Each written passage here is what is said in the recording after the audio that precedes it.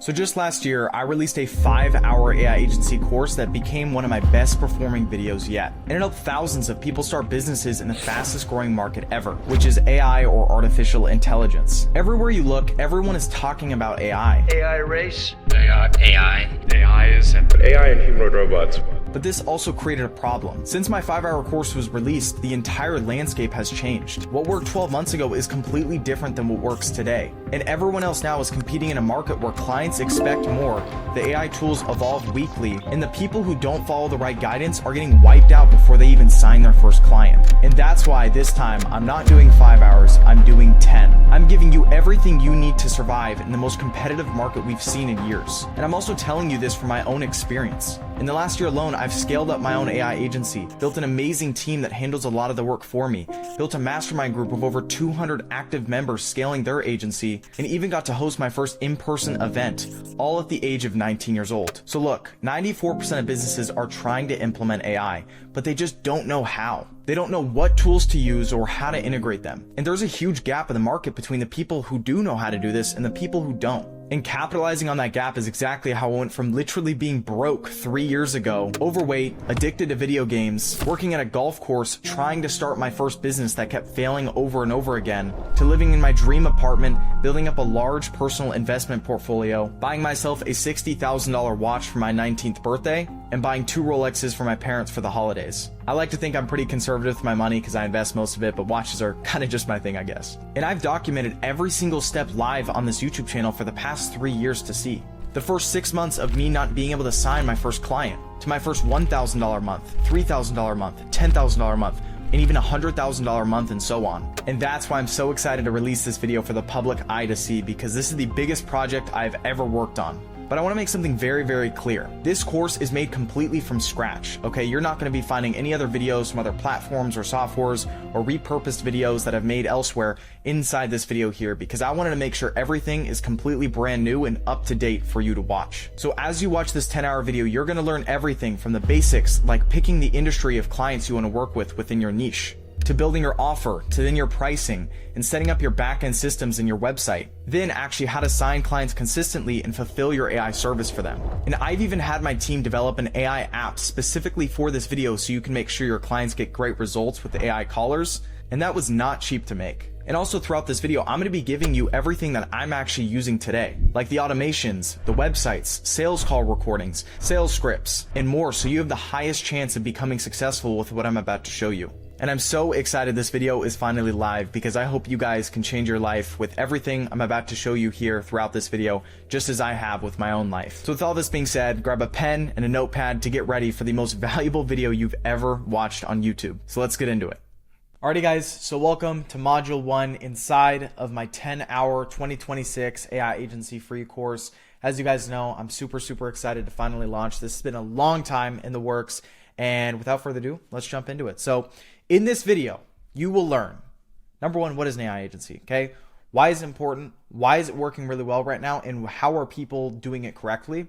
Number 2, how do you close clients that actually pay you $5,000 to $10,000 upfront, which again, this is not some $200, $300 a month retainer you get from clients that's super low and you can never really make any substantial money with it. This is high ticket upfront offers that you're going to sell to business owners that's going to help massively in the long term. All right. And you can actually, really benefit off getting really good sales processes and of course, high amount of cash upfront. Number 3 is how do we actually fulfill for these AI agency clients? So making sure that, again, clients we work with are going to have great results, because what's the point if we can't actually help our clients make a lot of money, because then the churn would be through the roof and we wouldn't actually be able to work with these clients long term because they would all leave. So how do we actually have them stay around, fulfill for them properly, and make sure we do an amazing job as a business? All right. And then complete all of this in the next 90 days. So my goal throughout this video is you being able to consume all this information, go through it, actually take action through it. And in the next 90 days, you can close that first client. Okay. This could be that first client that pays you $2,000, $5,000, $10,000, whatever it is. That's my goal throughout this video. And obviously I'm extremely confident that this can happen, because 90 days is a very realistic time frame. I could tell you guys 1 month, like a lot of people do on YouTube, but at the end of the day, that's just not real. All right. It took me 6 months to even book a sales appointment on my calendar. Like, you guys can go back on my YouTube channel 3 years ago when I was 16 years old, and it took me 6 months. In that first video I posted on this channel, I hadn't even made $1. All right. So 90 days is a very realistic time frame. Of course, you can get results a lot faster than 90 days. But the point is just set that realistic expectation. Just saying, hey, it's going to take a little bit, a few months, but that few months is going to pay out massive in the long term. So whether your goal is $5,000 a month, $10,000 a month, $50,000 a month, or even $100,000 a month, while working completely online from your laptop with time, location, and financial freedom, this video is going to show you how to do that each step along the way, building a real business, right? And this is coming from someone who has hit all these goals. Again, like I just said, you can look back to when I was broke. You guys can see today the progression. It's all been live and it's all been public. And this is, again, I'm at the age of 19, so I'm still technically a teenager, which is kind of still crazy to say. But a big question I get is, why am I giving out a paid course completely for free? Which is a very real question that people have, right? And it's better than the majority of paid courses out there. So the reason is because most courses online, number one, are either scams that cost way too much money, or two, they're taught by people who have never actually ran the business that they preach, okay? That is completely plaguing the online reputation of businesses out there today. And I personally have spent over $100,000 on mentorships, courses, etc. And rather than me keeping everything behind a paywall, I wanted to do something different with this video. And that is, I'm going to give out every single little ounce of value and details that I have learned that took me from a broke 16-year-old in high school. This was the first video I posted on YouTube. Obviously, I look, I would say, fairly different compared to them. This was me, $0 made, okay? Recapping first 5 months, $0 made, zero booked appointments, zero anything, to a 19-year-old millionaire. And I know that comes across really bad, and I don't even like saying that, but here's the truth, is this video is about becoming successful financially and building a business. So I think it's relevant to the topic that I say that, because that is the honest truth. And again, this has been documented. Okay. So I will be giving out in this video, number one, the exact websites and funnels I'm currently using today, the sales scripts, the automations and the workflows, the calendars, the reminders, sales recordings, and more, completely for free. Okay.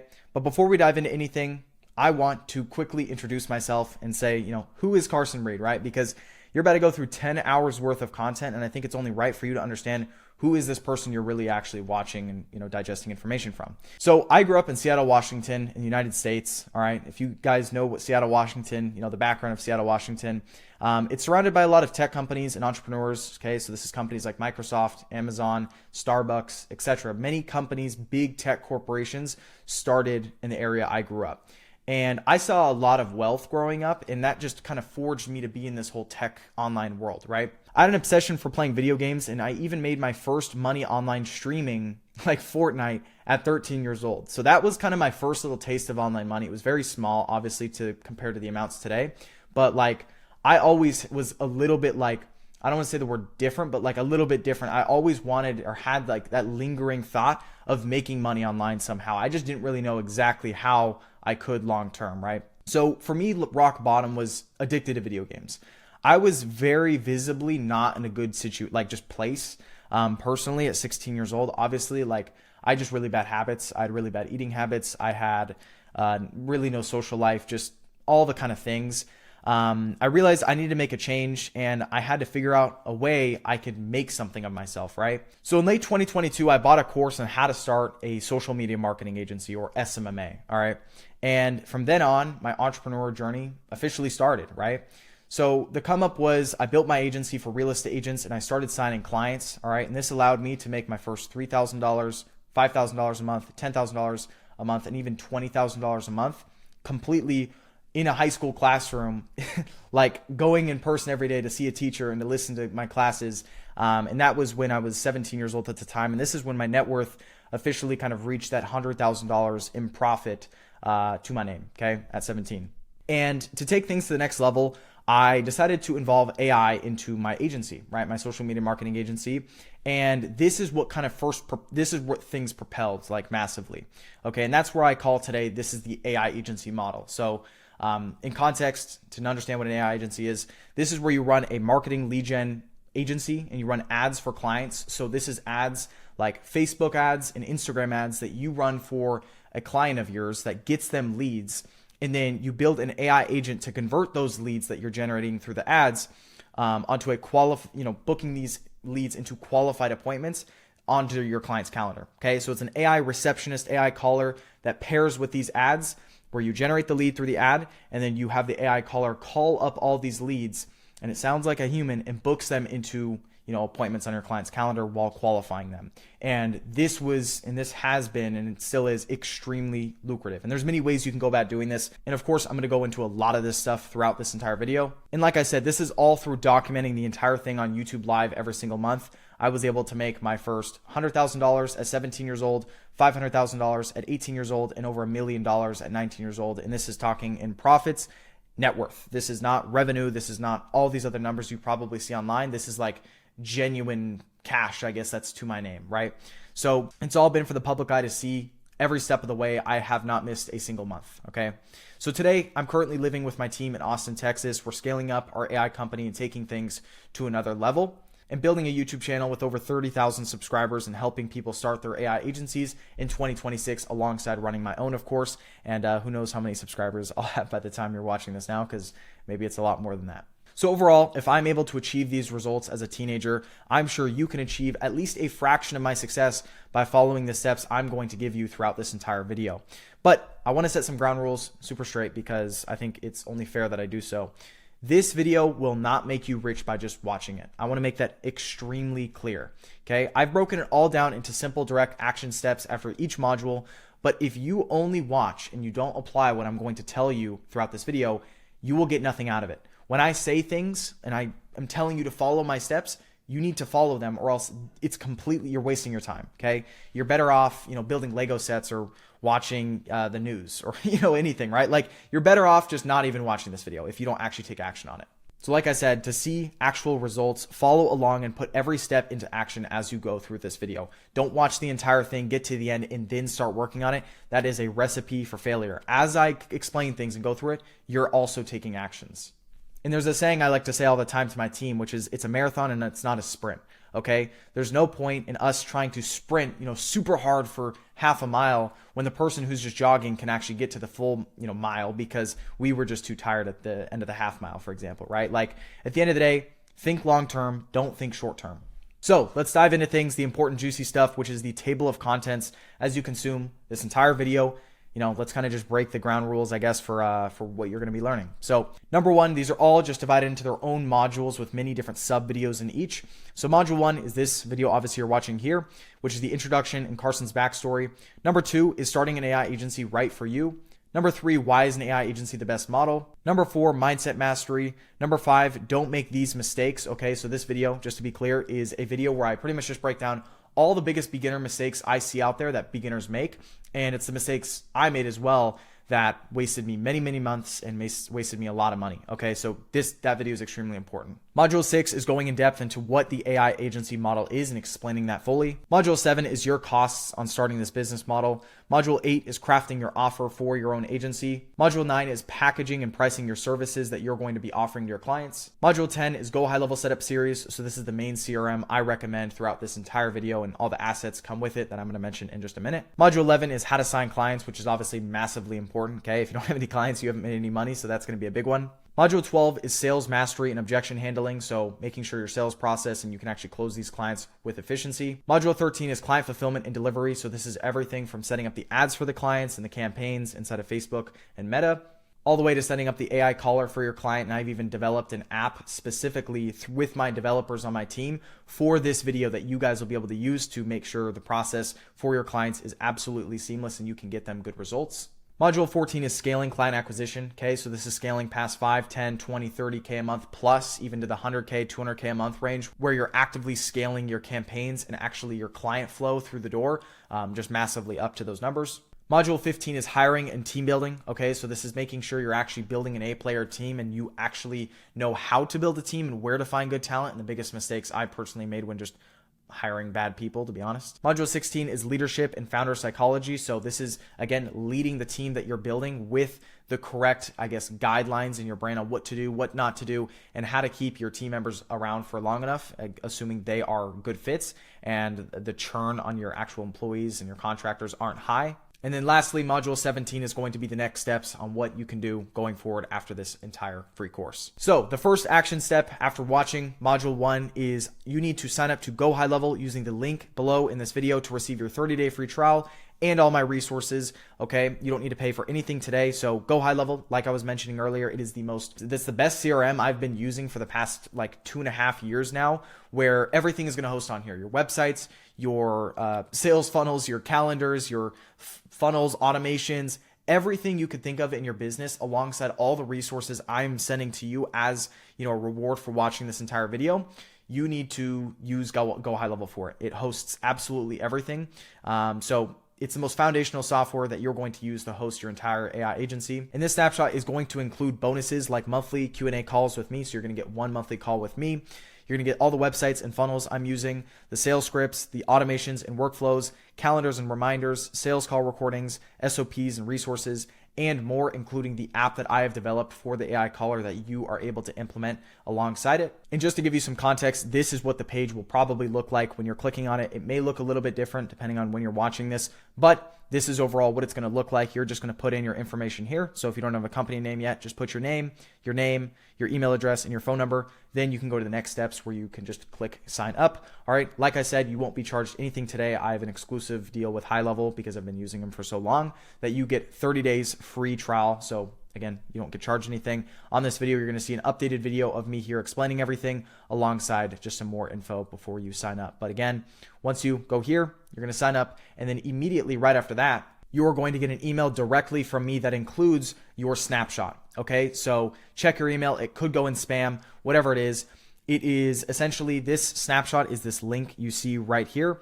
Extremely important because that snapshot is going to have all the resources throughout this entire video that you get from me. And then you're also going to be able to access this monthly call, etc. So once done signing up on that website, wait until it's mentioned inside of this video to continue with the platform. Signing up now is important because I'm going to mention and sprinkle some things in the next few modules where I don't directly talk about GoHighLevel. But as you get to the sections that matter a lot, it's going to be great that you already have this set up because, again, it is a must-have. So next step is jump into module 2, which is starting an AI agency right for you. And I hope you guys enjoyed module 1. Again, I'm super excited to make this video and have you guys here to watch this entire thing. And I'll see you guys in the next module. Let's go. So welcome to module 2. Let's jump into it. Is starting an AI agency right for you? Which is a very fair question, because if you're going into any business model, you want to, number one, make sure it's long-term, and you want to actually feel like you actually understand what you're doing and it's the right fit for you. Because transparently, for some of you guys, this might just not be the right business model. And I'd rather tell you now than you go really, really far into this video and then just be like, all right, well, I shouldn't have done that, right? So let's firstly compare all the business models. We have day trading, okay? We have AI automation, SMMA, freelance brand scaling, affiliate marketing, dropshipping and e-com, and then we have the AI agency model. So let's first start with day trading, okay? I know a lot of day traders. I know a lot of people that help a lot of day traders as well. And here's what I'll tell you guys with day trading. If you have looked into wanting to start day trading, you need to look up some statistics first, right? There is an average that you will not become a profitable trader for at least 2 to 3 years. Okay, that is like hard stone. Everyone understands that. Can you become profitable earlier? Sure. Are your odds in your favor? No. Okay. If it was as easy as just, looking at candles and making trades and you could just do it immediately and make a bunch of money with it, then everyone in the world would do it. No one would work a job, like no one would do anything else but just trading. And the reason most people go broke trading is because it's genuinely extremely hard and it takes so much time to get good at. And when you get good at it, you have a very high likelihood of still losing a lot of money. And the money you lose could completely outweigh the money you make here. So point is day trading takes a very long time to become even successful with it, okay? 98% of day traders lose, or 99% of day traders lose. Like, there's a reason for that, okay?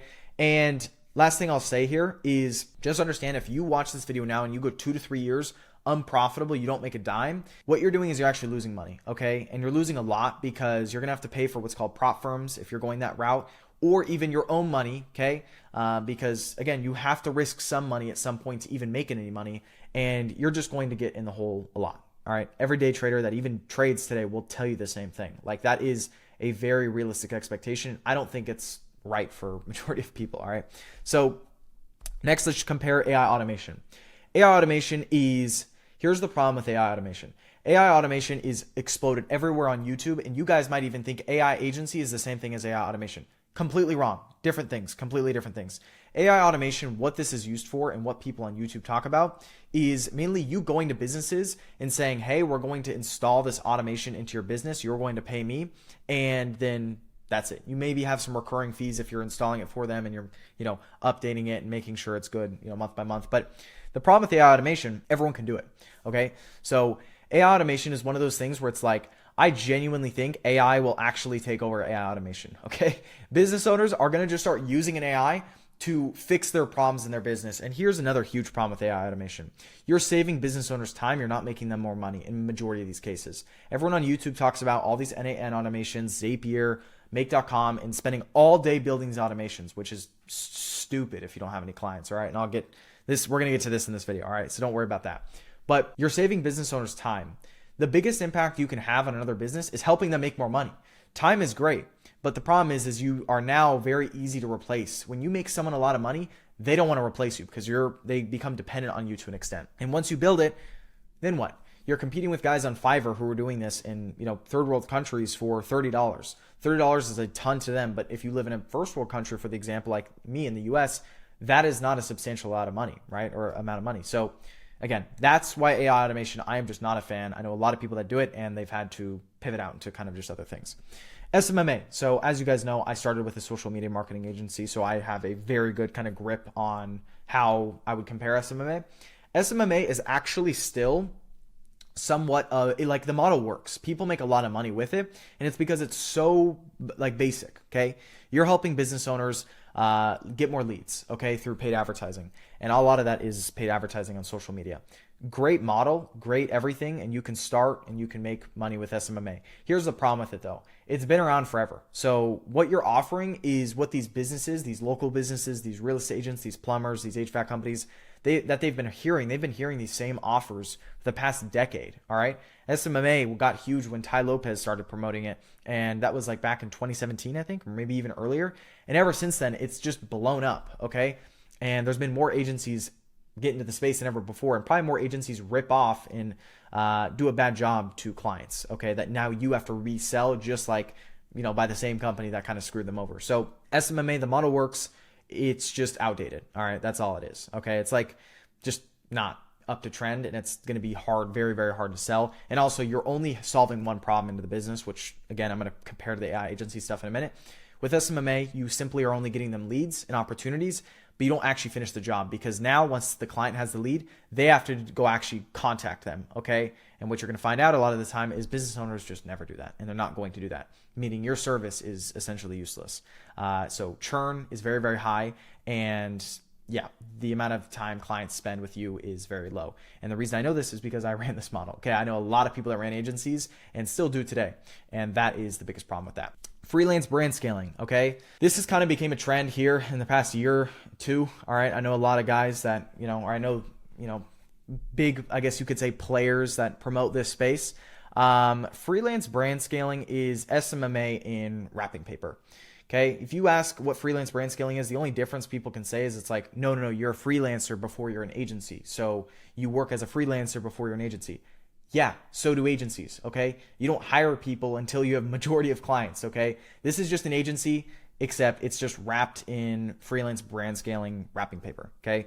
This is the same thing as SMMA. If you've been sold, this is different. It's not. Even if you're working with, brands, like actual clothing brands or whatnot, which a lot of people, have in that space, that's SMMA. You're still a social media marketing agency running ads for a clothing brand. This isn't anything different, and it is the same exact thing, so I don't kind of have to repeat that, all right? It's just new, it's marketed different, so then people can benefit off people who fall into that, right? Next thing is affiliate marketing. Affiliate marketing can be great, but it's extremely high barrier of entry, okay? If you want to become good at affiliate marketing and make any money with it, you either need, number one, a massive following that a lot of people then, you can promote, like on TikTok Shop is huge for affiliate marketing, okay? Unless you're big on TikTok or you're big on platforms where, you sell clothes or you sell like certain things to people and you get a cut of it, like it's going to be extremely hard. And then if you try to run ads to get affiliates, again, very hard business model as well. I've seen a lot of people waste a lot of money, okay, because they've tried affiliate marketing. It's not beginner friendly, all right? It's great at a high level, but the problem is like you might be watching this and you just have never even made like 10K a month, right? Or 30K a month, 50K a month. Like affiliate marketing is not on the radar for you, and it shouldn't be, because it's just a very high barrier of entry. You need a lot of money for it, or you need a huge personal brand. Next is drop shipping and ecom. Okay, so drop shipping and ecom has been a massive thing for a very, very long time. Ad costs are more expensive than they ever have been before. You can take this as someone who runs a lot of ads on social media, and selling products is much, much harder. A lot of people have had to resort to just organic drop shipping. Okay, this is where you post videos on Instagram, on TikTok, and you just don't even push $1 behind it. You just try to sit there and make great videos, so then people actually, it hits in the algorithm, and then you get a commission and kind of a cut of the product, or you sell the product. And it's just kind of outdated, guys. Like ecom, if you have a lot of money to build a massive brand, then this can work, but it is extremely hard. The amount of successful drop shipping people out there, like if you look at every business model and how many people have gone into a business model and how many people have failed, it's 1,000% drop shipping. More people have started drop shipping than ever before, and more people have failed drop shipping ever before. The failure rate is extremely high. It is over 99, probably 0.5%. Very high. So ecom, it's just not really, it's very hard to succeed with. It's not new, it's old. And if you want to go at it like without spending a bunch of money on ads and like really going in the hole, you go the organic drop shipping route. But then even then, you have very bad terms with suppliers, and it is very hard to, of course, make a great video that pops off if you've never done content before, and your margins are very low. That's a lot of things drop shipping people won't tell you. They'll say they make 100K a month, but in reality, it's like 10K a month, 5K a month, right? So I know my thing or two about drop shipping, all right? And then AI agency. Of course, I am biased going to be reviewing this model just because that's what this entire video is on. So just, I guess, know that. But no, AI agency solves a problem for a business, okay? So an AI agency is something you guys can start today. You guys will build skill sets. There's skill sets in every model I just mentioned here. Here's why AI agency is the best skill set to learn. And it's very actually similar to SMMA on a skill set level, except it goes a little bit deeper because there's an AI aspect. Number one, you get a really good idea of sales and marketing, which is the most important skill for every business owner. You have to sell clients, okay? And again, as I mentioned, skills pay the bills. So skills are massively important when you go about choosing a business model. And you want to go after something ideally that covers all the bases. When you look at sales and marketing, you have to be good at sales and marketing to close clients yourself and to help your clients succeed. It's all marketing. You're doing their advertising for them, okay? So that's a sales and marketing thing. You have to have sales processes, funnels, good, headlines, sequences, making sure your actual funnels are optimized, okay? A good funnel versus a bad funnel is night and day difference. It's like making $1,000 a month and, $50,000 a month. Like, you'll understand this stuff once you really get into the model, and you get marketing and sales, you get leadership as you start to build a team, you get hiring because you have to build a team, if you want to scale to big numbers, you get amazing risk tolerance as you do in a lot of these models. But AI agency, when you have a team, when you have fixed expenses, when you have all these things, it's very important that you build yourself and your stress tolerance as an entrepreneur. And it's very high margin, okay? So high margin being like 70+%. I've done an interview on my channel with, a guy, if you've seen my channel, Peter, he's doing over $200,000 a month at 19 years old, working with medical clinics, and he's at 60 to 70% margins. All right. That's insane at that number and that threshold. And it's because this model promotes that. You will never see that in drop shipping or ecom. Right. And then lastly, the big thing I want to say too is you get a really, really good, advantage in the fact that it's much easier to sell. When we look at these things, we want to look at the barrier of entry and how hard it is to really get initially started.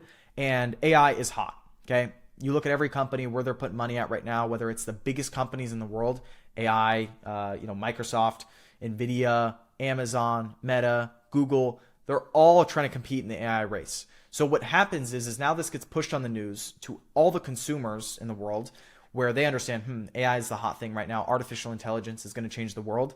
And that also goes straight to the business owners, small business owners, medium-sized business owners, and massive corporation business owners, right? And the CEOs. So small businesses that we might want to work with as an AI agency are super in tap with the fact that, hey, this stuff is massive right now and we need to get on top of it. How can we figure out this AI agent? How can we figure out how to implement AI when I'm a 55-year-old who maybe has never opened Instagram before, right? That's all massively important. It makes it a much easier sales process because people have already been sold the fact that AI is big. They just need someone to help them with it, all right? And this is where we step in. We're like the middleman between these big corporations that have built these softwares and these platforms that then we can connect to these business owners that need it, and we get paid in the process, okay? Because I don't have billions of dollars to go create the next ChatGPT, So we're the middleman in this situation. So that's how I compare all the business models: high margin, skill set, what you actually get as far as like a barrier of entry, and just how soon can you actually make money with it, how profitable you can be. I already said the first video, 90 days. You can be profitable in 90 days if you actually execute things correctly, and even sooner, right? I've seen people much, much faster than that, but that's just a reality, expectation thing I want to set for you guys.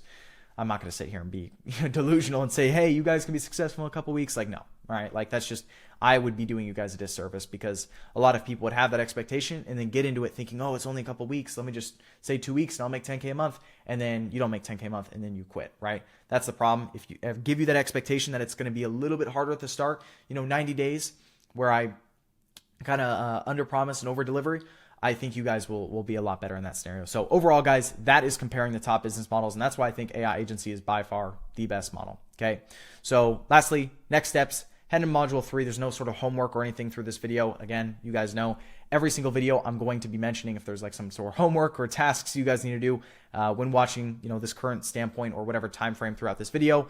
No homework, no tasks for this video. Head straight into module 3, and I'll see you guys in there. All right, guys, welcome to module 3. In this video, we're going to be covering why an AI agency is the best model and best business model to start today.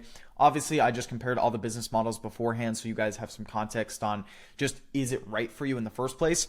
But as we know, AI is changing everything, right? And AI is projected to add $15 trillion to the global economy by 2030, okay?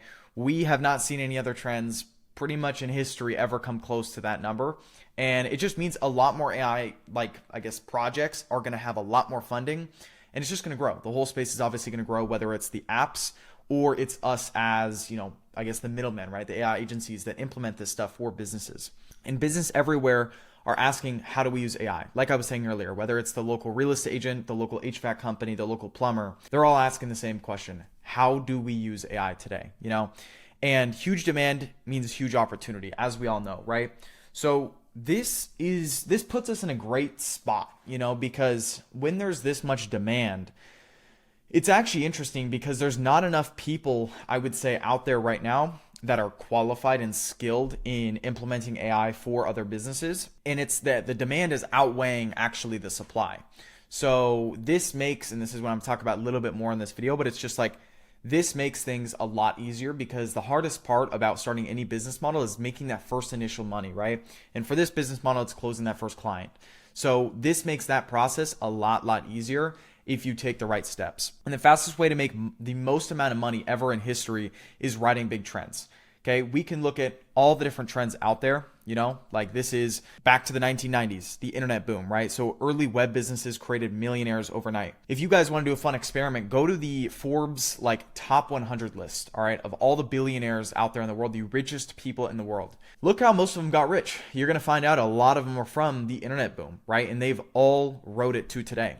And then social media obviously exploded. Agencies that ran Facebook, Google ads dominated, obviously in the 2010, 2015, 2020, of course, agencies that just ran ads and ad agencies were the hot thing. And they were quite easy, to be fair. You could get results a lot easier because the costs on ads were much lower at the time to get results. Obviously, things have risen a lot to today, but that's why we have to add more to our services, I mentioned earlier, right? 2010, e-commerce and mobile apps, Shopify and app developers scaled fast. Everyone saw the rise of e-commerce, Shopify, e-com, stores out there going absolutely insane. And then apps, of course, doing the same. 2020, AI revolution, right? Biggest trend of our lifetime is the adoption, acceleration faster than of all previous waves out there. Okay, there's been nothing close to the AI revolution.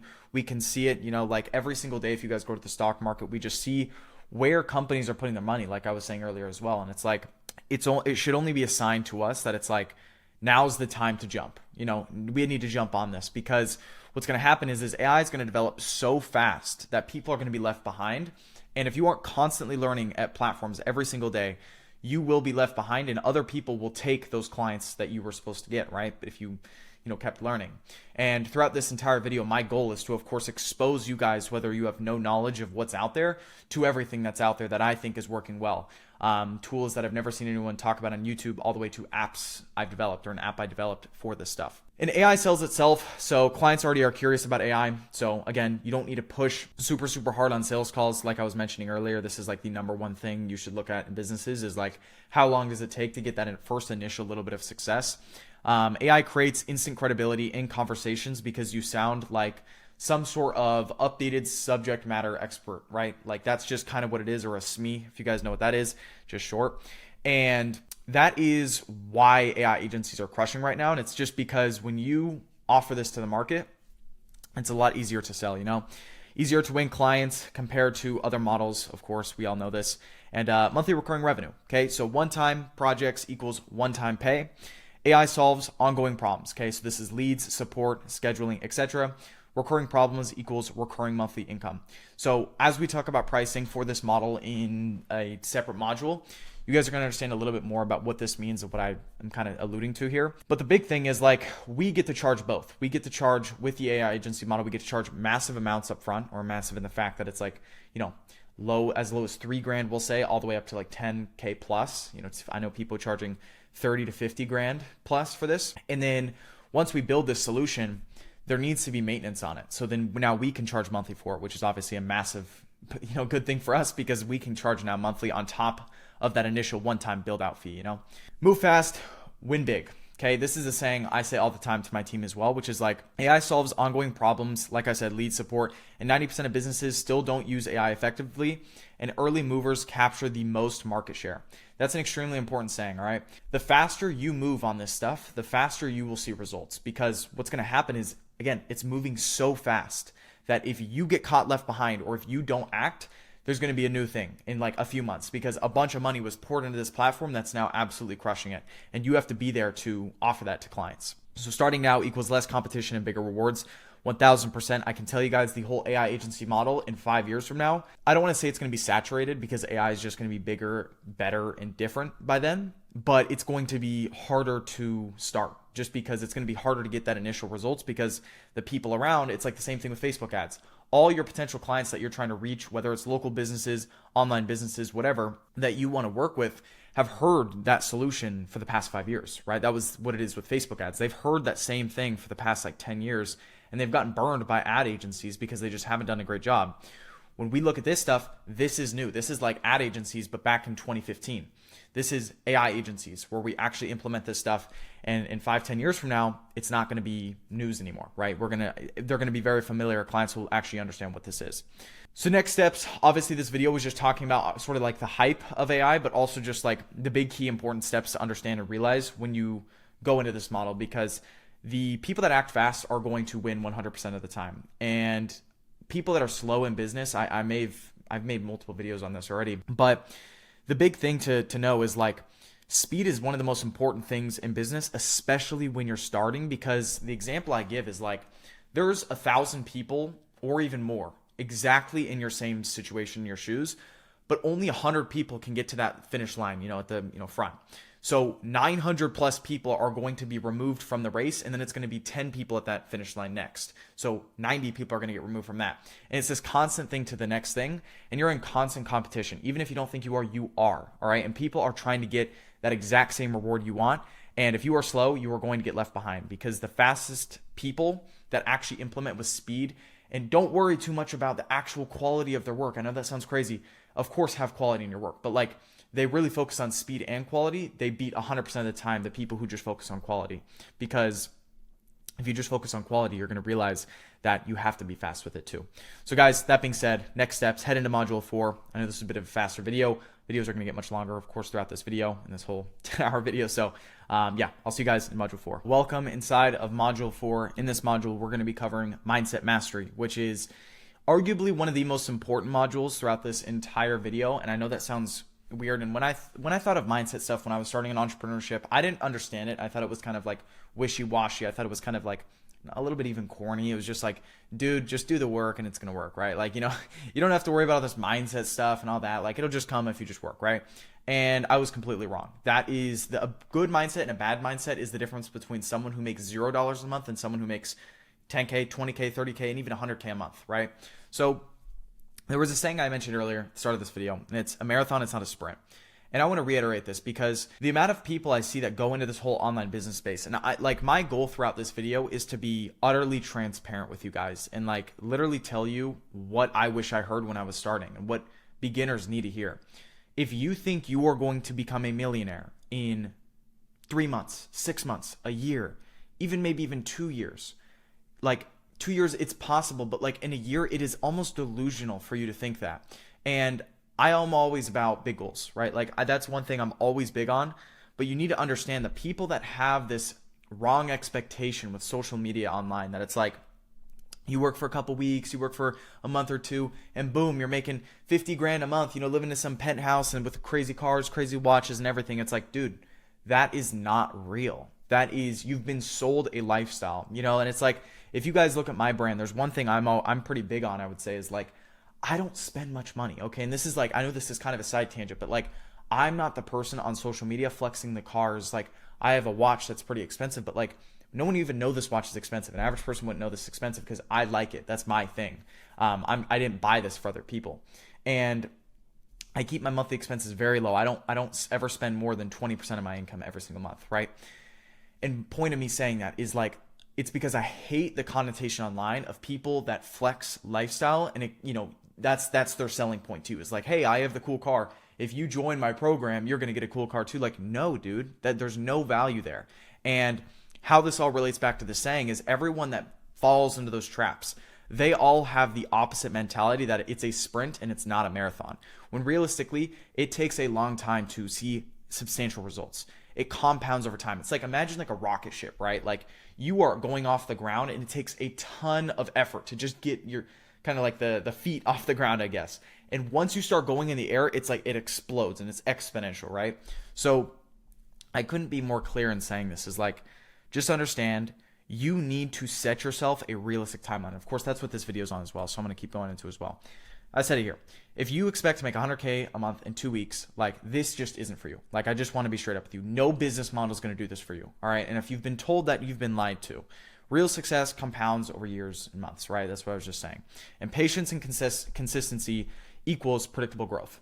Like you guys look at me and you guys are probably like, oh, Carson, well, you've made it to an extent, whatnot. Like, no, guys, I haven't. Okay. Like made it is so like relative and subjective. And all I've done every single day is just put my foot in front of the other. That's all I've done. Just more. I have not taken a day off work since the day I started, for context. Every single day I've either opened my phone, opened my laptop and done some work. Even if I'm on vacation, right? Like I still do it. And it's became a habit by now. Learn before you earn. This is a great saying that I heard early on from a mentor of mine. And knowledge first, money later, because realistically, it doesn't happen flip-flopped. Like you don't get money first and then learn, unless you're talking about like bad spending decisions, right? Where you get some money and then you blow it, and then that was your learning opportunity to now not blow your money, right? Like really, when it comes to building a business, you have to learn skills first, and you have to learn these skills because then people want to pay you for your skill set. That's the big thing here. So knowledge always comes before money. So that's why throughout this entire video, like take notes, really take in what I'm telling you guys, because if you can really grasp what it's taken me 3 years to learn, and I'm giving it all out here, just totally off the cuff, off my brain, then you guys just skipped hundreds of thousands of dollars I've had to spend on, different programs and just different mentorships and different mistakes, like you guys get it all for free. But the problem with it being free is like some of you guys will take advantage of that. So please really actually grasp what I'm going to tell you throughout this whole video. Success is a lagging indicator of learning and implementation. So let me give you guys an example. Success is something where you do actions now. So you take the action of building this business, and you are going to learn a bunch, and you're going to put in a lot of work, time, and effort. And you won't necessarily be paid in proportion to all that time until months later. It's not like a job where you work and you just immediately get $15 an hour for every hour you work, because you're paid on, like a flat, I guess, fee or whatever it is, right? Like an hourly rate. This is, you're putting a bunch of time and effort into something that you have no guarantee that will work. But if it does work, it will pay off exponentially, 10x better than hopefully you would if you were working a job, for example, right? Where it's more fixed. And that's the risk of entrepreneurship. Success, all it is a lagging indicator of actions you take today. So that's a really important point that I didn't understand until probably like 6 to 12 months into my entrepreneurship journey. But I guess I just kept going, so it didn't matter, right? Because I just knew if I put in the reps and the inputs every single day, things will, I guess, in return help. Every skill you build now is like an income multiplier later. I'll give you another example. So learning the skill set of advertising, which you guys will learn throughout this video. You guys want to know how important the skill of advertising is? It's the type of skill where you put $1 into a machine and you make $3, $5, even $10 back from it, right? And you consistently scale that. That's what this business model is, and that's what I'm going to be teaching you guys throughout this video, is to hopefully achieve results like that. And that is, of course, where I'm at today, but like I'm always constantly striving for that next best thing. Like putting $1 in, getting $3 back is great, but what about $5 back? What about $10 back? So it's like it's always pushing for that next thing. But the point is like the skills that you're going to learn, especially with marketing, advertising, sales, leadership, client fulfillment, all that stuff. It sounds like a lot, and it is. But it's stuff that is a literal income multiplier if you can digest it and, I guess, execute properly. So the big call to action I want to give you, and this is going to kind of be the homework throughout this video, I guess the task you guys will complete after this video within this module, is I want you guys to set clear goals. People with written goals are 42% more likely to achieve them. Okay, that is a stat. You guys can look that up. Fact check me. That is true. And clarity drives focus, and focus drives results. Again, it doesn't happen really the opposite way. Like, of course, focus will drive results, but like having clarity on what you want in life is one of the biggest things that have helped me. Okay. And that is kind of what comes into what I want you guys to do. Write down goals where you want to be in 90 days, 1 year from now, 3 years from now. And I even want you to do 5 years from now and 10 years from now. Let me walk you guys through this exercise because this was a mentor of mine that taught me this. And I've mentioned this on my channel before. But this is what drastically changed my business trajectory because I understood what I want. There was a point when I was making probably like 10 to 15K a month in personal profit. And I got very complacent. I was kind of thinking like I was on top of the world a little bit. And I was just like, well, I'm making more than I would at a job. I'm technically like a high school student. So it's like, I don't even need to go to school. And I'm just chilling. I'm doing my thing. And it's working. The problem with that is you get super comfortable and you now lose learning because you get comfortable because you're not always pushing for the next thing and you're just not optimized for the future. So the exercise here is this is like a vision doc that you are going to write. I have this bookmarked on my computer. If you guys have watched videos of mine, you guys may see it bookmarked in the top of some of my videos where I screen share, and maybe you'll see it throughout this video. But I have a vision, like a Carson Reed's life vision doc. And I have written down everywhere I want to be at kind of every different step and in depth too. Like this is, I want to say the document is like 32 pages or something like that. Like it's very long, right? And the reason it's long is because I went into detail of where I want to be at every single standpoint. And my mentor told me this. And as I was doing this, I literally was like beating my head. I was like, dude, why am I writing down what clothes I want to be wearing and what my morning routine looks like in 5 years from now, right? Like, how am I going to know that exactly? The point is you won't, but you're building towards something that you want now. And what you're doing is you're training your subconscious mind. And again, this is where it kind of sounded for me when I was a beginner, like this is all wishy-washy and this isn't really real. Trust me, it works, okay? It worked extremely well for me, and there's a reason this mentor told me this. This mentor I had of mine was a mentor of one of the biggest guys in the space. I guarantee you at least 70% of everyone watching this video, you guys would know this figure. And my mentor, mentored him. So, and that's exactly what he told him when he was 19 years old. And this is also what changed the trajectory of his kind of like, I guess, business and life career. And he's massively successful today. So point is, the way you want to do this, and I know this is a little bit long, open up a Google Doc or write this down on a piece of paper.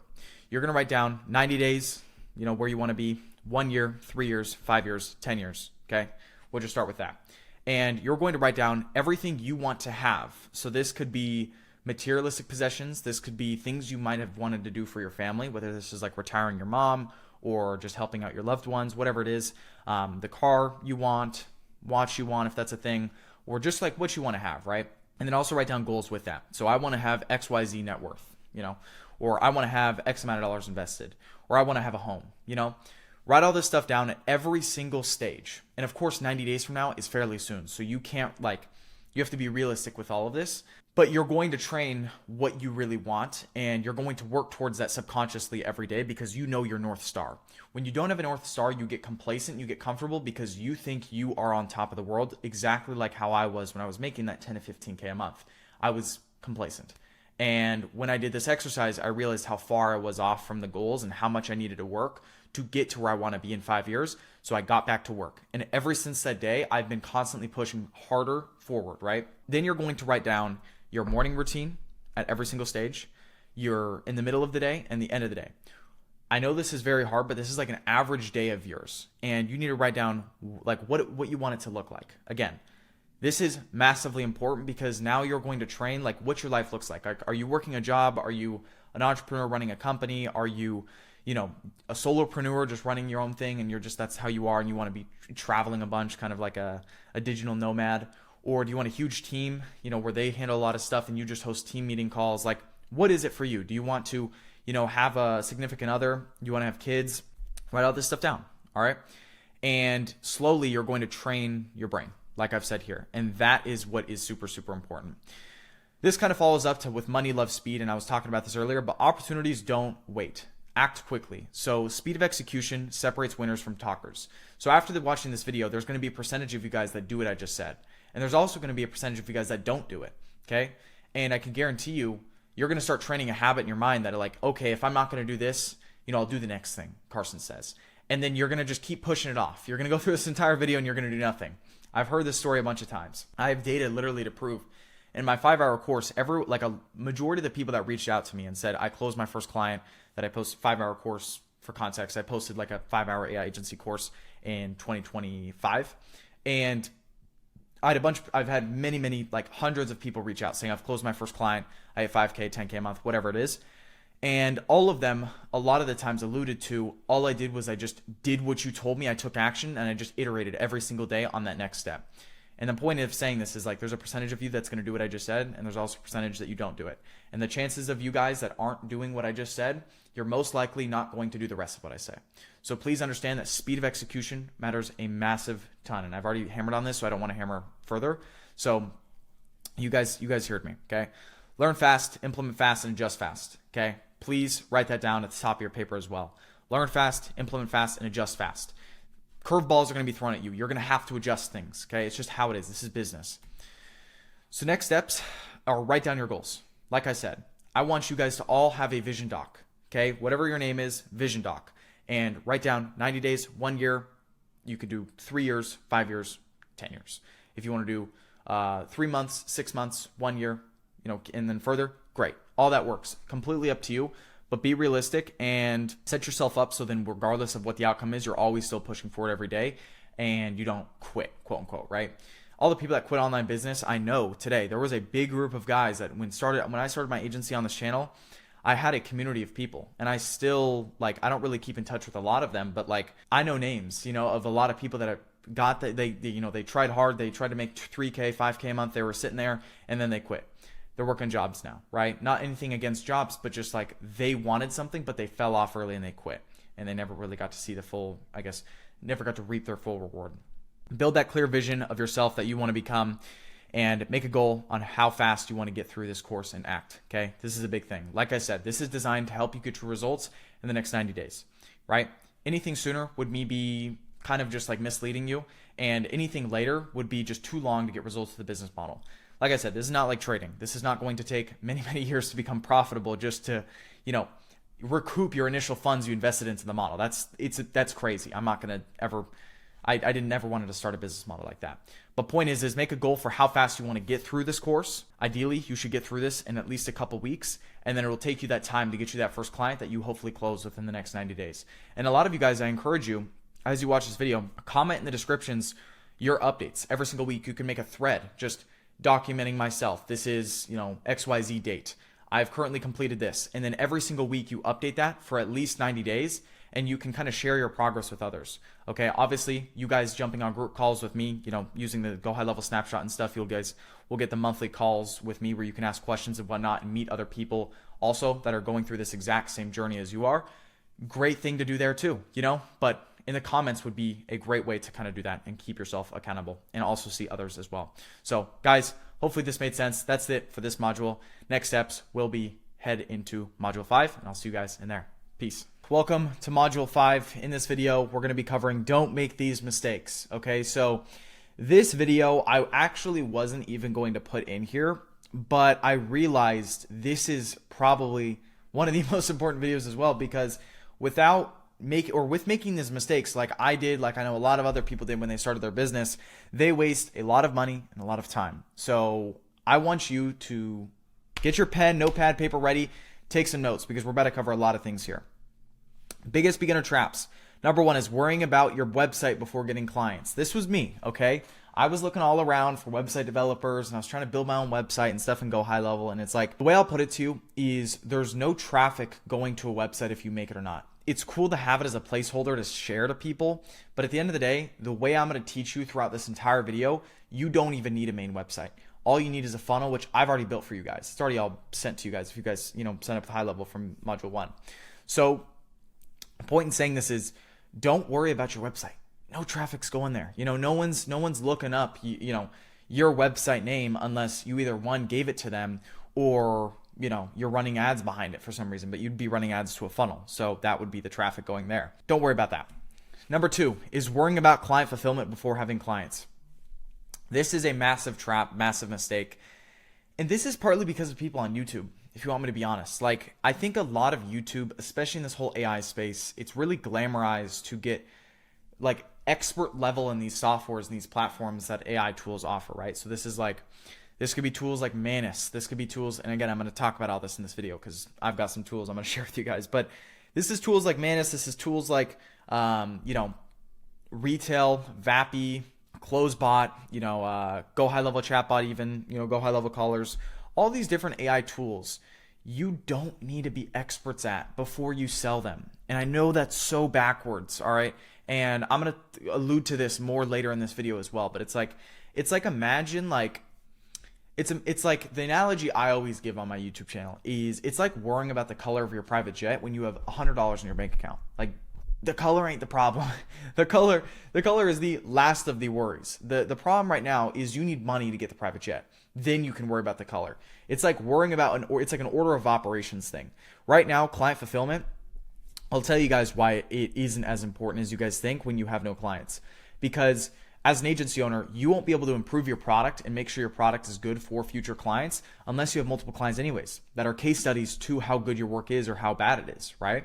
And throughout this video, I'm going to be giving you a lot of resources to make sure you can deliver the best work possible. So understand that don't worry about things that aren't problems right now, okay? Worry about the things that matter. For almost all of you right now, it's figuring out your industry that you're going to go after, your niche or your niche, your offer, your pricing, and then how you're actually going to get clients and then signing that first client. Fulfilling for clients comes after that, okay? Don't worry about that right now. Please, I'm going to look into the camera. Write this all down. Don't worry about client results until you have clients, okay? You're going to force yourself when you get that first client. It's going to be a stressful 24 to 48 hours because you're going to be struggling and to just, recoup everything in your brain. How do I fulfill? Let me follow this Carson's video. Let me just do everything. And that's the kind of stress you need to push so then you can act fast. But you don't have that issue right now. So when saying that, just don't worry about client fulfillment right now. Worry about that when you have a client. Trying to outsource the work before you fully understand it yourself. So here's the problem with this, and I made this mistake with my agency too. I'll give a story. So this is actually kind of funny. So when I was starting, this would have been like month 4 or 5. And keep in mind, I didn't even have a booked call on my calendar, a sales call on my calendar up to this point. So I was taught by like a lot of people on YouTube, like, oh, okay, your job should just be to outsource all the work and then you're just going to take a percentage of profits. Easy. Okay. So what I started doing was, this is like, talk about order of operations. This is completely wrong. I was jumping on interviews with, I think it was like media buyers. So for those that are familiar with what a media buyer is like the role of someone who runs ads for, on Facebook and Meta and the business, right? So since I was starting a marketing agency, a media buyer would have been that person that would have been running ads for my clients. Okay. So I was worried about hiring someone when I've never opened Facebook in my life. I've never ran an ad in my life.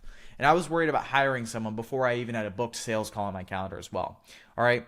And that's like the worst case. Okay. Don't ever do what I just did, what I just told you. That is like completely backwards. I was trying to hire someone before I ever done the skill myself and before I even was close to getting a client myself. Stupid. Completely stupid. When it comes to actually outsourcing, and this is kind of like the key nugget of this, is understand that like you can't train someone on something you've never done. And this is something that was super hard to grasp for me because I'm like, okay, well then how do all these big corporations and these tech companies hire people if, you know, they're hiring people that are better than them at something? Fair question. When you run an agency, you can hire someone that's better than you at something. That's totally fine. But especially with just how kind of small this business model is, like we're not talking tens, hundreds of millions of dollars a year. Like we're talking like 10 to 100 to 200 to 300K a month, right? Maybe more if you really scale your agency. This is still a small business. A small business is recognized in the US as $40 million a year or less. Believe it or not, that's a stat. That's literally real. You can look that up. That's what the US government labels as a small business. We're building a small business here, but a small business that will have high margins and high cash flow, which is what we want. And when you try to outsource something like ads, when you've never ran ads yourself, you're shooting yourself in the foot, because now if you're already worried about client results, now you're completely shifting the blame into something to someone else that you've never really worked with before. Okay? So when they make mistakes, you don't even know what to tell them because you've never done it yourself. So don't try to outsource the work before you have done it yourself. Okay?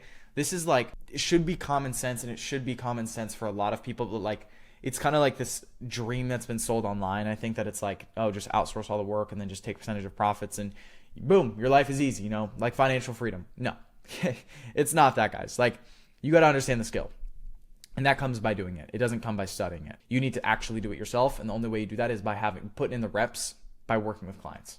So don't be worried about hiring people right now. Next is focusing on being a legal, I call them LLC warriors, before making a penny. Okay. So I'll preface this with, I'm not a legal advisor. I am not certified by any means, but one thing I'll say is you don't, and I'm speaking from someone who lives in the US, you don't owe any money in taxes or anything like that until you've made money, right? There's no income tax if you've made no income, right? At least in like this business sense I'm giving you guys, for example. So a lot of people, when they start out, they focus on being legal. They focus on making their LLC, their business official, and all this stuff before making a penny. And this is like, the best way I can put it is, this is like mental masturbation, okay? This is like sitting down and watching a bunch of self-help videos, but still going home and eating Doritos and ice cream every night, right? Like the videos ain't helping, you know, like this is like, you need to put in the work. Then, you know, like you kind of learn as you go, and you don't technically owe any money until you make money, right? So don't focus on being a legal business for now. In at least the US, what I'm familiar with, you can be what's called a sole proprietor, and that's where you don't have an LLC technically or anything like that. And then once you start working, getting that first dollar in the door, client closed, then of course make yourself official and do all that and whatnot, because you can go through this entire video and get that first client without having to technically become an LLC. Just form your business entity once you make some money, so then everything's kind of intact. I see a lot of people, this is the last thing I'm gonna say, I see a lot of people that make LLCs, they spend a lot of money on doing that because it does cost money, at least from what I'm familiar with. I had to spend like $500 to $1,000, I think, to set it up when I was 16 or 17. And they ultimately just waste a bunch of time and money because they're so focused on that, they're not actually focused on what's going to matter in the business, which is actually closing that first client. So, okay, I think that's out of the way. Next is being too worried about testimonials before getting clients. All right, so this is something that everyone worries with, and it's a very fair worry, because it's like, okay, how are people going to believe me if I have no case studies or I have no testimonials? The best way you can actually, you know, fix this issue is by getting clients. All right, this is the only way to fix it. So this means maybe you have to charge a little bit lower, which again, we're going to get into this module specifically for all this stuff. But if this means you have to charge a little bit lower, so be it, to get that client in through the door, right? You have to do a trial period to show them you can get results, and then, you know, put them on a retainer or something afterwards. So be it. All right, we're going to get to all this stuff and how this stuff is structured and how I recommend doing it. But don't be too worried about testimonials before getting clients, because the only way to get testimonials is by getting clients in the first place. If you guys have noticed, I'm becoming a broken record just saying focus on getting clients first before pretty much everything else. Besides, of course, making sure your niche is good. You know, you understand what industry you're going after, offer, pricing, etc. Everything else besides getting clients is normally a distraction, okay? And the reason it's a distraction is because our human brain likes to think in more of a safe manner of, okay, let me make sure I'm an official entity in business. Let me make sure I have testimonials before jumping on this call. Let me blah, blah, blah, blah, blah. Let me make sure I have a website. But realistically, as someone who has ran this business and as someone who is actively involved in helping a lot of people run this business, they're doing the opposite, the ones that are successful. So keep that in mind. Last thing I'll say is quitting too early. Okay, so I talked about this a little bit earlier and I've mentioned this saying a lot, which is it's a marathon and a sprint. You know, the biggest reason people are actually unsuccessful in this online space is because they quit. And it's kind of sad to see. And I personally have seen a lot of people I knew when I started quit as well. And, you know, it's sad because it's like you've been sold a dream and you have expectations that you're going to become massively successful in a completely unrealistic time frame, as I was talking about in an earlier module. And this is the reason most people quit, and it's the reason most people don't live that full potential. It's like it's almost like a fake version of yourself that you're trying to enact, right? Is like, I'm going to be a business owner, I'm going to do all this, and then 3 hard months go by or whatever, and then you quit. It's like, okay, obviously you shouldn't be a business owner because business owners have to take massive amounts of risk, super stressful nights. I'm extremely stressed today, okay? As I'm filming this, I have a lot of things going on, but here's the thing. The only way to outdo it, like, you know, get rid of the stress for me is outworking it. It's to know, like, I think Jeff Bezos maybe was the one that said it, but stress comes from, and anxiety comes from you not doing the work that you need, that you know you should be doing. Most people quit too early and they go back to their regular life and it was like an illusion for them. It's like, I'm going to start this business, I'm going to try really hard, blah, blah, blah, blah, blah. And then 3 months go by, boom, they quit. Who knows what happened? And I'll give the example of like, and I know this is kind of a little bit of a yap fest, but I think it's just important for you guys to just kind of hear what I'm thinking in my brain is like quitting too early is the reason people are unsuccessful. This is in business. This is in life. This is in a lot of things. You know, everyone says don't be a quitter, and this is a very common saying, but please, if you need to write this down on a piece of paper right in front of you as you watch all these videos, do not quit, okay? Quitting is the reason people are unsuccessful, and it's stopping before they actually see that initial little bit of success is the reason why they're unsuccessful. A lot of people, they get that little tiny bit of success. You guys close that first client and then boom, you have so much adrenaline, so much inspiration. You have so much kind of just like you want to get after it that then the next 2, 3, 4, 5 years completely changed your life. And it was because you got that initial little piece of success. But the hardest part is getting to that initial piece of success, which could be that first client, right? Or making that first dollar. So stick with it. This video is not meant to be easy, okay? I've tried to make it as easy as humanly possible throughout my entire 3 years of running this business, right? I would say in 3 years from people going anywhere, at least financially, especially where I started and at 16 years old, I've done things right somehow, right? I've played the game correctly because the results honestly are very uncommon, what at least for me. And I want you guys to be able to see this for yourself, even if it's at 20% of what I've achieved or 50%, 100%, or maybe you guys completely blow me out of the water. That's amazing. I want that to happen, right? So I know, again, this has been a little bit of a rant, but do not quit. Watch this entire video, take into action what I'm telling you, and write this stuff down because this is how you're going to get far, okay? Next steps. Block all the noise from other gurus and people on YouTube. The problem with all of these things I was just saying is a lot of this has been forced upon you by other people who don't have your best interests in mind, okay? Because they say all these things, worry about getting a website before getting clients, or worry about client fulfillment before having clients, so then they can sell you on the solution to that, and then you have to pay them money. That's why these things have been ingrained in a lot of this whole, space's mind of people that start it. Don't do this stuff, okay? I'm telling you, as someone who's done this, I've seen the ins and outs. Block the noise from other people on YouTube. If you guys watch this video and are actively watching like 5 other channels like mine, you guys are never going to see success because what's going to happen is everyone has their own narrative and different way they got to where they're at, right? So I guess in this video, I'm giving you my own narrative on what's worked really well for me and what I've seen successful. That's going to be the same with every other person that is on YouTube as well. And there's a saying, if you ask 100 millionaires how they became rich, they're all going to give you 100 different answers. So you're going to get this like analysis paralysis of, oh, well, Carson said this and this guy said this and this guy said this. What do I do? And then you get confused and then you try like multiple things at once when realistically you'd be 5-10x more successful if you just went all into one and you stuck with it. Okay. block the noise. Okay. Other channels, there's an extension on YouTube called Unhook. Okay. It blocks out all of your recommendation feed. I use it a lot. And it's essentially just like, it's almost like a dopamine detoxer because it prevents you from scrolling or doing useless tasks or watching useless videos. I recommend all of you guys to get that and just bookmark this video. Okay. I've already mentioned in this comments, you should be documenting your journey. Just document it. It's a great exercise. You get to see other people documenting their stuff and you. So it's like encouraging and then showing up to my monthly calls. All of this is all going to be massive things to propel your success. But watching 100 other people give you 100 different answers is going to lead you the wrong way. Next thing, remember this section to come back to. Okay. If you ever feel like the actions you're taking are not productive, please come back to this video. I've already talked about mindset, which also kind of comes hand in hand with this video. But like, I'm just realistically giving you guys expectations because even if this video gets less views, because I'm telling you guys it's going to be, at least 90 days or at least 6 months to see results, and you stick it out and you watch this entire video. And if my video here gets less views because of that, so be it. Okay. I know what it takes for someone to go from unsuccessful to successful with this model because I've helped many people do it and I did it myself.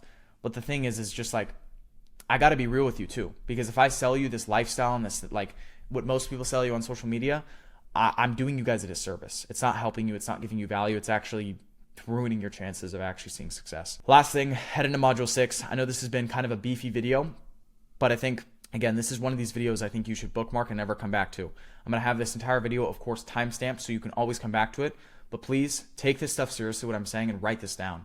Because all these mistakes are mistakes that I see a ton of people make that they just don't need to. And they waste a lot of time and a lot of money.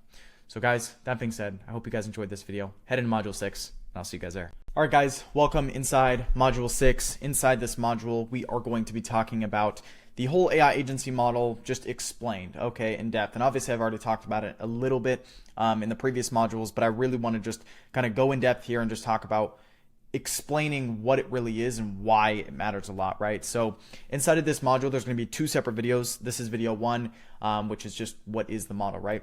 So what we're going to cover inside of this video is just the AI agency model in simple terms, and then why this is a need for business owners, and also how this compares to a regular agency. So to explain this, I want to quickly go over to a lucid chart, just a chart of mine that I'm going to kind of break this stuff down, and I'll see you guys right when I get there. Okay, now that we're on this chart, I'm sure you guys, if you guys have seen videos of mine before, you guys have seen this chart. But really what this is explaining is the AI agency offer as a whole in the model, okay? So obviously we understand, I guess, in simple terms, okay? I'm going to just kind of break this down as we go here. Really what the model is we're a service-based business, right? So we help business owners with their advertising that generates them leads. Then those leads turn into appointments through an AI caller we build for them. And then we can lastly help our clients with their sales process as well. So this kind of depicts it right here. So for example, the gap of every service or of any service-based business, okay? So this could be from a wide variety of different industries. This goes from everything pretty much, right? So this could be roofers, plumbers, HVAC companies, medical clinics, even online businesses. All they need is leads, appointments, and then they need to close the deals, and then they make money. That is like the 101 process that every business owner needs, right? So kind of how we go into play with this is, and this is also comparing it to a regular agency, is number one, we need to get them leads, as we all know, and we're going to do this by running ads on Facebook and Instagram. Now, what's cool about this is we can use AI to make these ads. And of course, throughout this entire video, I'm going to be showing you all the best resources, the best tools, the best everything I am seeing today that's performing really well to just use AI to make the ads for yourself and also for clients as well. So it's like pretty hands off if we look at it like from a time perspective. Okay, so we get them leads, running ads for them, just lead generation ads on Facebook and Instagram. You can do other platforms as well, like TikTok, Google, YouTube, all those ads. I'm not like crazy experienced in that, to be honest. Like in my past 3 years of running this business, I have been mainly inside the meta side. So this is Facebook and Instagram, and it's worked well. So I've just kind of stuck with it. Okay, next is getting appointments. So this is where the lead essentially opts in. We get a lead, and then boom, they get right 3 minutes later called by an AI caller that we build for clients. Okay, This caller, its job and its purpose that we build it for, that I'm going to show inside this video how to build these agents, is specifically to just book it onto our client's calendar. Now, here's why this is so much better than I guess the traditional agency, social media marketing agency offer. Is like, if we look at this from like, again, the gap of any service-based business and just the gap of all of our clients to help them make more money. When we only solve this problem, we're leaving out arguably 66% of the process, if this is 33%, because getting the lead is step one, but that doesn't mean your job is over. And I don't know if I mentioned in the other video, but there's a saying, I think it might have been Jeff Bezos that said it with Amazon. And he was saying the reason Amazon was so successful and is so successful is because their goal was to absorb all of their customers' problems, meaning all the problems a customer would have, they absorb it, they take it into their control, and then they fix it. And the regular agency offer doesn't do that. You're just getting them a lead, and then you're hoping your client will then go call them up, turn them into an appointment, and then they'll actually go out and close the deal. How many percent of business owners do you think can really do that? You got to ask yourself that, and it's not high, So this is just step one, and that's what I want to emphasize here, and that's just the social media marketing agency offer, and that's how we're differentiating from that. Is we're essentially adding a lot more onto this, and it's more up to date, and it's way more convenient for clients. So it means we can charge more, we can close higher, it's easier to sell, and it's overall just a much better service delivery process, meaning we can get our clients better results because that's our job.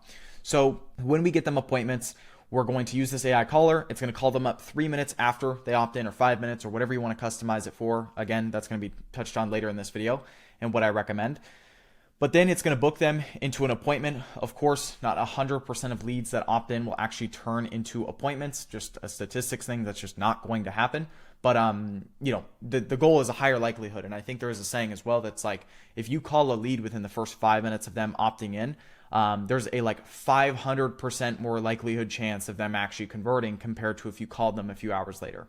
And that's the problem with having phone setters, as in humans doing this job for you, is humans, number one, and this is nothing against like call centers or, phone setters, but there's a huge problem with it because we're humans. We make mistakes, right?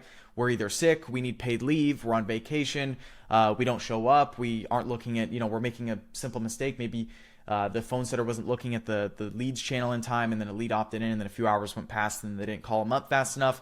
Humans make mistakes.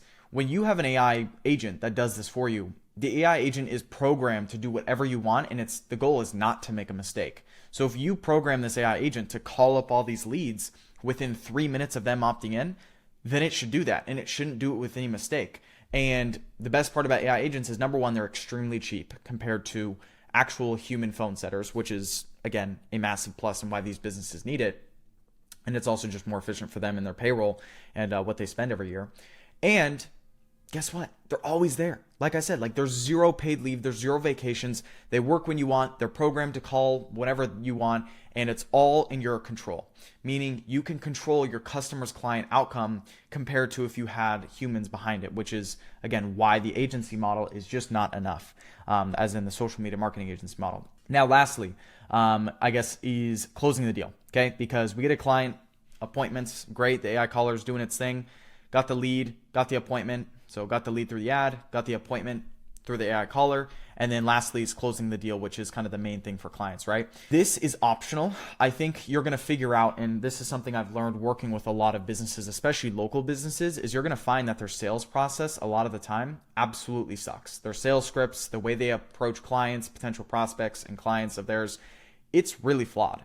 You would think this isn't the case because they've been in business, they've been a real estate agent for 20 years, they've been a roofer for 20 years, but you're going to find it's completely the opposite, which is kind of weird, But to be honest, you can literally go to ChatGPT or other tools I'm going to talk about in this video as well and say, hey, help me make a good sales process and sales script for a roofing client of mine living in XYZ area, doing X amount of jobs a month or whatever. And I guarantee you it will probably make a better sales script and process than what your current client has.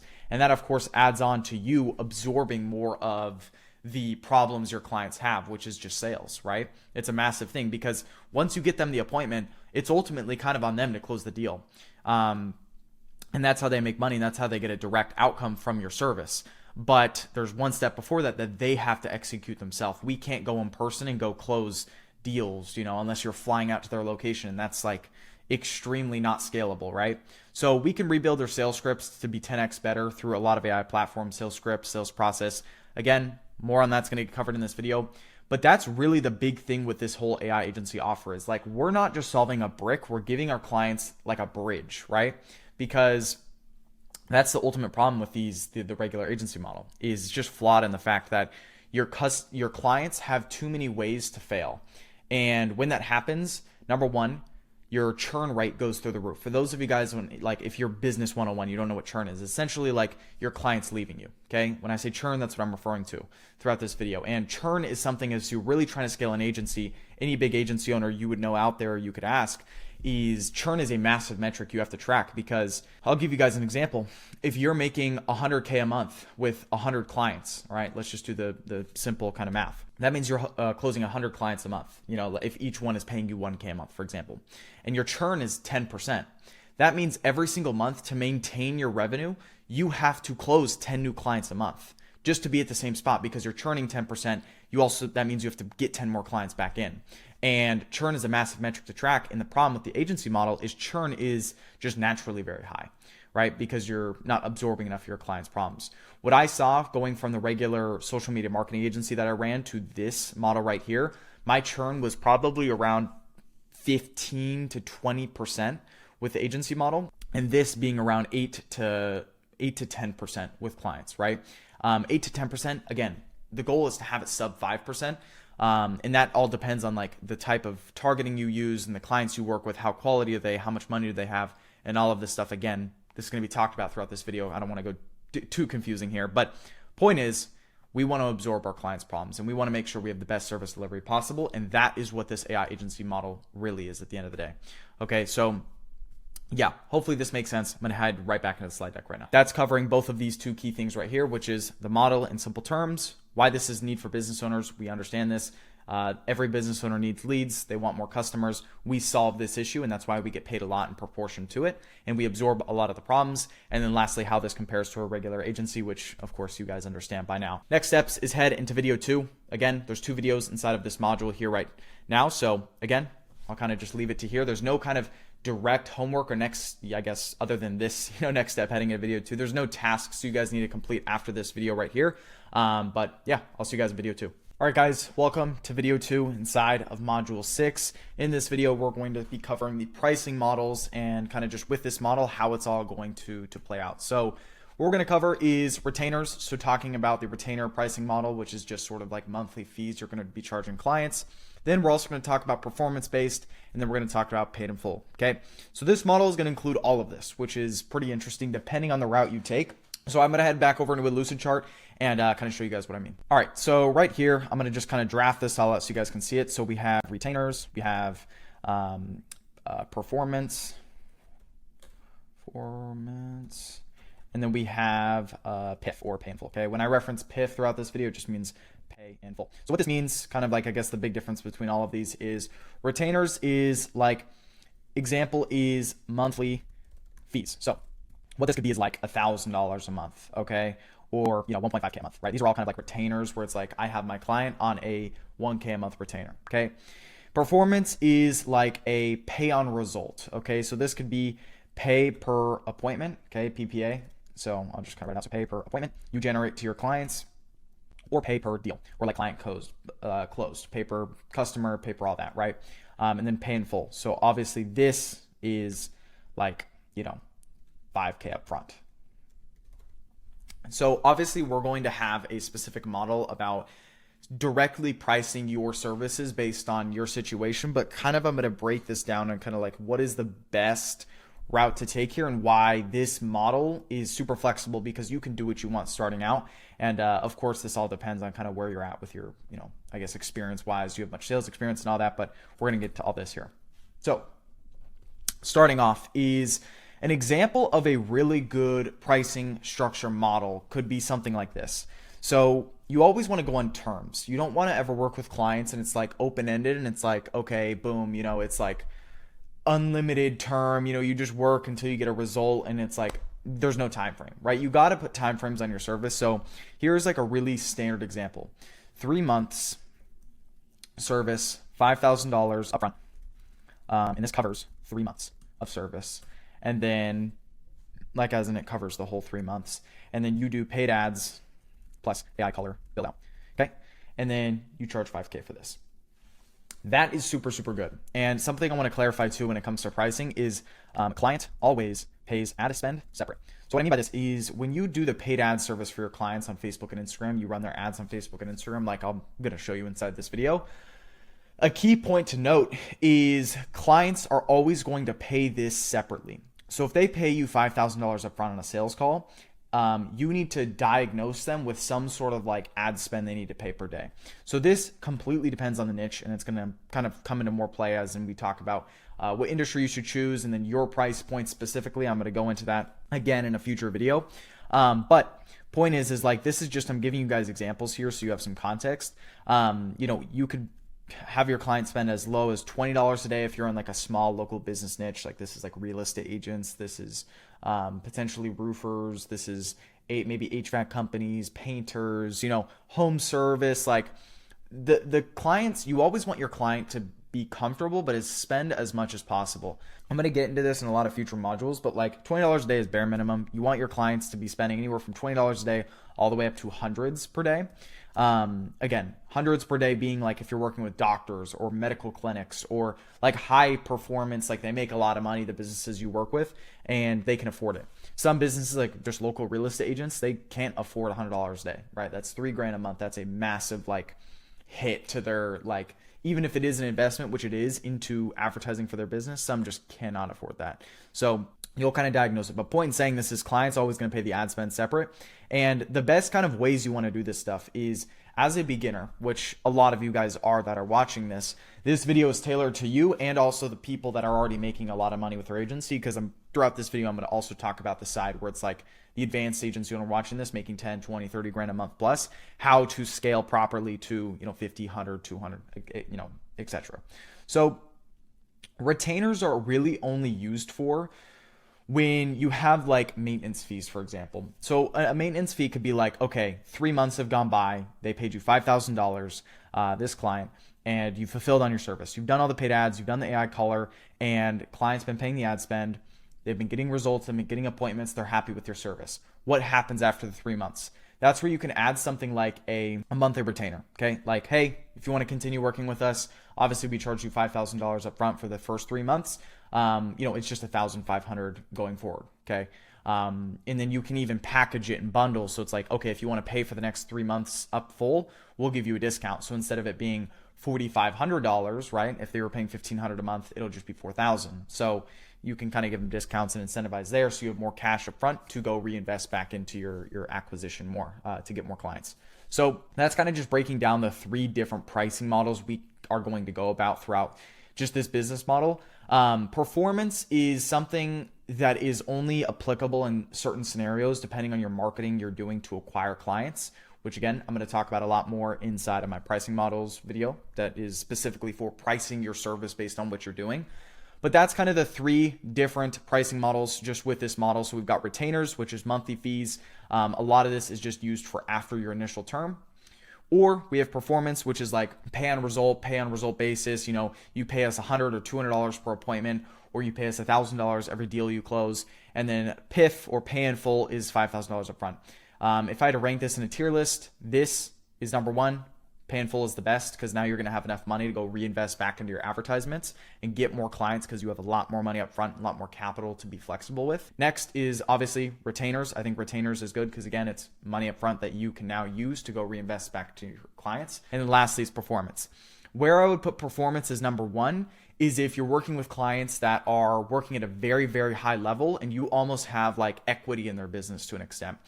This is for agency owners beyond 100K a month, 200K a month, where performance is either like you're at the very bottom, you're at $0 a month and you're trying to get that first client, and their performance pricing model is just the easiest for you to sell.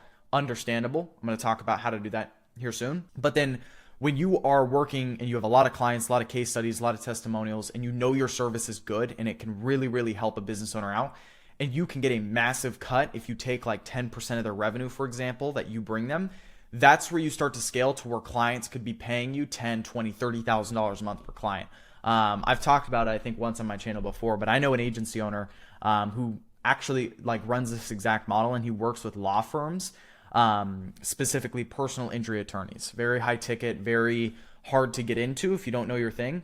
But he is spending about $4 million a month on ads for one of his clients. He only has one client, and they pay him $120,000 a month, okay? Because it's a performance model. How well he does with his ads for them is how much he's paid. And he does extremely well for them.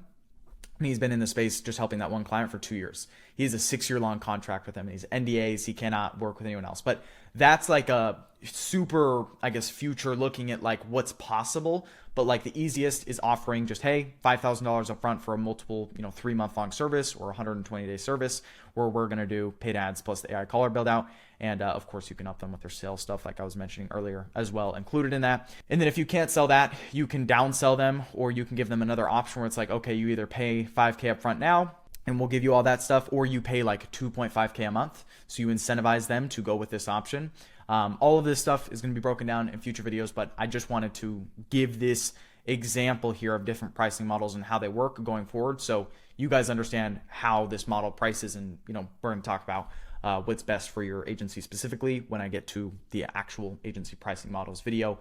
That's based on after you have your niche and your offer and all that stuff. I'm going to give a bunch of different scenarios. So let's head back into this slides, and I'll see you guys in there. So now that we understand what retainers are, performance-based pricing is, and then also paid in full or PIF pricing is, you guys just have context going into future videos, and I also kind of elaborated, as you know, and just kind of other things, pointers, I guess examples that you could look at towards your North Star, just giving, certain case examples.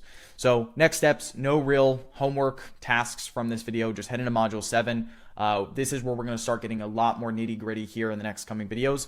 So you are good to go going forward. So guys, that being said, I'll see you guys in module 7. Welcome to module 7. Inside module 7, we're going to be talking about your cost on actually starting this business model, and just understanding the basics between how you can utilize your money based on what you have, even if it's only a couple $100s compared to, maybe thousands of dollars you have, and how to best use it.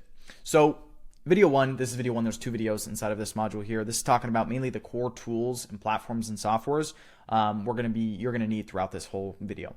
So number 1 is GoHighLevel. You guys already know this. You get a 30-day free trial, and then it's $297 a month. With GoHighLevel, you get all the bonuses that I mentioned earlier at the start of this video. So this is monthly calls with me, my snapshot, and everything you're going to need as you use GoHighLevel, and then direct integration to the app that I have developed for the AI caller that I am using for clients, and also I'm going to show you guys how to use throughout this video. So GoHighLevel is everything. If you don't have GoHighLevel, it's going to be very, very hard for you to succeed with what I'm telling you throughout this video. So you can go in the description if you haven't already. It's a 30-day free trial. It's $297 a month after that. And yeah, so you can go there, go down below the video if you haven't already, and get the snapshot, and you could even probably have a call with me before you actually have to owe anything, just to plan out your next steps, because I'm, again, hosting calls every single month for everyone who signs up with it. So that'll be in the description. Next is Google Domains. Okay, so Google Domains is what I actually used when I started my agency. Today I use GoDaddy because they kind of did a transfer, I think. I think Google Domains is now Squarespace. So I just recommend using GoDaddy to buy your domain. That's very, very simple. And then lastly is Gmail. Okay, so this is getting yourself a Gmail for the agency. I'm going to quickly just show you how to go into GoDaddy and go actually get a domain based on your business name and whatnot. But again, when we talk about your niche and everything like that, which is a coming video here soon, you're going to make your name based off that. So just right now, I'm going to just quickly show you GoDaddy so you get an idea of it. So right now, if I go to GoDaddy.com, right here, this is what it looks like. This is how you buy the domain you want. So again, you don't need to buy a domain right now as I'm speaking. You should wait until you've picked your industry that you're going to go after when you get to that video here in the next probably 30 minutes to an hour of this video. But for example, if I wanted to own real estate, or like a real estate agent AI, right? And I search that domain like that. Let's say that's my business name. It's a little bit long, but you guys get the point. .io domain is available. It really doesn't matter too much what domain end you have. Of course, .com is the best, and it kind of GoDaddy will give you other options as well. And then you can get deals with them. So there's only 1 cent. And then I think that's maybe $20 a year after. That's what it's saying here. So first year only 3-year term. So you'll sign up for a 3-year term, and then 1 year will be 1 cent pretty much. So pretty cheap. This is where you can get all the websites you need. So if you want Estate AI, right? estateai.app, it's $27 a year. Or it could be clinic like AI agent. Okay, if you're working with clinics, right? Boom, you can find what's available here. A lot of domains will be taken, so don't be too worried about it. But again, point is you can budget like, I don't know, $20 to $30 probably, maybe $50 on the higher end to get your domain, but you're going to have it for years. So let me quickly head back into the slide deck. So yeah, that's pretty much what it is. These are kind of the big three platforms. I just kind of showed you Google domains. What I mean by that is just like the domain you're going to have on Google, but that's just bought through GoDaddy. And I'm going to show you guys in this video how, again, you're going to connect at the GoHighLevel, make sure it's connected to your website. So don't be too worried about that at the moment. And then Gmail, again, when you sign up with GoDaddy and get that domain, which I'm going to talk about in picking your niche video, you will just straight up be able to connect it straight to a Google Workspace, and that's like $10 a month. So overall, GoHighLevel, this is going to be $297 a month after you have your actual free trial. So again, a month will be free. This Google domains, you can budget anywhere from $10 as up to like $60, depending on how rare the domain is you want. On GoDaddy. And then Gmail, this should only be like $11 or $12 a month for Google Workspace, because you should be the only user there for now. And then once you start adding in team members, it'll of course get a little bit more expensive, but not too bad. So next steps is make sure you're signed up to the needed platforms. So all you have to do is just quickly sign up to, of course, HighLevel. You can make an account with GoDaddy, so you should already be able to use your existing email now to make an account with them. And then you can hold off to actually buy the domain until we talk about picking your niche, because you can make a business name based on your niche. So for example, if you're working with clinics, like I gave an example, it's like you could be Clinic Agent AI, right? Like that could be your business name. And of course, you kind of want to base your business name based on the industry you're working with, because you want to go long-term that industry and you want to make a name for yourself. You can go like non-niche specific business names. For example, I did, like my first business name was Ineedly, like INEEDLY. How does that relate with real estate agents? Absolutely no one knows. It doesn't. And I was still able to make a lot of money with it. So don't overthink it. This is kind of just like a process, which again, I'm going to talk about in a future video. The point is don't go overboard on unneeded softwares. The point is you're just going to sign up for GoHighLevel now, GoDaddy now, just make an account with them. It's free. And then with Google domains, or actually your own Gmail, your business workspace like Carson at, and then your businessname.com, hold off on that, because again, that's going to be kind of covered in that video where I show you how to actually buy the domain. So that being said, head into video 2 inside this module. A little bit of a shorter module, but yeah, I'll see you guys in video 2. All right, guys, welcome to video 2 inside of module 7. This video, we're going to be talking about all the AI softwares that I'm going to be referencing throughout this video, and I'm going to kind of just break down each one, show you guys some examples of each one, just so future in this video, if I pop up this platform, you're not like, oh, what is this? I've never seen this before.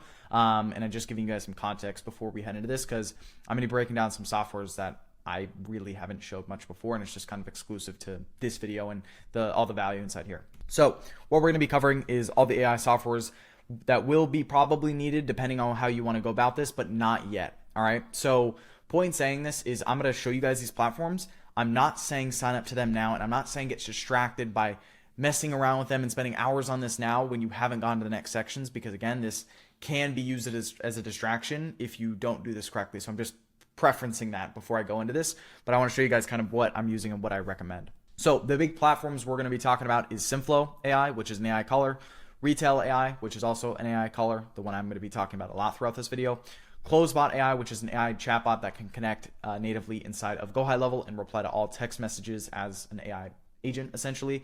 I'm going to talk about that a little bit. Instantly AI, which is a cold emailing platform that you can use to cold essentially blast emails, and that's how you can do a lot of outreach, which is going to be referenced a lot later in this video as well when it comes to getting clients. Manus AI, which is their big AI agent tool, the big AI agent tool that I use like every day at this point. Insane tool. I'm going to show you guys an example in just a minute. It is absolutely out of this world. And then next is Whisperflow, which is a really highly recommended platform I use a lot as well, which is showing you guys kind of really the AI like software stack that I'm using. That's kind of the purpose of this video, and just showing you guys what I use. And then of course GoHighLevel, which you guys are already signed up to now to get access and make sure you can actually use some of this stuff. Because one thing I'm not actually referencing in here that I've talked about a little bit earlier is an app that my team and developers have made, so you can connect Retail AI, which is the AI caller for yourself and for your clients directly to GoHighLevel in the calendars, and it can automatically book in, which is a must. And the way you get that, of course, is through GoHighLevel being under the link below inside the description. So let's quickly jump out of the slides and let's jump right into Retail AI and kind of showing you guys all of these different platforms. So Retail and SimFlow AI are the big two. Well, there's three. So there's three big AI callers out there right now, platforms, and I'm going to kind of break down each one. I'm going to show you guys Retail, and then there's also SimFlow, and then there's Vappy. SimFlow is the platform I referenced and I recommended a lot last year. The problem with SimFlow is their, I guess, implementation and improvements is very, very slow. I expected SimFlow to keep progressing every single month and making their AI callers and agents better sounding, better response time, everything. And it just is not at the speed as it should have. And I'm just not recommending it. It's pretty user-friendly, but so is Retail that you guys are going to follow throughout this video. And that's why SimFlow I just don't really recommend, but I'm throwing it out there so you understand the platform. And then the other platform is Vappy AI. Vappy AI is very developer focused. So if you're a coder, if you are very, very technically savvy, it's a good platform. But even right now, I have a team of developers that we work with, a lot of clients. We implement this stuff. I think Retail blows it out of the water. I think Retail is the best AI caller on the market right now. And obviously it's so good to the point I built an app around it, so that you guys are going to be able to use. Now, Retail AI, it's of course an AI caller. This is what you're going to be using to set up all the AI calling agents for yourself, for your clients, everything, right? And you don't need to know how to code. You don't need to know how to do any of this stuff. And it's very, very cheap as well. So if I go to pricing right here, you guys can see there's two kind of different plans. I'm of course on the enterprise plan just because that's what I do. I work with big enterprise clients even, but all of you guys can literally just sign up with, when we get to this section later in this video, the pay-as-you-go plan. So it's $0 to start, and it's just, they just bill you based on how much you use it. And it's only 7 cents per minute for AI voice agents. SimFlow is like, I think 20 cents per minute. And Vappy is, I think, kind of around this range, but again, way, way harder learning curve to learn Vappy compared to Retail.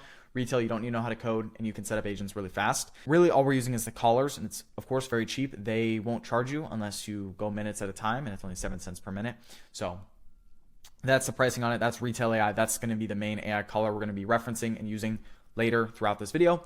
Next is WhisperFlow, which is kind of a super cool platform and tech stack, like a part of my tech stack that I use a lot in my day-to-day. And I'll show you guys an example right here, right now. So if I go to here, I'll kind of just do an example right now of what this is. It's essentially like, imagine you guys talking to like Siri, for example, or like, you talking to like your phone and it like text to speech essentially. This does it, but it uses AI within it. So I'll show you guys an example. All you do is once you have this downloaded, you literally hold down a key and you talk, and it will start summarizing and fixing your entire message. Hello, so my name is Carson Reed. I am currently 19 years old, working on a massive course for YouTube, and I like golf, I like watches, and I like hanging out with my family and helping others succeed in their business. I have been doing this for about 3 years. So you guys notice I said throughout that? Watch this. Hello, my name is Carson Reed. I'm currently 19 years old, working on a massive course for YouTube. I like golf, I like watches, I like hanging out with my family and helping others succeed in their business. I've been doing this for about 3 years. So you notice how it just completely made all this stuff better, and you can customize this to like when I build SOPs throughout in my agency now, because obviously we're at a pretty massive scale. SOPs are standard operating procedures. This is what you use to essentially document certain procedures throughout your agency. Again, this is a little bit higher, term when you get to this point, but again, when you guys watch this video, you'll understand. I use a lot of WhisperFlow because it's super easy. And I also use Manus AI, which is the next platform I'm talking about in a minute. That's going to blow your guys' mind. So yeah, I really do recommend this tool. If you're doing a lot of texting, a lot of messaging, a lot of kind of just work, it's very, very good. I recommend it. And it's pretty cheap as well. So yeah, just great software out there. I throw out there because I'm going to probably use it throughout this video. Next is the big one, which is Manus AI. So you guys can literally just look up Manus, M-A-N-U-S AI. This is, I want to say about $40 or $50 a month, maybe a tiny bit cheaper. I'm not totally sure, but it is absolutely insane. If you haven't seen it from my other videos before, I've probably talked about it very briefly, but throughout this video, I'm going to be referencing it a lot. It can do almost everything you want. Okay. If we're going to compare this to ChatGPT, this blows it out of the water. And I'll show you guys why. So when you sign up, this is what it looks like. You're going to have like this adaptive mode, you're going to have agent mode, and you're going to have chat mode. Don't get confused with all this stuff they have around this just focus to what I'm saying here. They have these 3 modes here, and adaptive mode essentially just chooses between agent and chat. Chat mode is literally just ChatGPT, so this is kind of pointless. You can just use ChatGPT for that. But agent mode is where it's at. So let me give you guys an example. I'm going to tell Manus, I'm going to say, please, Manus, or I'm going to say, hey, Manus, find me the best and easiest AI agency niches to go into today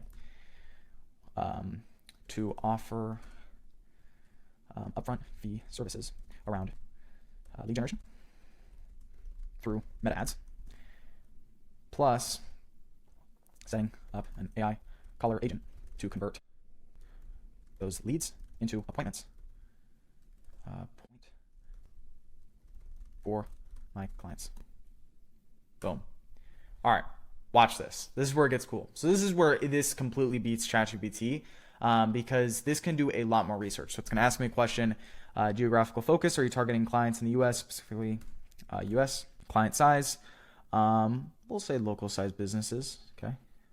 Research depth. Would you like me to provide a quick, do deep research on the top 3 to 5 niches of market data? Boom. Let's do this. So now, essentially what it's going to do is Manus has its own computer, all right? And Manus is one of those tools that I've only seen like the big agency owners talk about, like that are doing 100K a month plus. And they do this for a lot of things, okay? And the features with it are insane, which I'm going to kind of talk about in a minute once I show you guys this example, because you're going to understand how crazy this is. So Manus has its own computer, and it does its own research, and it can do whatever you tell it. For example, look at this. It is actively on Manus's own computer looking up everything about this, right? So it's doing a bunch of research into like, okay, how is this service going to work? What niches should we go into? And it's going to literally do the research for us and actively show us. Of course, ChatGPT does this, but it is not as updated and as new as this.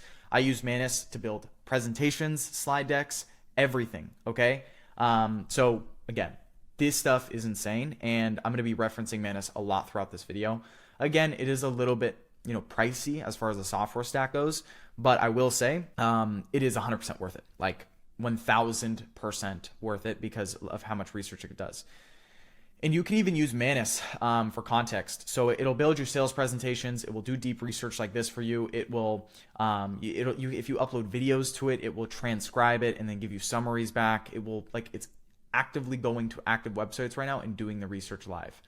Crazy. If you guys want to know what else it can do, I know some agency owners, big agency owners, and I've tested around with this a little bit myself. You give it, you can connect like your Gmail and stuff to it and whatnot. You can make knowledge bases so it knows, right over here down below, knowledge. So you can make knowledge bases so it understands a little bit about you and what you want out of the tool. And you can have it go into your Gmail and your Google Calendar and literally optimize and, organize your calendar based on importance. Like it can go, you can give it your Gmail and it will go in and start replying to Gmails for you, like literal mail. It will start reading and deleting like trash, and it will, mark, I guess, a star on the emails that are important. Like just crazy stuff, guys. Like this is just the start, and it can do so much. So yeah, I know people that are actively, training Manus to go into Facebook and build out ad manager, go into ads and building out full ad campaigns for their clients automatically through an AI agent. So insane stuff. While this loads and does its thing, I'll quickly kind of just go to the next tool so it can do its thing in the background. Next tool I want to cover is closebot.com. I know the founder, great product. So essentially what Closebot is, I'm not going to be covering a lot throughout this video, but just to give you guys an idea of like what is an additional service you guys can offer alongside, if this is ever what a client is asking for or potential client, is essentially an AI appointment setter that sits and directly integrates into GoHighLevel. And it's like imagine like it's like a setter, right? So like it's an AI appointment setter that is not on the phone, but it's inside of text chats and HighLevel and GoHighLevel. So again, throughout later in this video, you guys are going to understand HighLevel and how it works. And let's say you have a client that has a bunch of inbound leads that are texting, SMS messages back and forth to your client's sub account because you've set up automations for when leads opt in. You also have the AI caller calling it, or you have like text messages doing it, or both. And maybe they're not replying to the phone because some people just don't reply to their phone. You can set up Closebot so where when someone replies or texts the number within HighLevel, your client's number, you can build an agent based off the objective, and it will go back and forth and literally text it based on the goal, and it can book them into an appointment. Crazy stuff. Closebot's great. I recommend it a lot. It is a little bit pricey. That's why I'm not going to talk about it much in this video just because we're big on the AI color stuff. But you can always test it out much later if you ever need to, if you have a client that wants it or potential prospect. $0 a month, always free, one agent, and then $100 or 100 messages included per month. You have business, $64 a month, and then agency, $400 a month. So depends on what you want to use. I'm not personally using it a lot. I think we have a couple of clients that are using it, but like, I just wanted to throw that out there so you have some context of a tool for that. And then next is instantly.ai. So this is for emails. So you can do a lot of bulk emails. Funny enough, Instantly AI is what I used when I started my agency a lot, when I was doing a lot of cold email outreach. You can set up a bunch of different email addresses in here. You can have it automatically get warmed, so all the emails are warmed, and you can upload lists and it will send messages accordingly and give you all the stats on it. Again, this is going to be talked a lot more in the client acquisition section, but just so you guys understand the platform. And then of course you have tools like ChatGPT and whatnot, which aren't really too needed to cover. Heading back to Manus, you guys can understand task is done. So let's hear what it said just real quick so you guys can see. We have medical spas, recommended number 1, home service, HVAC, plumbing, roofing, dental practices, boom. So it literally gives you all this stuff based on all the research, and it judges everything, and it just did all that research online, and you can pretty much go into it. So that's some context. Of course, take what it says here as a grain of salt, just because, you know, this widely depends on like your experience in an industry. Like med spas is not the best niche if you have been a roofer for 10 years or you know a lot of roofers, because you can just relate and talk to those prospects on a much deeper level than you could a med spa, because maybe you just don't understand the med spa industry. But this is really just, Manus is supposed to help in a lot of different areas and give you some context. So that's really this. We can head right back into the slides here so you guys understand it. But these are the big AI tools I recommend. Of course, GoHighLevel is including this, but you guys are already on that, like I said earlier. And next steps, really just hold off on signing up for platforms. Please don't spend all your money now. Please don't spend your money on stupid stuff. You will need Manus. You will need all these things much later in this video, but don't sign up for it now, because then you're going to spend money when you don't have to. So guys, that being said, that's it for this module. Module 7 is done. We can head right into module 8, because we're going to be covering a lot inside of there. So hope this video opened your eyes into what we're going to talk about in the coming videos and modules, and I'll see you guys inside module 8. Let's go. Alrighty, welcome everyone into module 8. Module 8 is going to be covering crafting your offer and picking your niche. Okay, extremely important when it comes to this whole business model, because if you don't have a good offer and you don't have a good niche that you feel confident in, that you understand why you chose it, then the rest of your business time inside this business model will be extremely difficult and challenging. So let's jump into it. What we're going to cover in this video is under number 1, picking your niche or niche. People say it both ways. I get flamed in the comments all the time for it. You guys can look it up. You can pronounce it 2 ways. So picking the industry that you're going to work with. Okay. I'm going to go into the rules on why you should go into certain industries and why you shouldn't.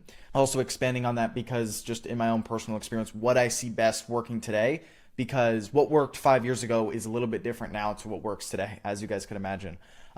Main key problems being solved in this industry, obviously extremely important. We need to identify that. Positioning the offer for marketing. So this is also just talking about your niche, of course, and then your offer alongside that, and then how we position that for the marketing angle. Extremely important as well.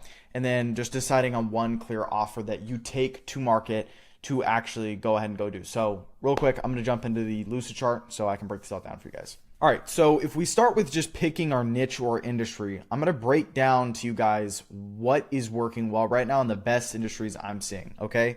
So there's 2 main angles you can actually take here, all right? And I guess there's many different angles, but like number 1 is we can choose something that's like home service, right? So this is, I'll give you guys some examples. This could be like HVAC, right? Or roofing or plumbers, okay? Or, you know, like home restoration, or you know, I've heard people that are in like kitchen remodeling, right? Like all of these things, even carpet cleaning. I know people in the carpet cleaning niche. These are all different industries, but I want to divide this into kind of 2 big sections. All right. So I'll kind of just, what I'll do here is I'm going to get this box and I'm going to show you guys 2 different examples. So let me go. When we look at this two big boxes, we really have 2 buckets we can go into. Number 1 is blue, like ocean. Okay. Blue ocean niches. Okay. And then we also have, just delete this. We also have red ocean industries. So I'm going to break this down what this means. And this is super important to understand, because you need to make a conscious decision on which one you want to go into. So what blue ocean niches are is, imagine like a blue ocean, right? There's no, like, it's empty, you know, it's blue, as you can imagine some like ocean is, And it's not like there's a lot of competition in there. Red ocean is like the other side, right? It's like you can imagine like it's like blood, it's an ocean, it's like there's competition, there's other people, and there's pros and cons to each of these, and I'm going to break that down. So blue ocean niches are niches that are low comp but high risk, high reward. Okay. What I mean by this is when there's low competition, it could be something completely out of like left field. Like I give you guys an example, like carpet cleaners, right? Like I don't know many people in carpet cleaners. Do I think that's a good industry? Probably not, right? Like I don't know. Off the top of my head, I have no clue. But something may come to your mind, and you might be like, that really makes sense for me. And then on the other side of the spectrum, we have like, I'm trying to think of, I was talking with someone in my mastermind the other day, and he was like looking at going after dog breeders, like implementing marketing for them because then they can sell the dogs easier, and like going after high expensive, high ticket dog breeders, like breeding like dogs like French bulldogs and whatnot, because those dogs can literally sell for like $10,000+. There's some breeds like that, and it's super lucrative, right? So the point here is that's what a blue ocean niche is. It's like very high risk in the fact that there's low competition and there's less proof of concept. Okay, I'm going to write this down in all caps. Okay, less proof of concept. That's the key point. Less proof of concept, and that's why there's less competition, because we don't know if it will work or not. But there's rules and there's, I guess, big, important overall, like, I guess, just like standards you need to follow in choosing your industry that I'm going to get to in a minute. Now, red oceans is obvious, niches are the opposite, right? So this is like, some people say saturated, okay, right? Saturated niches, like, I'll give you guys some example off the top of my head, like real estate agents, right? Or medical spas, or dentists, or even roofers, right? Like these are all more saturated niches because you've heard of a lot of other people in there, and there is a lot of other marketing agencies offering, whether it's AI agency services or just marketing service inside of there, similar to what we're doing. So it just makes it so it's like, okay, there's more competition. So the chances of us like, jumping on sales calls and the prospect is like, hey, I've heard this like 10 times before, it's higher. But the thing you also need to understand too is we are an AI agency. We're not an SMMA, a marketing agency like that. So we stand out in that sense a lot, which helps us a ton in these red ocean markets. But still, it's still the exact same rules, that it's more like saturated niches. And then it's like, I would say lower risk, but still good reward. Because again, I work with a lot of clients in red ocean niches, right? My agency, we primarily work with like a lot of medical clinics. Obviously, if you guys have watched my channel recently, you guys understand that, because we have an active growing agency in there. But we also work with a bunch of clients, even Inc. 5,000 companies just at my level today, implementing a lot of these AI and marketing services for them, that are in all sorts of industries, right? And that kind of breaks some of the rules I'm going to talk about in a minute. But point is these are the two different buckets you can choose. There's blue ocean and there's red ocean. Red ocean is just more competition, more proof of concept, and there's a lot more people in there offering similar services to those certain industries and those certain potential clients, right? Blue ocean is kind of random one-off industries that you maybe haven't heard of as common, but it could still really, really work, right? Like if you go after dog breeders and you somehow become the guy who's the marketing guy that everyone knows in that space for dog breeders to go to, now you have a very, very lucrative business. I was having dinner the other day with a guy who works with, I think it's like wedding companies. He makes $300,000 a month with his agency. Crazy. And his average client retention is 18 months. Unheard of. He gave a lot of game and stuff, really important things that I'm going to talk about in this video more when it gets to the client fulfillment section at a higher level. But like, that's an example, like he's been in there since 2018, but he's just became the guy that all these wedding companies go to when it comes to marketing. So just, you can compare the two. Now, what I'm going to do real quick is I'm going to go over to Manus. I'm going to say, please list to me the top 10 AI agency niches to target in 2020, or I'll just say today. Okay. Boom. Actually, I'll have it agent mode. You guys already know what Manus is by now if you've watched the previous video. It's going to do some deep research, might ask me a question first. Reason I'm doing this is because in the background I'm going to have it generate, so then I can give you guys some context on how you can do your own market research before I get into the standard kind of rules when it comes to picking your industry. Yeah, it's already doing its research. All right, cool. So what I want to do now is I want to go right here and I want to go important. Okay. This is where you guys need to take some notes. Obviously, you can write down blue ocean niches, red ocean niches, and then understand this is extremely important. I'm about to tell you. Stick in for at least 6 months. Okay. I'm going to say 3 to 6 months. I know that's kind of broad. I'm going to expand. What I mean by this, and I want to yell, but I'm not going to. When you pick your industry, please do not switch every single month. Okay. I'm going to look at the camera and say this so dead on. You need to stick in your industry for at least 3 to 6 months.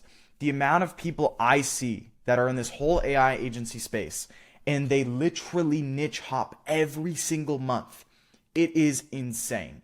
Because what they're doing when you do this, so let's say, for example, all right, I'll give you guys a scenario. Let's say I want to go after plumbers. And I'm like, all right, Carson's going to start going after plumbers tomorrow, and we're going to see how it does. I'm going to follow Carson's 10-hour course. I don't know why I said I'm Carson in third person. I confused it, but let's say my name is Jeff. Jeff, I'm going to start going after plumbers tomorrow, and we're going to see how it does. I'm going to follow Carson's, big course on YouTube. A couple weeks goes by, and I'm like, you know what? I'm just not feeling plumbers. I tried to send a couple DMs, or I ran a little bit of ads to get clients, and it was just kind of hard. I didn't like the industry. So I'm going to go try real estate agents. This becomes a cycle. A lot of beginners make this mistake, and it's probably one of the biggest reasons, number one, why people quit and why they're unsuccessful. And number two, why they waste so much time and money on literally things they should not. The amount of people I've seen have wasted thousands, if not tens of thousands of dollars, and months, if not over a year of their life, trying to build this business model because they kept seeing they had like shiny object syndrome into that next industry, is insane to me. Same thing goes shiny object. I'm bringing that up. And I know this is kind of a side tangent. If you're looking at a different business model every single week, the chances of you being successful with that a business model is low. It's almost 0% because you're not focusing on one thing. Same thing when it comes to picking your industry. You need to be fully committed for at least 3 to 6 months. That is a number. I have not made this up. This is literally like statistically how long you should be in here.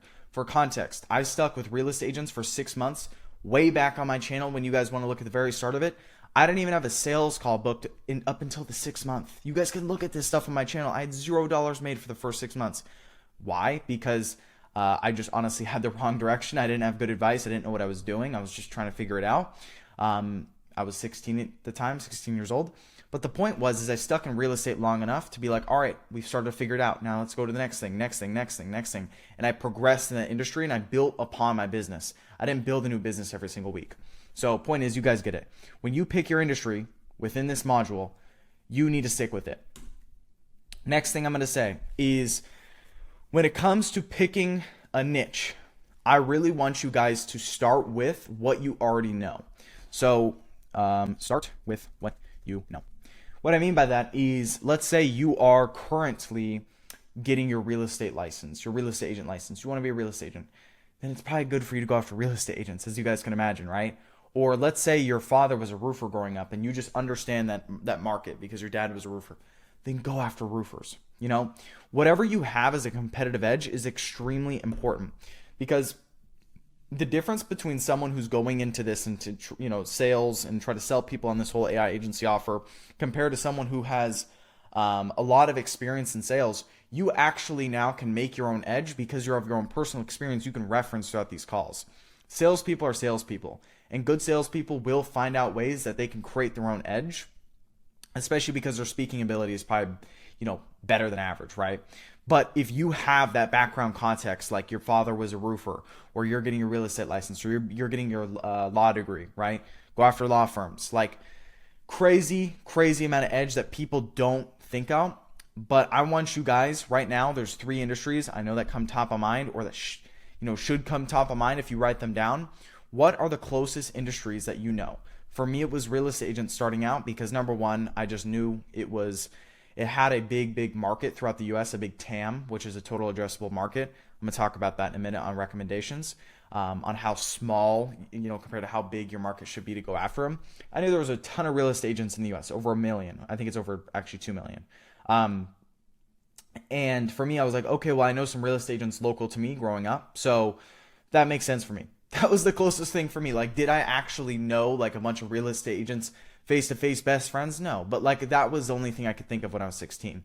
So Point is start with what you know, because that's your competitive edge it'll give you. Now, let's see what Manus gives me here. So top 10 AI agency niches. Let me actually just give for context.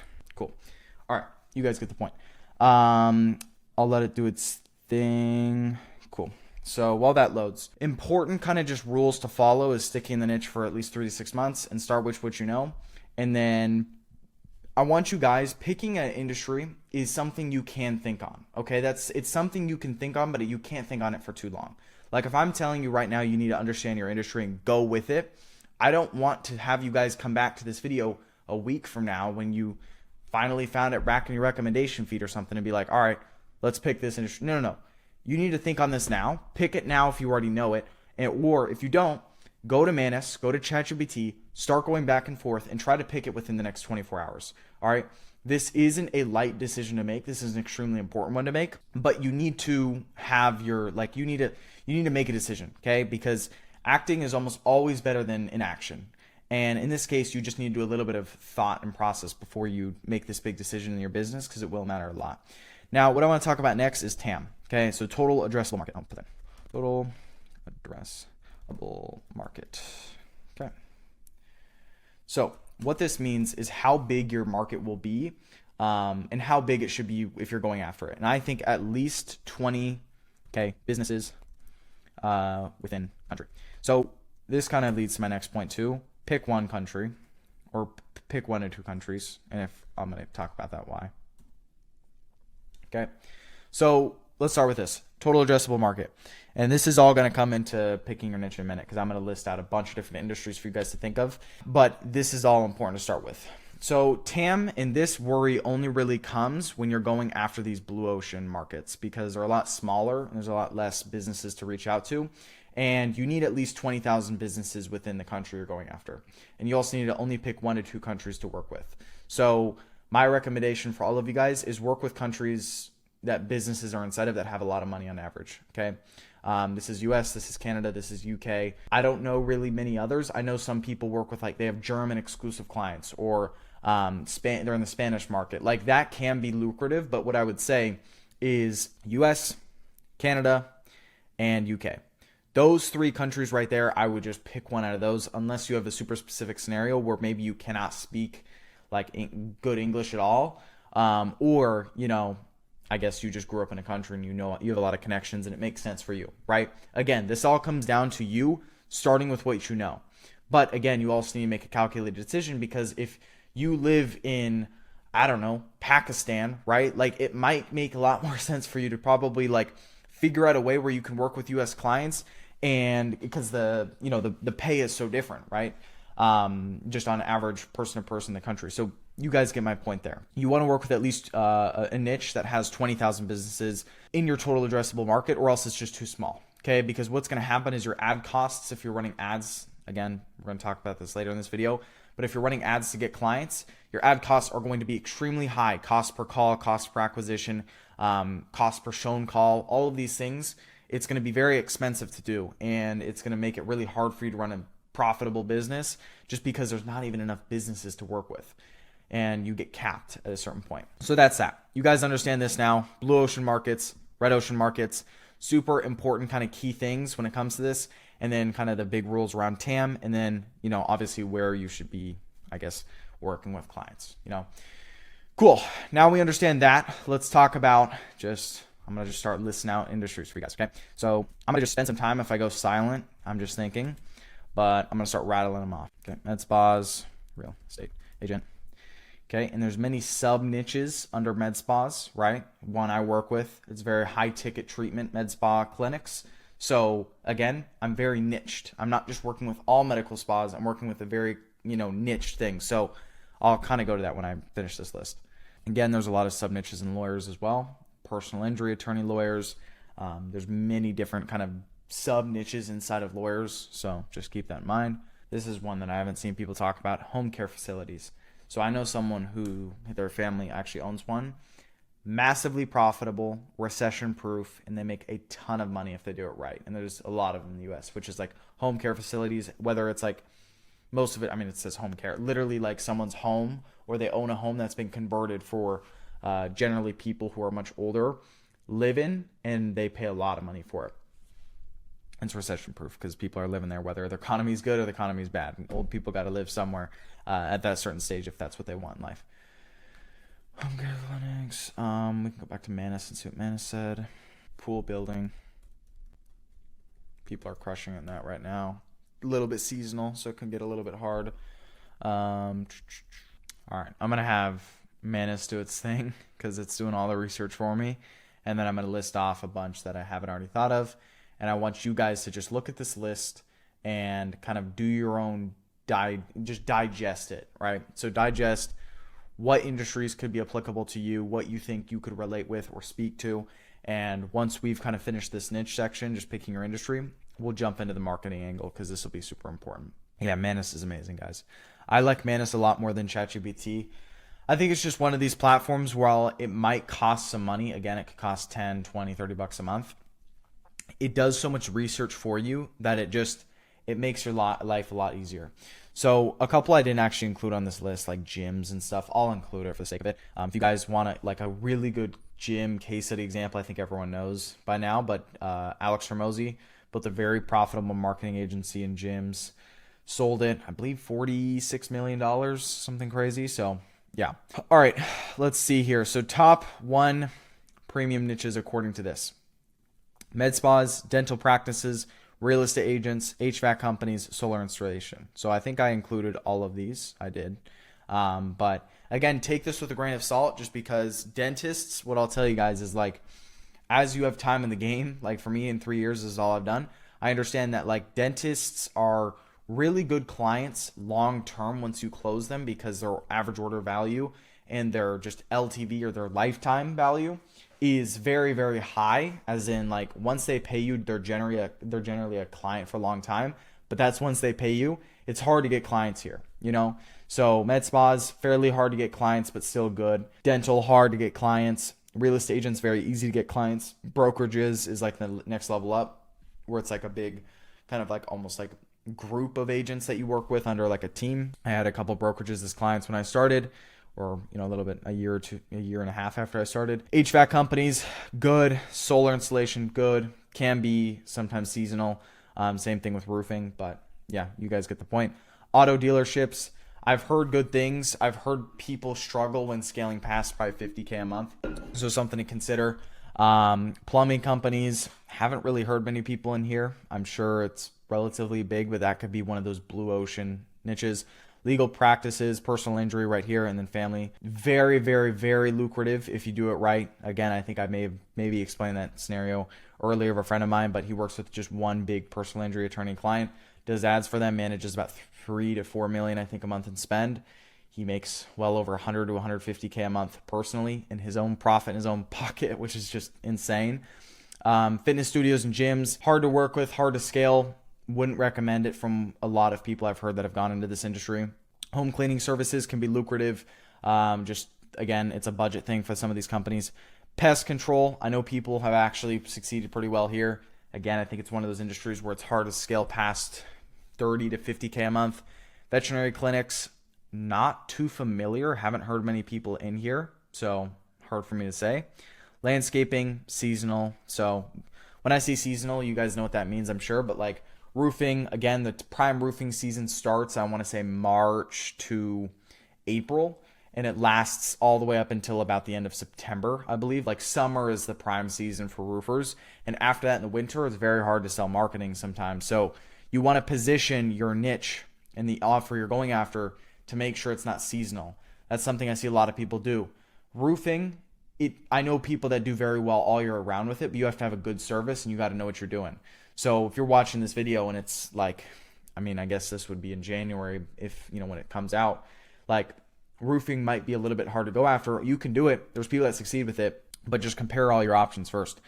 Chiropractors, very similar thing to dentists. It's one of those industries where you can do a great job, get great fulfillment, just can be a little bit expensive to get clients. Window and door installation, have not heard of anyone in here. I'm sure lucrative. Moving companies, same thing. Electricians, I do know people in here. Capped, I've heard around 40 to 50K a month.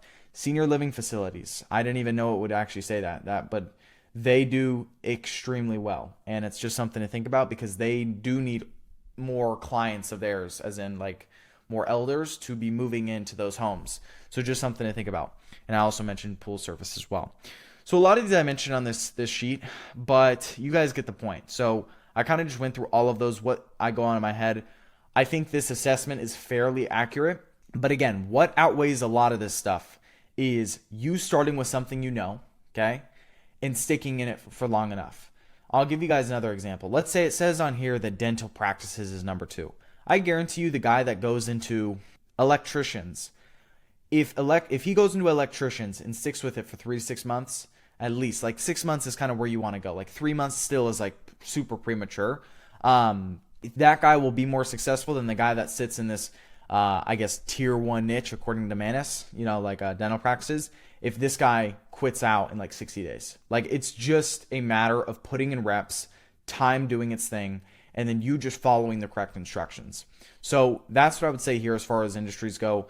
Choose which one you want and make sure you have a reason why, and if you've done your research.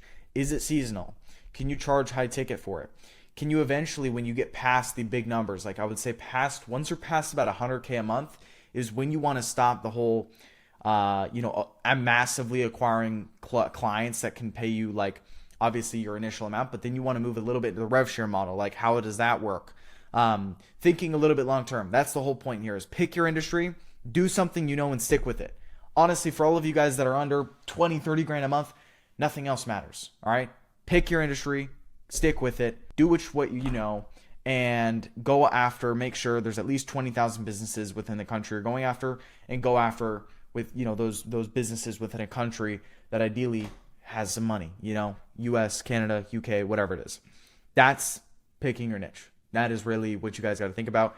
You can use Manis, you can use ChatGPT to talk back and forth with. I think that would be highly beneficial.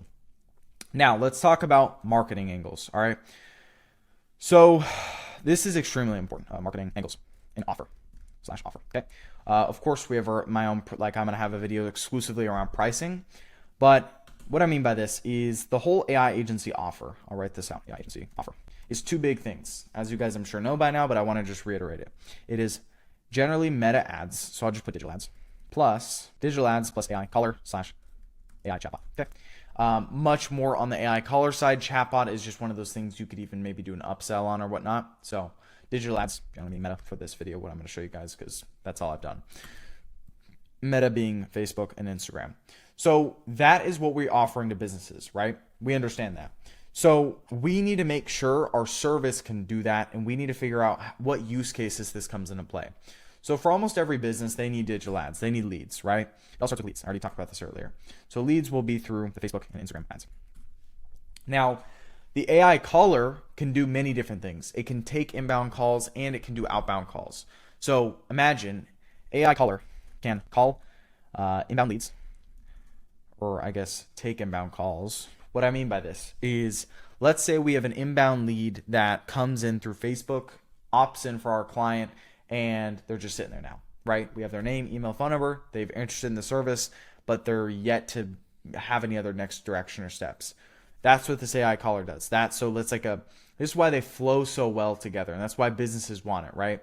Because you're installing a full solution and system for them, and that's really what they're after at the end of the day. So we understand AI agency offer, meta ads, AI caller, AI chatbot. Again, majority highlight on the AI caller stuff throughout this video.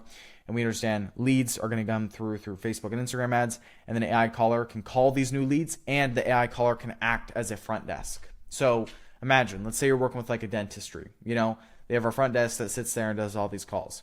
You can now offer or position some sort of offer where either the AI caller can fully take over the front desk, which is very, very possible. We've done this for clients of ours. Or you can have the AI caller literally just like for certain hours of the day, be active or take calls if the human doesn't pick up that's sitting there. I know the whole goal is to replace these humans at the front desks because that's our job. That's how we're going to get, so rich as AI agencies. And that's fine. But just know too, people are sometimes attached to people as well, right? Good employees and whatnot. So you can figure out a way to kind of mix them together. And what I'll say is, Every business needs leads. Not every business wants the AI caller yet. Okay. And I know you're probably sitting here like, well, Carson, this is around the whole AI agency offer, whatnot. Yes. And we are still offering that.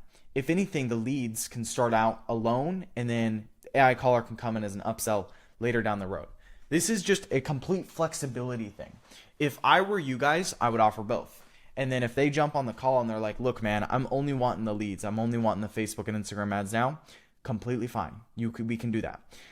But the AI caller is a big, big complement to it, because then you might be like, all right, man, well, who's going to call these Facebook and Instagram leads that we get you? And he might sit there and be like, oh, myself. And then like, okay, let's think about this. Let's go a week with that, see how this does. And then if, we can adjust like accordingly.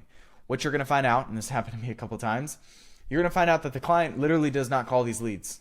I have had clients that literally don't even call them once. So we generate all these leads, and then a week later we have a meeting that's scheduled, and we talk about it, and we say, look, man, the leads were not contacted within 5 minutes. Let's install this AI caller, and then you can upsell them, and you can go from there.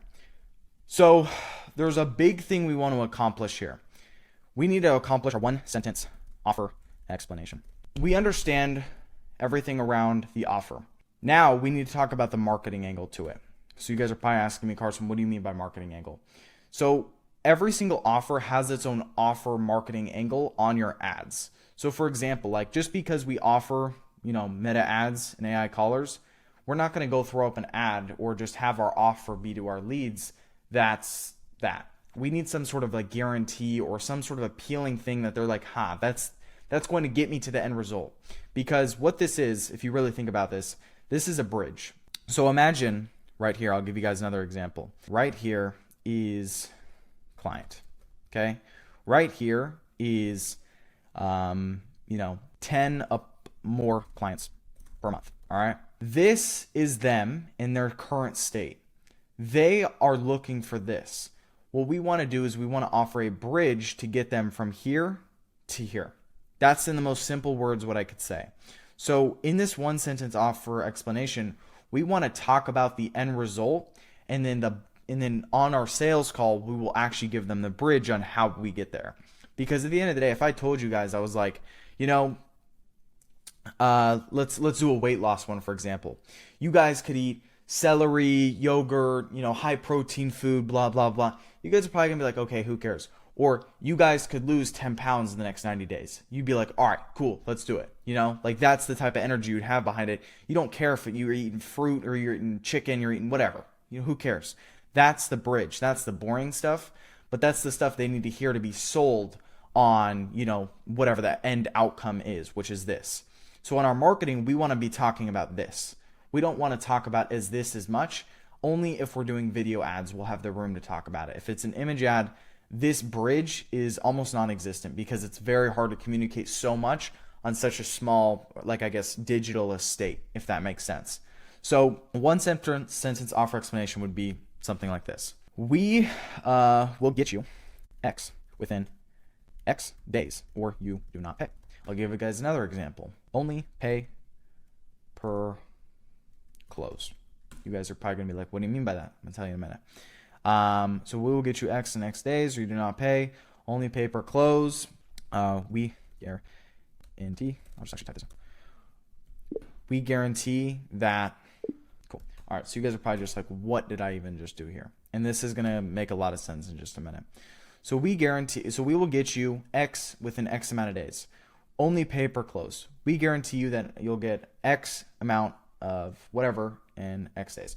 So what this is this is the 1-sentence offer explanation. I'll give you one example I'll fill in the blanks, right? So again, let's go with the example that we're working with real estate agents. We will get you 10 listing appointments within 90 days, or you do not pay. Now, that offer right there is what real estate agents want to hear. And there's 3 big key parts why. Because number one, we're going to get you 10 listing appointments. That's number one. That is extremely valuable to them within X time frame. So they know when, they know what they're getting, they know when they're getting it, and then they know what's the kind of safe net guard here, which is or you do not pay. Now I'm going to tell you guys what or you do not pay generally means as marketers. And I can tell you because this is what a lot of this whole AI space does. And you could even throw in here like using our AI system within 90 days, you do not pay, like if you want to get cool with it, you know. But or you do not pay does not mean necessarily you're going to give them a refund, you know, because a lot of people get scared of that. What that generally means is, okay, if we don't get you these results in 90 days, we'll work for free until we do. That's the regular marketing agency offer. It's up to you on how you want to do it. But I'm telling you, that's kind of what a lot of marketing agencies do. Now, again, I know I've been a little bit everywhere inside this video, but the point I'm trying to make across here with this one sentence offer explanation that you guys should be following along, and if you're not, understand what I'm doing here, because when we make our marketing angles, when we make our ads, when we make our sales scripts, when we do all these things, when we make our sales deck, it matters a lot how our offer explanation is positioned. Because if we don't have a good offer, again, if we're trying to sell people on the bridge instead of the end outcome, which a lot of people do as a mistake when they start marketing, they are going to get no success. You're going to waste a lot of time and you're going to waste a lot of money. All right. We need to talk about this end result, and we need to add cushions around it. I'm going to give you guys another one. Only pay per close. Here's a really good kind of example of this. And this is completely up to you on how you want to do this, because you might be thinking, what are you talking about, pay per close, or pay per, close isn't even the right word. Pay per X. So a lot of marketers do this as well. So this is like, we're going to throw up ads like real estate agents, only pay per close listing deal we get you. Boom. That's the offer. Or only pay per close, using our AI system. Cool. Or if it's for jobs, only pay for jobs, or only pay per job. So this is if like you're working with like roofers or some job-based industry where they're looking to get more jobs. Med spas or dentists, only pay per patient. That is a very, very strong marketing angle that people are like, well, I only pay on when I get results. Let's do it. Generally with this offer, you're going to attract the brokest of the broke people, but you can also attract really great people. So this is a volume play because you're going to get a bunch of sales calls because your offer is so stand out. And again, this all ties into your niche, and kind of depending on who you're going after, you can use Manus, you can use ChatGPT to what realistically makes sense. Like you might be like, well, Carson, where did you get the 10 from, the 10 listing appointments? You guys can kind of do your own market research and due diligence around what works for you with a lot of the AIs out there. But the only pay per result model in this offer is so you jump on sales calls and you can pitch that. So you want to pitch that offer, but then you also are going to pitch another offer around some sort of maybe monthly retainer or a pay in full offer like we talked about earlier. And I'm going to have a pricing video here, in the coming module where you guys will understand this stuff. So it's where you like essentially offer two big offers. You honor your word on the ad because we're not lying to people. And then you can also have some sort of downsell in the ad if they just don't want the pay per close. And if they might want this because maybe the ad spend is out of budget for them because you only work on this pay per close model if they only spend X amount of dollars a day on ads. We're going to get onto this stuff soon, so don't get too overwhelmed. But point in saying this is that is crushing today. Really, really, really well. This offer here, if I had to gauge it, this one and this one are kind of the same thing. They're just worded a little bit different. This one will get you higher intent leads, lower volume. This one will get you more leads, more prospects, more potential sales calls to close as more clients, but it'll also give you lower, lower quality. So that's kind of the biggest difference. So this is a lower volume or higher volume play, higher quality, or I guess I just completely messed that up. This is lower volume, higher quality. This is higher volume, lower quality. That's the big thing there. So just know that when you look at these two offers, and marketing offers is extremely important as we get into the future of this kind of whole modules and whatnot. So yeah, that being said, let's recap. So we've got blue ocean industries, we've got red ocean. Decide on which one you want to go after based on this. What you know, okay? You need to stick with it for at least 3 to 6 months. I want all of you guys to write that down. You need to make sure it checks as far as your TAM, your total addressable market, and you have 20K businesses within the country you're going after. Pick 1 to 2 countries within you're working with. I wouldn't go more than 2. I guess again, you want these countries to ideally be cash rich, as in, or just like a lot of money is made within them, because then you can charge higher ticket to the average business owner. And this is countries, like I said, like US, UK, and Canada. And then as far as industries go, obviously I listed out a ton here. I have a ton up here that you guys can check out as well.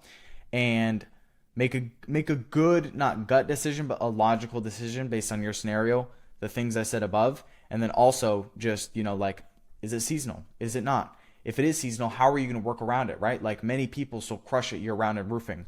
How do they do that? Or, like, are you super dead set on that? You have got a ton of experience in roofing. It may be seasonal, but that's worth it for you because you're going to print for sure 8 months out of the year. And then some of the down months that you might have to just spend building and, building and working on your product and for potential clients, right? And clients that you have. So think about that. Now, when it comes to marketing angles and offer, I want you guys to you understand the whole AI agency offer we're doing. We're going to talk about pricing on how you price your services in a module coming soon that you're going to watch. You understand what the capabilities are of it. So of course, just Facebook and Instagram ads, super, super easy to set up today. Takes no longer than 10, 15, maybe 20 minutes. And then AI caller can take inbound calls and do outbound calls. So this is front desk work. Literally, people call a number that's a front desk, and like on Google Maps or whatnot, it replies immediately. AI caller. You can have this paired with another human if the business owner still wants their human front desk there to help. And then, or you can completely replace it. And then you'll also have the inbound calls, or I guess it's kind of more so outbound calls to all the people that opt into the ads, right up here. So they opt into ads and they immediately get called up to get booked on a calendar because they might have not already booked already. Next thing is a 1-sentence offer explanation. This is going to be your marketing on your ads. How are you going to position your offer? This is one example right here. So we will get you X within X amount of days or you do not pay. And then we also, you could do like a only pay X on result. I'm going to talk again on future modules how to do that and just get familiar with this stuff. So overall, the whole point, I'm going to jump back into the slides in just a minute, but think about this stuff because it's extremely important. It's valuable because this is the foundation of your business. So we've covered picking your industry, the main key problems that are being solved, of course, within your offer, positioning the offer for the marketing. You guys understand that 1-sentence offer explanation. If anyone in your industry that you're going after walked up to you and said, hey, what's your offer? How do you help me? You quickly have one offer that you can now give to them that makes them interested, that you can now portray on all of your marketing ads that you're probably going to run to this industry to book sales calls. And then, of course, deciding on that one clear offer that you have and that whatever unique kind of mechanism it is, And again, that depends on your own industry. That depends on the research you've done. So I gave the example of real estate agents, 10 listing appointments in 90 days. Talk with Manus, talk with ChatGPT and say, hey, I'm working with X industry. This is my niche. This is my niche. Planning on working with them. What's a realistic result I can give them within X amount of days? And, you can go from there. And in my pricing video, I'm going to also talk about a little bit more in depth how you can price based on different tiers and then the time length of your offer based on that. It could be 90 days. It could be 120 days. It could be 6 months. So think about that. Last thing I'll say when it comes to picking your niche is think about the time it takes for your client to get results. And this is something I don't see a lot of people talk about online, but it's a huge consideration you need to make when picking your industry as well. Seasonal, total addressable market. Of course, you can work with them inside, country, right? A high rich country. Talked about that. And then you want to look into their sales cycle. Now, this isn't the make it or break it, but I would say it's an important one. So I'll give you an example. I worked with real estate agents, okay? My whole agency was based around helping real estate agents. I didn't realize it at the time when I started, but real estate agents have some of the longest sales cycles and sales processes out of any other industry out there. And you can imagine why, right? Because they are helping people make one of the biggest financial decisions of their life, which is buying or selling a home. So that process can take 6 to 12 months plus to ever become official. So that means as a company myself, trying to get them more clients through the door, more clients that pay them, I now realized, I was like, okay, well, in 90 days, I can't get them tangible results a lot of the time because it's just going to take a long time. It's going to take longer for the home buyer, that home seller, to go through with the whole process because it's a lot of money, it's a big commitment, and it's just generally a longer sales process. It's what it is. Now, if you compare that to a medical spa or a dentist, a patient comes in, or a roofer, for example, a patient comes in to the dentistry, they get their thing, they get their service or whatnot, and then they walk out. They've paid, they walk out. Like the sales cycle is literally, it can be a couple days from when they opt into the ad to when they're in person getting the, the actual, I don't know if they're fixing their teeth or whatnot, and then they walk out and everything's paid. Completely different game, and you can get them, you can get your clients tangible results monetarily pretty fast. And the reason I mention all this, and it's kind of like hot, like just like this is like agency sauce right here, is because that's how you're going to kind of have to decide your term limits. So again, I'm future pacing a little bit here because I'm going to talk about this in the pricing module on how to price your services. But that's a big consideration as well when you think about your niche, because you want something ideally with a lower sales process, unless you're cool with, signing clients in super long terms. I signed a lot of real estate agents on just $2K a month. It was like 1.5, $2K a month for 6 months long. That is how long I worked with a lot of my clients. And I had clients that stayed around for over 15 months, because they were getting results. It was just taking some time. One client for them would pay for an entire year and a half or 2 years of my marketing, because it's such a long sales process, but it's such high ticket clients. Like an average client, their commission on that home sale could be anywhere from $5,000 to even $20,000, right? That pays for a lot of my, expense. So something to think about as well for you guys. But that being said, next steps, have your niche chosen. So I want you guys to think about the industry that you're going after. Obviously, I listed a ton here. Do your research, right? Understand why you want to go after the industry. What do you know about them? What's your competitive edge going into this industry? If you're sitting here and like, Carson, I have absolutely zero industries I can think of that I would ever have a competitive edge in, then I want you to just do research. And then once you pick one based on all your research that you think will be good long-term, go with it.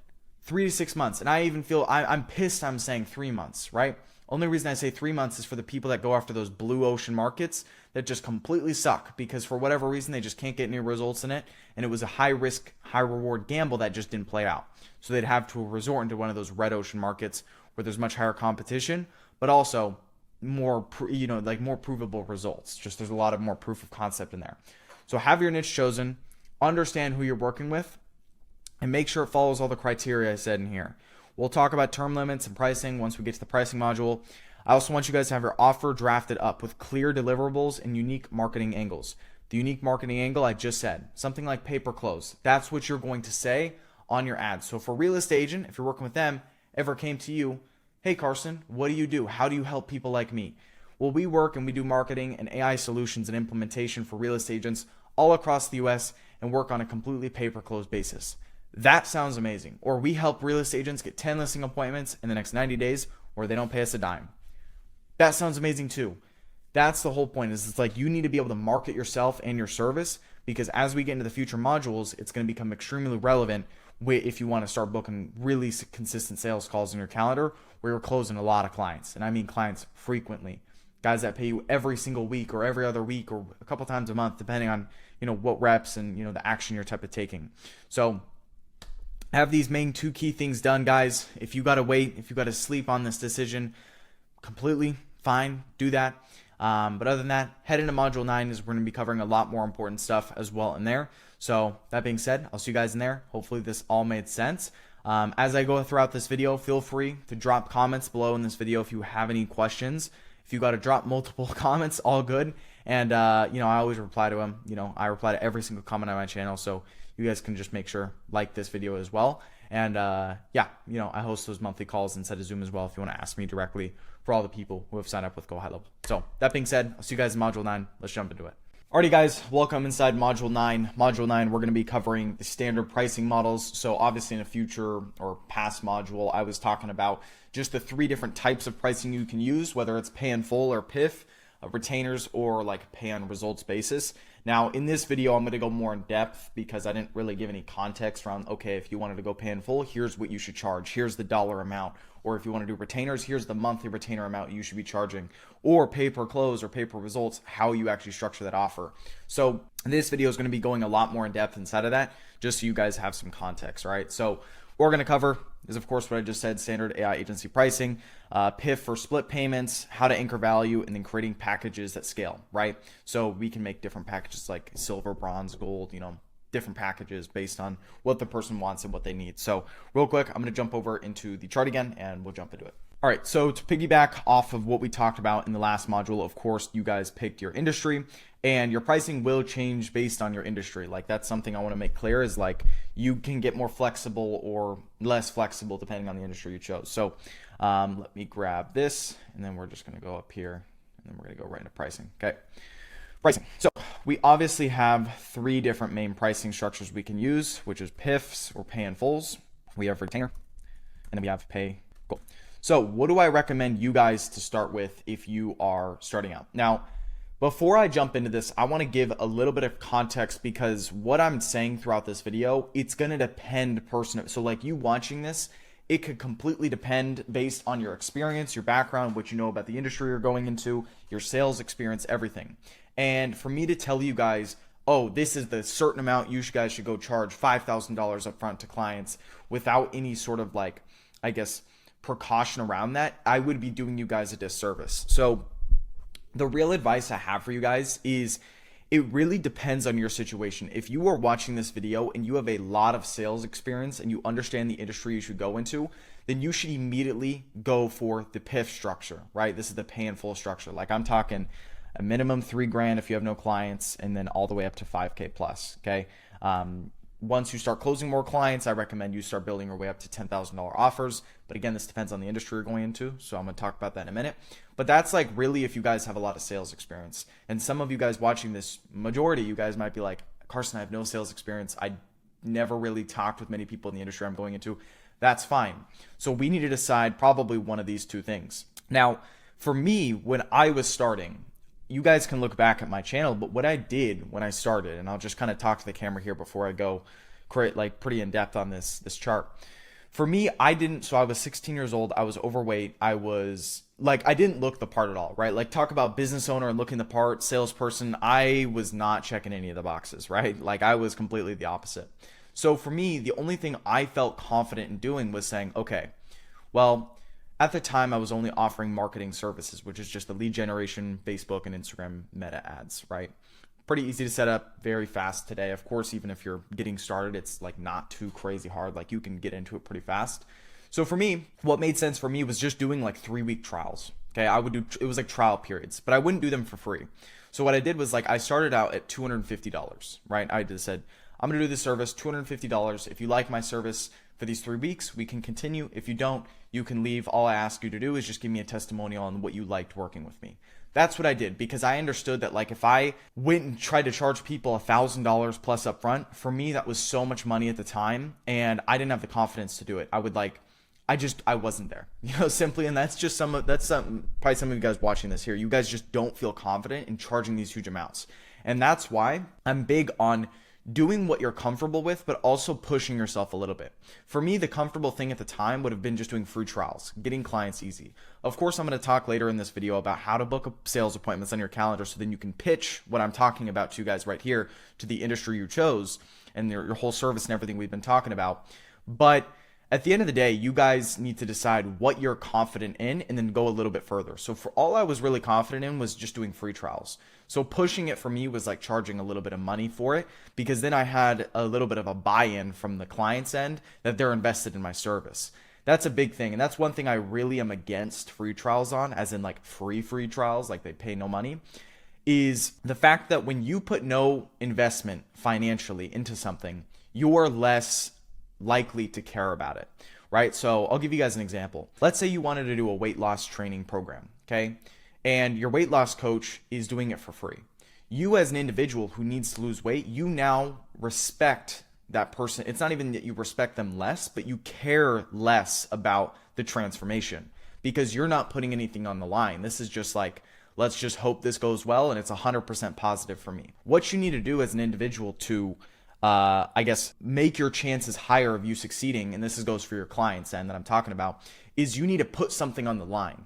Whether that's just $250, $500, $1,000, $10,000, that's going to invest you financially to the point where then your actions should also back it because you know you have something on the line, and finances are one of those things that people always want to make sure, is safe, or they want to live up to it, So my whole point in saying that is like the person who does the weight loss training program and doesn't pay anything to the weight loss coach and just does it like a free trial, usually will never see results. It's just how it is. The person that pays the fitness coach $1,000, $2,000, $3,000 generally will have a much higher likelihood of seeing results. And the reason I tell you guys this is because this is the same for your clients. I've seen this time and time over again with people inside of my mastermind that, try to go the route of charging, just nothing and they just do free trials. They get a lot of clients. We have a bunch of guys in the mastermind of mine that have gotten a bunch of clients for their AI agency, but their clients are just trash clients, if you want me to be completely honest, because they put nothing on the line compared to that person who has to put something financially up front. You guys get the point. So going back to this doc, you need to decide on these pricing based on your situation. Pay on results is something I don't recommend people to ever push for, and I'm going to talk about why in a minute. Here are the main key things you want to push for, okay? And I'm actually going to also add like free trial with upfront. No, it wouldn't be free trial, but like trial with upfront investment, okay? So these are kind of the big 4 pricing you guys should start with. This depends, of course, on your sales experience. So I want you guys to check a few boxes here, okay? Check boxes, okay? So I want you guys to do a little bit of analyzation here. Sales experience, do you guys have that? Yes or no? Do you guys have experience within niche, okay? Do you guys have that? Do you guys understand and have some sort of pretty tight or edge of experience within the industry you're going to? And I don't mean just you've talked with a couple of realtors before. I mean, you've been in the real estate industry before if you're going after real estate agents. Do you have that? Are you, again, this is going to be kind of like subjective, but like, are you confident? Okay. That's a big question, right? Some of you guys are going to watch this and be like, I'm not. Okay, totally fine. I wasn't either. So we have to change that. And if you're sitting here and you are confident, amazing. Click that box, right? Let me think of another one. Age or look above 20-year-old, right? I'm not even 20, okay? I don't look 20, I don't think at all. But that comes into play. It's an appearance thing. It's not as big today as it was 20 years ago, but you guys need to check this stuff. Good English. If you guys are working with US markets. Talks mature. And then also I would say, here's the thing. There's a lot of salespeople that are overweight or just like, they have a high body fat percentage that absolutely crush. But I'm just going to be honest with you guys, and this isn't a diss towards anyone, or else maybe if it is, then you guys can hopefully use it the right way, because I think I was, again, at this point as well. Being in shape, I think, helps a lot in sales, because it's one of those things. It's like, okay, well, if you're in shape, you can take care of yourself. That means you can take care of me too as a client. And then they'll ask the same thing for that person who doesn't look like they're taking care of themselves. If you can't take care of yourself, how are you going to take care of me as a client? That's a real question people ask, and I want you guys to check these boxes based accordingly. And if some of these things you do not have, or majority of them you don't have, that's fine. All right. Literally every single one of these. Sales experience, I didn't have them when I started. Experience with the industry, I only knew a couple of real estate agents. It was the closest thing to me. Had really no experience. Are you confident? I was not confident. Do you look above 20 years old? No, I looked 15. Good English. I did have good English. I will say that, or I would say I had decent English. Talks mature. I wouldn't say I talked very mature, but like I've always been on the mature side. Like I'm not like, I'm kind of people think the way I talk like a 30-year-old or like older, because I don't crack like super young kid jokes and stuff like that much often. Like I'm kind of just like a boring person, if you want me to be honest. I just do business and that's it. So it's like I would have checked this box a little bit, but when I was 16, I mean, I was some video game addict, so I couldn't say I checked it fully. So a point in saying this is I want you guys to check these boxes based on your experience. Do you have sales experience? Do you have experience in the industry you're going into? Are you confident? Do you look above 20 years old? Do you have good English? And do you talk mature? Okay. Now, if a lot of these you're saying to yourself, no, Carson, I don't have these, then a good route for you to go is one of these two. Okay. Trial with upfront fee and pay on results. That's a good one to start with. Now, if you have sales experience, or if you check like, we'll say if you check over 3 of these, okay? Let's say you have sales experience. Let's say you are confident and you look 20 years old, or, 3 or 4 of them, right? Because then you also have good English. Then going retainers to PIF is good, okay?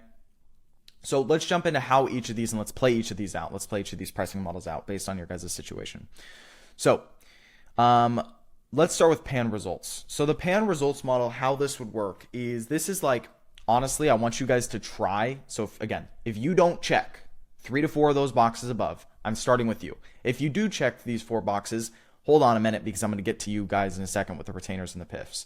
So the reason I'm going through all this is because this is strictly an odds thing. This is, people won't tell you on YouTube this stuff. Like, generally, these things matter a ton. And the people on YouTube that tell you to immediately go charge 5-10 grand like upfront, When you don't check a lot of these, they're doing you a disservice because you're going to jump on these calls and you're just going to get completely destroyed. You need to stack some odds in your favor and get some experience first if you don't already have it. And the easiest way to do that is with these here. So I want you guys, if you guys don't check these boxes, 3 or 4 of them more, start with a trial with upfront offer. Okay, so what this can look like is 3-week service of ads only. And then for $300 plus. Okay, I know this seems cheap. Client always pays the ad spend, right? There's daily ad spend they're going to have to do. So don't like obsess over that. They will have to pay for that, not you. And that's not included in the service fee. It's completely separate that they're paying you. That money's yours. But you can do like a 3 to 4 week service on ads only for $300. Okay, $300 plus. Eventually, I worked my way up to $500 after I got like 3 or 4 clients that paid me $500 for just a 3-week service. I started pitching 3-month-long services for $1,500 a month, and I started closing that way because I built the confidence. Like I built myself up. Like I went from $250 for 3 weeks to $300 to $400, then to $500. Got a few $500 clients, and then got them my experience. Understood how to run ads. Understood that I got some testimonials behind my back. Then I started charging more. That was my journey, and that's personally what I still think is best today. Now, you're probably asking me something. You're like, Carson, where's the AI stuff in here, right? Like the whole AI agency model, like where does this? The thing is you can offer the AI caller, and what I'm going to show you later in this video how to build out for them alongside ads, or if they only want the AI caller portion as some sort of upsell. But the thing is it's just going to become so much work for you for little to no reason, because if the client's paying you $300, odds are they're probably not spending a ton on ads. It just doesn't make sense. Like they're probably starting with a lower budget. I mean like $20 to $30 a day probably on their own ads, which in that case, the AI caller is just literally only calling like a lead or 2 a day, you know, depending on your lead cost for your client. Again, this is going to be talked about later in this video, but just keep in mind what I'm saying here because it's just unneeded. Unless they're really asking for it and it's just something that pops up and it's like, hey, well, I also do that too, and it's just an upsell, like I can do this for you for just an extra $500, then great, you can pitch that if you're confident with that. But the best way to start with this model, if you have no experience, is just do this. Trust me, all right? And then after you get a few clients here, you can work your way up to the retainers and the PIFs, which I'm going to talk about in a minute. Now, the only reason you'd really do pay on results is if one of 2 things. Number 1, you failed with the trial and upfront offer. If you failed with this offer, meaning you had 10 or more sales calls, like 10 to 15, like you need enough bats, right? 10 to 15 calls of you not being able to close someone on this service here, I want you guys to go on the pay results, okay? That's just a realistic expectation. Now, if you have an offer on your ads, like I was talking about earlier in your marketing angle, where you have a pay per result model and you're having your retainers or your PIF as like a downsell to that, then that's the only other reason you'd have it here, is if client wants to, or I guess wants that. Okay. This is going to make a lot more sense as you guys keep watching this video. This has been something that's been extremely successful for guys inside of my mastermind. We've had many people go with this route and this offer, and not even just on the pay and results offer, but showing it inside of the marketing like I was showing you guys right here. It's kind of like one of those things that a lot of people don't say they like. The big agency owners, a lot of them do this, but they just don't say they do. This offer, like we were talking about in that other module, that has been massively successful for a lot of guys inside of my mastermind. So yeah, really what you want to start with is, if you don't check 3 to 4 of these boxes, you're going to start with this trial with upfront, dollars.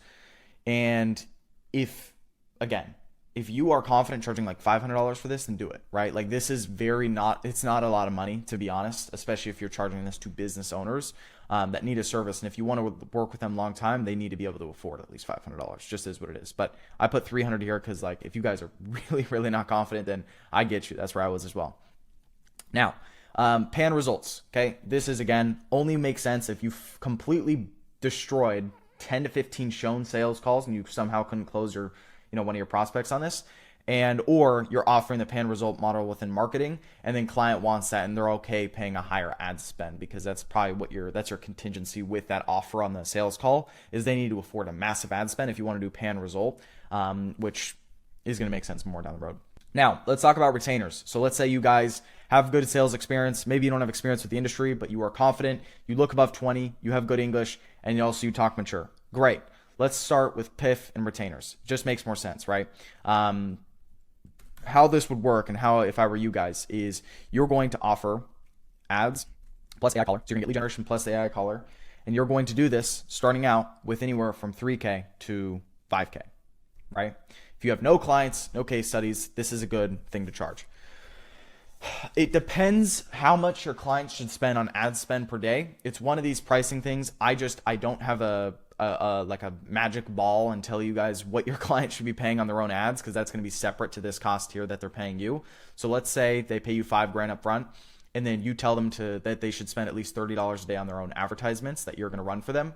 That $30 a day is not included in this. That's now an extra $900 a month. So if it's a 3-month-long service, that would be, what is that? 2.7K. And that 2.7K is now technically like an extra expense in their mind on this. So it would be 7.7K, I think. 7.7K total, because that 2.7K is not included in this 5K. Completely separate. I want to make sure that's clear, because when I did my 5-hour course last year, the amount of questions I got on that were insane. So just to make that uber clear. So ads plus AI caller, you can do 3 to 5K upfront. Client pays X per day in ad spend. Again, up to you guys. I really recommend chatting with ChatGPT or Manus on this, because it's just one of those things you have to diagnose based on your industry. Like for med spas, for clients, for big high ticket clinics we work with, they spend over $200 a day on ads. For real estate agents, when I was starting out, they would sometimes pay $20 or $30 a day on ads. It just depends. All right, guys. And that's the thing you guys got to understand, because you walk up to a real estate agent and say you need to spend $200 a day on ads. They are probably going to be like, unless they're a top 1% agent, they're going to be like, no, I cannot afford that. So just have a sense for that. Retainers, again, we've already talked about this, but I like starting with 3 months long. And then after the 3 months, after 3-month long service, you can do like something like, $1,500 a month or $1,000 a month, depending on what your initial charge was, right? Like if you charge them $3,000 for 3 months, then you might need to offer something like $750 a month maintenance. So that's like $750 a month maintenance, because if you charge them 1K more, they're going to be like, this is the same price. Like, I don't know how I'm getting a deal here. If you charge 5K up front, then you could do something like 1K to 1.5K, right? It's just, if you guys do the math, right? So that's what I like here. That's good for retainers. And the ads is one of those things that need management, right? You have to update ads. You have to constantly be, improving the ads, making sure you're looking at the metrics and cycling out creatives based on that, which we're going to talk about in the client fulfillment section. But the AI color is one of those things where you build it and it's kind of good, so they get to keep it inside of their business even when they're not working with you anymore. So the platform that I'm going to talk about throughout this video, again, this is future pacing a little bit just to give you guys some context, is Retail AI for all of the AI caller stuff that's going to integrate within their GoHighLevel account. If they stop working with you, this AI caller is theirs. You're building it under their email that they made on retail. You're going to have, when you sign a client that wants the AI caller, you're going to have them make their own account, and then they're going to give you access to it, right? Because once you stop working with them, they keep the AI caller, so then they can still use it for functionality. That's why this offer is also so cool, is because you're giving them something that's like an asset in their business. They don't lose it if they stop working with you. Now, of course, with the ads, that's going to feed the AI caller leads. That's like kind of rented, right? You can't just give that to them and it's an asset and it will always work. Ads are one of those things you always have to manage. So that's why after the first 3 months, you have to add some sort of maintenance fee to keep things up. But regardless, they keep their retail account. They keep that so they can always use the AI caller. And that's that. So let's talk about PIFs next. It's going to be the exact same thing, except just it's all up front, right? So I was actually completely wrong here. I botched that really hard, but I was going to say $1,500 a month. I got that completely messed up, because that's what a retainer is. It's a monthly fee. It's not upfront. PIF would have been exactly what that was before. So if I literally just go back real quick, let me just copy and paste this right here. And then this will be like 15, or we'll say 2,000 a month, right? Cool. So 2,000 a month. You can start with 1,000 a month, right? And you can go all the way up to 2,000 a month. Plus, I know agencies that are charging 5K a month for clients. Like at a certain point, you get so much experience and so much case studies that it just makes sense to charge a certain amount.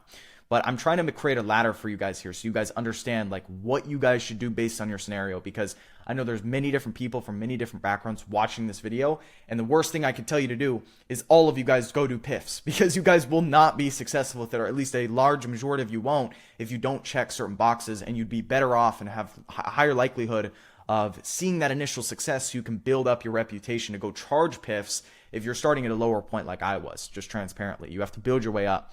So PIFs can be 3 to 5K. You could even in a sales call, what you can do, I've done this a couple times, or I did this a lot, is you would actually have them up against each other. So imagine this, guys.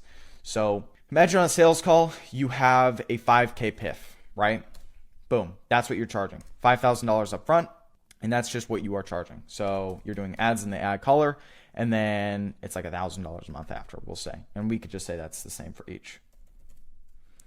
You are going to incentivize this potential client to go with the PIF because you have more money up front when this happens. So what you can do is something like this. And this is kind of getting into the sales section a little bit because this is what we're going to talk about there. But I think this is still important to look at. So you have 2 different offers you show on your sales calls, right? And I'm trying to give you guys as much context here as possible.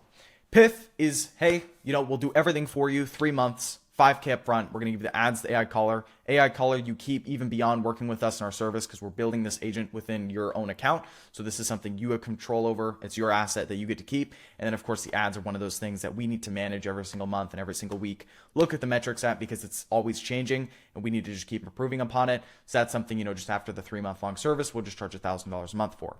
If you can't, or if that doesn't sound interesting to you, we also can do more of this like a split up monthly payment option where it's just $2,000 a month. Of course, over 3 months long, this is going to be more of an expensive option. It's going to end up being about $6,000 compared to the $5,000, just to incentivize you to, of course, pay the initial amount up front so we can hopefully save you some money. It's going to be the exact same service and the exact same monthly fee after. So how would you like to move forward from here? That's an example of it, right? Because now you've inclined them to be like, all right, well, I could save $1,000 just going with this option. Let's do that. The amount of people that do this with their agency, I've done this many, many times. You'll funnel people to this. And a PIF, when you guys get a PIF notification, a pay in full from a client that pays you like $3,000 even to $5,000 up front to $10,000 up front, it's a great feeling, and of course so is the retainer, but that's an option of how you can compare the two. And then once you build your way up, the reason I'm not telling you guys to immediately start going and charging $10,000 is just because it's unreasonable for some of you guys, to be honest. Unless you literally check all of these boxes and you know exactly about the service I'm talking about and you can actively sell it, and maybe you have some results or proof from previous, businesses or anything you've done before, then you could start to charge 7.5K, 8K, 10K up front. I know many people that actually charge 20 to 30K up front, including what I'm doing inside of my agency. That's generally about the fee we charge. But again, it's just because that's the clientele we're working with. They can afford that. And we're also getting them such massive results that it makes sense for them. But when you're starting out, it's a completely different game. And you guys just need to understand that, as I'm sure many of you do.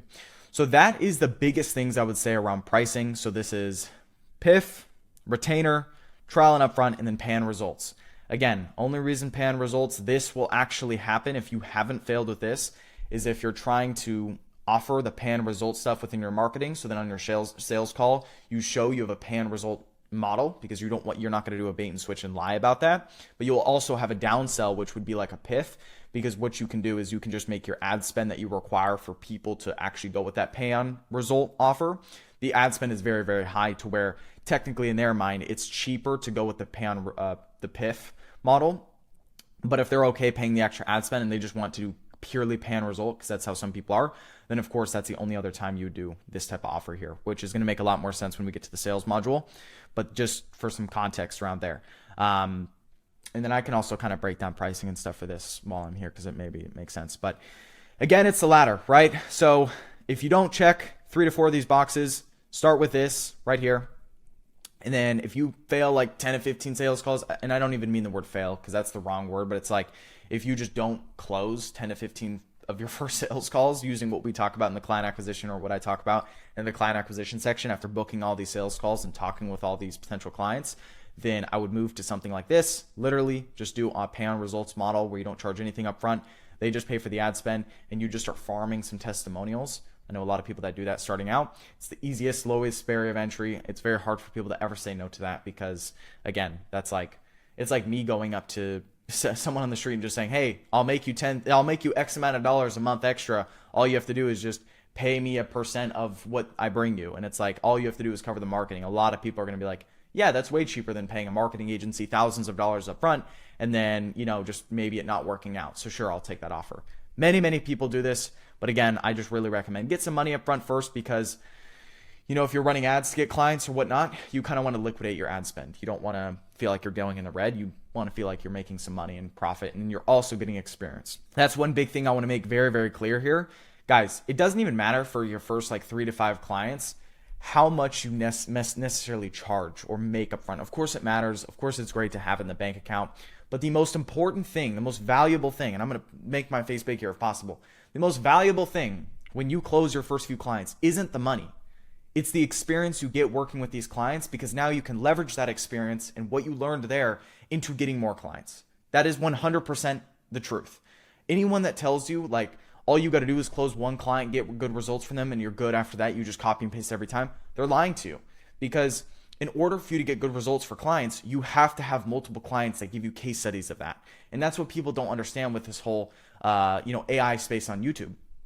I'm not going to go on a rant and a tangent here, but like the people that obsess over client fulfillment before having clients, it's like, well, you won't understand how good your fulfillment really is in the first place until you have multiple clients anyways that give you feedback and data to say, okay, I have a good service or I don't.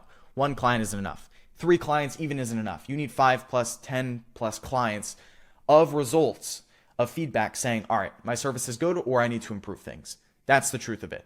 So please understand that like the best thing possible with these first few clients is working super, super hard on just learning the basics in the back end of fulfilling for them, because you can leverage that on future sales calls to close even bigger deals because people have more trust in you and what you're doing. Okay. Now, last thing I want to touch on here is we understand the PIF, of course, just pay in full what they pay in full. Retainers, of course, you guys understand that. Just this is like monthly fee. You can upcharge this a little bit if you want to. If you want to charge both, right? Like if you want to do a comparison, like the last slide deck in your presentation, just have both of these here for them to see, where you have like an upfront offer that's a little bit cheaper than the retainer model over the extended period of time. That's completely fine. Up to you guys. And yeah, that's that. So last thing I want to touch on is actually how you can do this exact same thing with pricing, but for the pay and result model. So this will make a lot more sense when we go into the client acquisition section. But just so you guys understand. So pay on result versus PIF pricing. Okay. So let's say right here, I'm going to move this up. Pay per X, right? Or pay per result, right? And then we've got PIF right here, 5K. So here's the requirements on how you offer this stuff on an ad. So let's say you're running ads. This again, what I'm explaining right here is this option down here, just so you guys understand like when this part makes sense. So the pay on results stuff, when this matters is when you jump on a sales call and you have 2 different options. You're going to have your pay on result to give that expectation and to follow up with what you said on your ad. Because if you're saying on your ads to get clients that you, real estate agents, we work on a pay per close model. So you don't pay until you actually close a deal. If you're saying that on the ad, you have to honor that in the sales call or else you are lying, okay? But what you can do is you can also downsell them into some sort of pay in fulls if they just don't have the budget to qualify for your pay per result model, right? So let's see here. So we've got ads plus AI caller, the exact same service, completely fine. Client is going to have to require them to pay a certain amount a day in ad spend, right? So let's say it's $200 a day in ad spend. That's a lot. And then 3 months, it can be a 3-month long service. And then after that, it can be, it's just a 3-month long service. You're not going to charge monthly because you're purely being paid per result. Couple quick things you want to double check before you actually offer this type of stuff is that within your industry, you can legally actually take a percent of the deals closed. So there's a couple different ways you can do this pay per result model. You can do like pay per appointment, right? That's a very popular model that a lot of AI agencies do, which is like you're going to pay the ad spend, the client, you're going to pay the ad spend. You won't pay me anything up front, but every single time we generate you an appointment, it's $100 or it's $200. That's fine. Okay. Like in most industries, you can get away with that. Where it gets sticky is when you say, instead of pay per appointment, it's going to be pay per close or pay per deal. So every time your client will get a deal based on a lead that converted into an appointment, then converted into a deal, you will get a percent cut of that. But there's legality problems, at least in the US. When I was working with real estate agents, for example, I can't legally do that without having certain real estate license. I couldn't take a percent of the commission on the deal unless I had a real estate agent license, or I would just charge like a finder's fee or a flat fee. So I know this is getting a little bit complex here. This is talking a little bit higher level. If you guys don't understand this stuff and you guys don't check like 3 to 4 of these boxes plus, then just stick with the trial upfront offer. Stick with that just for as little confusion as possible. I'm mainly talking to the people here that are going to be charging PIF and upfront, and you guys are going to use this on your marketing, on your ads, which I'm going to allude to later in this video. Okay, so client's going to pay $200 in ads, 3-month long service, and then you need to just, you can do, X amount of dollars per deal or X per appointment, right? Like completely up to you how you want to structure that, because of course you need to have an incentive to actually do good work for them. But the point here is your client, your ad spend that you're requiring to qualify for this offer is so high that if they can't pay it, this is the downsell, right? So you can make this offer like $3,000, and then client can pay like, $30 in ad spend or something simple, depending on your industry. Again, please do your own research on what is a minimum standard for you to get results for your clients here. You're just going to make this much, much higher in the pay per result model. So then obviously you have a higher likelihood of getting a lot more results for them because they're spending a lot more on marketing. It just goes hand in hand. And then 3 months long. And then after 3 month long service, you could just do, $1,000 a month or $750 a month, right? Something simple. This sounds super low, but again, you guys can go way, way higher than this. This is not, I'm saying your cap is $3,000 PIF and all this. Like, please understand, like this is, you can be flexible here. But if you look at this from a client's perspective, they're going to jump on the sales call. They're going to get to the end of the sales presentation. They're going to see both of these offers and they're going to do some math, right? So I'll do it with you guys. They're going to see that the PIF is $3K up front and then $30 per day in ads, right? $30 per day in ads. That's about, we'll just say $1K a month. It's $900, but it's $1K a month. So that in total is $6K for 3 months. Cool. Pay per result model. This for them out of pocket, their marketing is $200 a day alone. 200 times 30, that's $6,000 a month times 3 months. That's $18,000. So this right here is 3 times more expensive because of how high the ad spend is for your client. And not to mention, you're going to get a cut per deal or per appointment. So in reality, this is the downsell for them, because then they're like, all right, this is cheaper. This is a lower barrier of entry for me to do. Let's start with this. If we can see some results with this, we'll jump into the pay per result model. I'll fork out a lot more per day on ads, and then you'll obviously get a cut on my, per deals or per appointments, whatever model you want to choose there. And it's just 3 month long service in both. So that's kind of the advanced pay on result pricing versus the PIF pricing. And again, this is very, very leveraged in sales calls. A lot of massive agencies do this. Big agency owners, friends of mine, I know that do this. And it's just because it's very easy to market yourself as pay per result. And then people will go with this option. And the only time that you will actually do this for them is, like I said, is if you're offering the pay on result within marketing and the client wants this, right? So even if this seems 3 times more expensive, in the client's eyes, it might be like, all right, well, this is way more on marketing for me because we're spending $200 a day instead of $30 a day. Let's go with this option, even though it's $18,000 compared to $6,000. I want to see how this does, because if this works out, I'm totally fine paying you, per deal or per appointment. And clients will do that, and then you're going to have to honor that. But here's the catch. You're going to get so good at marketing if you do this offer here that it will completely refine your skill set because you're spending so much money. If you guys don't understand already, which I'm going to talk about in the ads section in this video, ads is like, how do I put this? The amount of data you get is really dependent, and the speed of which you get that data is dependent on how much money you spend per day. So let's say we have the same ad, and let's say on one side we spend $10 a day on that ad, and the other side we have $100 a day on that same ad. In reality, here's how it works with Facebook and Instagram. It will take 10 days for you to spend $10 a day to equal that $100 a day amount to get the exact same amount of data it took for you to just spend 1 day running that one ad at $100 a day, because it's just a spend thing. If you're running the exact same ad, exact same everything, just the spend is different, the math will math, right? So it's going to take you 10 days to get the same amount of data you would have gotten 1 day on that $100 a day ad. So point in saying that here is this model here will get you really, really good at client fulfillment and running ads for your clients, because you're getting so much data so fast that you can reiterate. And then what you can do at a higher level, which again, I'm kind of future pacing a little bit here, is you can start to pick the winners of the ads that worked for this client, and then you can start to translate that over for other clients you have in different locations. Because what works once on Facebook, on Instagram and Meta, what ad normally works once will work again, even if it's a different market or a different, like location you're running ads to. Because if you have a client in Seattle that you have ads crushing for, if you duplicate and copy those ads and reiterate them a little bit and just like recreate those same ads and what worked for it, and run that in the Austin, Texas market for a similar client, it's generally going to work. You have a higher chance of it working because if it worked once, it'll work again.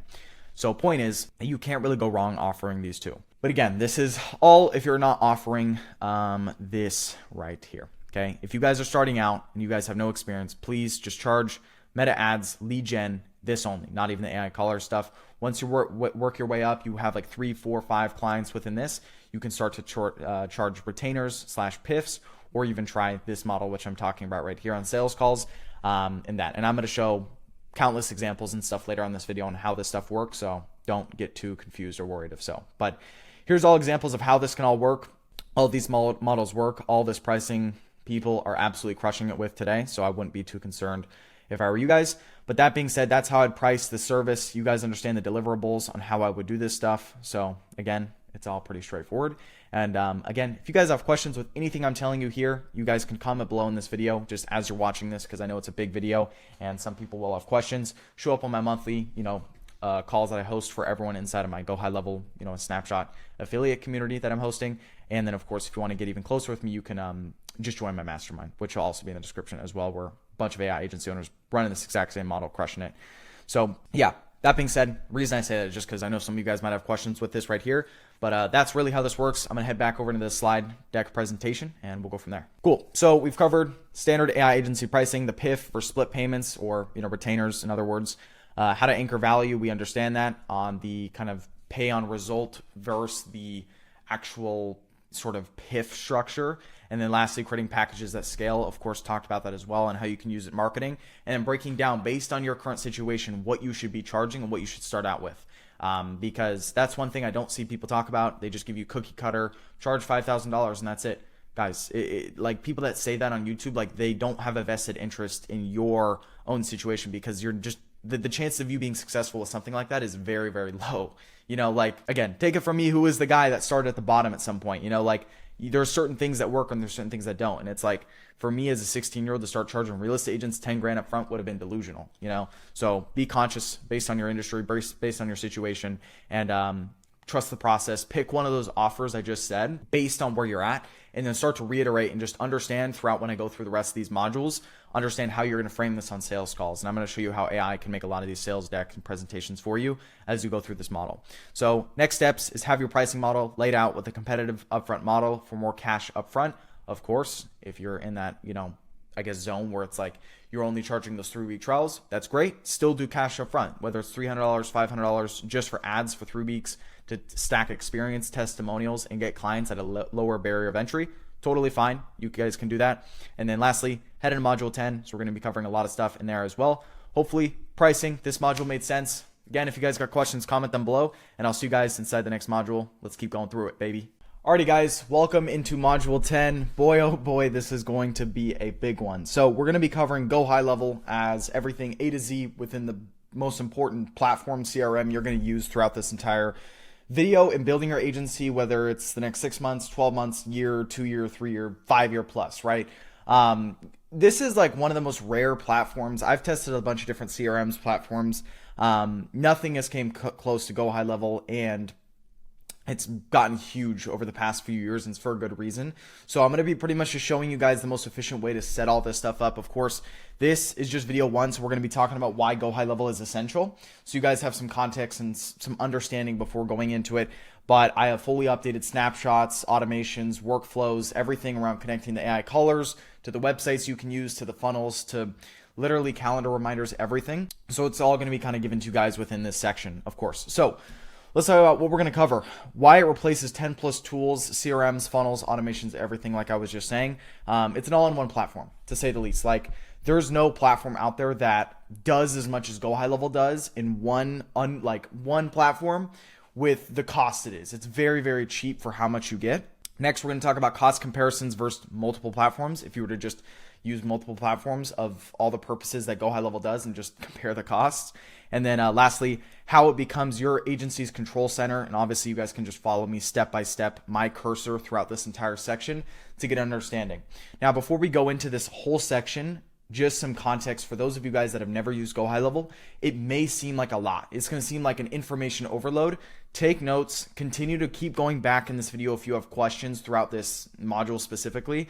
And I'm going to give you guys some resources so it's much easier than, I guess, starting from zero. Like I said from the start of this video, you guys are getting everything I use today, and I've simplified it and made it super beginner friendly so you guys can use it in its top tier kind of automations and just setup in general. So let's compare different platforms. This is directly from their site. As you can see, if you use GoHighLevel, all right, compared to all these other tools, so we'll start with CRMs and pipeline management, $99 a month. You guys can kind of just look at this. I don't need to go through every single thing, but like in total, if you were to compare all the other average tools out there where you just compare to GoHighLevel, you'd end up spending about 1.6K a month compared to $97 a month with GoHighLevel. Now, with $97 per month in GoHighLevel, you are extremely limited. Everything I'm giving to you guys is through the $297 plan because you need that to get all access to everything I'm talking about throughout this video, the AI callers, everything. You just have to be on that plan. And of course, that's just through my affiliate link. Transparently,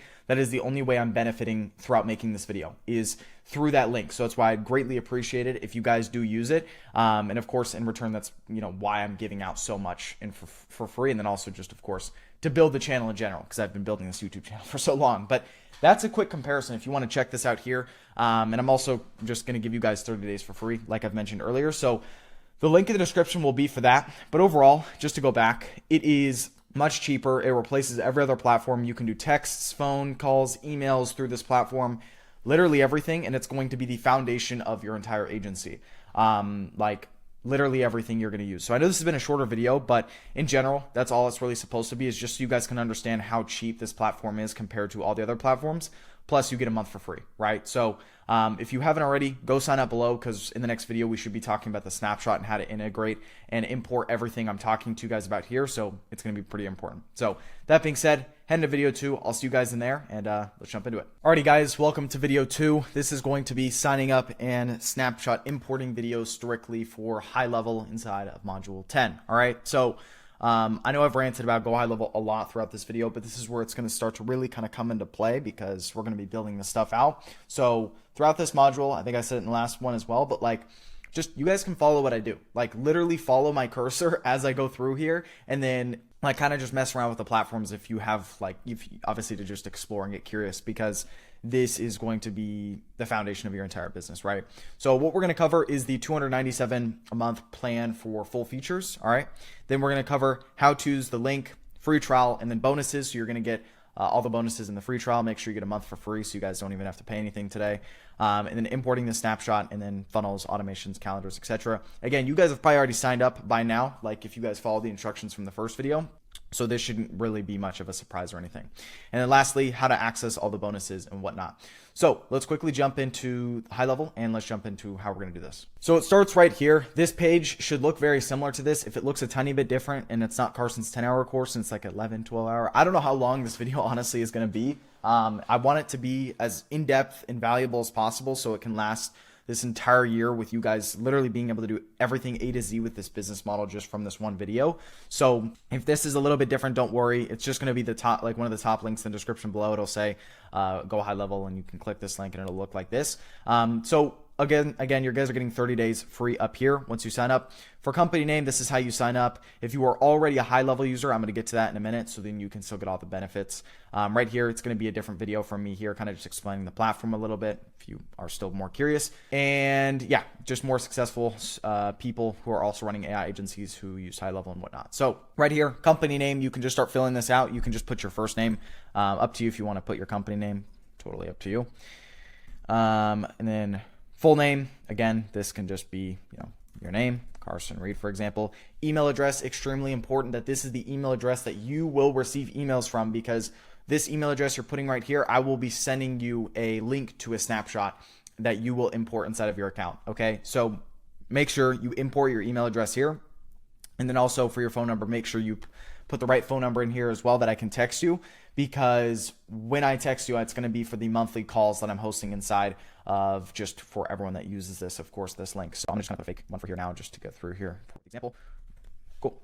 And then go to next step. You're going to click that. Then you're going to be prompted with 2 plans. So we've got the high level unlimited plan and then the high level pro plan. High level pro plan is the one I'm transparently using. So it's $497 a month. It is, again, you're still going to get 3 or 30 days free, regardless of which plan you sign up for here. I like high level pro because it includes everything. Okay. So high level essentially makes it so everything's really just, I guess, like fast paced and it's automated. So for example, when I onboard clients into my GoHighLevel, they are automatically added, right? Like I don't even have to make them a sub account and whatnot. Again, this is going to come into play in the whole client fulfillment section. So the high level pro plan is the number one I recommend. So if you're following this video and you want to just have what I have, that's what I have. If you if for your budget's sake, you can only do the $297, that's fine as well. You'll still have majority of the features you need, so it won't become an issue. And then high level also has like other plans and whatnot, but these are the main 2s you need to use to sort of have everything for the AI caller, the ads, and then following this video for client fulfillment and whatnot, right? So you just put in your card information here, then you click complete order. And then a second later, you should get an email directly from Carson Reed, me. This could go in your main. It could also go in spam. So just check both. It's going to have a link in there. And then I'm going to talk about it in a minute, how you have to access to get all the benefits and the snapshot and whatnot, the automations. And then if you are already a high level user, so you already are using GoHighLevel and you're watching this and you're like, Carson, why I want the benefits and whatnot, click right here, already a high level user. It's going to automatically prompt you. So then you can quickly just use all my link and everything, and then you'll still get the email from me. You'll just put your first name, last name, email, and then your relationship ID that you'll find inside of your GoHighLevel settings, and then just click submit, and then you'll be good to go. Okay, so that's how you get everything there. Now, once you've signed up, you're going to go to a page that looks directly like this. So I'm going to just quickly refresh to make sure it's all good to go. And boom. So again, high level is going to send you some emails. It might prompt you immediately to just make an account with the name, email, and then password and whatnot. And then boom, you're going to get sent to a page that looks like this. If the colors look a little bit different on the left and whatnot, it doesn't look purple and blue and whatnot, don't worry. This is just customized to my agency. It's what I did like 2.5 years ago. I edited some like customized code that made my high level just colors a little bit different. So again, it's the same thing. Don't worry. It's the exact same. And then what's going to happen is, again, you're going to get that email from me, and there's going to be a link in that email that says like, click here to import snapshot, and then it's going to have this like link. Now you're going to get shot to a URL that may look like this, and it may give you a prompting option to import a snapshot, which I'm going to show you in a second. You're going to click yes if it says that. If it sends you to a page, and that link that you click on from the email sends you to a page that looks like another sign up page, it says like get 14 days free. In the top right, it's going to have a little button that says member login. Okay, it's going to say member login. Click that, log into this account you just made, and then it's going to prompt you to import again. So right here is where you want to be before you actually try to import that snapshot, because it should just automatically prompt you. I'll show you guys right now an example of what that'll look like when you click that link and then you import the snapshot. So it'll look something like this right here. It's just going to say, do you want to import the snapshot to this account? You're going to click yes, import now. It's probably going to just be called Carson 2026 AI agency free course snapshot. That's probably what it's going to be called, something along those lines. You're going to click yes, import now, and then you're going to head to the agency dashboard, and then now we're going to start high level. So before we jump too in depth, the goal of this video is I just want you guys to import this into your account and make sure you understand kind of like how this whole process is going to work throughout this CRM, so you maximize all the benefits. Now, one quick thing you guys can do really quick before we get into actually building out the sub account and whatnot is understand that there's 2 key kind of like departments within your GoHighLevel account. Number one, there's the agency view, which is what we're looking at right here, this entire page here, like agency dashboard. And then we have sub account views. So the agency view is like, imagine like the umbrella over all the little sub accounts you'll have. Now, if you're watching this video and you don't have any existing clients right now, you're technically going to only have one sub account. That is for you. That's you're going to host all your websites in. Everything I'm giving you, you're going to have in your own sub account. Once you start closing clients, you're going to have a client. Every single client you have is going to have their own separate sub account. So then you can log into their own sub accounts and everything's fairly organized from there. And I'm going to show you guys in a minute like how I guess you can find all that stuff and how it works. So goal is, if you don't have any clients right now, if it's just you building up your business, you're just going to make one sub account. All right. And you guys can follow me on how to do that. First thing you should do real quick though, if you haven't already, is quickly go down in the bottom left. Maybe my screen might be cropped out, so don't worry about that. It's just going to have this settings button in the very bottom left. Click settings.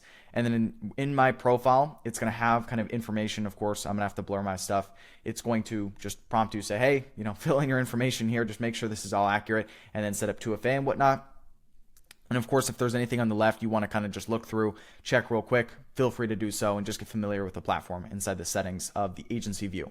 Again, this is all still inside of the agency view, and we're going to go into the sub account view here in a second. But on the left here, you see all these tabs. I don't want you to worry about any of these tabs except sub accounts, account snapshots, and that's it.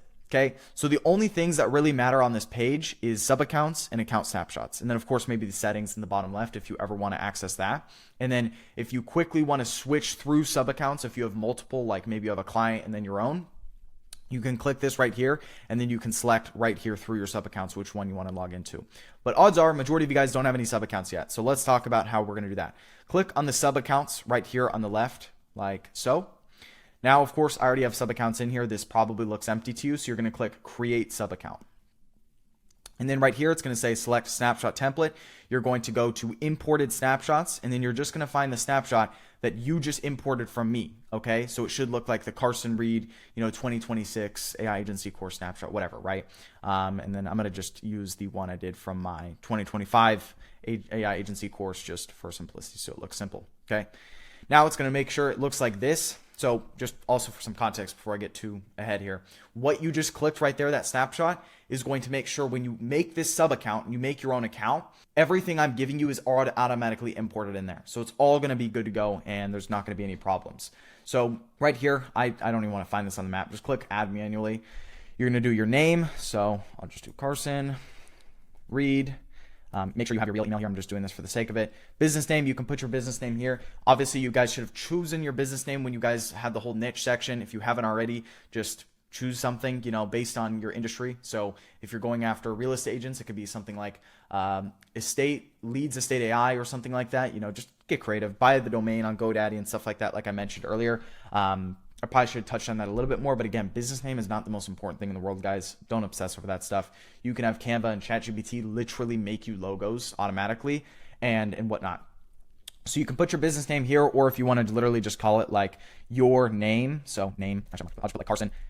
Carson's sub account. You guys can just literally call it your name and then sub account, or then your business name, whatever you want. It's completely up to you. Business niche, you don't actually have to put this in. Business phone number, put something in here. Again, I'm just going to put in a random number because for the sake of this. Address, put in your business address, or if it's just you don't actually have a registered business or anything, just put in your regular address. So I'll just literally do blah, blah, blah, blah, whatever. City, I don't know, I'll just do like Seattle. State, Washington, that's where I'm from. Can't even spell it. Cool. Country, make sure you put your country in here. United States. Zip, put in whatever you want here. So whatever is easy. Website, you don't have to put that. And then time zone, of course, put that here. So CST for me, I'll just put that. Cool. Make sure your time zone, everything, obviously this little red star is all the required fields. So you don't have to put any fields that aren't necessarily required. And you're going to click add sub account. Okay. So you're going to click that and it should load. And then boom, now your sub account is made. So I already have my own sub account that I've made with the snapshot I've given you guys. So I'm going to quickly just go to that right now and show you guys what I mean. So go back sub accounts and it should show up in here. So again, the way to get back there is literally just click sub accounts on the left, and then it should be the very top one. This right here, 2026 free course snapshot sub account is the one I'm just going to be referencing throughout this, of course, this video. You can click manage client right here.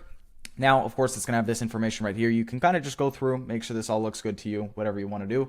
And then in the top right, it's going to click switch to sub account, and you're going to click that. Once you've clicked that, now you're in what's called the sub account. So this looks different, of course, than what we were just in. So we were just in the agency view. Now we're in our sub account. So obviously right here, we can see all of our sub accounts if you click this little, I guess, tab up here. And you can always get back to the agency view by clicking this little thing here. Switch to agency view. It'll go right back here.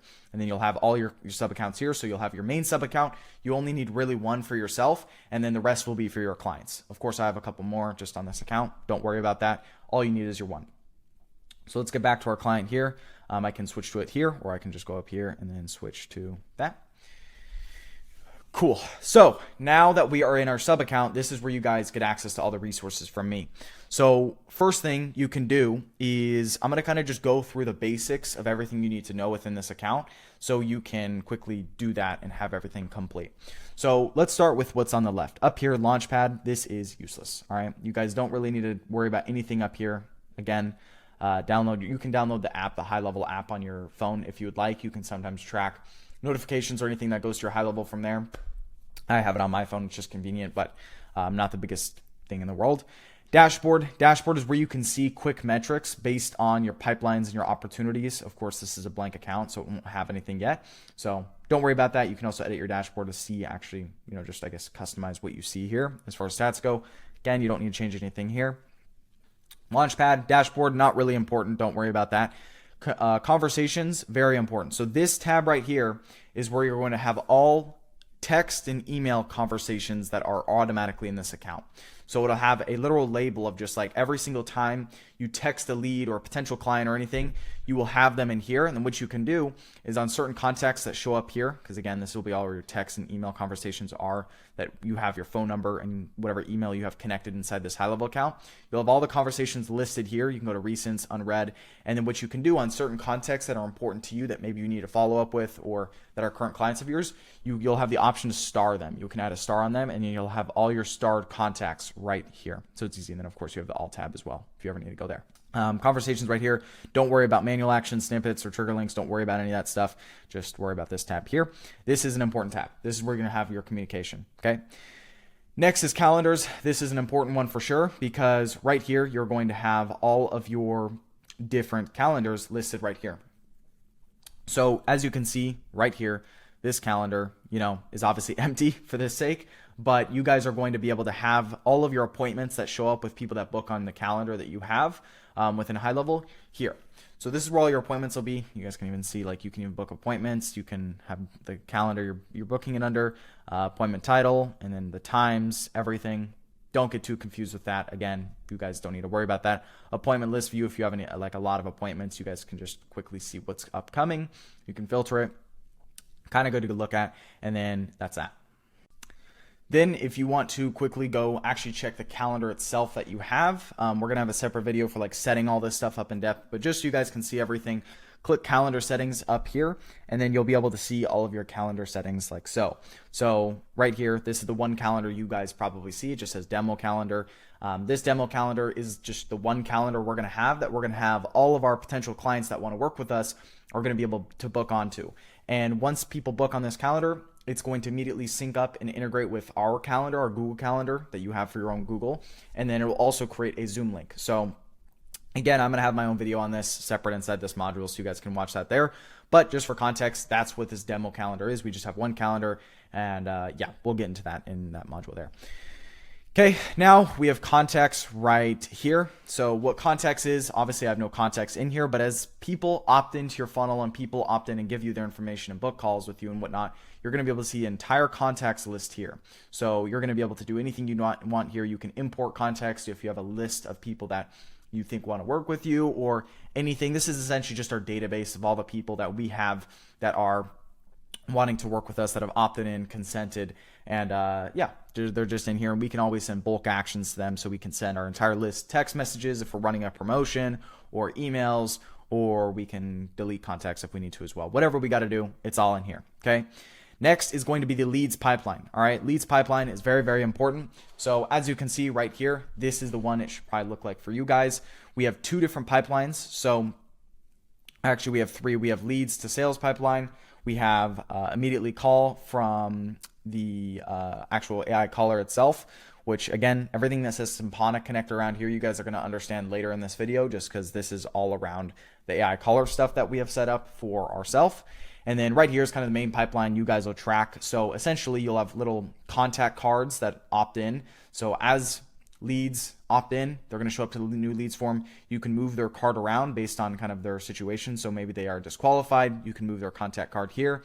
So it starts to stack up under each other. Maybe they booked an appointment here. Maybe they no-showed the appointment. They canceled the appointment. It's a follow-up. You lost the deal or they're just not interested, or you can move them to the closed deals pipeline. So this is just really an organization. It's like a regular sales pipeline thing and whatnot. So Payments, don't worry about that. You don't really need to do anything here. Marketing, you don't need to do anything here. Automations, very, very important. We're going to get into all the automations here in this video, but essentially this is where we have all the main key automations that we're going to be using to make sure people show up to our sales calls. We're sending out emails, text reminders on book calls, etc. Not to go too in the weeds or confuse you guys here because it's all going to be broken down soon, but this is just what one looks like. So customer books the appointment, they want to work with us, they get added to that pipeline, wait 30 seconds, we're going to send them an email, and we'll also send them a text, we'll send them another text, and then 24 hours before the appointment, we'll send them a reminder, 1 hour before the appointment, send a reminder, and then 10 minutes before, they'll also get a reminder. That, again, is going to be within this module separately inside the automation section, but very, very important right here. Automation is extremely important. Next is the sites. So again, this is going to be all the websites I've already imported for you guys. Ads funnel, VSL funnel, direct to calendar funnel, and then client onboarding funnel. So I've already made all this for you guys, and I've designed it all. So you guys are asking, oh, Carson, why is it important to use your stuff? I've already made it for you guys. All right. Literally, you guys have access to this entire thing through my snapshot using the link in the description below. So I've given this all to you. And when I talk about running ads and getting traffic and booking calls, I'm going to also be talking about which funnels you should be using depending on your own situation, right? So that's right here. And it's good to go. You guys will get context for that within this module as well. Now, this is the funnel section. So if you guys don't understand what funnels are compared to websites, or like, what's the difference? I remember I was asking that question as well when I was starting out in my agency. For context, what a funnel is essentially, it's like, you guys have all been through them, you know, like countless times. A funnel is essentially, you get to one page, they ask for your information, it'll send you to another page, they'll have you maybe book a call, and then they'll send you to another page, which is like what to know before the call. That's exactly what that is. It's just multiple websites that are just layered to have you funneled into what they want you to do. So for example, this funnel we have set up here that I already made for you guys, that you guys can just literally make to your own business when we get to that video inside this module, is there's going to be a calendar that shows up right here. People are going to book a call on a calendar, and they're immediately going to be shot to a thank you page right as they book that call. So then they're going to watch this video to confirm, you know, make sure before they call they understand everything, right? So this is, again, what your potential prospects, like if you're working with real estate agents or whatever, you're going to be using this funnel to have them funneled through to book a call with you and then understand the expectations on this thank you page before getting on the call with you. Not to get too deep in anything, but that's how this is all going to work, and that's how we do everything, okay? That's what a funnel is. Now, what a website is, it's just a standalone website. So when you click on the websites tab here, you're going to have two separate folders, and I'm going to have to blur some stuff out when I open the Carson's resources doc, because this is where you guys are going to get everything from me, all right? So right here, we have resources, docs, links, and this is where I'm giving you guys pretty much everything, all right? So snapshot link, all right, to sign up link, to log in for the retail account, so then log into the ARC ads link. This is all going to come relevant later. I'm giving you guys all my sales scripts, video ad scripts, image ad templates, client onboarding SOPs, which is the standard operating procedures around onboarding clients, sales call frameworks, AI caller setup, so the actual app that me and my team have developed to make sure we can connect all this stuff for ourselves and for our clients so the AI caller works properly, documentation docs around using the AI caller prompt creation GPT. So I've created a ChatGPT or like a GPT within ChatGPT that you guys can communicate that'll actually craft your prompting within your AI caller script. And lastly, we have some A2P phone number compliance doc SOP that you can follow. Literally just copy and paste and make sure you get approved to make sure you can use your phone number within GoHighLevel. I know I've covered a lot here in this short video, and this site might look a little bit different. It might look a little bit better because it's a very plain site, what I'm showing you here right now. But that's all the resources you guys are getting from me. Like, it's a lot of stuff, okay? So that's going to be what's kind of just held inside of here. And in this last folder, it's just going to be some privacy policy and terms and conditions that you guys have, you know, just labeled within your account because it's just good to have. Quote. So memberships on the left, don't need that. Media storage, you don't really have to worry about that. Reputation reporting, don't worry about that. And then if my screen shows it, lastly, there's the settings in the very bottom left. So this is going to be settings inside of your own sub account specifically. Click on that. And then it's going to show business profile. Try to make sure all of this information is filled out here. I'm probably going to have to blur out a lot of things as I go through here, but just make sure all of this is filled out based upon, you know, your own business and your own personal self, whatever. Billing here on the left, you don't really need to worry about that. Automation, calendar, we were already here. This is kind of like the calendar settings. email services, everything else here we're going to talk about later in this video. And I know this looks like a ton of stuff throughout what I just showed you guys.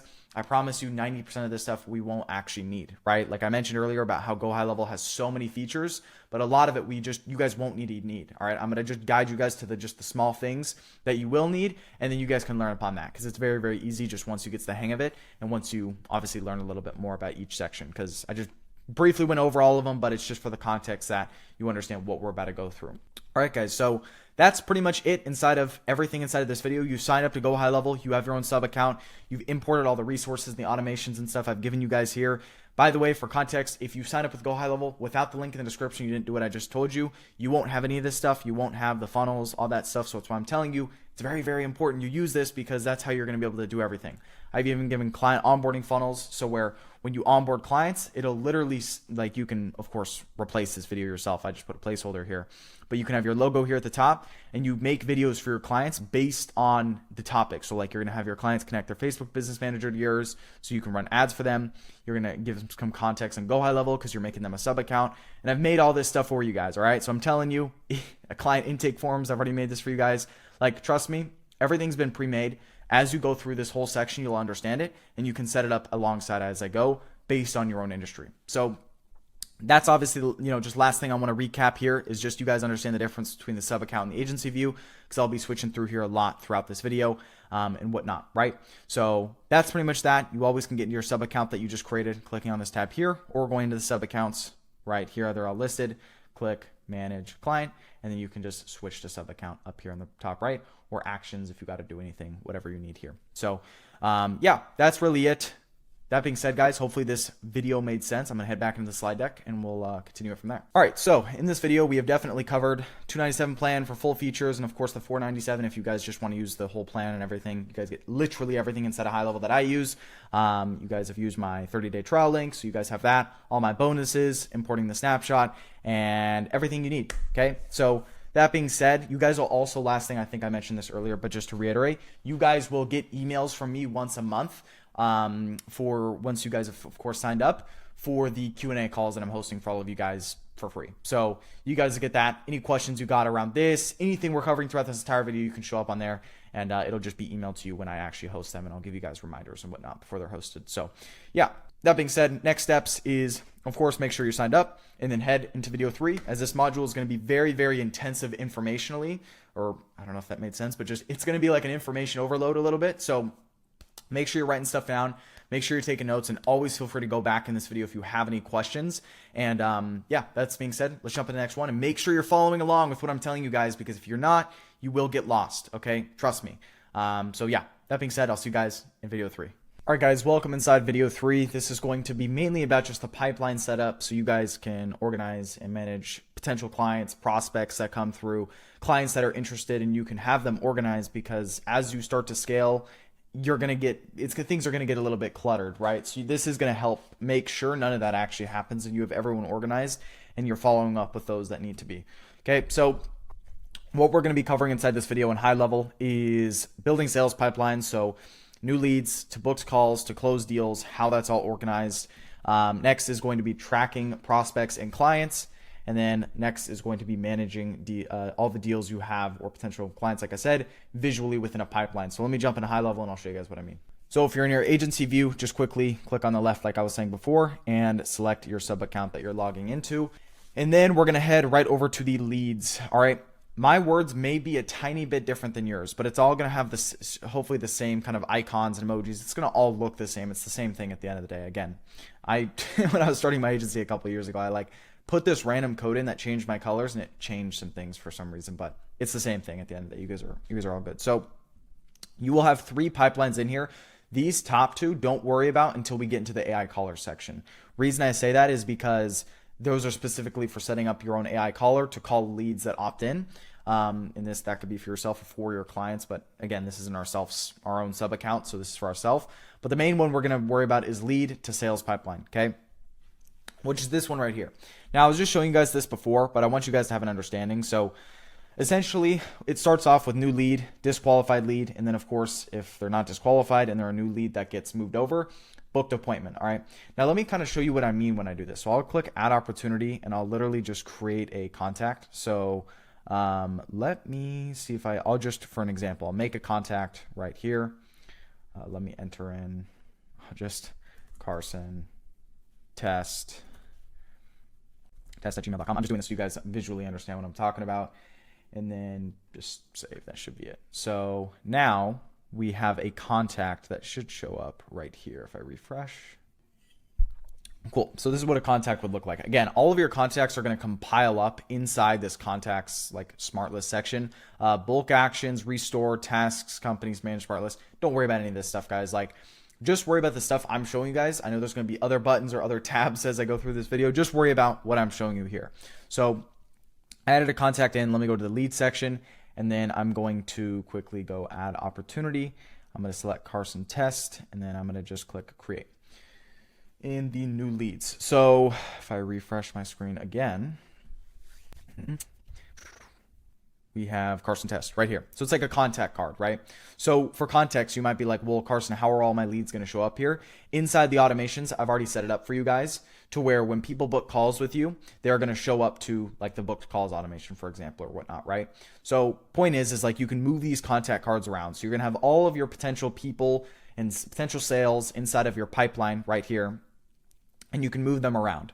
Now, the point here is so you keep things organized, because you might have some people that no-show, right? And then you might have some people that cancel, some people where you're supposed to follow up with them. This is why it becomes important so you don't forget who you need to follow up with. And then, of course, you can have like closed deals and stuff in here.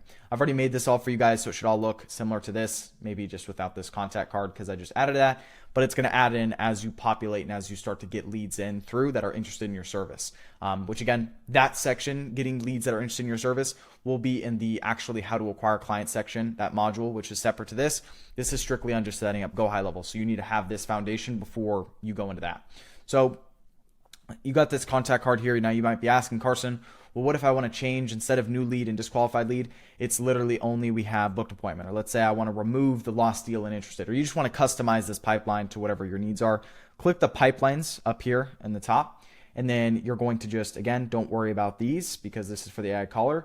Worry about this one right here. So lead to sales pipeline. Click the edit button here, and then now you can edit, what's here and what's not based on, of course, like whatever you want, right? You can remove things, you can move things around like so, whatever you want. And you can, of course, delete them here on the left or just add stages like so, okay? You guys get the point there. And then also one thing to note as well, in the dashboard up here on the left, as leads populate, they're also going to show up in here. So as you can see, let's see which, it says all pipelines, select the lead to sales pipeline. We can now see right here, boom, okay? We have one lead in the, I think it's glitched because I just moved them all around, but it'll essentially populate and give you like data based on how many people are in each and whatnot, right? So super important, okay? This is pretty much all this video was for, but just so you guys understand how this pipeline works. So as you go and as you start to really kind of like, I guess, book more sales appointments and try to close more deals, you can organize everything in an organized manner, right? And of course, in the automation section, I'm gonna have my own little sub video inside this module. Inside of that, coming soon, so you guys can understand like how it actually automatically is added inside of here and whatnot. So I'm gonna quickly jump back into the slide presentation. So we covered building sales pipelines, how you guys can customize that. You just use the one I've already made for you guys. It's the simplest thing. Tracking prospects and clients and managing deals visually so you can just keep things all organized. Next steps is build out your GoHighLevel sales pipeline. Again, you guys already ordered, imported all my snapshot and stuff. So you guys shouldn't have to do anything really crazy there. You can leave it the exact same. It's already synced to the automations I've made for you. And you can head straight into video 4. So yeah, guys, that being said, shorter video here, but let's jump to the next one. Alrighty guys, welcome to video 4 inside of module 10. In this video, we're going to be talking about how to set up your calendar in the booking system, which is extremely important, and also integrating it into your own calendar, into your own stuff, so it's good to go from there, and we can automatically generate Zoom links for the people that book calls with us. Okay, so what we're going to be covering, setting up the calendar, integrating with Zoom and just your Google Calendar so it's all good, and then automating confirmations and reminders, okay? That kind of ties into the automations and workflows section, but you guys will understand what I mean in just a moment. So let's jump into high level and we'll get it done. Alrighty, so once we're in high level, we're going to head right over into the calendar section, and then we're going to click on calendar settings in the top. And then we are going to see calendars. We've got demo calendar here. Of course, I've already made this for you guys. I don't know why it has all these groups on the left. You guys might not have this, but I'm just deleting client group name. And then we have this main group. I don't even know what calendars groups do, to be honest. So just like this is like what it's under, like the group. Who cares? I don't even know really what it does like as far as importance, except of course you can just grouping them up, but like I don't think there's any other benefit to it, so it's kind of just pointless. So we've got the calendar here. What we're going to do is we're going to click edit calendar, and we're going to start going through here. So calendar name, you can make sure you can put in for your own kind of offer. So what I recommend to you guys is click like, or your calendar name should be like, you know, depending on your industry, real estate agents dash 10 listing appointments in 90 days, or real estate agents dash pay per close, or something like that, because your leads and your prospects will see this calendar and they'll see this information. They'll see the calendar name and they're going to see the description while they're on the booking page booking. So you don't want to give them any reason not to do it. Like don't literally just call it demo calendar. You know what I mean? And then you can go to ChatGPT and have it generate a really quick description. Have this be no longer than 2 sentences. You want it to be short. This is already in a group, main calendar group. You guys probably have that. And then meeting invite title. So this is the actual meeting invite title that will be on the calendar. So what I would say here, when it comes to this little line here, I would do contact name X, or I would do this kind of emoji right here, or not emoji, but like icon thing. And then I would do your business name or your name. Okay. So, you can do, you know, that, and then Carson Reed. So this is a custom field. So this is going to pull the contact name of the person you're speaking with. And then it will also have your name at the end here on the calendar invite that you're sending to them. Right. So you can add that here. I'll just, you know, delete this for this. Actually, I'll just keep it. I'll just remove it after. Optimize for availability. Again, there's only going to be one of you. So this is where things get a little bit confusing. And I absolutely hate how GoHighLevel has done this, but you have to add yourself as an employee to take calls. So what I mean by this is I'm already here as an employee, but let me quickly pause and double check to make sure you guys actually have to do what I'm going to say in just a second. Yeah, so here's what we got to do. So we need to add yourself as your own employee. So again, just for context, because what we have to do here is we have to add yourself to be the one that takes the calls, because you obviously have to assign whoever's taking these calls. And then we have to set up your Zoom link and then your Google Calendar that you're integrating and connecting it with, so you can actually be synced up. So because you made an account with GoHighLevel through your agency view, right? That's what it is. And of course you made your sub account in that. You have to add yourself as your own user, as like an employee, to take these calls. Again, it's stupid. I don't know why GoHighLevel does this, but I'm going to show you guys how to quickly do it. So quickly, just click save up here if you made any changes. Click back to calendar list, and then head up here and head back into the agency view. Okay. Once we're in the agency view, we are going to click on the settings in the bottom left. Again, it might not show it on my screen. And then we need to head down into where it says team right here. Okay. I'm going to have to blur out some team members on here on my team, but we have to add ourself as a user. Okay. So ourself is already as a user, where it's going to say agency owner. That's what it says right here. Right. Of course I got to blur my phone number and my name, but you guys see like agency owner. That is like, that's there. What we have to do is we have to add a user, and this just needs to be us, but under another email. So you guys should have a second email or something. If you don't, like, again, I know this kind of might be a process. You guys can try the same email. GoHighLevel might like glitch out until you know you need a separate email, because that same email is already used as the agency owner account. You guys can make another kind of Gmail real quick if you have to, or a business email, whatnot.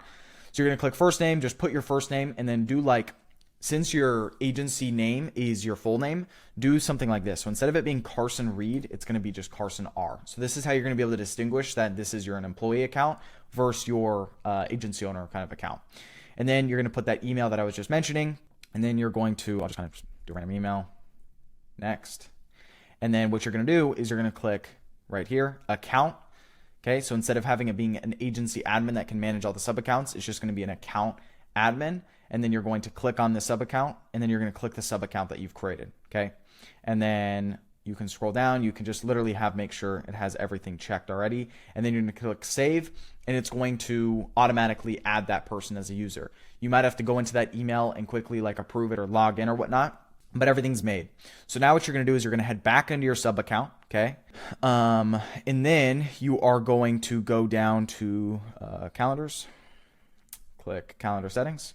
You're going to click on more options, or actually no, you just click on edit calendar, scroll down, and then you'll have the option for that Carson R, or your name right here. All right. If it doesn't have that name, you can head back into where it says go back settings in the agency view, team, and then just make sure you're that account you just added. So instead of it being Carson Reed, the Carson R account under that second technically employee account that you added, you have location, and then you have your sub account in here as well. You need to make sure it's connected to a sub account. We just did that, so there shouldn't be any worries, but just make sure that's there, because then once that's done, it'll show up as a user right in here to take the calls. Okay, so we're going to click Carson R.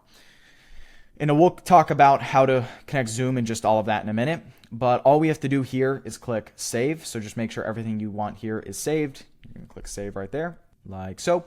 And then now you want to change your availability. So if you're taking calls on Sundays, Fridays, whatever, just make sure your availability is here. You can do things here. You can add times that you're open. So maybe you're only open from 8 a.m. to 10 p.m. and then, or 8 a.m. to 10 a.m. and then maybe 2 p.m. to 3 p.m. Whatever it is, you can customize it all here just based on your own schedule. What we are also going to set up as well inside this video is syncing your Google Calendar so it can read events on your Google Calendar. So if like this will be like the overall broad time horizon. So 8 to 5 is when people can book calls with you, but people will only be able to book calls within the empty slots within 8 to 5 according to your Google Calendar, right? So if you have an event on your Google Calendar for like another meeting or something at 10 a.m., just because it's 8 to 5, they won't be able to book at 10 a.m. because that's filled, because GoHighLevel will read your calendar. All right. Down here, we're going to slot interval, 30 minutes is good. Meeting duration, we want to be 60 minutes because this is the demo calendar.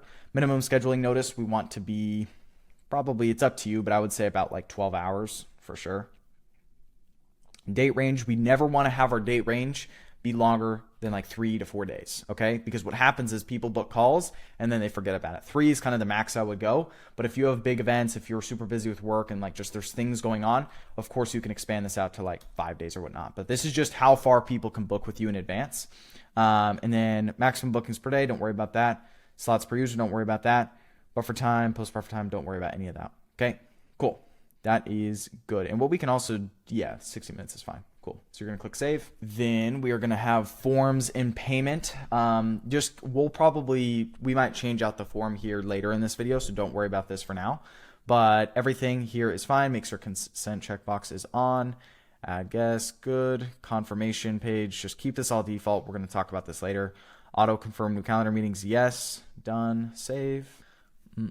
Again, for you guys that like are confused on like what's happening here, we're just making the calendar that our leads and our prospects, our potential clients will be booking onto, and we want to customize that so it's all good. Yeah, so appointment booked, status unconfirmed, notifies when an appointment is booked. You guys can just like optimize this, whether it's like email enabled, whatever you guys want. We have automation set up so we don't have to do that. So I guess just the answer to that is like, you don't need to do this. Allow Google Calendar to send invitation and update emails to attendees. Yes, have this on. And then assign contacts to the representative. Yes, you can do that. Actually, you don't even have to worry about that. That's fine. Actually, yes, you do want to do that now that I think about it in automations. So have that on. Okay. Allow rescheduling. You can like add like scheduling, rescheduling links will expire X. I wouldn't even worry about that. And then this will be like the meeting notes on the event itself. So you guys should be able to see this, but it's like phone number all the way down to cancellation link, reschedule link, etc. Okay. Now you're going to click save. And then lastly here, shouldn't be anything crazy. That is it. So cool. That is all you have to have here. That is pretty much the calendar. Now, what we need to do is we need to connect our Zoom and our Google account so that it all syncs. So what you do is you're going to click up here in the top right on this little, your icon. You're going to click this, log in as, and then you're going to select that user you added as an employee. So right here, it's Carson R. And I know this is confusing, guys. Just this is like a one and done type of thing. So just let the process play out, I guess. All right. So once it says logged in as Carson R, and then this is your technically your employee account.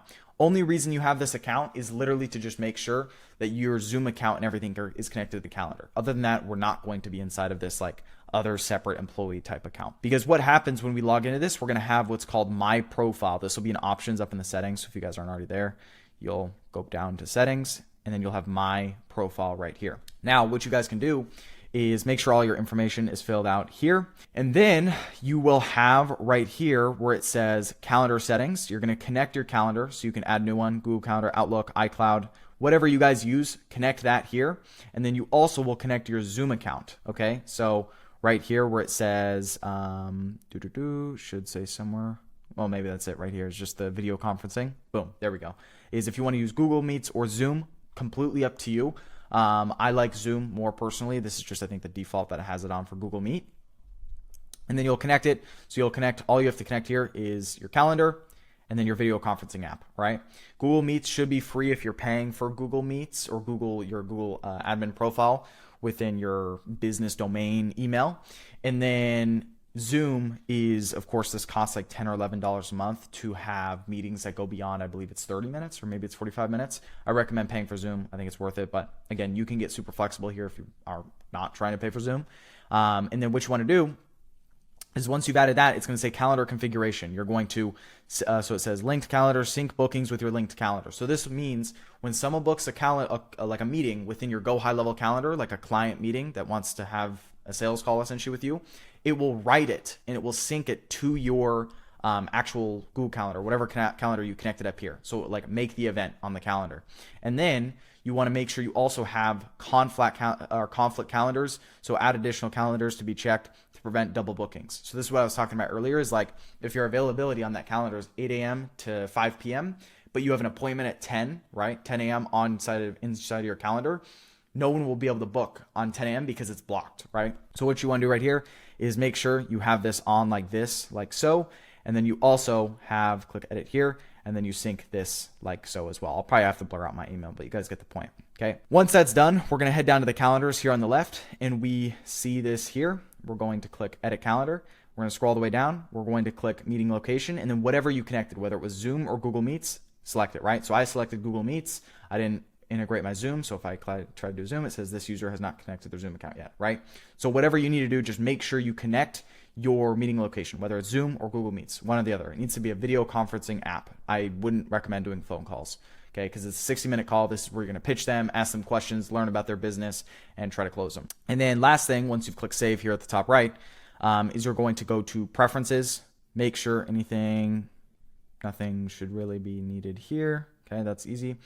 Availability, this is just your availability inside, so make sure this is just open, right? This is fine. You can select the all days because, again, the calendar only has Monday to Friday open, and then it will sync events accordingly. So even if you have Sunday open here, it won't do it. So just make sure this end is open, and then you're going to click connections, and then just make sure this is all integrated properly. So it's kind of the same thing. So my staff, click Carson R, just the account, your employee account, and then just make sure connected calendars is good, linked calendars, and then conflict calendars is all good, and then all this is saved, right? And then that being said, you're going to just make sure everything is saved. Make sure you constantly are clicking the save button, and then you're good to go. Once that's all set up, you can click switch back to your main agency account, and then you shouldn't really ever have to sign into that like little employee account again. That's just to connect the calendar and Zoom account and your Google integration to make sure it's all good, okay? And if you guys have any questions while you go through this stuff, I cannot tell you guys how good high-level support is. So on the top right, there's the need help icon. You can click right here, and you can immediately jump on a Zoom call with GoHighLevel, which is so convenient, okay? I've done this countless times. You can even go on chat or raise a ticket if you don't have time that they'll reply to you over email. You can literally jump on a Zoom chat with them if you have any questions with any part of their platform, connecting Zoom accounts, connecting emails, everything throughout this video, they will help you with, which is so convenient, okay? So I would really highly recommend you guys do that. If you have questions that aren't covered throughout this video and somehow you just can't figure it out online, you'll get it fixed within 10 minutes here, okay?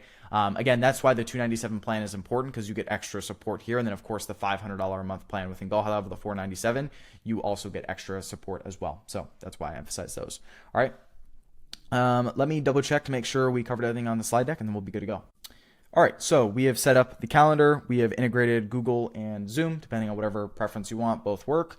And then automating confirmations and reminders. That was also there at the end of that kind of that calendar when we were setting up all the settings. So I think this is all good. We've set it all up here. Of course, the actual confirmation reminders and text messages and emails will be inside of the automations/workflows sub video inside this module, just to cover it separate, but it's all the same thing. So as long as you've done what I've shown you here, these steps, you're all good to go to have people start booking calls on this calendar, and you'll be able to take them from there. So that being said, next steps is just to make sure, build out and set up your calendar ready to take calls via Zoom or Google Meets. I like Zoom better, just my personal preference, completely up to you though. And then Google Meets if you want that as well. Just connect your email, make sure you're good to go, and after that, you guys can head into video 5 and I'll see you guys in there. Let's go. All right, guys, welcome to video 5. This video, we're going to be covering websites and funnels. So first thing is going to be, we're going to be talking about how to connect a domain, buying a domain, talking a little bit about your business name as well, if that's not something you have already bought or thought about or done. Next is going to be publishing your funnel. So actually going into the funnels and the websites I've built you that you will be ready to use for people that are interested in your service. So then we can have them convert into an appointment and be good to go from there. And then lastly, I'm going to talk about collecting payments. So a good payment processor, because Stripe is not really the route anymore today. A lot of people talk about, using Stripe, and that's what I used personally when I started. But personally, there are some problems with that. And I want to talk about how you guys should collect payments starting out, because it's a big topic that obviously you'll need to think about when making money. So let's quickly jump into Go High Level and talk about the domain. All right. So when we think about our domain and everything, so this whole video and this, sub video in this module is going to be talking about these funnels. All right. So biggest thing we need to understand is what our business name is, because that's going to come extremely relevant. So let's quickly jump over to the solution chart and let's look at some things. So where did I cover niche? All right, cool. So here are all the industries that I covered. Now I've covered a lot more in that video, of course, that you guys saw about picking your industry. That should have been picked by now. You guys understand who you're working with.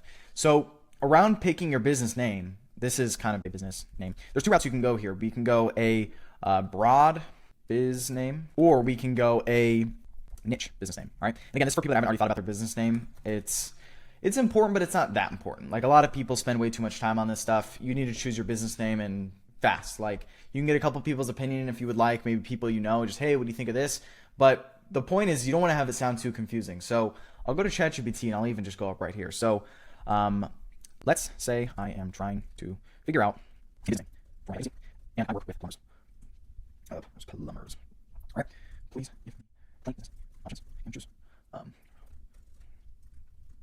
to involve. Yeah, sorry if I'm quiet, guys. I'm just trying to type this out. So let's see what it gives me.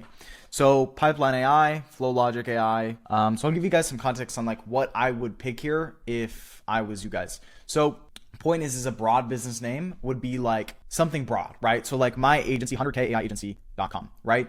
That agency name is very, very broad, right? Like, that's not talking to one certain business. That's just talking about many, many different businesses on how we can help them save or make an extra $100,000 a year using AI. Like, that's my business name. You guys can look that up. I have sub businesses. That's like the parent company. I have sub businesses under that have different names around, like, like I was talking about specifically earlier in this video about like working with high ticket medical spa treatment clinics, right? So like, that's a separate business name, but it's kind of under this parent company. So that's that. Or my first marketing agency, I worked with real estate agents in Needly, right? Does anyone even know what this means? No, I don't even know what in Needly means, right? But the point is like, I thought of it like in need, right? Like, that's kind of how I thought of it, like in need, but that's not like, no one knew that, and that's just, that was like I wouldn't have, if I gone back, I wouldn't have chosen that name, but guess what? I was still able to make a lot of money with that business name, and that didn't really hinder me at all. So don't be too worried about that. Niche business name would be like what we're seeing right over here, Pipeline AI, right? Like, that's a cool name. Blue Valve AI, Flow Sense AI, Hydromind AI, Smart Pipe Agency, Drip IQ, Pipe Version AI, Pipe Pros AI. I like that. That's good. FlowGen Agency, Pipe Growth, Aquascale AI. You guys can kind of do your own research here. Now, do the same, but working with realtors. Right, so you guys can kind of go back and forth here. ChatGPT will kind of figure out a name for you and just pick it, guys. Like, at the end of the day, just like Realtor IQ. I'm sure, like, of course, these can't be taken already in domains, which I'm gonna talk about in a minute. But like Closing Flow AI, like, that's pretty decent. Agent Scale AI, like, I like these names. Like next door growth, all good names. You guys can talk back and forth and figure out your name out here. Obviously, this isn't something I can tell you guys, for certain, because I'm not you. I'm not in your exact situation. So just pick something, maybe get a couple of people's opinion, but don't spend more than an hour on this. All right. Once you pick your business name, let's jump over to GoDaddy, type in the business name you want. So let's say I want Estate Engine AI. Okay. Search domains. And then let's see what else they got here. Estate Engine. Ooh, it has 2 E's. I kind of don't like that, actually. Next door growth. Again, this is like a process. You guys got to figure out which domain and business name you can actually get, because sometimes it's hard. LeadDoorAI.com. 1 cent for the first year. So, that's an option right there. You can make it yours. Just quickly buy it. Completely up to your business name, right? Cool. So that's something I wanted to cover because I know business name and stuff was something I didn't touch on earlier in this video, but I guess now it's relevant, so you guys can have that there. Alrighty, cool. Let's jump back into GoHighLevel and let's talk about funnels and domains. So I guess first, buy your domain. So make this yours. You can go through the process of buying it, and then you go to GoDaddy and then you buy it. I'm gonna go to my products real quick, and I might have to blur some stuff out here as well, but this is just some of the domains I own. Okay, so like I own carsonrreed.com, right? So what we're gonna do, we're just gonna head back to settings in a high level, go into the settings in the bottom left, inside of our sub account, and then we're gonna scroll down to where it says domains and URL redirects. We're going to connect a domain. We're going to click funnel and website. We're going to type in the domain we just bought. So let's say, I don't know if there's an example I can use here. I'm gonna do this one. All right, this is what I have here, acquiregrowth.io. Let's have me log in and stuff real quick. Let me log in one sec. All right, guys. So I'm going to do the acquiregrowth.io domain I have right here on the right. I don't even remember why I have this domain, but I'm going to just do it for the example of this case. So put your domain in here that you just bought. Usually when you click continue, also I recommended continue. And then usually GoHighLevel will automatically detect where you bought this domain from. So it'll say GoDaddy and it will generally just ask you to connect it. So it'll say authorize domain, click that. Then you're going to click connect. Acquiregrowth.io is now in your lead connector domain. Perfect. Now we'll let it authorize and do its thing. Sometimes this takes a little bit, but you can just kind of let it sit and wait. Boom. Now it's connected. So what we're going to do is we're going to link funnel.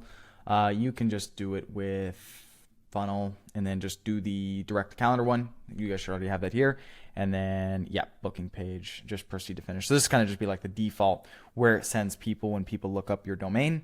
And then you'll just connect to that funnel I just showed you guys. Now it will load, let it do its thing. Cool. So now it's down here. We have it, external domains. Of course, internal domains is I think where you buy it through GoHighLevel, but again, I think GoDaddy is a lot easier. So we've got that all set up like here.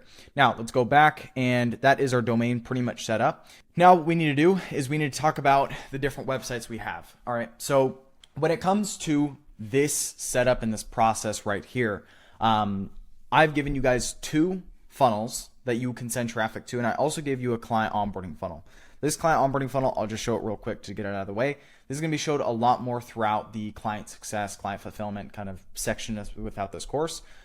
But essentially, I have 5 steps in this client onboarding funnel. So this is like a funnel. Like imagine this funnel is made with videos on each of these, like sections, I guess, except the intake form, for example. It's one of these things where you can connect your domain here. So when you go to settings, this is how you connect your domain. So you'll just click the acquiregrowth.io, what I just did, and you'll just click save. Okay, boom.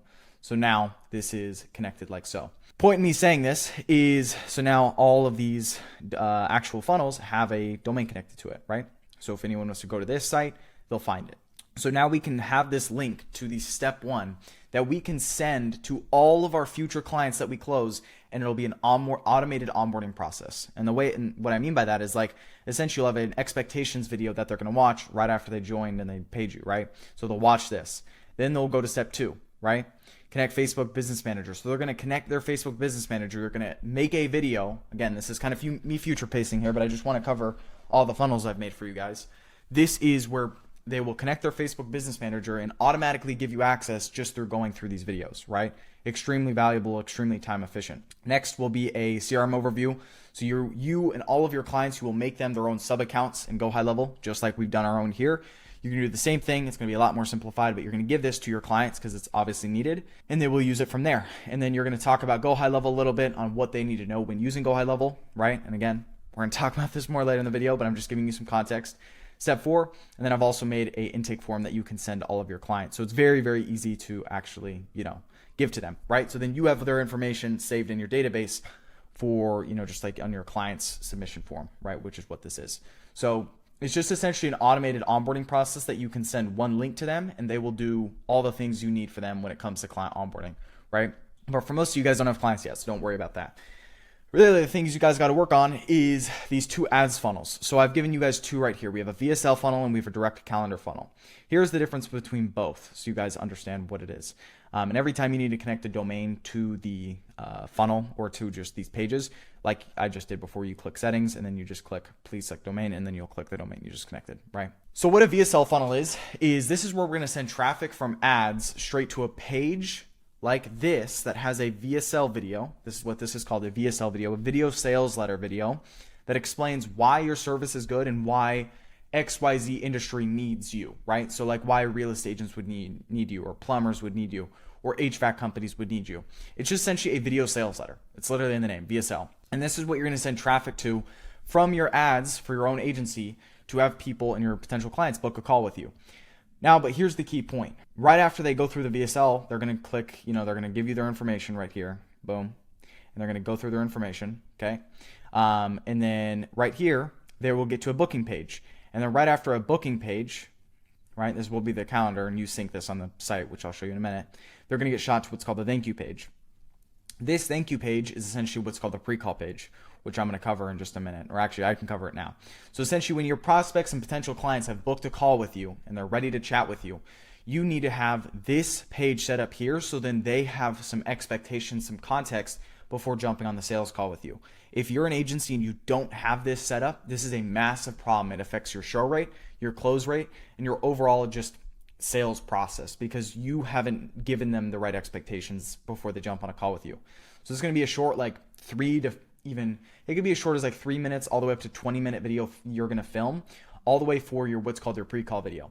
This is just a video that you give expectations. You can host this on platforms like Wistia. You can even make a YouTube channel with just an unlisted YouTube video that you upload and you just integrate it within here, or you can actually just upload your raw file up into GoHighLevel on the website editor, which I'll show you guys in a minute. But the point here is this is what you're going to say is like on a video like this. Hey guys, just make sure, or hey, XYZ people, this video is really just made for you to understand the expectations before jumping on the call with me. Really key things we ask of you and we require of all the clients we will probably end up working with is show up to this call, a controlled, nice, quiet environment. Don't be showing up in the car or with bad Wi-Fi or with a baby screaming in the back. Make sure you're ready with a pen, notepad, paper ready, and you're ready to take notes just as it is any other important work call, because we're going to be asking you some questions about your own business so we can figure out if we can actually help you or not.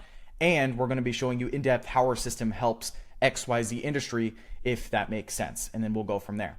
So you're just kind of giving them the expectations so they show up to the call, right? They know they're going to get some text messages from you, and automations and reminders. And then they actually, take this call seriously, because who wants no-shows and who wants people who show up with baby screaming in the back? No one does. Step 2, I've already made this for you guys. Make sure you confirm your call by clicking yes, or it'll be automatically canceled. This is to be deleted, screenshot of calendar. You can keep this screenshot here. To be honest, I'll probably delete this from the snapshot. You guys won't have this text here, or you guys can delete it off your own, whatever. Because you guys can just use this exact same screenshot that I've given you. That's why you have this snapshot. And then step 3, this is kind of interesting as well. So this all goes into your sales process before, of course, people chat with you. You can have what's called, these are I guess I call them pre-handling objection videos. So the most common objections you're going to get on sales calls is how does this program work? What does it do that you actually get more of my business? How much does this program cost? I've been burned before. How do I know this isn't a scam?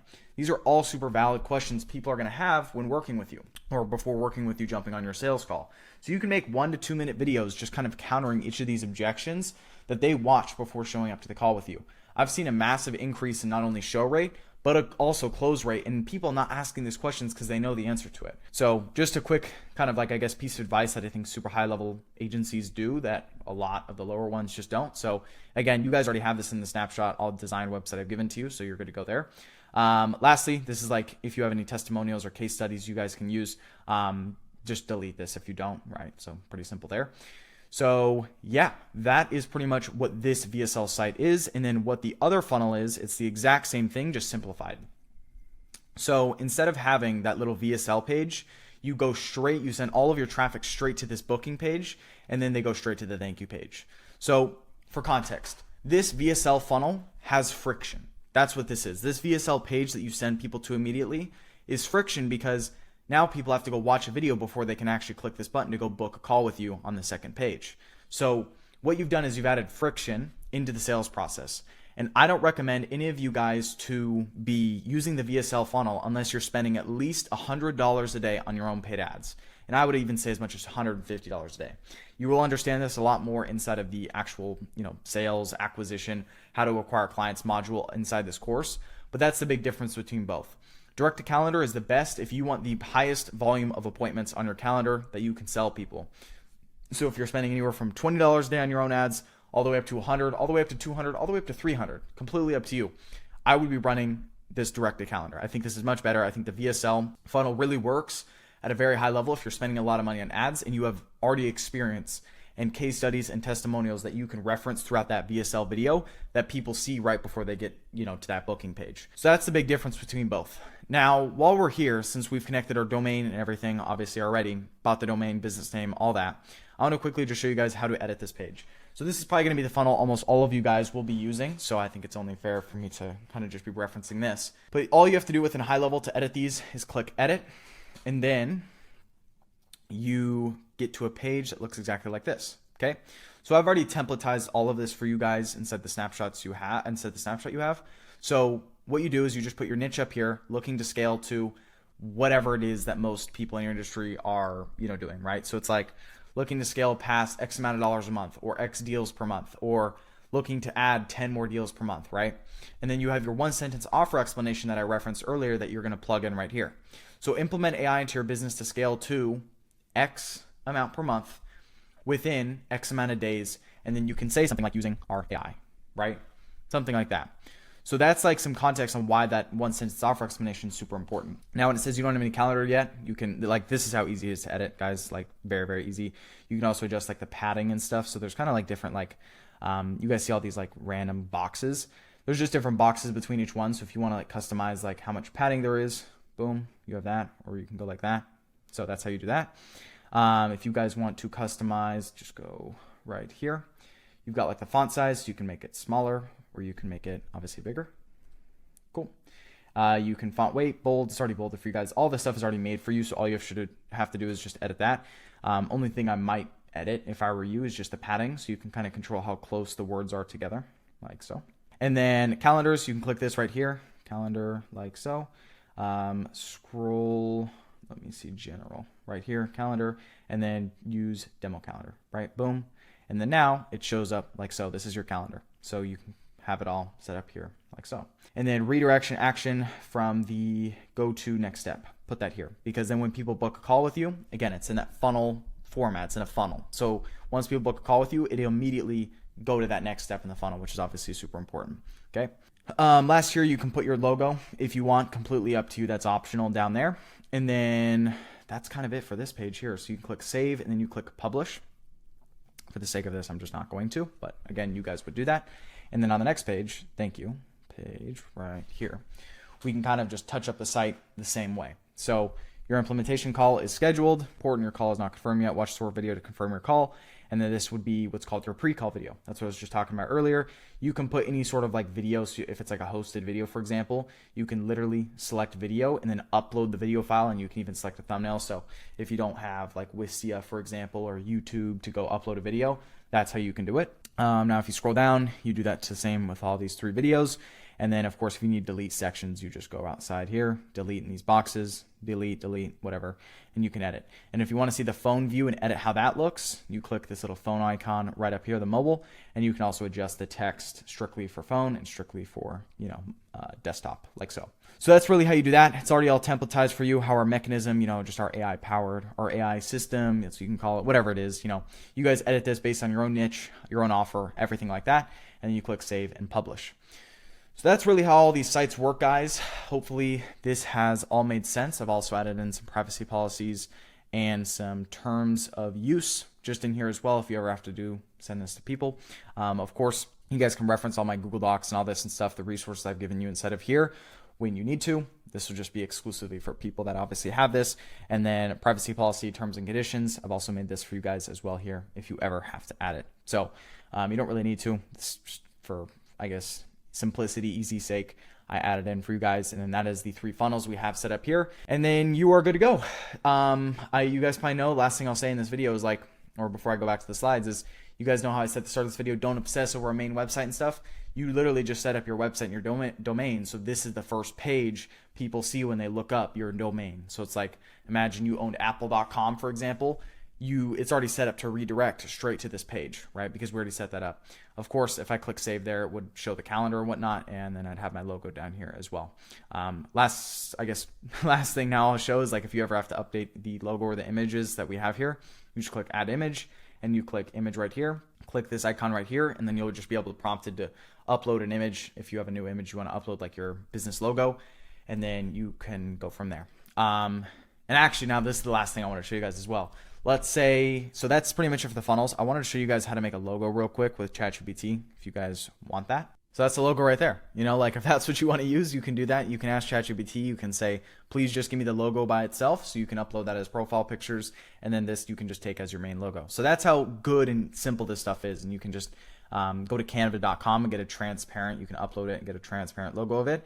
And then you can plop it right on your website down here. Okay. I've also added pop-ups if you guys have been seeing that.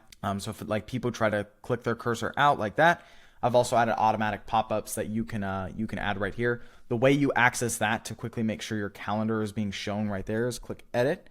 And then we have kind of all these little different settings and tabs you guys can just mess around with up here. It is the pop-up settings. So right here, pop-up, boom. So I've already set this up for you guys here. You guys can literally just delete this. Actually, you can keep the custom HTML. What you'll do is you'll just select your calendar, demo calendar, and then you delete this little text because I already have this here for you guys. Boom. Okay. And I'm going to show you guys how it looks like that. It should show it. Boom. So now when people try to like get their cursor off your page, they have this, you know, form that has a calendar on it that they're now prompted to book into. So just, again, all these little sales tactics, I've already done it all for you guys. So you guys can just quickly publish and save from there. But yeah, let's jump back in the slides because that's pretty much it for this. Connecting domain, publishing first funnel, collecting payments. Last thing we need to cover. I know I've said last thing like 5 times here. Let's talk about how you're actually going to collect payments. So just for some context on how this is properly done, you, at least in the US, I'm speaking for US here. If you don't understand for your own country, if you're in a different country, just chat back and forth with ChatGPT and see what you should do. But in the US, you can be what's called a sole proprietor, right? Sole proprietorship, and you don't necessarily need a legal entity up until you close a client or whatnot is like I would say a good time to do it, and you get paid. So in the meantime, you can open Stripe, WAP, and Fanbase. So these are like the main 3 big payment processors that people use today. Now I'm going to kind of give my review on each of these. Stripe, number 1, is good for just opening and having it as a backup. So I'd recommend all of you guys do it, but I wouldn't recommend processing payments through it unless one of the other options fail, because Stripe is a platform that's not designed for high ticket payments. So for example, if you're processing anything over like $500 to $1,000 on Stripe, you're at a risk of getting your account shut down because they don't tolerate high risk businesses. In their mind, you're a high ticket and a high risk business because you're processing expensive payments. They're used mainly for like e-commerce stores and whatnot, right? Like this is where like, you're getting $12, $27, $30 payments just for t-shirts and stuff. Like that's what Stripe is really meant for. When it comes to high ticket stuff like 5, 10 grand, even over like $1,000, like I was saying, it becomes a point where they monitor your account and they can kind of put restrictions on it whenever they want, but you can get away with using it here and there for like as like a backup processor. So I'd recommend all of you guys to open it there. The biggest one I recommend is Fanbasis. I'll quickly go to Fanbasis right now, their website, so you guys can see it. So this is fanbasis.com. We use them full time for everything today. Me and my team, this is the number 1. I'm very close with their team actually at Fanbasis as well. And I recommend all of you guys to use them. You can just go to their account, book a demo call and speak with them. So it's like very high level support. Like you can book a call with their team and get an account through them with pretty decent processing fees, right? And with Stripe, you're never getting a call with their team ever. There's no support. Fanbasis has been super trusted. I've used them for a long time. If for whatever reason I ever decide to use a different platform, I'll mention it in a newer YouTube video. But for now, Fanbasis is super highly recommended. So you guys can book a call with them on their website here. Now, the last platform I want to cover is WAP. WAP is it's a platform that a lot of people process payments through. I just would say it's better off having a Fanbasis account and then a Stripe account as a backup. So that's what I recommend for all payments. It's very easy to set up, and yeah, you guys can do it from there. So that's pretty much it as far as processing goes, and we'll kind of just jump in the next steps. So next steps going forward is build out your sales funnels and customize it for your offer, industry, and angle, like I was just mentioning. So make sure you guys go through these pages.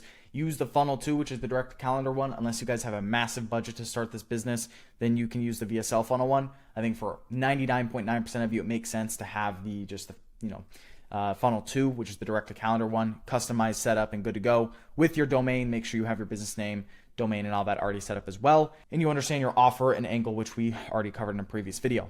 Then after that, head into video 6 inside this module because we're going to keep covering through stuff and we'll keep rocking and rolling. So I'll see you guys in video 6.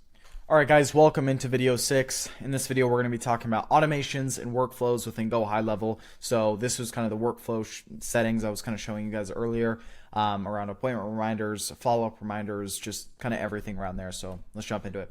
What we're going to cover in this video is talking about the lead capture to nurture texts and emails that I've already made for you guys. They're all templated. You just need to fill in the blanks. Same thing with the appointment booking reminders.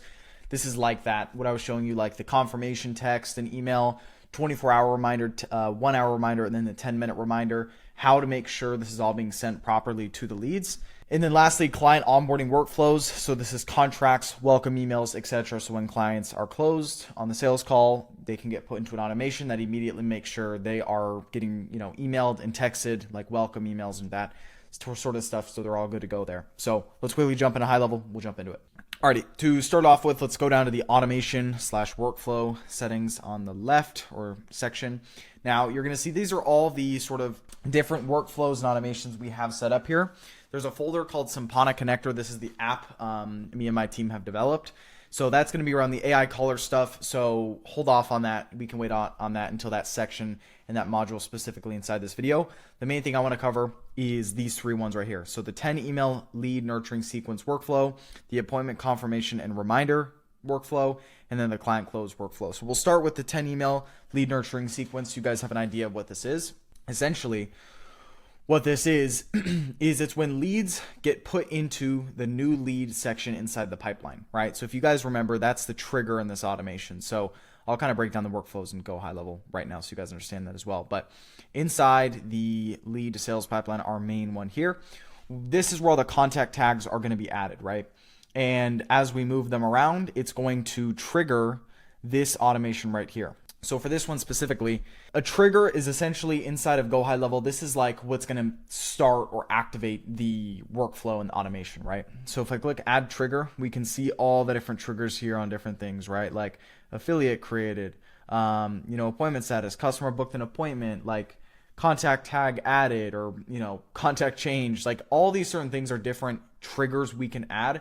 I've already done this for you guys, so you don't have to worry about that. But just make sure when you click this right here, it's opportunity created new lead in pipeline lead to sales pipeline, and then pipeline stage is new lead, right? We can obviously change that to whatever stage we want here, but in this case, it makes sense for a new lead because new lead is indicating they haven't booked an appointment yet. So this is someone who's just opted in. Then what it's going to do is it's going to send them 10 emails over the next 10 days. Because the whole goal is they have booked or they have opted in somehow, right? If we're running the opt-in form.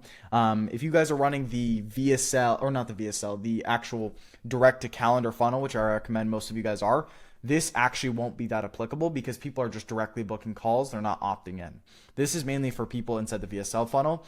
But if you're collecting customer information elsewhere and just getting opt-ins through forms or through anything, again, this can be helpful there. But as far as being confused with all this stuff, don't worry about it. Just follow my steps here and this will make sense, as you go. So we have 10 different emails. Every single email is kind of already made for you. So username, user email, it's going to come from you already. So don't worry about that. Subject, change it to looking for more, whatever you want them to, whatever they want, right? You have to change it.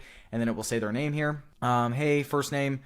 Put your niche in where it says niche, what's available, talk about your offer in here, and then why you can't miss, blah, and then you kind of just fill in the blanks, and then it's going to say your name at the end.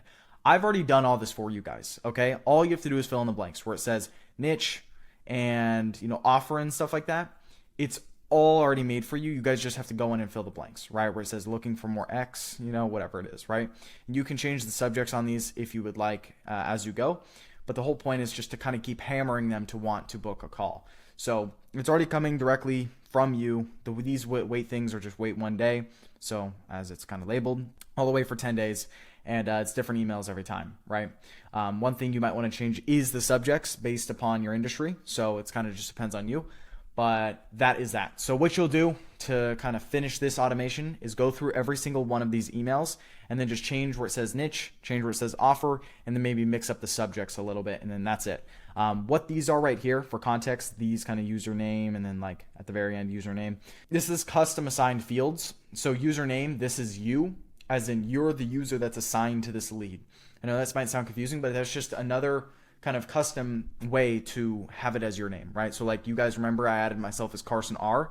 It's going to say from name Carson R up here. And if you guys would like to always change this as well, like here, and just put your name like this, that's totally fine as well. But again, this will do the exact same thing in the majority of cases, right? So that's that first automation right there. And then always when you're done saving them, make sure it's from draft, make sure it's published, okay? Or else then it's not going to fire off.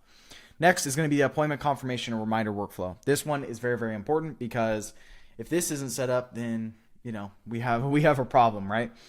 So what the whole goal of this automation is, you guys already saw it briefly, but we're supposed to send confirmation texts and emails, 24-hour reminders and texts, and then 1-hour reminders and texts, and then 10-minute reminders and texts. This is emails and SMS text messages. In the future, I think next module, I'm going to talk about SMS texts and how to set up your phone number and all that sort of stuff within high level. But point is, this trigger is customer booked appointment. Make sure in calendar, demo calendar, so the calendar I've already made for you guys. If you guys change the name to your calendar, it will automatically change here as well. It's the same calendar ID. It's going to add into the pipeline. You can see here, all it is action name is literally just add new lead in pipeline stage new lead. And then what I would do is, so this is going to add it to new lead, but because they're booking an appointment, I would do this right here, booked appointment. I'll save this for you guys, and this will automatically already be saved inside of your snapshot as well. But just so you guys have some context, this automation right here is literally just supposed to create or update the opportunity to be inside the booked appointment sort of pipeline workflow, because again, the only way people get in this automation is if they're booking an appointment, right? Next is going to be pre-call confirmation emails. Again, this is completely from you. Here's a super important video to watch. The whole goal of this email right here and the first text is to get them to watch the pre-call video. That pre-call video was on that thank you page. It was like the last page inside that funnel I was showing you guys that you guys already have. And it's that 3 to 20 minute video that you made, giving the expectations they need to watch before the call. The reason this is so important is a lot of people book calls on websites and then literally just don't watch the video on there. We need to it's almost like getting them back in, looping them back in, make sure, hey, watch this before the call, watch this before the call, etc. And I've already done almost all this for you. So, hey, contact name, this is appointment usernames, this is you with XYZ company. Here's our super important pre-call video. Boom, this is a specific link for the pre-call. I'm going to talk about that in just a second. Please make sure to watch it, blah, blah, blah. And then it's going to talk about our appointment. It's going to start at this time right here. Talk soon, appointment username. You don't have to change anything in this email, okay? But as you noticed, we have this little field right here, custom values company name and custom values pre-call page, right? Or pre-call link. We need to update that. So here's how you do it. Just follow me as I go here. So go to sites, go to your direct calendar right here. Go to the thank you page, and then take your link right here that we connected the domain, and then it can be /precall or /confirmed. You can just go to publishing and then just edit that right here, and then update step if you want to change the end of this URL. So we're going to copy this right here because this is our pre-call page. It's just thank you page, pre-call page, same thing. And we're going to head down to settings in the bottom left, and we're going to go to custom values. Once we're in custom values, we're going to edit 2 things here. I've already made these custom values for you. You just need to go and fill in the blank. Number 1 is company name. Okay. So let's say your company name is Estate AI Growth, right? Whatever it is, put your company name in here. I'll just keep it placed here for now, but put your company name in this value. Make sure that is there, or else this will mess up in the automation. Put that company name here where it says value. And then right here where it says pre-call video link, place that link I just copied right here. So right, boom, boom, boom. And then you're going to click update. Okay. That's what it's supposed to be. So I'm gonna just keep it placed here again, because again, I'm not actually updating this stuff, but you guys get the point. You guys need to update that. And if you haven't filmed your pre-call video yet already, there is inside of the docs and resources, I'm going to include here, maybe I didn't show it, I'm going to include a pre-call template script that you guys can go actually use in here inside of the whole docs and resources and stuff I'm giving to you here, so you can have an idea of how that little video is structured that you're supposed to record. You can record it on a platform called Loom. Loom's great, or OBS, anything like that. Even on your phone if you can prop it up properly.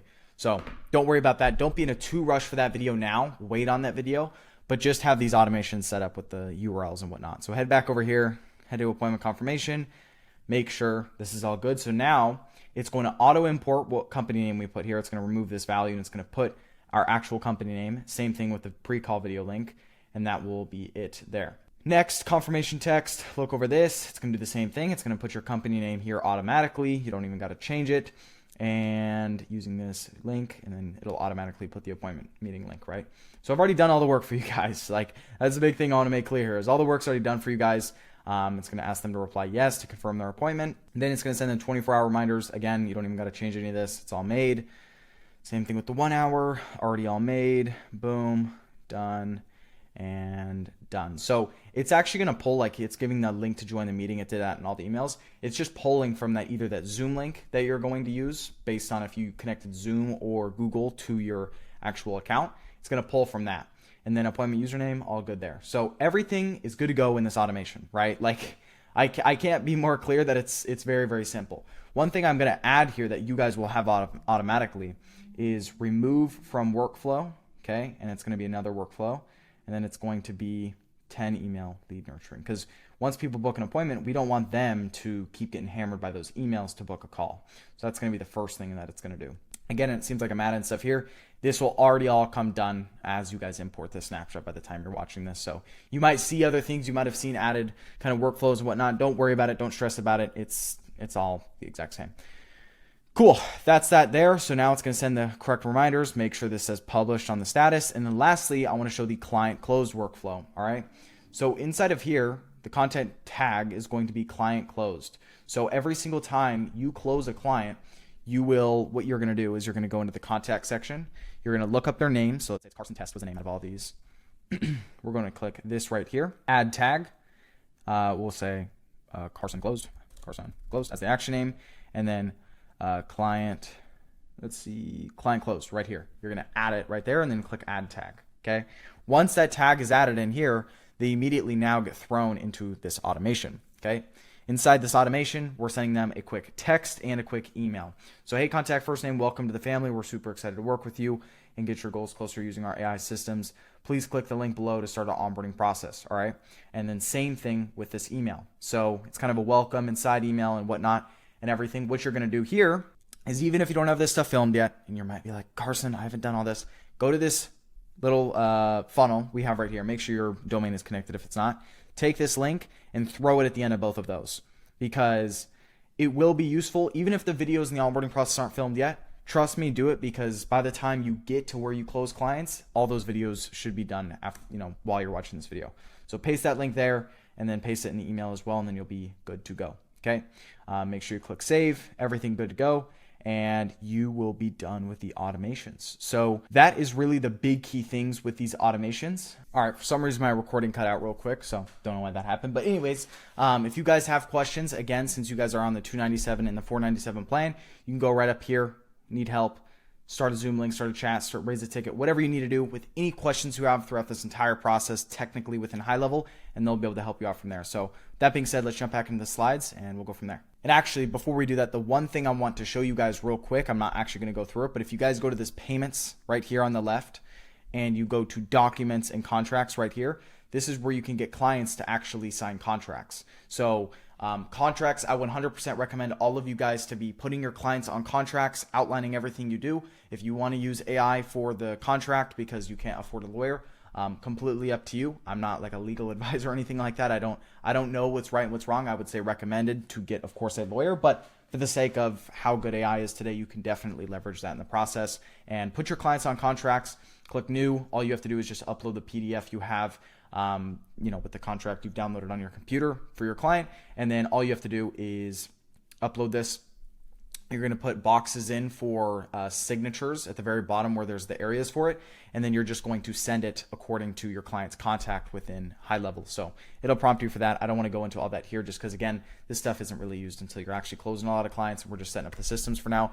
But just so you guys know, again, GoHighLevel is an all-in-one platform. You can do everything through here. And if you ever have questions, you have a Zoom, like a 24/7 Zoom room that they'll jump on questions and answer them for you. So let's jump back into the slides for the second time. All right, so we covered lead capture and nurtures, the texts and emails for 10 days. It was actually mainly emails. I think texts, honestly, isn't the right thing to do for those type of just automations. Appointment booking reminders, that's done. And then client onboarding workflows, contracts, and the welcome emails, that is all done as well. So next steps is, of course, to build out all your automations and workflows for appointment reminders, follow-ups, etc. If you guys followed this video, you guys definitely did that. And that being said, head into video 7 as we're going to cover, I believe, the phone number, how to get that all set up, as well as your email within HighLevel. And then you guys are pretty much all done with HighLevel. All right, so jump into video 7. I'll see you guys there. Alrighty guys, welcome inside of video 7. Inside this video, we're going to be talking about how to get your own phone number, buy your own phone number so it's connected within GoHighLevel that you can text off of locally within the US or Canada or wherever you're doing your text from, and then making sure it also gets approved through the A2P 10DLC verification process. Without that being done and without doing it properly, you will not be able to send text messages through GoHighLevel. It's just not going to happen, as well as setting up your own email. So making sure your email won't get land in spam or anything like that. There's a correct process and a couple ways you can do it that I'm going to show you guys within this video. All right.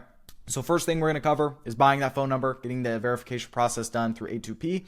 Next is going to be setting up an email domain and having the correct settings behind it. Okay, so I'm going to quickly jump over into HighLevel and I'm going to show you guys how we do this. So once we're in HighLevel, we're on our sub account. I want you guys to do something really fast first because we're going to have to link this. Okay, so go to your funnel real quick and go to where this is the booking page. Okay, I'm going to quickly just preview it to see how this looks. Unable to find calendar. So let me connect my calendar real quick in here. If it says unable to find calendar, make sure you guys do this properly. And that actually reminds me something that I probably should have mentioned earlier.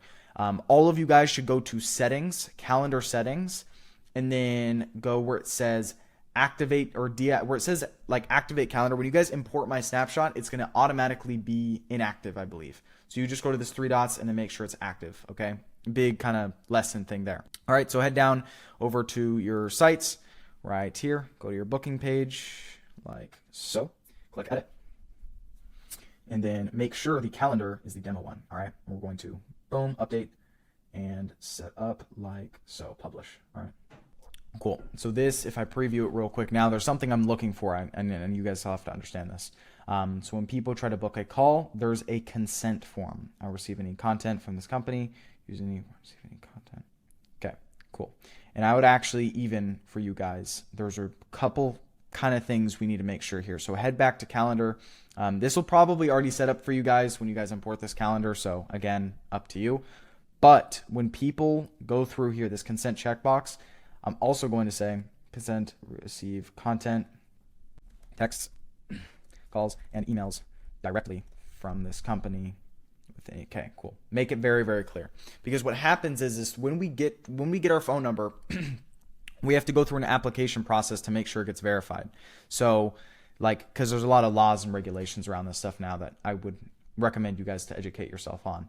So if I quickly preview this right here, try to book, boom. Okay, looks like that. Great. So reason I say that is because we need this to be accurate. All right. Next thing I need to quickly change as well, and you guys can follow me along, make sure you're doing this as well, is let me head back over here. I'm going to duplicate this tab. This might seem like I'm doing a lot, but just follow me right here because we're preparing for this application process. Head over to where I said privacy policy terms and conditions. I've already made this for you guys, but you guys need to edit it because it's currently templated. So right here, update this, update your month, day, year, where it says business name. If you have an LLC, put that LLC name here. If it's a personal sole proprietorship, make sure that's here. Visit website, you guys can just put your domain.com or whatever, and it should redirect it directly to that funnel page that we already set up earlier. How we collect information, just make sure anything that needs to fill in the blank here, like your email address, all of this, it's all filled in, your business name, email, website, all of it's all filled in. Same thing with the actual terms and conditions and privacy policy. So both of them. Then what we're going to do is we're going to head back to this booking page, and then at the very bottom, very bottom, we are going to where it says privacy policy. We are going to highlight over it. I don't know how much you guys can see here. Where it says hyperlink, add link. You're going to, I'm going to grab, what was this for? What was that? The privacy policy. We are going to grab this.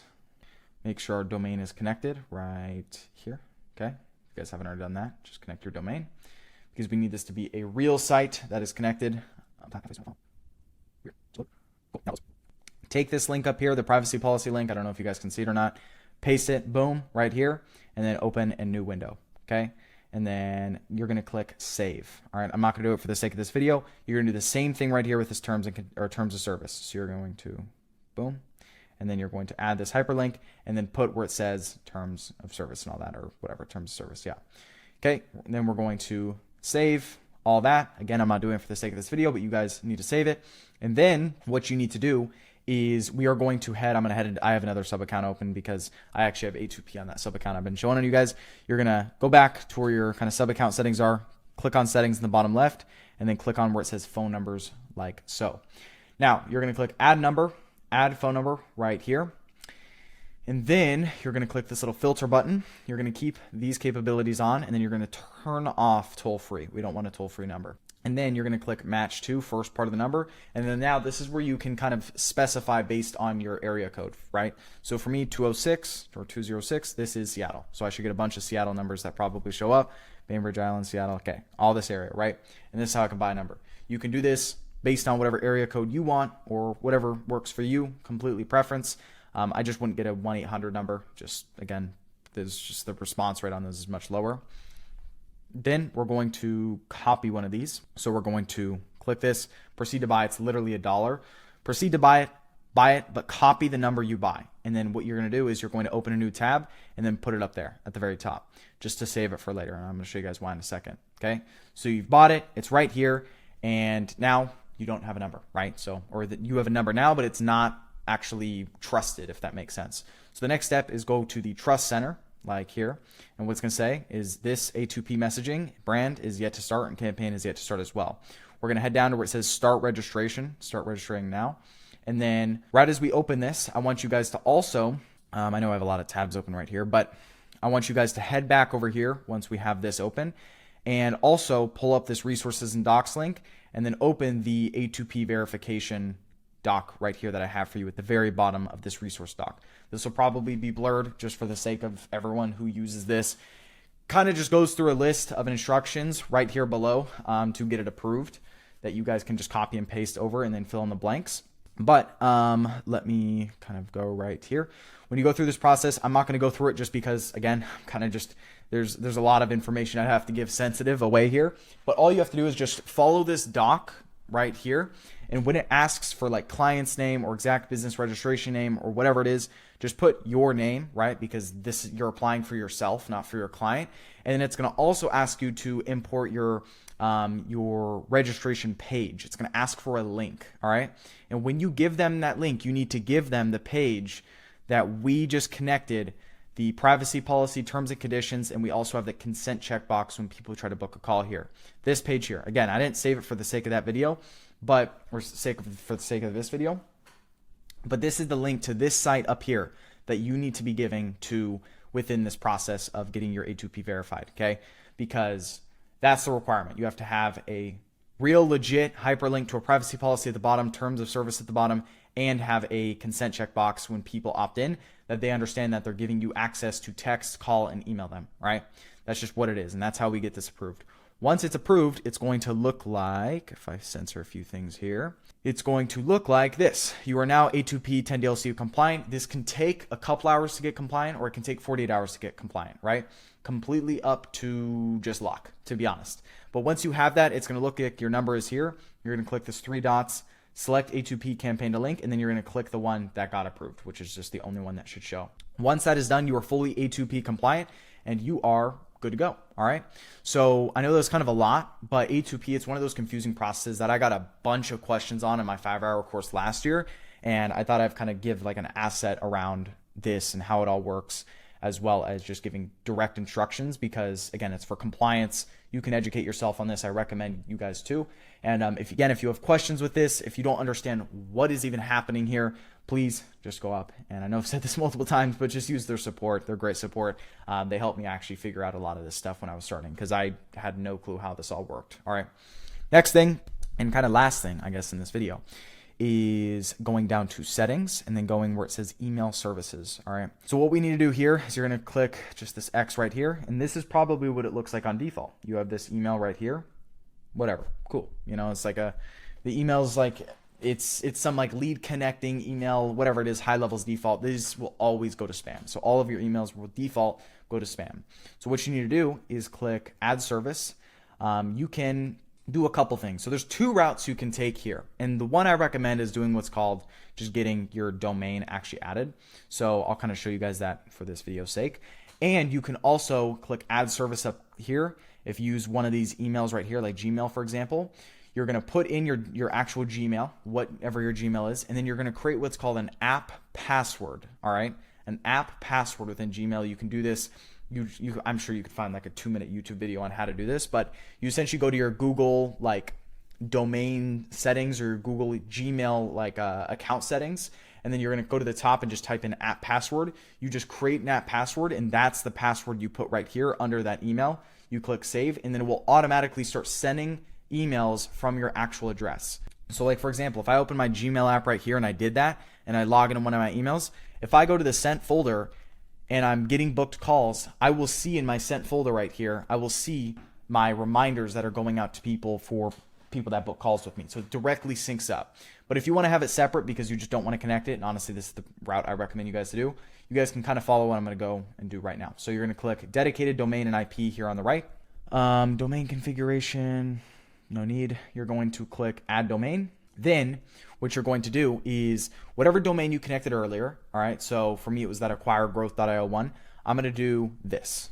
I'm going to do just EM for email. That's kind of email in short. You could do or you could do reply dot whatever. We're just going to add what's called, I don't know what exactly it's called. It's like it's a subdomain. All right. And you don't have to actually have a subdomain to do this, but you guys can follow how I do this. I've seen the best deliverability rates throughout my agency and everything through doing this. So acquire, I should copy from this time. I have this over here, this link for this right here. Cool. So you're going to add this little subdomain like em, for example, .acquiregrowth.io. I'm going to click add and verify, authorize domain. This is why GoDaddy is so easy, I think, in my opinion, to just connect all this stuff. I got to log in real quick, so let me do that. Boom. Now it is my lead connector domain, so I'm letting authorize. Essentially, it's going to connect. I connected to GoHighLevel, so automatically copied all the codes and everything and whatnot over there. So point is that is pretty much, so we essentially created a subdomain. Sometimes, again, you have to give it time. It has to sync. It's kind of one of those things. But what you can do is you can click set headers. So once this is connected, you need all of this to be verified. I don't know if done. All right, so this is all set up. Great. For the sake of this video, I can actually show you guys what I mean. So it's essentially a subdomain that's connected within HighLevel, that the response rate and the deliverability rate is very, very high compared to any other methods I've seen. You're going to click on this right here where it says, we'll click set headers. This is going to be the default designated header it's going to send from all of your emails, which is super nice. So what you're going to do is you're going to do, for this example, Carson Reed, have it be your name, and then you're going to do Carson Reed at em dot boom, whatever your domain is right here. All right. You can put Carson, you can put whatever it is. Okay. The domain's already set up, you know, like whatever your name is, you can put that here. Then you click save, and then all of your emails will directly automatically be sent from this email address. All right. So it's all good to go. Once you click save there, you should be done, right? Boom, done. It's already right here. So that's how you do it. And that is how you connect your domain or your email and your domain. It's kind of a confusing process, but just trust me. It's like once you set this up, it's a one and done thing. Trust me. It's like I've done this many, many times. I had to learn from probably about 8 or 9 different high-level reps to just get to this, to figure out, wow, this is the easiest way to do it. So this is personally what I have internally with my team and everything. So it's just the best way to do it. But yeah, that being said, that is how you set up your email. That is how you set up the phone number, apply, and yeah, that's pretty much it. So let's head back over to the slides. So we covered buying into phone number, A2P verification, email, correct settings, perfect, done.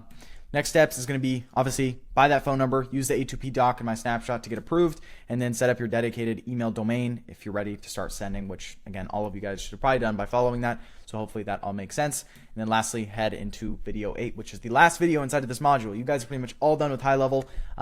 It's, I know, been a little bit of a process, bit of a learning curve, but trust me, long term, you guys stick to this business model, everything like I've said, you follow this video and use HighLevel for the next 6, 12 months, 1 year, 2 year, 3 year, whatever it is. It's an amazing investment, and I'm probably going to use it for the next decade. Who knows? You know, unless anything else happens, like everything is hosted on here for me at this point. So that's why I highly recommend. But that being said, guys, let's head into the last video inside this module. Let's jump into it. All right, guys, welcome to video 8, which is the last video inside of the GoHighLevel module setup. Which really to this video, we're just going to be talking about best practices and scaling within the platform. So what we're going to cover is number 1, keeping it simple, avoid overbuilding, follow the snapshot, and then lastly, kind of final thoughts on GoHighLevel. So first things when it comes to keeping it simple, I really mean this, guys. Like, I think a lot of people, especially in the whole AI automation world, they love to confuse things and kind of make things complex. It's AI, it's all new. It's like, at the end of the day, the systems in your business shouldn't be over confusing you, right? And if it is, then you have team members who manage it. But a lot of you guys just aren't at that point. I have given you what you're realistically able to scale in your agency, 6 figures a month, with just that foundation right there. Of course, you might have to add some other automations, some small things around that.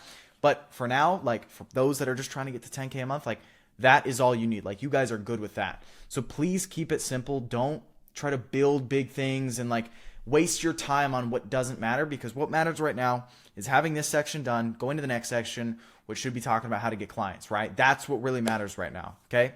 So if you have any questions while you went through this section, I really recommend you to do kind of one of two things. One is, like I referenced multiple times, use GoHighLevel Support. They have a 24/7 Zoom room where you can jump in based on your problem, and their support will help you with it, okay? Or raise a ticket, or start a chat, you know, if you can't talk to them over Zoom or whatnot. Completely great way and great, I guess, outlet to get help immediately. If you want like a question directly from me, I go through a lot of my YouTube comments, right? I've already referenced you guys multiple times to go in the description of this video and comment a question or comment your journey, comment where you're at, and document it there, right? I think it's a great exercise for all of you guys to do. And while you build this, because this is a multiple long month journey. This is a multiple year long journey if you want to build something big, like I've referenced multiple times throughout this video. So please understand that. But I do reply to YouTube comments, right? So feel free, comment below, and I'll try to just answer it if the comments are too overwhelming. You know what I mean? So guys, that being said, next steps, really head into module 11. Let's jump into the fun stuff, which is probably how to get clients. And because I think that is the next one, if I'm correct. So if I'm wrong, I might be completely wrong, but I think that is the next one, is how do we actually close clients now that we have the full system foundation of our agency built? Phone number, emails, automations, calendars for clients to book onto, funnels so we can send traffic to, everything. It's all done. We're all ready to go. And yeah, guys, I really hope you enjoyed this module here. Let's jump into module 11. I'll see you guys inside. Alrighty guys, welcome inside module 11. Inside this module, we're going to be talking about how to actually sign clients for your AI agency. Obviously, this is one of the most biggest kind of questions and people have when getting into this business model is like, hey, how do I actually get clients? And inside this module, from everything I've learned, I'm going to give you guys what I've seen work best and just give you guys kind of, I guess, the overview and real expectations when it comes to actually signing clients, because there's really a right way to do this and there's a wrong way to do it. And if you don't do it correctly, you're going to waste a lot of time on things you just shouldn't be doing. So this is video 1. We're going to be talking about the 3 methods of client acquisition, right? There's mainly 3 key methods. I guess there's a couple others, and I'm going to allude to that a little bit just later in this video. But the main key methods you guys need to know are these right here. Number 1, we're going to cover outreach. All right. So outreach, if you guys know what this is essentially we're doing outreach to business owners and potential clients, prospects of yours. So I'll give you guys an example. Let's say my industry was real estate agents. I would go to Instagram, Facebook, LinkedIn, find real estate agents and start DMing them. I would DM a bunch of real estate agents until I start getting replies on people who are interested in my service.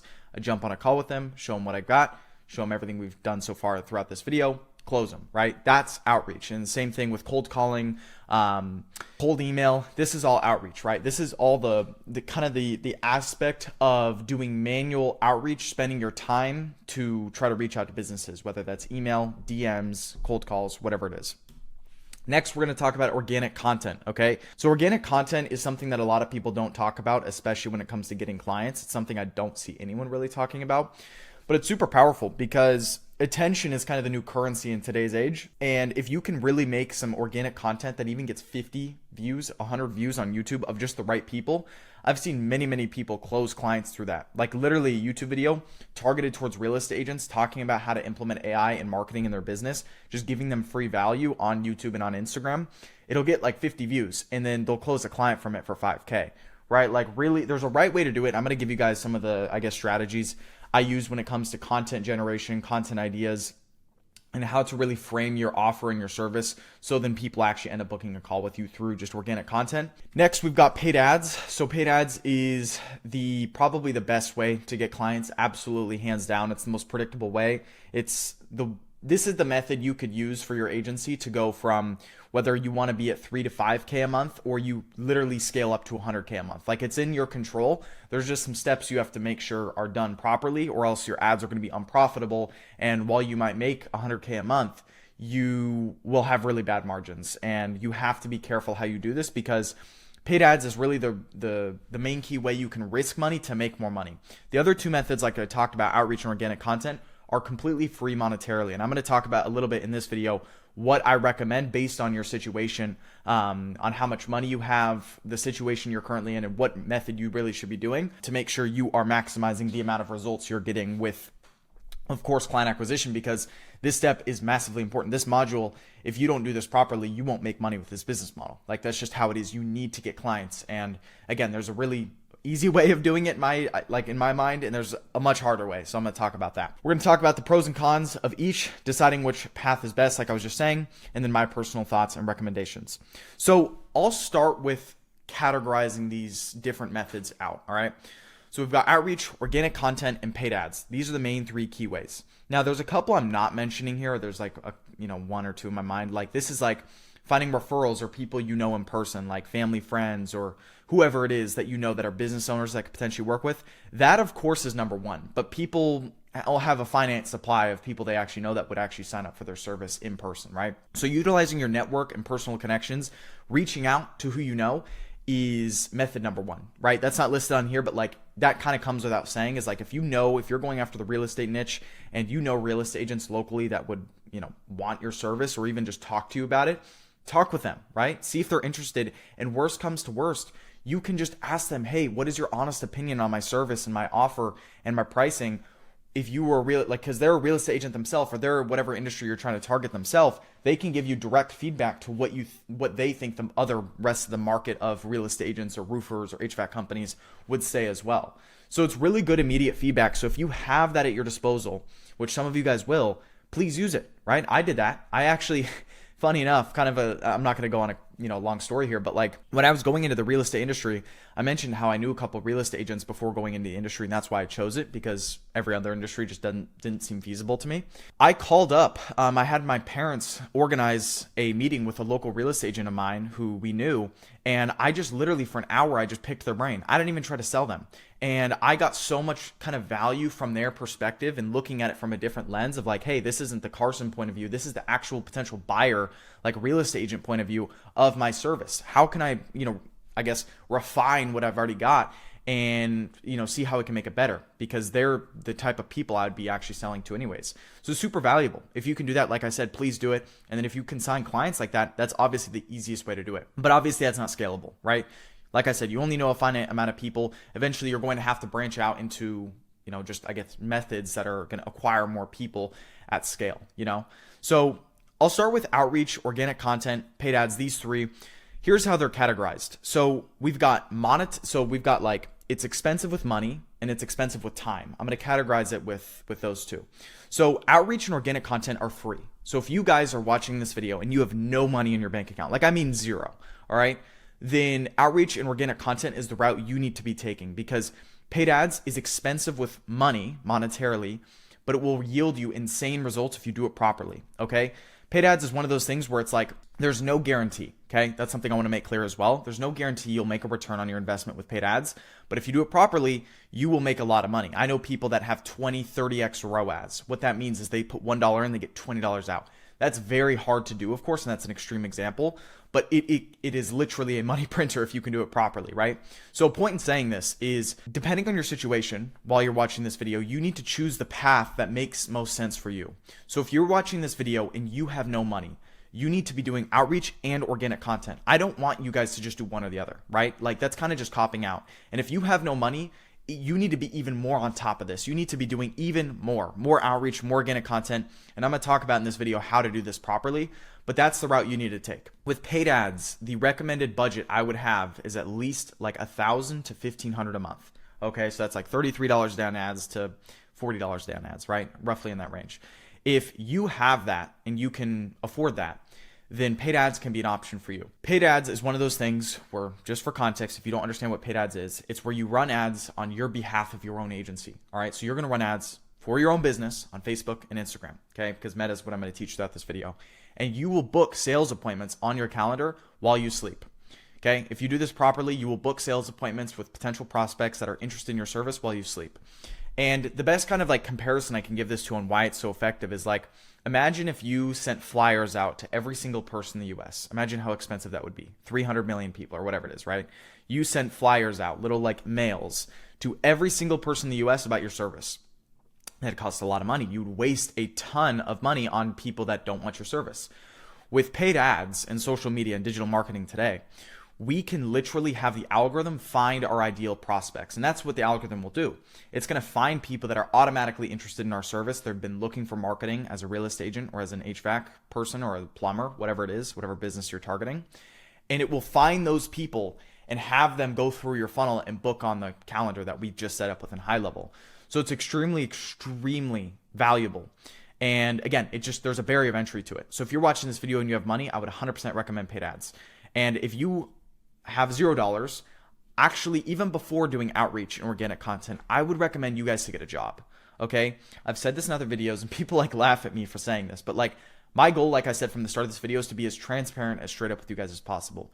You guys are probably better off getting a job for minimum wage, if that's what it is, $10, $15, $20 an hour, and using that money from that job to fuel your paid ads rather than sitting on outreach and organic content all day. I know it's the answer you guys don't want to hear, and I understand, right? But I had to get a job at some point too. I had a job since I was 15 years old, all the way up through 16, and that's how I funded my business initially. You sometimes just have to do the hard thing, because if you want to get results faster, I think it will just come through paid ads. That's my personal opinion. And the reason I'm so big on paid ads is because what I'm actively doing today, I don't want to go crazy into teaching stuff that I'm just not doing, right? Of course, I can talk about organic content a little bit because I do content, and of course paid ads because I do paid ads. But outreach is one of those things where it's super hit or miss, and that's the method pretty much 90% of people on YouTube tell you to go down, while then all the big agencies are doing paid ads. Everyone who's at 100K a month plus is doing paid ads. That's without question. So decide based on your situation. If you have $0 right now, I'd recommend you to get a job. Start getting money through a job, fuel that money into paid ads, follow what I say throughout this video, and then you will be able to book appointments while you're working at a job and you're not slaving yourself on DMs. If you're in the rare scenario where you can't get a job, if you're like 14 years old or something like that, right? And you just don't have any money, then of course, outreach and organic content is the route you need to take. Organic content is one of those things where you build an asset. It's like building a YouTube channel and an Instagram for your agency, talking about how to help XYZ businesses that you're wanting to work with, right? So for example, like I said, if you wanted to work with real estate agents, then you could start making a lot of content on YouTube about how real estate agents can leverage AI in 2026 to close more listings or to close more home buyers. And then you'll start to even get like a little bit of views, 20, 30, 40, 50, 100 views, but you'd be surprised the amount of quality that comes through. Organic content is, people that consume your organic content will be the easiest buyers, hands down, and I've seen it firsthand. So that's my recommendation for you guys. And then of course, if you have the money for paid ads, hold on tight, because I'm gonna show you guys a lot of stuff here throughout this video on how to set this stuff up. So that's really the pros and cons of each, and I think that's kind of the path you guys should choose based on your situation. So I'll kind of just recap everything really, really fast before we get into everything. Outreach is just outreaching to business owners, whether this is DMs, this is cold calls, this is cold emails, whatever it is. Okay, I'll show you guys a little bit of a few methods on outreach on what I recommend, but I'm not going to go too crazy heavy into it because it's actually something I kind of discourage. I think a lot of people quit this business model and quit in general because outreach is so hard. I did it for 6 months, all right? And I kind of had the wrong information, but you guys, like I said from the start of this video, you guys can go back on my channel where I was just doing outreach. That is how I got to like 3 to 5K a month. But the second I got to like 3 to 5K a month, I turned on paid ads, boom. I ran it up to like 15, 20K a month instantly with working with real estate agents only, okay? So again, that's all documented, and that's just kind of some proof of like how fast you can scale when you do the right thing and you have the right information. Organic content is the method of just literally posting content on YouTube, Instagram to your target audience, your target market that would want to watch you. You provide them value, and in return, you tell them to book a call. That's what organic content is, and it's extremely, extremely powerful if you can do it properly, okay? Because you're going to attract the highest trust buyers through your funnel because they've consumed your content, okay? Because you're building like an asset. Like as you post more videos on your YouTube or your Instagram, what's going to happen is that that specific person that you want to work with is going to somehow find your channel, find your Instagram, whatever. And they're going to start going through your videos. And at the description of all those videos, there's a link to book a call with you. And then they're going to book a call, and then they're going to be like, I already know who you are. I'm ready to buy. I'm interested in your service, and I like what you say. Boom. credit card, ready. I've seen it. It's the fastest way. All right. At least fastest way with people like just seeing you and then buying. More organic content, the way I can describe it, it's like a snowball. You're going to push a snowball. It's going to be very hard at the start. It's like a rocket. That rocket analogy I give at the start of this video. It's like you're going off the ground, right? It's super, super hard. But as it goes, it really, really goes. It goes exponential. And organic content is just one of those things. You have to like consistently be on a content schedule and post for months without necessarily acting for anything you're going to get immediately in return, because it's an asset you're building. It doesn't happen overnight. Paid ads is kind of the opposite. You can get, booked calls overnight. You can really speed up the process and you can predictably scale. Whether you want to have 10 calls in your calendar a week, 100 calls in your calendar, build out a sales team. Of course, that's like the leveraged way. That's where I'm at today. You can do that all through paid ads. It's just a matter of how much you put in and how much you get out, right? You got to put money in first, and then you got to risk that money with no guarantee, which I'm going to talk about in this video, how to kind of do it properly and get the odds in your favor. And then, of course, once you find something that works, you put more money behind it and then it scales. You just put more money behind the ads that are working, and then you start to get more calls. That's paid ads. So again, decide on your path here. If you are going to go the paid ads route, I recommend you do organic content regardless. And if you're going to go the outreach route because you have no money and somehow you can't get a job, then I'm going to talk about it in that video how to do it, but hold on tight, right? Same thing from the start of this video. I talked about do not quit. That is going to become extremely important, especially if you're doing outreach organic content to get clients, because it's a grind. I'm just going to say up front, it is a grind, but it's completely up to you how you want to do it. So that being said, next steps, choose the path you want to take. Make sure you stick with it. Like I said, very, very important, or else, again, you're going to turn into the 99% of people that just fall off, to be honest. And then next thing is head into video 2. First video we should be talking about, or video 2 we'll be talking about paid ads initially. So we'll jump into that. Hope you guys enjoyed this video, and I'll see you guys in there. Alrighty guys, so welcome to video 2 inside of module 11. This is going to be talking about how to set up paid ads A to Z. Probably going to be a longer video, but just because I have a lot to cover, I have a lot to show, and there's just a lot of things you need to make sure you do correctly, and I want to give some expectations, because with paid ads, it's like an educated gamble. You can either lose money or you can make money, right? And you have to make sure you play your cards in the right way, so then you're actually, setting things up properly and you can be profitable on your ads. So what we're going to cover in this video is paid ads 101 and expectations around budgeting. Next is going to be setting up your Facebook business account and portfolio setup. So how to just A to Z, if you don't have a Facebook account, you can set this up. I'm going to walk you guys through it. And then, after that, we're going to be setting up the ad account, creating video ads, image ads, and ad copy. I'm going to show you guys all of what I kind of recommend today from what I see is working well. Next is going to be setting up the Facebook Pixel, which is essentially a tracking code, so we can track conversions of booked sales calls on our calendar back to Facebook, so it knows, hey, the ad's doing well or the ad's not performing. And then lastly is going to be launching ads and optimizations. So first thing around paid ads 101 and expectations. All right. I'll full screen my face here as I go right now. But before we go into everything, I want to just give more context based on the last video I just made. Like I've been saying, paid ads is an educated gamble. If you want to do paid ads, which again, every big agency owner out there that is scaling, or even the guys who are at 3K, 5K, and they're scaling up to 10K, 20K, 30K, 50K a month plus, almost all of them are doing paid ads. And it's just because it is the most predictable way to book sales appointments on your calendar. When I was starting off, everyone told me to do outreach, and that's what I did. And it took me like 7, 8, or 8 months to literally get to like 3K a month, which it's just crazy. It's like it was a lot of time for a really little result. And it was just because people weren't exposing the real picture. Paid ads are the most profitable, or like the most consistent, most profitable, easiest laid back way to get sales appointments on your calendar, right? But of course you have to trade money, so then you don't have to spend all your time doing outreach, whatnot. It's trade-offs. So the money that you guys are going to put into paid ads, let me make this very clear, because I don't want comments saying, hey, I followed what you said, Carson, and somehow I lost money or whatnot. This is money you are willing to lose, but you are going to have an edge when you do this to make more money back. The best way I can explain this is on sales calls, and sales calls you're going to get through paid ads. It might take more time for you guys than other people to see results based on your sales experience, based on your background, based on all these things, right?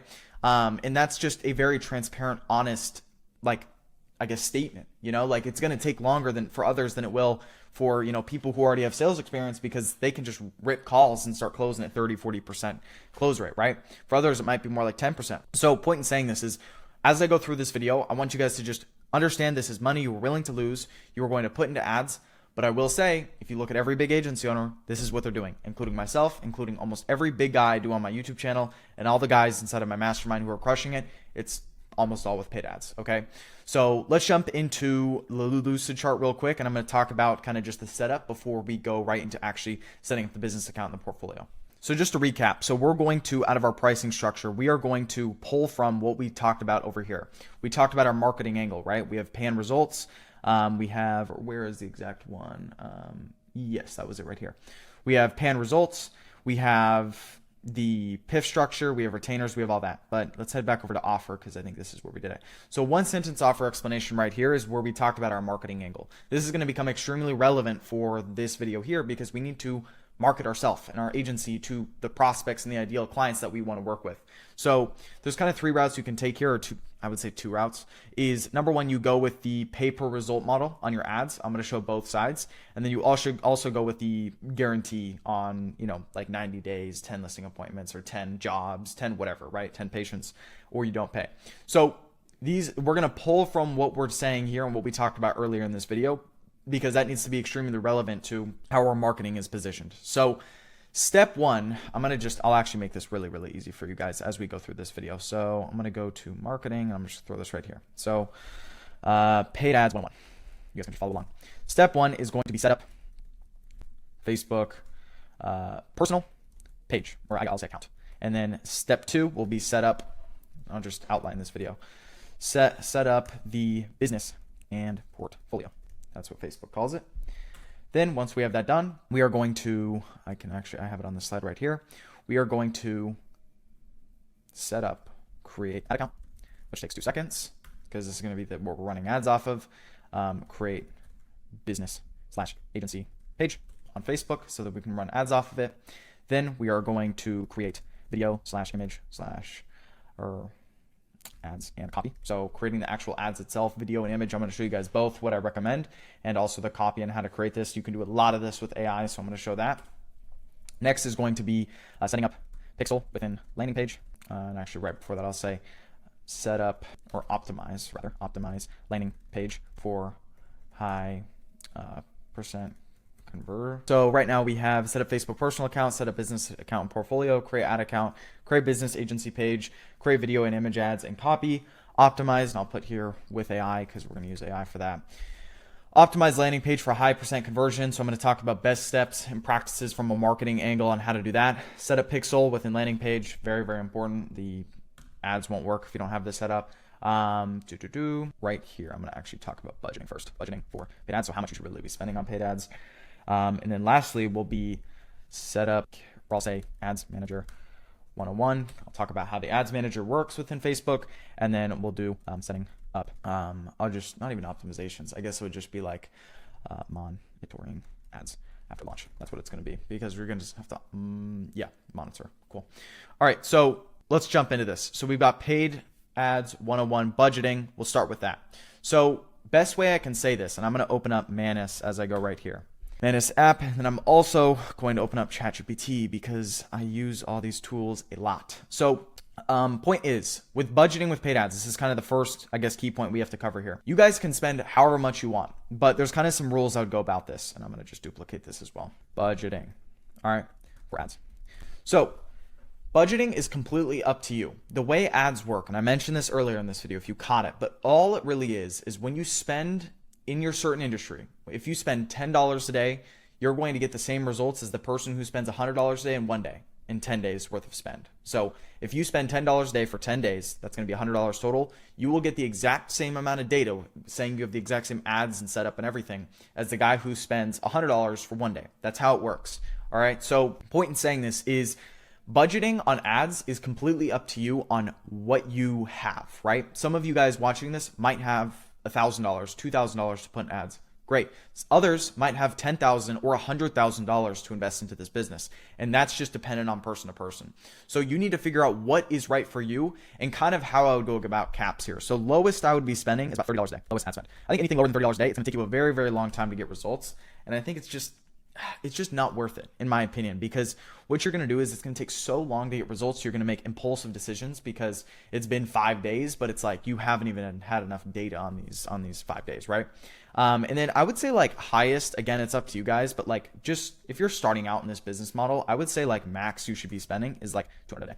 Okay, so this is $900 a month. This is $6K a month, right? Really right in the middle is the sweet spot. So if you can be spending anywhere from 50 to about 150 a day, I'd say that's probably a really good range. So it's up to you. All right, so I wouldn't go higher than this if you have no experience running ads, and I wouldn't go lower than this if you're wanting to run ads. That's kind of my rule of thumb here. Now, one thing to go into before we set up kind of like the intricate stuff is your cost per lead, your cost per call, as in cost per sales call. So how much money you put into Facebook and your own ads to get a sales call back will be completely dependent on, number one, your offer, right, on the ads. That's why I was so hammering that in that video, and we're going to talk about it more in this video. Also, your industry. Okay, I'll give you guys another example. If you guys are working with real estate agents, is that your industry, right? If that's your industry, it's going to be a much cheaper cost per call than it would be working with dentists. I understand both industries. I know a lot of people who work with real estate agents and dentists with their agency. I know a lot of guys crushing in both industries. The cost per call with dentists sometimes is $100 to $200, while real estate agents is like $30 to $40 sometimes, right? And that's just kind of like averages. So that means for real estate agents, if you work with that industry, you're going to be putting in $30, $40. So if you're spending, let's say $30 a day, you get one booked sales call per day. That's how, like, let's just go off that math. Now, if you were working with dentists, it might take you 3 days or 4 days spending this amount of money to get one sales call. So it doesn't necessarily mean one is better than the other, because every industry has their pros and cons, okay? With real estate agents, I would say it's very easy to close clients compared to other industries, but it's much harder to fulfill because you're helping them find a home buyer or home seller, which is someone making one of the biggest financial decisions of their life. Trust, like, you can take it from me who worked with a lot of real estate agents. I can tell you that for certain. It's very easy to close clients, in my opinion, but it can be hard to fulfill for clients, and it takes time. That's the big thing. It's not even necessarily like hard in the sense of like, if you have a lot of time, you can't get the results. You can get them results. It takes sometimes many months. Like, I put all my clients on 6-month long agreements. Made sense. You won't put your dentist clients on 6-month long agreements. They won't do it. They don't need it because their sales cycle for their clients is much shorter. It's just someone walking in, getting their treatment or whatever in their mouth, and they walk out, rather than 6 months worth of paperwork for buying a home. Like, it's just different. So the tangible result and ROI you give them just can take longer, and there's pros and cons. So point in saying that is, real estate agents, much easier to get clients, much harder to fulfill. Compared to dentists, it's much harder to get clients. It's much more expensive, but their lifetime value, their LTV, is normally a lot higher as well, because you're just working with better clientele on average. There's like doctors, dentists, compared to someone who maybe didn't graduate college and is kind of uneducated and shouldn't be a business owner, right? Like, that's the comparison. But the reason I point that out is, like, every industry has its own averages, and you need to decide what makes sense for you. You can do this using tools like Manus, ChatGPT, doing your research on, like, hey, what's a good cost per call with this sort of marketing angle, and you can go from there. But really, at the end of the day, the best data you will get is from Facebook. Facebook and Instagram is the ultimate decider of how good your ads are and how bad they are.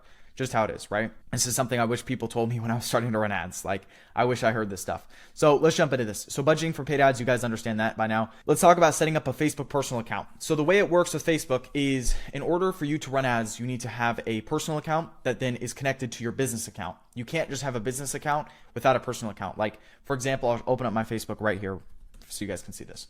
Right here, I think this automatically logged me into my business account. But if I log into this right here, you guys can see this right here. This is what it looks like. This is my personal account, okay? The way I know this is my personal account is if I go to my profile, it will say I have friends, okay? That's kind of the way I look at this. This account is like 3 years old. So, like, this is when I was first, like, my first agency was just starting out. Facebook advertiser for local and e-commerce businesses. I just put that there. That was so random. But yeah, I don't use my personal account. Like, that's the point. I only use this personal account to log into my business account. So point in saying this is, once you've created your first, that is step one. You need to create a personal Facebook account if you don't already have this. So go to facebook.com, create an account, and you'll be good to go from there. Now, the next step, what you need to do is you need to look up on Google, create Facebook business portfolio. That's what it's called. Okay. Create a business portfolio within Meta. You're going to click this. And then it's going to give you some steps here. And then in the top right, you should already be logged into your personal, and you can click start now. Okay. So if I click start now, it will probably prompt me to make a business, but it already logs me into my business because I already got one. So point is you need to create a personal account. Then you're going to create a business portfolio or business account. Like, if I just look up, I don't think there's any difference, but create Facebook business. Yeah, it's the same thing. Just look up business portfolio. You'll get it there. and you'll get what's called your, like, it'll essentially link to your personal. So just as I have this right here, I have this Carson Reed here, I have this Carson Reed here, which is like my technically my business account. So all you have to do is you're going to switch to your business like account page that you made. And then what I do on the left is I click on where it says Ads Manager. Okay, like so. And you can even do this in your personal account. Sometimes if you click, expand on the left on your own personal account, it'll show this. And then what you have here is it's going to list your business portfolios. So you just created one up here, and then it's going to show your account. This is your personal account. You never want to run ads off this. Okay. The way this works for context, and you can always create new business portfolios where it says right here. But the way this works for context is Facebook will give you automatically an ad account with your own personal Facebook account. You are super restricted to any sort of like advertising for any business sense because it's just not made for that. So it's like literally you never want to use this. I've made the mistake before where I've accidentally set up all my campaigns on this account. I'm like, well, that was a bad idea because now I have to switch it all over. So point is where it says business portfolios is where you want to click on this right here. And then it might say no assets or anything under here because you haven't created anything. I'll have to blur some stuff out. But what you can do is click on the little settings button right here, business settings. You want to get to a page that looks like this. Obviously, I have a team. I have a lot of people inside of my business account, so I'll blur names. But this is what you want to look like. Once you get to this page, you understand you've done the right thing. And I'll kind of just go a little bit back, just one step, just in case you guys have any questions or got lost what I said right there. So I'm going to go back to my personal account real quick. Right here, okay? This is like, imagine your personal account. You've created your business portfolio. You're good to go. It should be connected, and you've created your personal account as well. Both have been created by now. You're going to click See More on the left, and then you should find where it says Ads Manager. This is how you can get to that page I was just at without logging into a business page. You're going to show up right here. You're going to click on this little drop down up here, and then boom, your business portfolio should be right there because you just created it, and it should have automatically linked to your thing. If it didn't, you might need to go into follow like other videos based on your own certain situation on YouTube and whatnot. Like that's my best recommendation for you because this is how I've always done it. It's worked fine. And then you can just click right up here on what, your business account, and then you just click on that little setting icon. And then you should get, so first thing I would do if I were you guys, once you're at this screen, you want to set up your business portfolio to make sure you're like anti-flagged, if that makes sense within Facebook. Facebook has a tendency to ban people, okay? I've been at the end line of this a few times, and it's not fun. So you want to prove to Facebook and to Meta that you are a real person running a real business doing a real thing. So where it says business info up here, I want you to click this. Obviously, I'm gonna have to blur all of this out, but this is where you can put your information. Fill out as much as you possibly can here, your info, turn on 2FA, do everything you can to make sure they know you're a real person. Same thing with Security Center.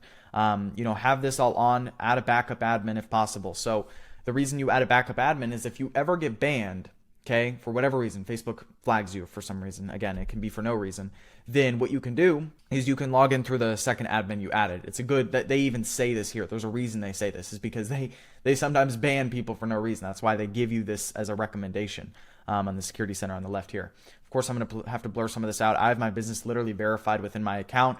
I have 2FA on, and I have many, many admins on my account. So what you can do here is a good exercise is to add your parents or your family members or someone else to your account here if they have a Facebook account.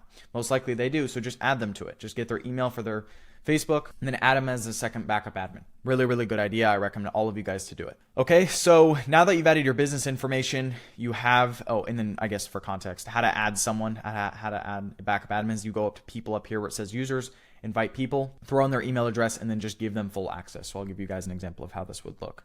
So let's say live.com is the email I want to add, live.com. Okay, you're gonna click next. Full control everything, right? If you trust them, make sure you trust them. Give them all of this. You're gonna click next, and then you can literally just click next again, review, and then invite. So that's how it works. All right, so now that we understand that, we have that good. We've set up our Facebook personal account. We've set up our business account and portfolio. We need to create an ad account and then a business page. So I'll show you guys what this is real quick. And by the way, on your personal account, if you just made it and everything, make sure to add profile pictures to it. Make sure to add like a banner, maybe add a bio in there. Do whatever you got to do to make sure it just looks real. Again, the point of setting this stuff up is to start getting it aged, because the more activity, the more things you do on it, the more Facebook will recognize you as a real human rather than some blank account with no profile picture. And it's like, hey, this guy's spending money, but he has no profile picture. You're higher risk of a ban. I know it sounds stupid, but that's just, again, it's how their platform is.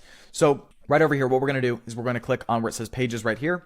And then you are going to make a page that looks like just whatever your business is, right? So I'll show you guys an example. You're going to click add up here in the top right, and you're going to click create a new Facebook page. Page name, make this your agency business name, or you can even do your name. I've seen people do their whole agency advertising off their name or their business name.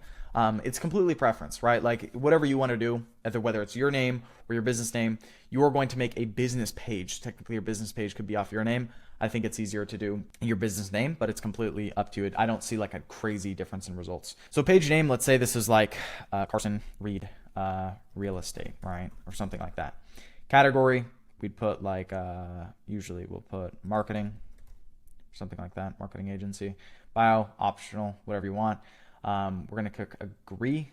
We're going to click create page. It's going to do its thing for a minute. I'll let it do it. And then I'll show you guys just kind of what I would do to the page real quick to make sure it looks real, because this is the page that people will see on the advertisements. Cool. Page created successfully. Awesome. So now you're going to see this little page right here that you created. Make sure assign yourself control. If not, so right up here, when you click assign people, just make sure yourself has full control. So click your name here on the left, for example. So right here, and then just give yourself everything and then click assign. Now what we're going to do is we're going to click this little view on Facebook icon. Now it shot us to this new page that we just created. It's a new business page. This is a business page. Way we know that is like this little flag up here on the left. That means business page. And then right over here where it says switch to Carson Reed's real estate page, take more actions, click switch. All right, and then we're going to switch. And then now we've got what looks like this.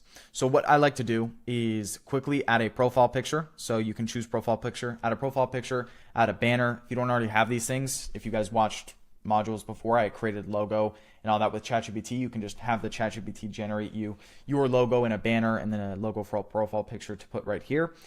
Same thing with right here, just add cover photo. And what you can do is go to the about me right here and then just start adding in information. So then again, the page looks real. It doesn't look fake. The most important thing is a profile picture, because that's all people are really going to see when they see your ad, is they're just going to see the business name and then the profile picture. Not unless they click into it are they going to find the rest of this stuff. So once you start closing clients, building up testimonials, even posting organic content on YouTube, great idea to just start posting it on this page here to kind of create this like an asset. So then when people do see your ads and they do just click on your page before actually opting into your ads, they can find other resources and content on you so it looks real. Okay, cool. So that's that. Next, we are going to create what's called an ad account. I don't think I need to connect any assets here. Yeah, you don't need to create an Instagram account or anything like that yet unless you prefer to. You don't have to, so I'll show you guys what I mean by that just within this video. On our pages where it says ad accounts, you're going to click this. I already have all of my ad accounts created, I believe, so I don't know if I'll be able to make any more. But for context, all you do is literally just click create new ad account right here. You're going to name the ad account, so just call it like your name ad account 1. Doesn't matter what you call it. So like I'll just do like test 1, right? And then make sure your time zone's correct, make sure your currency's correct. You're going to click this ad account is for my business. Yes, confirm. And then you're going to click this little checkbox, and then you're going to click create ad account, and that's that. So those are the main two key things to here. Then it should show up here. Again, I'm going to blur some of this stuff here, but I'll just use this backup number 2 one for the context of this video, or maybe this one. Yeah, just one or the other. I have 2 backups. Great idea to if you can just make as many ad accounts as possible, as it like limits you. Sometimes Facebook will limit you to 1 ad account you can create, or it'll limit you to like 3 or 4 or 5. Make as many as possible, because what's going to happen is then it'll like get aged. So more like the longer an ad account has been open for, literally like what I've seen is the more leniency you'll have with like starting to run ads at a higher budget. Say one ad account has some issues or gets banned or something happens, you have another one to resort to. I recommend doing that. Okay, cool. Now that we have that in there, let's head back over here and then create ad account, create business agency page, done. We just did that. Great. Set up business account and portfolio, done. Set up Facebook personal account, done. Budgeting for paid ads, done. All right, cool. Now let's talk about creating video image ads with copy with AI. So, all right, so let's click creating ads. So we have image, we have video, and then we have ad copy. This is like the kind of the big key things we need to have for this. So I'm going to give you guys, before we actually make these, I'm going to give you some pros and cons of image ads versus video ads and when you guys should be doing what. So if you have a lower budget, Video ads generally has a higher cost per result. So what I mean by that is, imagine an image ad you were getting $20 per booked call. Like, I know that's not like, that's a really good image ad that's performing probably. Depends on your industry, all that stuff I said earlier, but it's like, imagine you're spending $20 to book a sales call with an image, right? An image ad you're running. If you run that exact same offer on a video ad, it could be $30 or $40. So it could be $10 to $20 more expensive per booked appointment, but there's pros and cons of each. So image ads is higher volume for the amount you spend, volume, and lower intent. So what I mean by that is you're going to get more booked calls or more leads generally for a cheaper cost, but it's going to be a lower intent lead that comes through the funnel. So it's going to be a lower quality person on average that shows up to your sales call because all they saw was an image with your offer rather than a 30 to 45 second video ad, really in depth talking about what you do. And then video ad is literally just the opposite. So if I just take this, it's going to be lower volume with higher intent. So that's the best way to compare the two on average. Image ads are cheaper cost per result, lower intent. Video ads are lower volume with a higher intent person that comes through your funnel because they've had more time to absorb what your offer is and what you're really talking about. Okay. Ad copy. This is just something we can generate with a number of tools. We can use Manus, ChatGPT, etc. Okay. So image ads, I like a lot Canva. Canva has been great for me around image ads. You can always use ChatGPT. You can also use many other tools. I've seen a lot of different results. I mean, I'm sure you can even use Manus to create image ads. So we'll test that out here while we're going. Video ads. I love ArcAds, okay, .ai, arcads.ai. If you guys haven't used them, I'll show you guys in this video how to do so. But essentially it's where you can create, like you guys have probably seen Sora ads or Sora videos through Google, or, just like AI human looking ads, human sounding ads, but it's all AI. That's ArcAds a lot of the time, and you guys can integrate a lot of different things within here. ArcAds is really the only main one I want to talk about with video ads. And then the other alternative to video ads is, of course, UGC creators that you pay. My agency has, we do run a lot of both of these right now. And then also, last thing I'll say is just like yourself on video ads. Okay, so that's kind of that's how I divide this up here. So I'll bold this so then it looks good. And then copy, of course, is like Manus, ChatGPT, etc. So these are all the different tools we can use it. So let's kind of jump into it. So first thing I'll say before we start creating some of these ads is your offer is going to be the reason an ad generally performs or doesn't perform. And Facebook today and Meta today, as an advertiser, they have made it way easier for you to get results if your ad is good. So it's much less about targeting and the optimization, the media buying and all that stuff you had to do back in like 2018 on Facebook where you had to have all these detailed targeting, these settings. I run a lot of my ads, as you guys will see when I set up the campaign, completely broad, right? So I don't do many targeting. I don't go super intricate inside the ads manager and make sure my targeting is super specific. What I do is I just make sure the actual creative, the ad creative, the image or the video itself is super good with the ad copy also matching it. And then making some optimizations on your funnel to make sure that also matches what you're saying in the ad. Huge, huge thing I see a lot of people miss. So we'll jump into first, we'll talk about image ads, all right? So what I'm gonna do is I'm gonna open up Canva. I'm gonna have to blur some stuff, but no worries. I'm gonna click on home. And then what you guys can do, Canva is free. You guys can use it. I don't think you need really the paid versions. I think it's like $10 a month, but it's up to you. But what you can do here is you can click create. We're going to do custom size and we're going to click 600 by 600. Okay. So this is what an image ad kind of like, I guess, frame template would look like. So we're also going to test around with Manus and ChatGPT and some other stuff just within this video, so we can go from there. But what I want to show you guys is how to make a super, super simple image ad that can convert super high. And people always like watch my videos and stuff and they're like, oh, well, Carson, this looks so simple. And it's like, how could this possibly work? You guys realize sometimes the most simple marketing is the most effective marketing. Like there's a reason it works. It's because it's so simple to the point that anyone looking at it who you'd want to target would understand it and could opt in. It's not crazy. It doesn't have all these insane graphics. I've actually seen way worse results with insane graphics that you pay people on Fiverr to make compared to simple things you can make here like I'm going to show you now. So click ad heading on the left. And then what you're going to do is I like the font League Spartan. So if you guys look that up, League Spartan right here. I've seen this font convert a lot higher. And then what we're going to do is we're going to quickly type in, and then here's I'm just going to give you guys, rattle off an example. I've showed it on my YouTube channel before, but I want to kind of just break it down here so you understand how you can do this if you were, you know, in my shoes. So niche is going to be up here. So I'll give you guys an example. Real estate agents, if that's who you're trying to work with, right? I'm giving an example of real estate agents. Make this for whatever industry you're going after. And then you're going to put your offer here right in the middle. So I'm going to adjust this a little bit. You're going to put your offer right here. So this is why it's extremely important that you have your offer dialed and you understand who you're actually, what you're trying to like say to people. So if we go right here, we have these different one sentence offer explanation. You need to choose which route you want to go. All right. So do you want to go the pay per result route, or do you want to get the 10 listing appointments or the, you know, XYZ guarantee? You know, I'm just going to put this up here so it's simple. All right. So these are the two offers you can do. 1, 2. Yeah, cool. All right. So these are the two main offers you can do. So we have, we will get you X within X amount of days, or you do not pay, or only pay on result. Okay.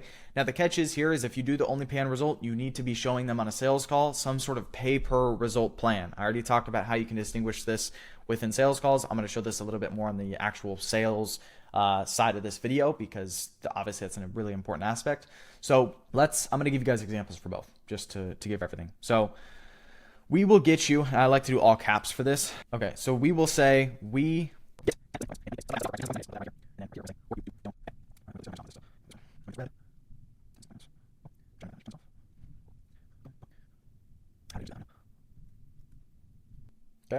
So this is one ad right here. This is an example of an ad.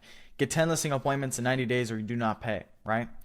And you guys can kind of make variations of it. You can duplicate it, remove that emoji, and then you can also do other duplicates like this where you make the background. I'll make this text white, and you can make the background black, for example. And you guys can test things, right? This is an ad right here.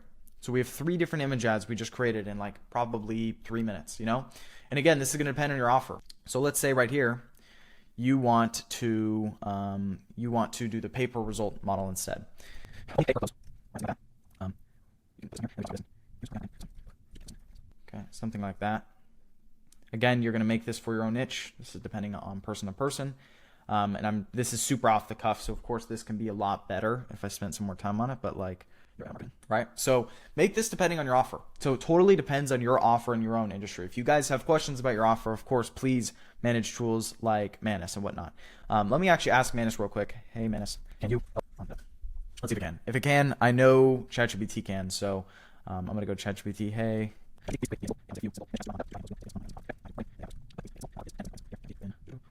So I'm gonna just kind of have these tools do its thing. Let me say. I'll show you both. I'll generate behind the scenes so we can see what it does. Cool. All right, I'll let it do its thing. While it generates behind the scenes, what we can do is just take these so we understand we have these different types of ads right here that we can test. It's interesting. So for those marketers out there that understand meta ads, there was an update that came out fairly recently that was called the Andromeda update. So what it did is it tried to remove like kind of ads like this even from like being necessarily too different. So like you guys notice the only real big difference within this ad and this ad is there's just not this emoji here. And Facebook like used to be kind of insane like data differences. Like we might see this at like $30 cost per call, and we might see this one at like $60, even though it was such a small change right here. They've kind of fixed a lot of that to where the small variations don't have too much of an impact anymore within the algorithm, but I still do see some changes, right? But the point is you want to test things. So the way advertising works, and I'm going to get into this a little bit, is like you always have to start with testing. You want to start testing with ideally a little bit of a higher budget with more different creatives and ads to test starting out. Once you start getting data on how that's going to perform, you're going to slowly refine down to the creatives and ads that seem to be best performing. There are certain metrics that I'm going to give you guys inside of this video that I don't see anyone talk about that I've gotten from really high level marketing friends of mine, and even just seeing in my own data for clients and whatnot on telling you if an ad's going to perform or not, even before we even get leads. And again, that will save you and make you a lot of money in the long term. So the point in saying this here is this is how you can create some simple image ads. I can click share, download, and I'm going to quickly download all 4 of these right now to my computer. And then I'm going to just have this ready to set up within the actual Facebook algorithm, or not in the algorithm, but the ads manager. So image ads. Cool. All right. So next thing is going to be, now that we have these image ads done, let's see what ChatGPT created. So this is one right here.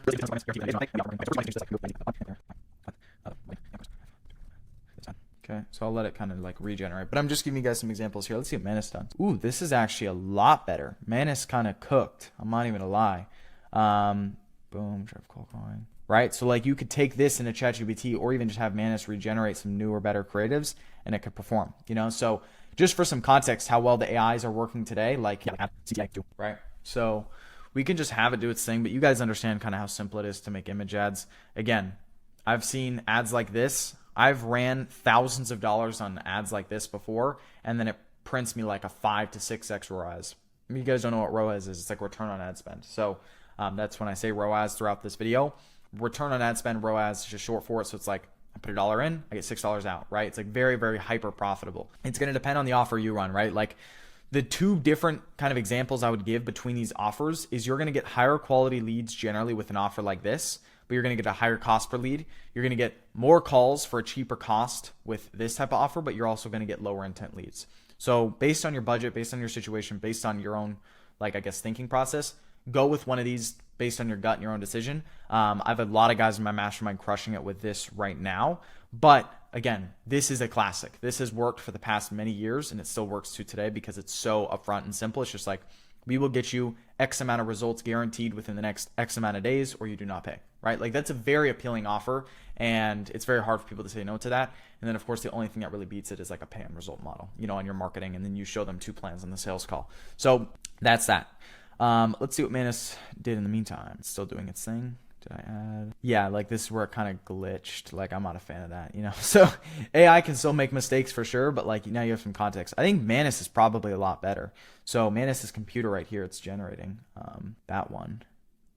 So it literally shows its computer live while it generates them, and it's kind of crazy. So obviously there's issues here, so we'll have to just tell it to correct it.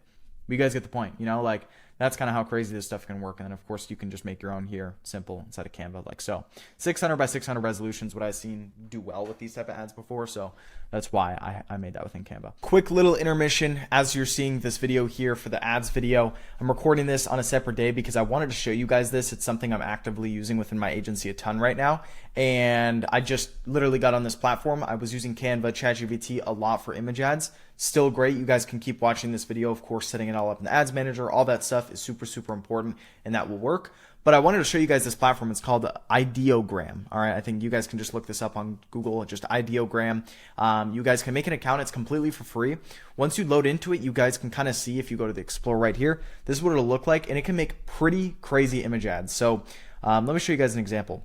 Let's say if we're going to google.com, or not Google, but like the ads library, and we go to like Google, for example, for ads, what you can do is if I open ChatGPT and I get a new one right here, if you find a competitor's ads, you can just take a picture of it, give it to ChatGPT and say, describe it. So for this example, let's just say I want to create something with this. This is specifically for image ads. So what I'm showing you here, video ads, of course, as with ARC ads, UGC creators, yourself, all that is separate. I just wanted to show this as a comparison to Canva because Canva and ChatGPT ads, you can get this to look really, really cool. So let me say, make a prompt to my AI image GPT.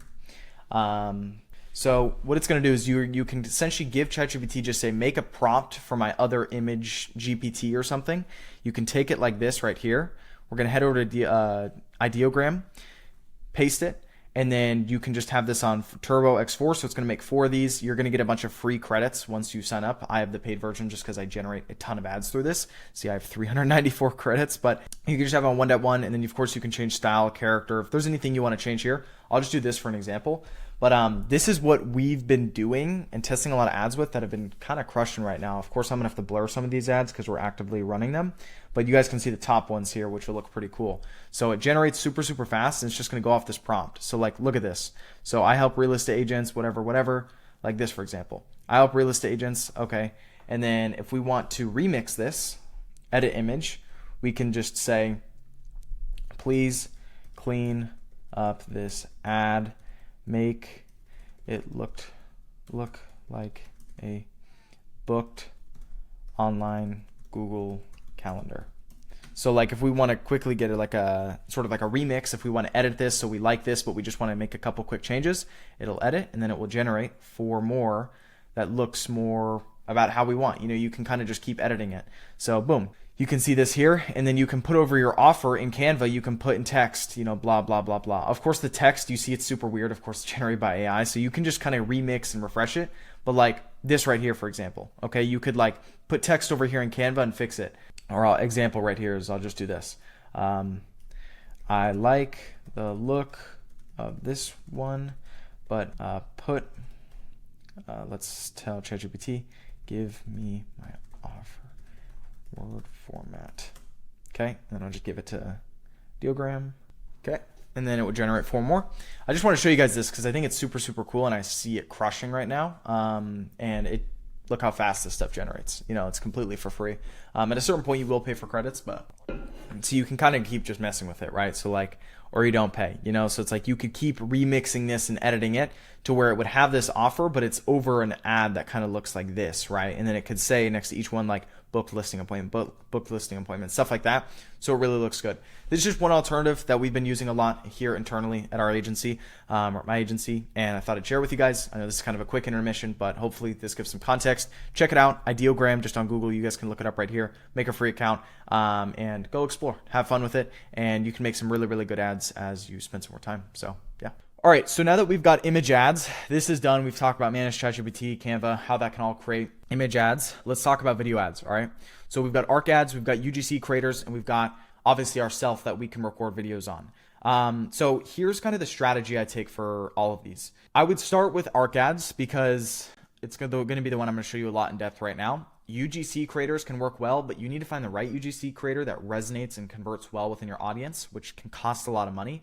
And then obviously yourself is an option too, but sometimes yourself on ads just won't perform if you don't have like a high quality camera, maybe a good looking setup and whatnot. Funny story, I'll say it real fast just to kind of give, I guess, an idea of like how you can make ads work. So when I first turned on paid ads back in 2023 for real estate agents, 2023, I believe it was 2023.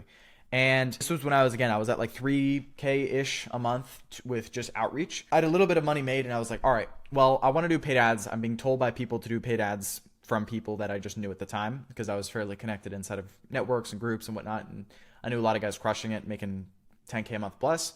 In my mind, that was literally a dream that we're doing paid ads. So I was like, all right, I'm going to give this a shot. I've done some outreach. I've got some clients. Let's see what I can do here. So what I did was I made ad scripts, and you guys can do this yourself if you want to try it. I'm not saying it's going to absolutely crush out of the water like it did for me, but imagine I would have been 16 or 17 years old, Carson Reed, like pretty filled out face. I was wearing glasses. I was like, I had much longer hair, and I didn't really look trustworthy whatsoever.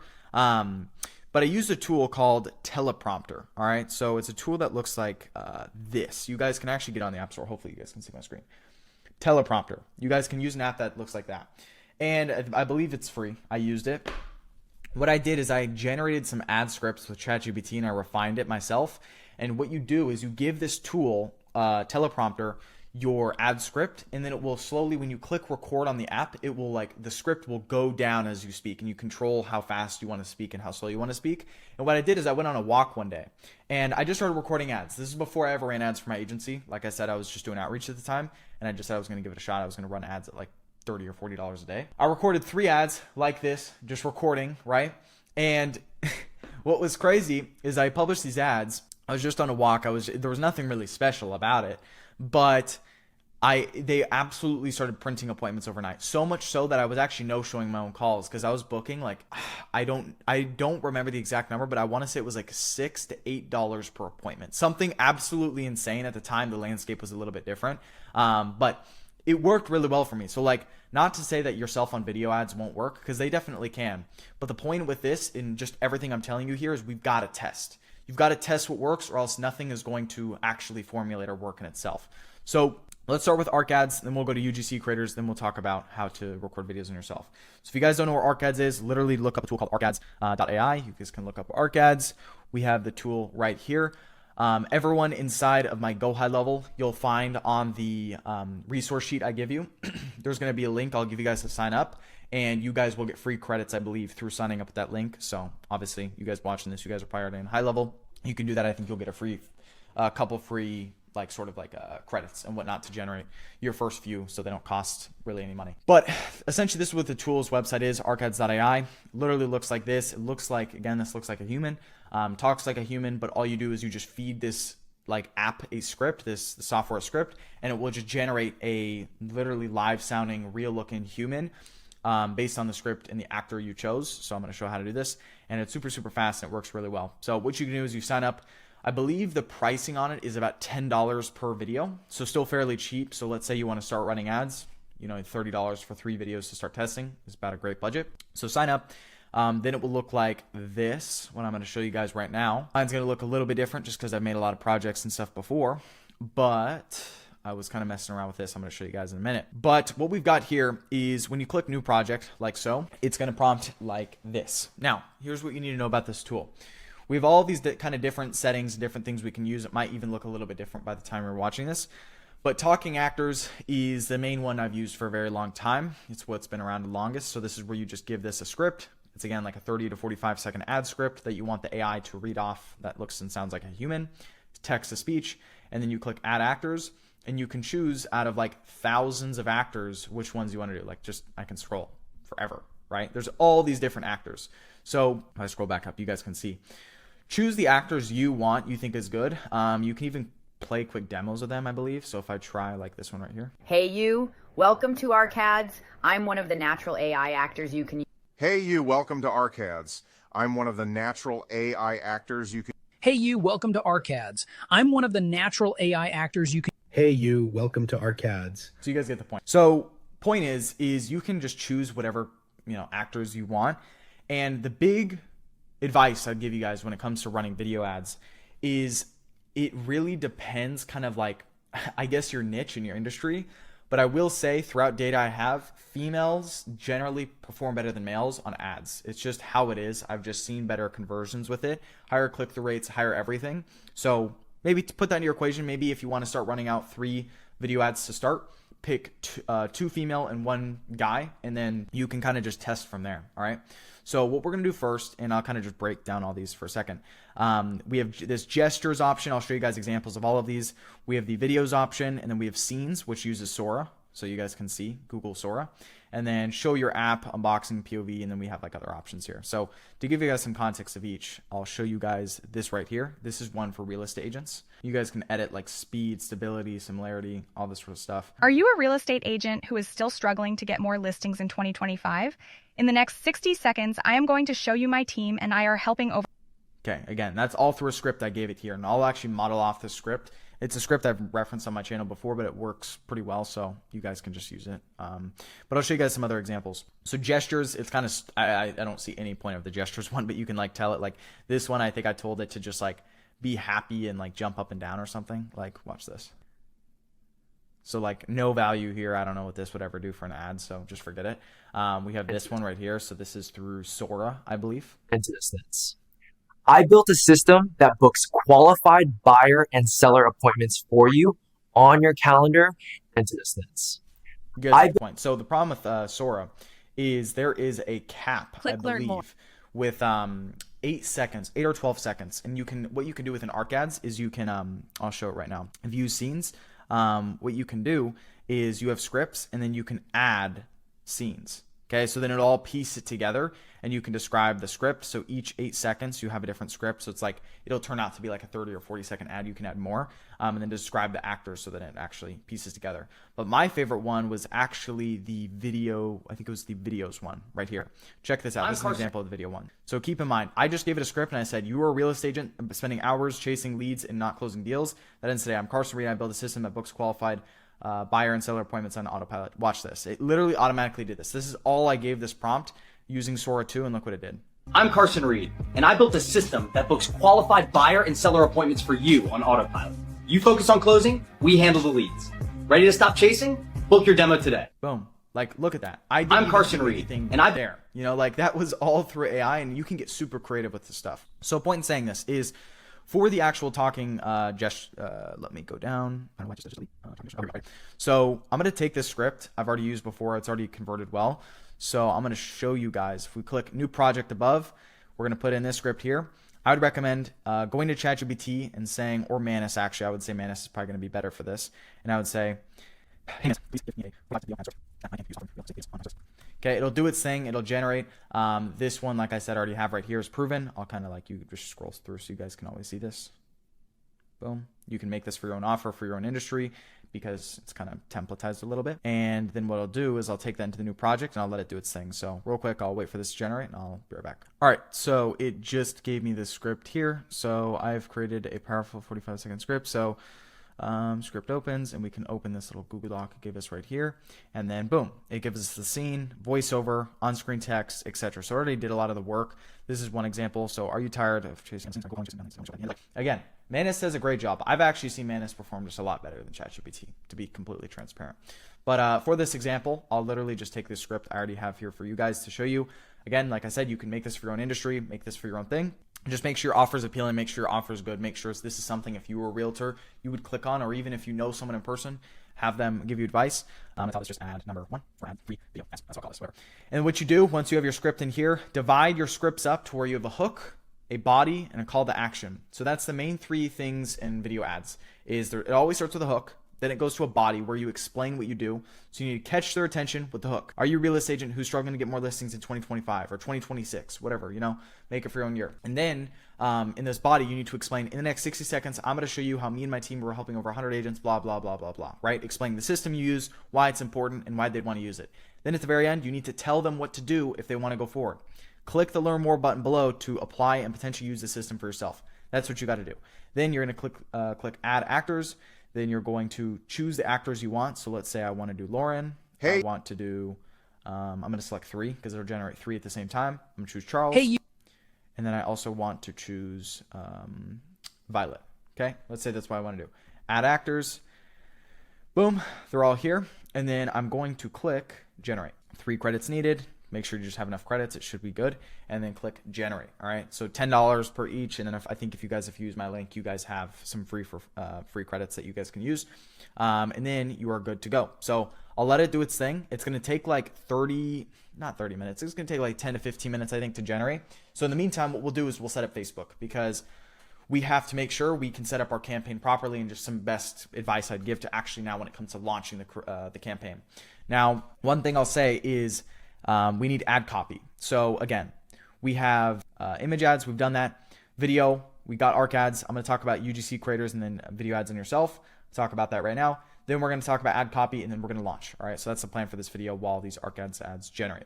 So when it comes to UGC creators, for those of you guys that are familiar, this is user-generated content. So imagine a UGC creator is like, you pay someone on Fiverr, for example, you look up UGC creator, you pay someone who you think would look good or resonate with the clients you are trying to attract, and you have them essentially read off a script. They're going to send you videos back, and then now you can run those videos for your own ads. This is, again, like the cool thing with this business model is you don't have to be the guy that's on all these ads. You can have other people do it. You can have AI do it. You can do all these things. So point in saying this is, with UGC creators, I think they're good. I use them a lot, and they're really high converting. They're just expensive. For example, the UGC creator I pay, she's $400 per video. Like $400 for a 45-second video. But the thing is, she converts like crazy. So for me, as $400, if I was emotional, I'd be like, that's too expensive. But if I look at the outcome, I'm making way more than $400 profit just having her do the ads. So again, you want to find someone who's really kind of like good speaking in front of camera. And again, that's completely up to you. I can't tell you guys what to do here. You've got tools like Fiverr. Look at fiverr.com. You've also got Upwork. If you want other real humans to film the ads for you, you'll have to pay them. But if they work, they'll work well, hopefully, and that's the goal. And then you can keep using them for future creatives if they work. Last thing is yourself on video ads. So I already talked about the teleprompter app. I recommend if you're going to do it, do that. And then test different backgrounds, right? So you can use the same script in a office, outside on a walk, and then you can also do something maybe like, I don't know, in your living room, on the couch or something.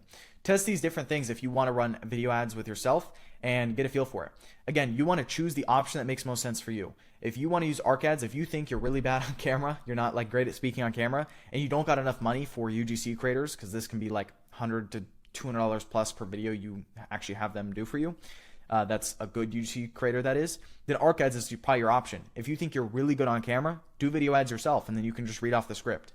Or if you think you've got enough money and you want to just try UGC creators, Go ahead, do that too. Point is you want to do whatever it makes most sense for you, and then you need to let Facebook decide. Facebook test. I'm kind of like a broken record here, but Facebook is going to be the ultimate decider is if this works or not. All right, so please understand that. So that kind of covers video ads. I think we're good to go here. Now let's talk about ad copy, and then we'll set up the actual campaign itself within the Facebook Ads Manager. So with ad copy, you can have Manus do a lot of this. So I'll just go to Manus, and I'll literally just say, I love Manus so much. I've seen Manus just do so well. Let's see here. It's going to generate us in about what? Copy. Honestly, headlines are fine. Yeah, I'm not a fan of these copy, to be honest. So let me kind of give it an example.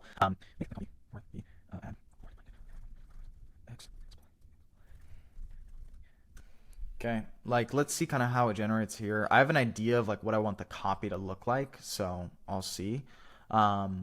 Maybe it's not going to give it to me how I want it. This headlines are okay, but again, it's kind of like whatever. Copy is one of those things where you just have to reiterate on it, and so on. Okay, I'll let this generate. While this generates, one huge resource I recommend all of you guys to use, and you could probably use Manus to do a lot of this research as well, is use a tool called the Facebook Ads Library. Okay, Facebook Ads Library. If you guys haven't used this, oh boy, you guys got to use it. All right, so Facebook Ads Library, you just click on this top link here. It'll give you ad categories, and you can literally look up every single advertiser out there. And there's kind of some strategies I should mention here before, again, going into the campaign and setting this all up. I'm glad I'm explaining this now. The Facebook Ads Library, for those that don't know, like imagine like Apple. I look up Apple. I can see all the ads that Apple is currently running right now in the United States. If it will load, boom. Okay, so we can scroll down and we can see all the ads Apple has live, right? All the way down to right here. Launched in September. So here's what's cool about this. It says if it's active, and it says when it started running, and then it shows us the entire ad. We can watch the video, we can see the landing page if I click learn more, and we can see all the copy in the headline. What you can do if you're smart is you will go to competitors or other people in the industry that you want to work with, and you will look up their business name, okay? Or you could even just look up like real estate marketing, okay? Or something like that. Just look that up. You don't even have to look up the business itself, and start scrolling through and try to find a business that is offering something similar to you. Okay. A lot of people are running AI ads right now. Okay. Like as you notice, like this is hot, really, really hot, and it's working well.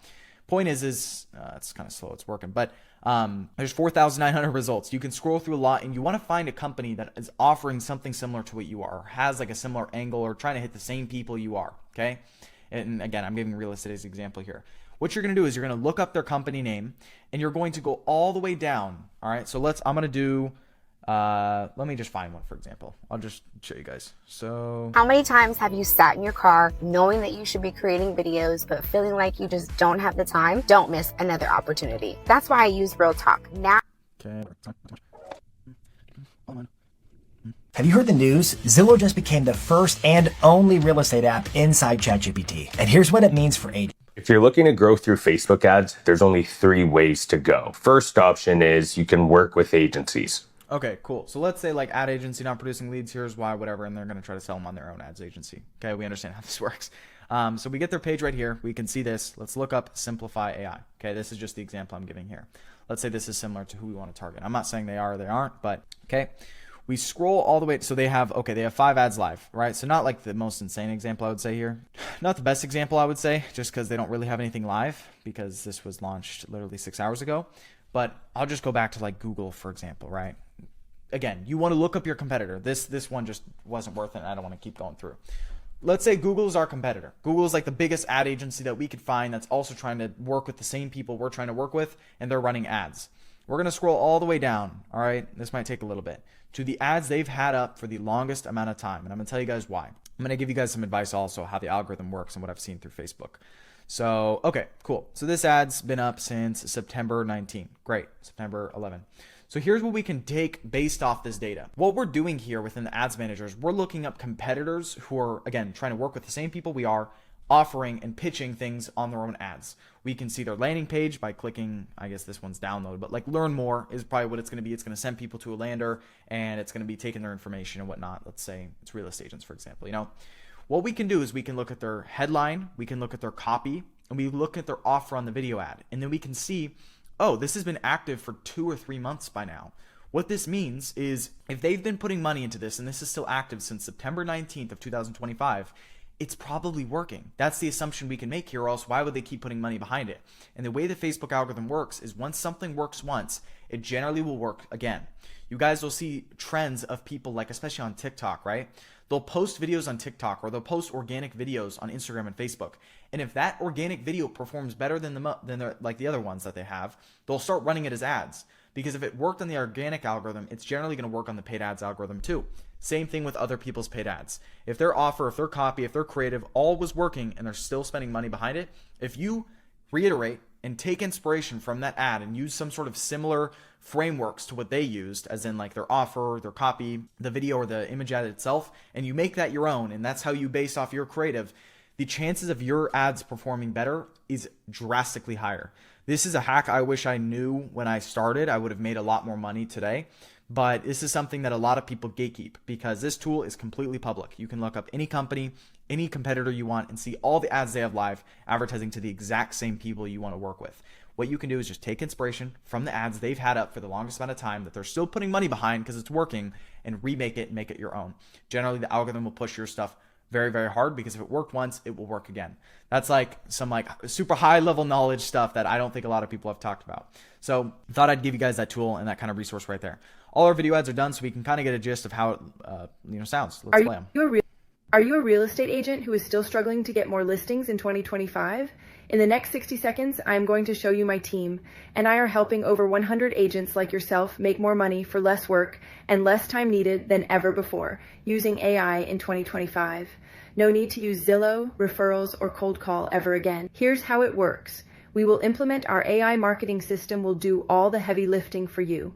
It will get you... Okay, you guys get the point. So it did this for each of these. I'll play this guy real quick. Are you a real estate agent who is still struggling to get more listings in 2025? In the next 60 seconds, I am going to show you my team, and I are helping over 100 agents like yourself make more money for less work and less time needed than ever before using AI in 2025. No need to use Zillow, referrals, or... Cool. So you guys get the point, right? And you can even customize this stuff, I believe, like I was showing kind of like down here. Based on the person, you can even click the settings, and then you can change the speed, the stability, the similarity, the style exaggeration, everything. You can kind of change it about the actor, which is super cool. So what I'm going to do here is I'm going to just download these ads right here, and I'm going to get them ready to upload as video ads because I'm going to show you guys how to set up the campaign itself. Now let's see if Manus made our copy better. Yeah, this copy's okay. I'm not a fan. I think ChatGPT might have to do this instead. Let me get this ChatGPT might be faster. No. All right, we'll see how it does. But anyways, in the meantime, copy's kind of like we can work on that as we go. So what we're going to do now is let's see where we're at on this chart of the setup. So we have budget for paid ads, set up Facebook personal accounts, set up business account, create account, create agency page, create new ads, optimize landing page for high conversion. All right, cool. Let me open up GoHighLevel real quick. I want you guys to follow along here and follow me as I go because this is going to be important because we're going to be sending traffic here. All right, so as we're in our sub account, head down to the sites and then go to the funnel you're going to run. For majority of you, 99% probably, I'm recommending you guys to go straight to calendar right here like so. And we've got this booking page right here. So this is where we're going to be sending all of our traffic to. Now, here's the key point I want you guys to understand. Click edit as you go here and match your offer on your ads to the copy on this page. This is something a lot of people don't do, and it kills their conversion rate because imagine you guys are sending traffic to a page or you're clicking on a page from an ad and it's saying one thing on the ad, but it's saying a completely different thing on the actual page. Make sure the copy matches itself. So if this is the offer you're running, make sure on your ad, if it's 10 listing appointments in 90 days, you're saying that here, okay? If it's pay per deal, pay per close, whatever, put that on here. Make sure your niche, correct. Put all that up there, right? All super important. I don't know why this is bugged out. I'm getting like bugs everywhere now. Whatever. You guys get the point. Make sure your page is optimized and congruent to your ad offer. It's a big mistake I see beginners make, and it kills their conversion rate, all right? And that's just a very easy fix. All right, you guys just go to the editor, click save once that's done, and then just click publish, okay, on all the pages I've given you. And then next, we're going to set up the pixel within landing page. So for context, and then we're going to get into the ads itself. What a pixel is essentially, it's a little piece of code. It's a little bit of data because imagine we're sending traffic from an ad to a page like this. We want real estate agents on ads to go to a page like this. How is Facebook going to know if we're getting calls or not? And how is it going to track back to which ad is actually converting? Because really it's a data thing at the end of the day. We need to be able to look at the data from the ads and say, okay, this ad is getting more booked calls than the other one. Let's cut the one that's not, and let's keep putting more spend and ad budget behind the one that's converting. And the only way to do that, because you're sending traffic to your own website, your own domain, is to put a little piece of code, which is called a Facebook pixel, at the top of the page. And I'm going to show you guys. You guys can just copy how I set this up, because people get super confused on how this works. So what you're going to do here is open up your business suite, and you're going to head down to where it says data sources here on the left. Then you're going to click on where it says data sets and pixels right here. Then you're going to click on add where it says in the top right, and you're going to click create new data set. Turn this little thing off. I don't know why it does that. And then the name, you're going to put whatever pixel name you want. You call it whatever you want. Doesn't really matter. I'm going to just put, 10 hour course pixel, right? That's what I'm going to call it. Click create. Great. Now it says data set created. Go to events manager. Click that. And then it's going to send you to what's called the Facebook data, kind of like, I guess, events manager data place, I guess you'll call it. All right. So right here, we have our pixel. We're going to click gather website events from browser activity. We're going to click set up metapixel. And we're going to install code manually. It's going to give us this piece of code. You just follow me, guys. You guys, I know this might seem confusing. Follow me. It's a one and done thing. Once it's set up once, you don't really have to change it. Copy this code. Head back over to your GoHighLevel. So let me move this right here. Okay. We're going to click edit. We're going to place this piece of code right. Wi-Fi is slow today, but tracking code. Boom. Save. Click save, and then we're going to click publish. For this sake of this video, I'm just deleting this because I don't want to keep this on this page to give to you guys. But what you need to do, and I guess for the context around this, is once you put this code on this page, we are optimizing for this little line right here, which is page view. And a big mistake people make, please look at me when I say this. You have to have the pixel to run ads. If you don't have a pixel set up and you don't do this part properly, all the money you spend on ads will go down the drain because Facebook isn't tracking anything. All right. So just put this, follow me. Just put that code like here. All we're optimizing for right now is page view. So every single person that hits this page, Facebook now knows this person clicked from the ad and clicked to the page. Okay. All right. Again, for this sake, I'm not actually doing it, but you guys make sure you have it there, click save and publish. All right. Next, you're going to head to your thank you page right here. You're going to click edit, and then you are going to click this right here up where it says tracking code.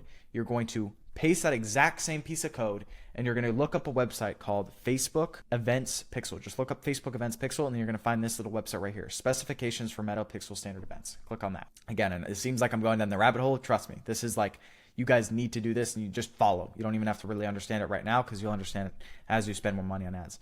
You're going to head down to where it says schedule. Okay. We're going to take this little piece of code right here, because we are optimizing for people to book a call with us. We're going to head back to this page, and we're going to add it right after here. We're not going to add a space or anything, just right after where it says page view. We're optimizing for schedule. I'm going to click save. I'm going to click save in the top right. I'm going to click publish. All right. That's what you guys are going to do. After that, what I would do is quickly just preview each of these pages real quick. Fire it up. Get the pixel. Understand there's like traffic going to this page. So it's just the pixel gets a little bit of it gets warmed up a little bit. Knows there's traffic. Just fire them up real quick like that. Open up both the pages, and your pixel is set up. The only thing left you need to do is click down here where it says this. Click continue. Turn on advanced matchmaking. Done. And then it has it now set up. You're going to head back to your actual Meta business settings right here. You're going to click refresh. Okay. You're going to go to this little data sets and pixels. Go to that pixel you just created, so the 10-hour one right here. And then you're going to go to assign people. You're going to assign it to yourself. Manage full data sets access, assign. And then you're going to head to connected assets. You're going to click connect asset, other business assets, and you're going to select the ad account you just made. So let's just say Carson backup number 2, right? Done. And I'm also going to add myself as a person as well. So Carson read. Boom. Boom. All right. That is the pixel setup, and this will come into play in just a moment. All right. So that is that. That is done. So now really all that's left here is we just need to actually set up the ads manager. We're going to set up for launch, and then we're going to actually launch it itself. Let's see if ChatGPT gave me some better creative. This is actually fine. This isn't, again, what I like and kind of copy is I like to really convince people. And again, you can find copy online, doing a little bit of research into your biggest competitors and finding out some of the copy they're using, and then make it for your own offer and yourself. That's like that. If again, for ads that they've had up for a long time, I really would recommend that. All right. So we've got that there. Next step is going to be right here. I'm going to be closing ARC ads. I'm going to close all these kind of pages we're done with. Cool. We'll keep Manus open. We'll keep this open. We'll keep this open. All right. Next step, we actually need to set up the ads manager itself. We need to set up the campaign to actually run these ads for our AI agency. We're going to go to where it says ads manager here on the left here, and then campaigns. All righty. It's going to put us right here. And make sure at the top, click this again just to double check you are not on your personal account. You're doing this on your business portfolio ad account, and then you make sure you're selected the right ad account that you've created by now. It's going to say add a payment method. You should quickly add your payment method. I think that's a great idea to do, because if you don't add it, again, you won't be able to run any ads. So it's just that's going to be the credit card or whatever the debit card that you're going to be using for these ads. First step is going to be clicking create right here. Confirm a couple details. Let me just quickly do this so it's good to go. All right. So what we'll do is click create right here where it says campaigns. We're going to choose the lead campaign. All right, keep it auction, lead campaign, continue, and then it will show it right here. If Facebook says, do you want to do like an advanced, like optimize, automatically set up, advantage plus campaign setup or manual setup, click manual setup. All right, they're trying to get you down their little rabbit hole. Don't do that. Okay. What we're going to do here is we're going to just call this campaign number 1. It's kind of always what I like to call it. So you guys can just follow me as I go through this. Campaign budget. All right, it's going to have this little budget optimization thing right here. We're going to click, since we're testing, we're going to do ad set budget. Okay, ad set budget. And it's going to click, have this little option right here, share some of your budget. No, turn this off. All right, they're going to give you all these little optimizations that you want to have off. All right, okay, this is fine. I could even show more. Okay, cool. Right here, we're going to call this ad set number 1. All right, and then we're going to just call this video ad number 1. All right, because I know a lot of you guys are going to be following me step by step here, so I want to make sure you guys have the right setup involved. Conversion location, we're sending people to a website only. All right, single website. And then performance goal, maximize number of conversions. And then data set, this should be the pixel you just created, and the conversion event will be schedule. You guys remember how we put that code there on that page? It's going to be schedule. We're doing the exact same little piece of code we're optimizing for. For context, if you guys don't understand how that little code works, we're sending traffic to a page that looks like this. This is a booking page, okay? People that are able to book a call, select a time, give us their information, and book a call with us will land on this page right here, this thank you page. On this thank you page is where we put our pixel code, okay? And this, every single time someone lands on this page, it tells Facebook someone has scheduled a call, because the only way for people to actually get on this page is if they've scheduled a call. That's why we put the scheduled little piece of code there, right there, because we're optimizing for people to schedule calls. All right, just basic 101 if you didn't understand that. Scroll down. Let's see, value rules. No, standard attribute. Okay, cool, good. This is all fine. All right, budget optimization. Completely up to you how you want to do this. So for this example, I'm going to be setting up this campaign at, I'm going to put all the video ads in one. I'm going to put all the image ads in one. All right, just for simplicity here, but I'm going to give you guys some, I guess, advanced setup kind of like advice around setting up the campaign. So this is video ad number 1. I'm just going to put ad set number 1, videos.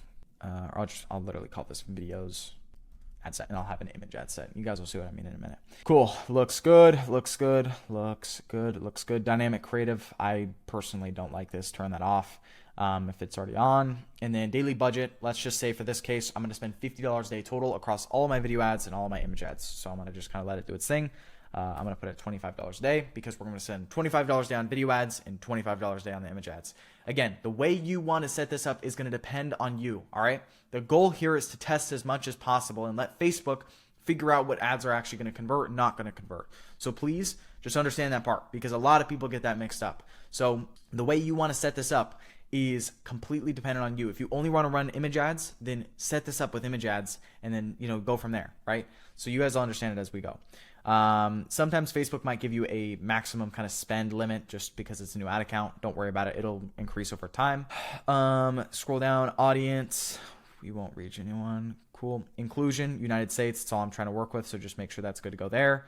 And then suggestion audience. This is where you can do detailed targeting or retargeting ads. This is much higher level. Things I talk about more so inside of my mastermind that just won't be applicable to majority of you guys watching here.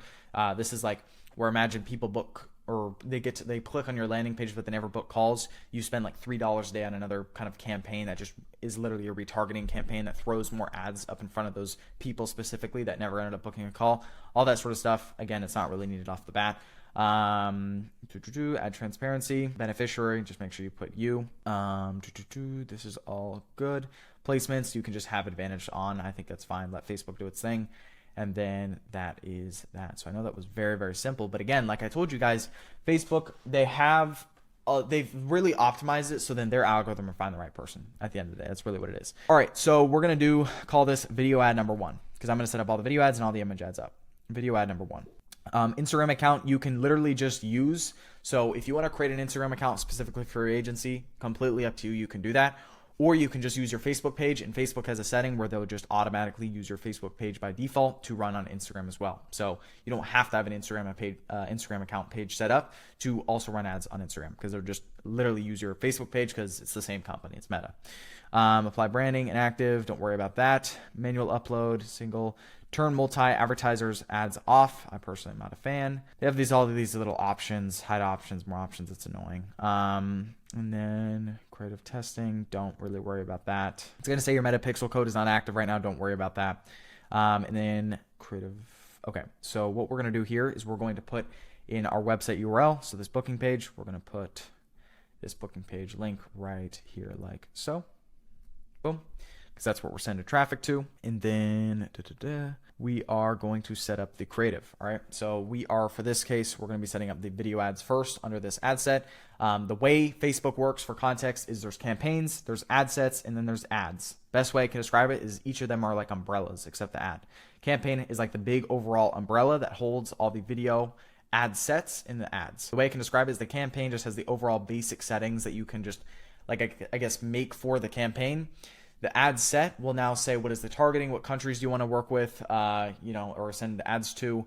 Do you have any sort of placement options you want to, have? Do you have budget optimizations? Like how do you choose your, what budget are you spending a day? All that's usually within right here. And then the ad itself is, of course, every single ad individually that you want to run. So for this case, I'm going to set up a video ad right here. Click next in the bottom right, and then I'm going to upload all the video ads that we made. So the 3 ArcAds ads right here. So just give me one moment. Alrighty, so we've got all of our videos uploaded like here. We're just going to select this one starting off. We're going to click next, skip and continue. Make sure just original is fine. That's kind of how I do it. It's going to say this won't place, but again, don't worry about that. Click next. Now, this is where we're going to actually add our ad copy. So we're going to head back over to ChatGPT where it gave us this. Headline is just get listing appointments in 90 days. Cool. I'm going to head back over here and we're going to put that where the headline is. Okay. Primary text is the actual long copy itself. And the headline is that little, headline that's right next to the learn more button below right here. Descriptions you can keep empty. I've actually seen, no crazy results with it. You can test different creative text options. Like you can have like multiple headlines, multiple things to test. But I honestly, personally, I'm fine with just one. I've kind of seen it work fine that way. Then we're going to take this right here, head back right here, and then place the primary text. So this is where the long copy is supposed to be. The actual headline itself is supposed to be right here. Click next. Turn all optimization Facebook gives you off right here. All right. I don't know why they've done this, but they've done it. All right. So you have all these little text improvement options, all this. Have it all off. I've not seen any good kind of, results from that. But what you can see here is this is how the ad's going to look. So it's kind of cool. Click done. And then, again, there's no payment methods added yet. So just, make sure you add your payment method if that's good. Description, all this is good. Have the call to action be learn more. Optimize text per person. That's fine. You can keep it enabled. And then, this is going to say it's inactive, but it's just traffic needs to go there first. So it sometimes takes 24 to 48 hours for that to be green. And then make sure all these other settings are good. And then page-backed Instagram account is currently not supported for threads. Yeah, don't worry about threads. Just, again, I haven't really messed around with Instagram threads a lot, so I'm not too big into that. So that's video ad number 1. So all we're going to do now is we're going to click this, quickly duplicate, and we're going to make the other 2 video ads very, very fast. All we have to do here is just change the creative. So we're going to click this little trash button right here, add media, add video. Boom, we'll click this one. Skip, continue, next. Make sure all this is off. Done. And then I'll call this video ad number 2. 2. And then this one I'll call this video ad number 3. We'll scroll down and then just click the last video that we have not put in yet. So next, this one, skip, continue, next, boom, scroll down, done. One advice for these video ads is you can always go into CapCut, free app. You guys can go out there. It's just a video editing app, and quickly just add captions at the bottom, kind of under where her chin is, under the person's chin. I've seen that's kind of the best location for it. You can just use any CapCut original sort of like font. And then you can sometimes also, what I recommend too with ARC ads, using ARC ads specifically because it's AI actors, is cutting up the dead spots with the actor, because every time the actor has like a space or something, it sometimes like it kind of malfunctions a little bit. Like every single middle of a sentence, it kind of just like it sounds like AI. You know what I mean? So you can cut those little dead parts out as it like, I guess, gets a breath between sentences, if that makes sense. So that's all the video ads here. Now we're going to quickly duplicate this and start some image ads as well. My recommendation, if you guys are only spending like $50 a day or under, just decide on one or the other, video ads or image ads. And then you guys can kind of use this setup I've got right here. And then I'm going to go image ad set, keep everything the exact same. Nothing's really going to change. Cool. And then we're going to go image ad number 1. I'm going to rename all these real quick, and then we'll change out the actual ads itself. Image ad. Cool. All right, let's hit image ad number 1. Scroll down. Click the trash, and then I'm going to quickly upload, add image. Click next. I don't really look at all this stuff. And then I'm going to click upload, and I'm going to quickly upload them, so just give me one moment. Alrighty, seems to upload, so I'm going to quickly just click this one. Next. Original. Cool. It's already all done. Sometimes it'll give image generation. Their AI is kind of weird now. Just click skip and continue. I haven't really seen anything go cool with that. Turn all this off. Again, they do all this stuff. It's super, super annoying. Turn off. They give you all these pop-ups. Good. All right, done. We're going to head to image ad number 2. Swap out the creative. Add image. Media. We'll go to this one, number 2. I don't think I imported the same one twice. Hopefully I didn't, but yeah, see, this is kind of what they have right here. You guys get it, right? Like, it's whatever. I have not seen great performance with it. Turn all this off. It's going to give you all these stats, guys. Trust me. What the whole point of advertising is to make sure you have everything in your control so you can figure out if an ad does well, you know why, and if ad does. So that is all the ads set up properly. And that is pretty much everything good to go. So the way this is going to work, by the way, is since we have, so the way spend is now categorized is we have it at the ad set level. So what I changed right here, this is called CBO and this is ABO. Okay. Campaign budget optimization and this is ad set budget optimization. These two settings, this is important. The reason I put it at ad set budget is now it's going to distribute, Facebook is going to distribute $25 a day within these creatives. Okay. So I know it was kind of a bad example that I'm giving you here because I'm only technically in this example showing $50 a day and I'm doing all these ads. If you're spending under $50 a day, I really would recommend just going with one or the other. You go image ads or video ads. And what you can do is you can set it up so you make a different ad set with one ad under each of it, okay? So I know people are going to have questions, so I'll show you guys what I mean right here real quick. So if you're doing that, you're going to do image ad, example, okay? And you're going to just have one ad in each. So I'm going to delete this. I'm going to delete ad number 1, and I'm going to delete ad number 3, for example, right? Okay, so now what this is now $25 a day is going to get thrown in this ad only because this is the umbrella and it's throwing all the spend in here.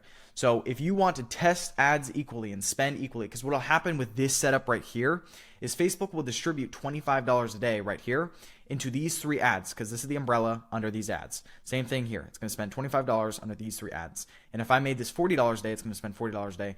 And Facebook is going to decide where the budget goes between these ads. If you want to force spend and have the exact same spend on like equal and let Facebook like essentially just tell you the data straight up because you're forcing the exact amount of spend per ad per day, so you have equal testing, you can do that with this setup right here and make like 3 different ad sets at like $10 a day each, for example, if you wanted to spend $30 a day with 3 different ad sets with one ad under each ad set, and you have 3 ads spending $10 a day, that's $30 a day, and it will equally spend and test. That's a big thing here. Again, I have a lot of videos on my channel if you guys have more questions about that stuff, but just like for context, that's how it works. That's how Facebook has its optimization set up right now. But again, for this example here, I'm just deleting this because I'm not actually doing that. Cool. So we understand here it's going to spend equally amongst each, and that is pretty much all the changes. All right. So what we do right here now is we have the payment method and we click review and publish, and we make sure this on or off button is on all the ads or whatever we want to run. And then now it's going to start sending traffic to this page right here. And we're going to see how the ads will do with these metrics like so. All the metrics will be shown right here. And I'll give you guys some examples of what metrics I like to look at to tell me if an ad's going to perform well or not. I have a custom one right here that I kind of look at so you guys can see what I actually track.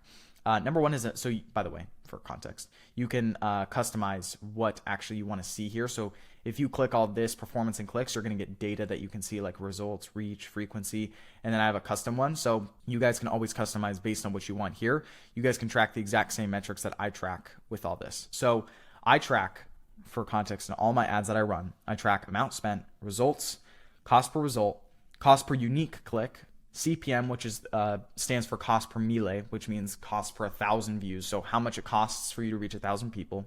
Frequency, which means how many times the exact same people see your exact same ad. Your budget per day. So again, is spending $25 a day on each ad set. And then lastly, we have link clicks and then cost per landing page view. Don't obsess over these crazy metrics. Only things I really look at is amount spent, results, cost per result, and cost per unique click. So cost per unique click is one of those things that it'll tell you what your kind of your CTR is, as in your click-through rate, like cost per, essentially for people to click on a link, like cost 50 cents for someone to click on my link once every single time. And this will usually tell her the lower the cost per unique click is, the bigger of a winner the ad is a lot of the time. It's kind of like a result I've seen a lot. Again, for this context, I don't want to confuse you guys too much with ad stuff here. If you guys have more questions around ads, just drop a comment below or show up on my monthly call. But all you really do is click review and publish, and you'll start getting a bunch of traffic to this page here and hopefully booking calls. All right. The last thing I want to show inside of this super value packed kind of video is inside this module is how to optimize based on results. So for example, let's say you guys are getting $30 cost per call, right? So amount spent, you're getting 30, cost per result is about $30 on average. You're getting a bunch of calls every single time you spend $30, you're getting a sales call. Great. And you're trying to close them on the call. But if you start to notice the same pattern on calls of like, hey, people are just super unqualified when they show up to my calls, or hey, like there's just these issues. What you can do within GoHighLevel is instead of having the form right here on the calendar where they book in, they just select and they put their name, email, phone number, you actually add pre-qualifying questions. And this is something that we do internally at our agency just because we're spending a lot more money. But it's when you're starting out, sometimes you just want calls and you'll take what you can get, and that's fine. As you start to have more calls, you'll start to optimize like, hey, I don't want people that are broke. Like I can't sell to these people. So what you'll do is you'll head back over into here, click on forms, click on builder within GoHighLevel, and then you'll create like a calendar form. I've actually already made this for you guys, I believe. So I don't know if there's questions already on here. But like, yeah, I've already done this here. So this is an example of what one you could use this, and this is like a real estate specific example. What I'll do when you guys import this snapshot, and I know you're probably watching this and you already have this all imported, I'll have a custom one in here that'll just be called calendar form that you guys can make yourself, or it'll be like applicable to all industries, and you can always use it if you want. So again, this right here is just like first name, last name, phone number, email, and then what we do here is how many deals have you closed this year? And then we have an option that so this is the form they see when they book on this calendar. So instead of it just being this right here, just this basic information, they have to go through this form right here. That's just going to show up when people select their time like so. And you have a question here that says, how many deals have you closed this year? And you have an option for 0. So if they haven't closed any deals or they haven't like made any money in the last 12 months, you can have an option or a question for that. You can just add that through right here, add objection or add object fields, add single line, or you can do the radio select. So it's a question like this where it like, again, you just select next and then put your question in here and then add all the options here. And then you just drag it right over here like so. So I'll show you guys right here. What is the best phone number to reach you? You can just drag it like so. So once you create that little object field, you head up over here and then drag it over just like I did this one right here. You'll have options. 0, don't book. So you'll tell everyone, hey, if you haven't made any money in the last 12 months, you won't, like, don't book, And that's what you can do. And you can get advanced here. You can add like redirect so it disqualifies people and DQs them that clicks this option here. What is your target GCI? So for real estate terms, this is gross commission income. So this is just how much profit they want to make this year. What is your target, right? And then how are you finding clients right now? You get an idea of how they're actually making money. You click save, okay? And I'll quickly show you how to actually add this. So then that's what shows up on this calendar form right here. And this is just, again, a little bit higher of a barrier of entry or just a little bit more friction within your process. So then qualified people show up to the calls. So if I go calendars, go into your calendar right here, forms and payment, select form. It's going to show up right here, calendar form.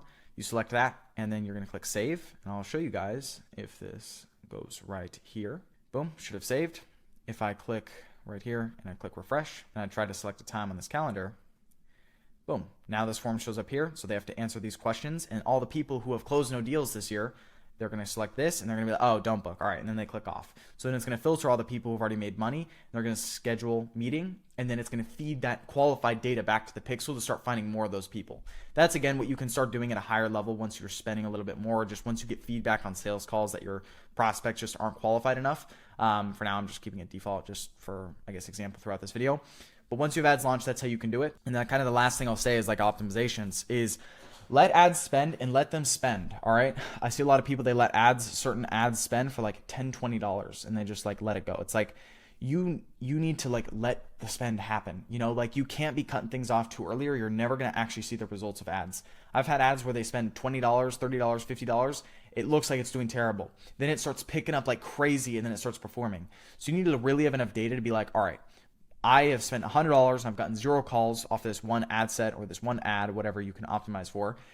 You need to cut it, right? Because you can't sustain this cost. It's too high. So we need to just start, testing new creatives, testing new ads, etc. So yeah, that being said, I'm going to head back over to the slide deck. I know this has been absolutely value-packed kind of like video and module, but let's jump back into the slides. All right, so we have covered paid ads 101 and expectations around spending, everything.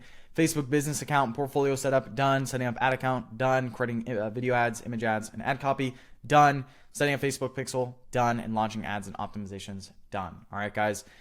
Holy cow, that was a video. All right, so any questions, like I said, you've got from me around this video specifically, setting up ads, making sure you do this properly, feel free, comment them below, and you can always show up to my monthly calls and whatnot with questions there as well, and you can show me your screen and whatnot. So next steps is set up your ads and launch them if that's the route you're taking. Must go through the sales section too. So before you actually start taking sales calls, please go through that next big module talking about sales and how you're actually going to take these sales calls, have the right approach and framework to it.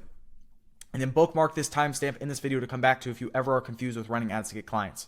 I covered a lot in here. I know this is, like I said, an information overload. So if you ever have more questions, please head back to this video. And lastly, head into video 3, okay, inside this module, because we're going to be talking about, of course, organic content and cold outreach. So guys, that being said, I'll see you guys in the next video. Let's go. All right, guys, welcome to video 3 inside of module 11. Inside this video, we're going to be talking about method 2 of acquiring clients, which is organic content, okay? So big things here we're going to be covering is organic content 101 and expectations going into it, so you guys understand what you should know and what you should expect before going and posting videos online to get clients. Because again, there's a right and wrong way of doing it. And if you do it wrong, you're going to waste a bunch of time and you're going to be wasting time not building an asset that you can have long-term, especially for your business and your agency. Next, we're going to be talking about creating a YouTube content. So after you've created your business YouTube channel, how you should go about that. Next is going to be creating an Instagram account and again, all the content behind Instagram, what you should be posting. And then lastly is going to be posting and optimizations. So I'm going to go by these each one by one. All right. So with organic content in the expectations I'd give around it, like I said earlier in the previous video, organic content it's a snowball. It's like a rocket, right? Like you push it super hard and then it finally gets bigger and bigger and bigger. And then it becomes this like exponential growth. Same thing with a rocket. Like it comes off the ground and then it's super hard to get off the ground. And then once it's off, right? And the thing is with content, there's a few things you need to do if you choose to go down this route. Of course, for context, if you don't understand what I'm still saying when I say organic content and somehow you didn't understand it in the previous module, this is where you're going to be posting videos online for people inside of your industry, your niche that you're choosing to now be attracted to watch your videos, and then they're going to book a call with you below. So there's a few ways we can go about doing this, but the expectations is it's going to take time, all right? If organic content was as easy as just you posted a few videos and you were automatically the size of Mr. Beast, like everyone would do it, right? But it takes years. I've been posting on this YouTube channel for 3 years, right? Like this is not some overnight thing. 1 year ago from today, I had like 2,000 subscribers. So just for context, it takes time to get off the ground, but once you're off, it can really be exponential. And it's an amazing growth curve. The biggest thing I need to emphasize if you're going to go down this route, and before I go to individual strategies, the number one thing that comes over all this is you need a content schedule. You need to make that if you decide to do organic content. Now, I recommend everyone to do organic content, whether you are doing just outreach and then you do a content alongside it, or you're doing paid ads and you make content aside it. It's an asset that you can send to when leads opt in and they book calls with you. Whether, again, it's from outreach, where people book calls from your outreach, you can send them and then nurture email sequences and reminders over email and text. You can send them your YouTube channel, right? Or your Instagram account where you talk about their biggest pain points and how they can be fixed.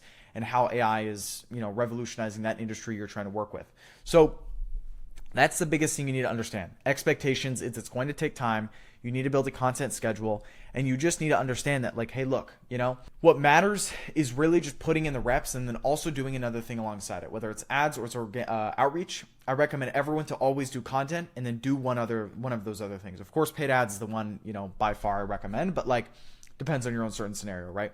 So next, creating YouTube content. How should you create YouTube content? So the strategy you want to take here is all of your titles need to say and call out the industry you're going to work with. So for example, if you're working with like solar companies, you need to talking about how this AI agent booked 100 plus appointments for this solar company, or how to book 100 plus appointments using AI for solar, or something like that, right? Like you need to call out the industry in your title, or else the people in your industry won't know that video is for them. All right. And then the next thing is you need to make sure your thumbnail is decent. You can do this in Canva, or you can hire people on Fiverr. Again, they can be like $10, $20 a thumbnail. And then the biggest, one of the most important things is that funnel we've created in GoHighLevel by now. You're going to put that link in the top of your description. And all you have to say is work with me, or have me implement AI into your XYZ business. Have me implement AI into your solar business or your real estate business, whatever it is. And then put the link to that funnel so then they can go there and then book a call. Organic traffic is the most warm, nurtured, easiest and closable traffic is out there. That's hands down 100%. Okay. I've seen agencies, and I have interviews on my channel of people who have agencies who they post YouTube content. They have like 100 subscribers, but they get laydowns on calls, like literally the easiest closes in the world. And people, I think his name was Justice. If you go back on my channel, he was in solar. He closed like $15,000 worth of deals literally from his YouTube channel. Like he was getting like 100 views a video, but like, again, at the end of the day, what mattered was the quality of the viewer, not the amount of views. Okay. That's a big saying. I'll say it one more time. What matters is the quality of viewer, not the amount of views. Don't get discouraged if you're getting 50 views. Okay. Because 50 of the right people watching your content, then going to your other videos, watching those and seeing that little calendar link in the description in every single video, someone's inevitably going to book a call, and that you could just close them, right? Because they already know you, they trust you, and they like you. So biggest thing with comes to YouTube content is you want to do something kind of similar to what I was saying in the paid ads video, which was you want to recreate what already works. All right. There's a tool called vidIQ out there. All right. I'm going to go to my Lucid chart real quick, my chart over all this, because I actually put it on this chart. So just give me 1 second. I'll show you what I mean. So there's an extension, a tool called vidIQ. I want all of you guys to download. This is what it looks like right here. It's completely free. And what it does is it turns your YouTube to where you can see what's called an outlier score. So an outlier score is it's going to show you how many views this video is getting per hour. So all the videos in your recommendation feed. And then if it's an outlier. So this one's a 2x outlier, right? This one right here, 8.1x outlier. And then anything over 10 will be like a red looking kind of like bubble. And it'll just say 10x plus outlier, 11x, 12x, 100x, whatever, right? So point in saying this is you want to use this tool, you download it, and if you're making YouTube content, try to find other people that are posting similar content that you are about AI to the industry you're trying to work with, okay? And then what you're going to do is you're going to recreate the videos they made. So for example, China is using gold to replace the US dollar. Cool, right? If that's the title you're trying to, like, if this is your competition or something, right? Like this is the same people you're trying to reach and this is the video, recreate this thumbnail and recreate this title. Watch the video and make it better. That's how you need to be coming up with YouTube ideas, and that's the most efficient way to do it because, again, what works once in the algorithm is usually destined to work again. And people that try to reinvent the wheel just often don't get anywhere. It's one of those things where it's like, you think you're smart because you're coming up with these new ideas, but at the end of the day, it's not getting anywhere. Just do what works and your channel will slowly compound. So download this tool called vidIQ, add it as an extension, and then start doing research. Go in the YouTube search bar and start looking up based on your industry and like, what channels out there would be somewhat similar to yours or trying to reach similar people to you are. And then reiterate, right? Go through, reiterate, and then just take inspiration from their outliers. Ideally, my rule of thumb is try to copy anything over that's like a 3x outlier. 3x outlier is pretty good. 2x is it's good, of course, but it's okay. Anything over a 3x is generally good. So like 8.1x, really good. Anything above that, of course, even better. So that's kind of the way you want to go about YouTube content. This is like a hack I learned from I don't want to say it's a hack, but it's like a strategy I learned from a really well-known guy named Jordan Welch on YouTube, who was a mentor of mine for a little bit. So just for context, but I'll head back into the slide deck to keep going. So that's why I'd go about creating YouTube content. Now within these videos, big thing is you can create Lucid chart videos like on Most of the people that have done this in the AI agency space, they've literally just made lucid chart videos, just breaking down on a chart, just how I was throughout this entire video on this chart, breaking down how you can help XYZ business owner, or like giving them value, right? Because at the end of the day with content, you need to give before you get. And a lot of people have this backwards. They think they're just going to get by just posting videos saying, click the link in the description below, click the link in the description below, we're going to help you XYZ. Like at that point, it's just an advert, right? You're just advertising very directly. You want to advertise kind of indirectly, which is giving them value, and then also advertising your service and what you do. So throughout the video, you want to do what's called a mid video kind of CTA, I forget, it's like there's a correct word or term for it, but just throughout the video, halfway through it, you want to do a CTA. Throw a call to action in there saying, and real quick, if you want to learn how to do XYZ, I'll have a top link in the description below where we implement this exact same AI solution I'm talking about right here, completely done for you into your solar business or real estate business, and we can implement this within the next 14 days. Boom. That's that. And you want to make that pitch about half as long as you will make the pitch at the very end of the video. So at the very end of your video, you want to do a pitch every single time. Like, we've got a link in the description below. Click learn more. You can book a call completely free with me and my team, and we're going to see if we can help you implement our AI system, blah, blah, blah, blah, blah, right? You guys get the point. That's how you do YouTube content, okay? And you can make super simple videos. You don't want to over confuse people. If you over confuse them, they're never going to really buy, right? So make things simple, make things understandable, give them value, and then give call to actions, and then recreate what works. That's the kind of YouTube content 101 strategy.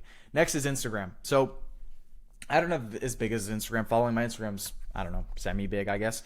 But when it comes to Instagram, I think the best platform by far is YouTube for this type of stuff. Instagram is like a top of funnel, getting some more eyeballs to then go watch your YouTube videos. So what you guys can do on Instagram is, again, make reels, mainly reels. I wouldn't, like, that's really all that's going to attract the right people. You have to make definitely a lot of them before you start getting the right traction. What's good is if you have an Instagram account and you're posting on it, and it's also the same Instagram account you're running ads off of. That's like a double combo, okay? And on the Instagram account, you need to consistently make videos, again, like at least 3 to 4 reels a week. And what you're going to do at the end of all your reels is you're going to have a call to action. And then also in the description of the video, you're going to have like a comment XYZ word, right? Like, so if you're working with solar, comment solar, and I'll send you a free AI breakdown or something like that, right? And you want to just, in your reel, at the end of your reel, you also give that call to action of like, if you're a solar business owner that's also looking to implement this AI technology into your business, comment the word solar, and I'll send you a free booking link to speak with my team, or a free training on exactly how I would do it if I were you. And then it can just go to, maybe like some sort of like page, right? It could just be the funnel, it could just be the funnel with the calendar on it where they book a call with you. But the point is like, Instagram is one of those just like top of funnel. You're like, YouTube is going to be your best bet, but Instagram's good to just fill it out, especially if you're running ads behind it. And you got to hammer reels, and you got to call out who you're trying to attract throughout the reel. And you have to be consistent. Like organic content is one of those things. If you fall off and you don't post for like a month or two, like, you're starting back up from zero. That's one thing on my channel. I've posted every single month. I have not missed, because I understand I will lose a lot of traction if I don't. All right. And then posting and optimizations. A lot of people get worried about hashtags and posts and anything. At the end of the day, guys, the algorithms are now prone to whoever has the best content. So if you have good content and you're giving good value out there, your video generally will perform well. I would not be worried about all these little tiny settings that these real gurus and these YouTube gurus tell you to turn on, because at the end of the day, if your content's good, eventually, as you put in more reps, as you post more videos, it's going to reach the right people. That's just how it is, okay? A lot of people, again, it's the same thing with the ads, right, in Meta when I was setting them up. A lot of people today still are, super tripped up over these little detail targeting and all this small stuff within Facebook. That's now all Facebook considers the detailed targeting options that you would ever put in when setting up ads. It's like a recommendation. It's not even like, it doesn't even mean it's going to target them now. Facebook has built their ads manager literally around just you giving them recommendations, and then they'll do what they want with it. If they like the ad, they're going to push it in front of the right people. If they don't like it, you're not going to make any, get any results from it. Everything is algorithm based today. It's not really much on targeting in small settings. So don't be worried about that. All you have to worry about is literally just posting consistently. That's what matters, and giving value out and doing research. I used to listen to Ryan Serhant podcasts and real estate agent kind of podcasts when I was in the real estate niche. I actually had a YouTube channel. I think it's deactivated now, but I had a YouTube channel where I posted a bunch of content for real estate agents. That was my thing. And I grew that channel to like 100 or 150 subs. So again, do this as you wish, but please, you need to be consistent. That's what matters here. And don't expect results overnight. But when people do book sales calls with you, it's a good day, because generally those people are going to be pretty warm, especially if you have multiple videos on your channel that they can then go watch as well. Next steps, choose your organic channel to start posting on, all right? So of course, all of it's great, Instagram and YouTube. I think YouTube definitely is superior. I think Instagram is great to have there. And also just if you're running ads off that same page, having content on that page as well is really good. When people click on your profile, they can find other things about you. Next is stick to a content schedule for at least 30 days that you stick to. The next 30 days, write it out. If you're doing this, next 30 days, write out when you're posting and then start doing some sort of scheduling around when that would be and what the topics are. Understand the mindset of organic content. I already talked about it. Like, again, it's long-term. It's like a rocket ship. You got to really, really put in some time and effort and reps before it starts to go exponential. And then last thing, we'll be head into video 4 where we're going to talk about outreach. Okay. So guys, that being said, I hope you enjoyed this video and I'll see you guys in the next one. All right, guys, welcome inside video 4. Inside this video, we are talking about the method 3, which is outreach. All right. So you guys probably understand outreach by now. I've already talked about it, but this is where you're going to be doing outreach to businesses that actually want to, of course, pay you for your service based on you making some sort of intriguing introduction or message or cold call or cold email, whatever it is, to them on why they should book a call with you, right? So what we're going to cover here is outreach content 101 and expectations, okay? So just understanding overall outreach, what you should know about it, and just the expectations alongside it. So we're going to be talking about email outreach, cold calling, IG, LinkedIn DMs, and then final thoughts. So this video, transparently, I'm going to make this pretty short. Reason is because outreach isn't something I do today. It's what I did when I started out and I got my initial first few clients and built my way up to about 3K a month, right around there.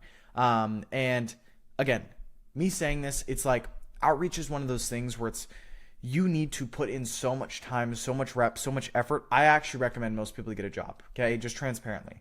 And outreach isn't something I do today. You know, I do content, I do a lot of ads, and it's something I can speak more upon, right? Outreach is one of those things where I just can't because I don't actively do a lot of it today. But what I will say is that I'm going to drop you guys a lot of resources that I haven't alluded to earlier in this video. I actually just added it recently from people inside of my mastermind who do outreach and have successful scripts and successful methods of doing so and how they did that.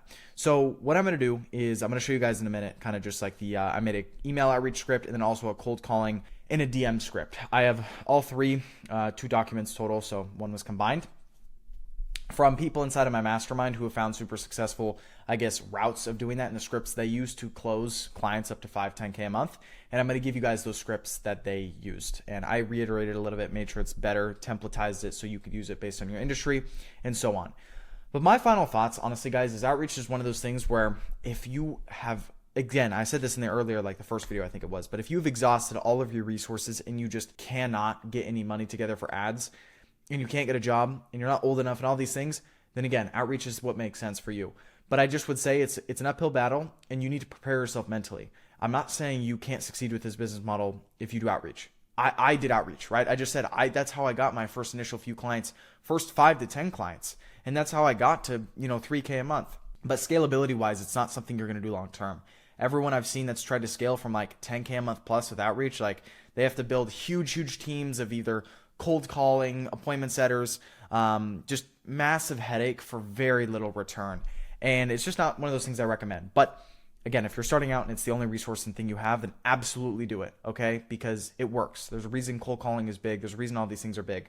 You can cold call directly within GoHighLevel, right? I'll show you guys right now how you can do it. But again, I've given you guys 2 scripts, so I'm going to quickly head over to HighLevel, show you guys how you can do cold calling and whatnot through HighLevel, what software I'd recommend for email outreach, and then also just giving you guys the script. So let's jump over into it. All right, so now that we're in HighLevel, the only thing you guys need to do to place calls is quickly go up to this little green icon up here where it has the little phone emoji. Click that, click enable, make sure I allow permissions. Cool. And then I'm going to click this, and you just select the number you're calling from. So again, if you have multiple numbers, you can quickly do that. And then you just type in the number you'd like here, and you can check all your recent calls, and you can, of course, have a dial pad so you can call people from there, and then boom, that's how you call directly through GoHighLevel, and conversations will show up as you call people throughout here. It'll populate, and if you always want to text people, follow up with them, etc., it's all tracked within HighLevel.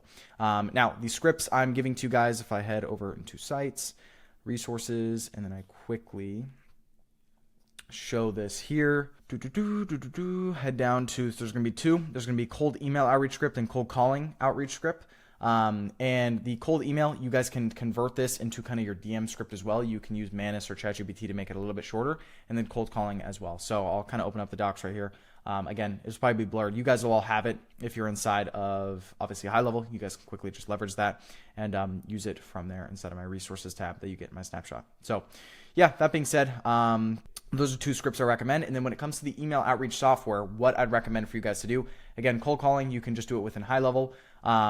Of course, Instagram, Facebook DMs, you have the script in here to do so. And that's just on those platforms, LinkedIn, whatever it is, you just have your own LinkedIn accounts, Instagram accounts, etc. Just be careful of, I know with the platforms, they're pretty strict on just like the amount of outreach you can do per day per platform. They have limitations on how much you can do. So just be wary of that and look up the regulations. If you need to buy other accounts or make other accounts, you can totally do so. And then I'm going to look up a platform right now called Instantly, right? Instantly.ai. I recommend them a lot. You can click on this link right here, top link. And I believe it's like $30 a month, email outreach. Yeah, $30 a month. And you can do 1,000 uploaded contacts, 5,000 emails monthly. If you want hypergrowth, you can do 25,000 people, etc. And you can just import all the emails you want to use here. So you can buy emails, aged emails online.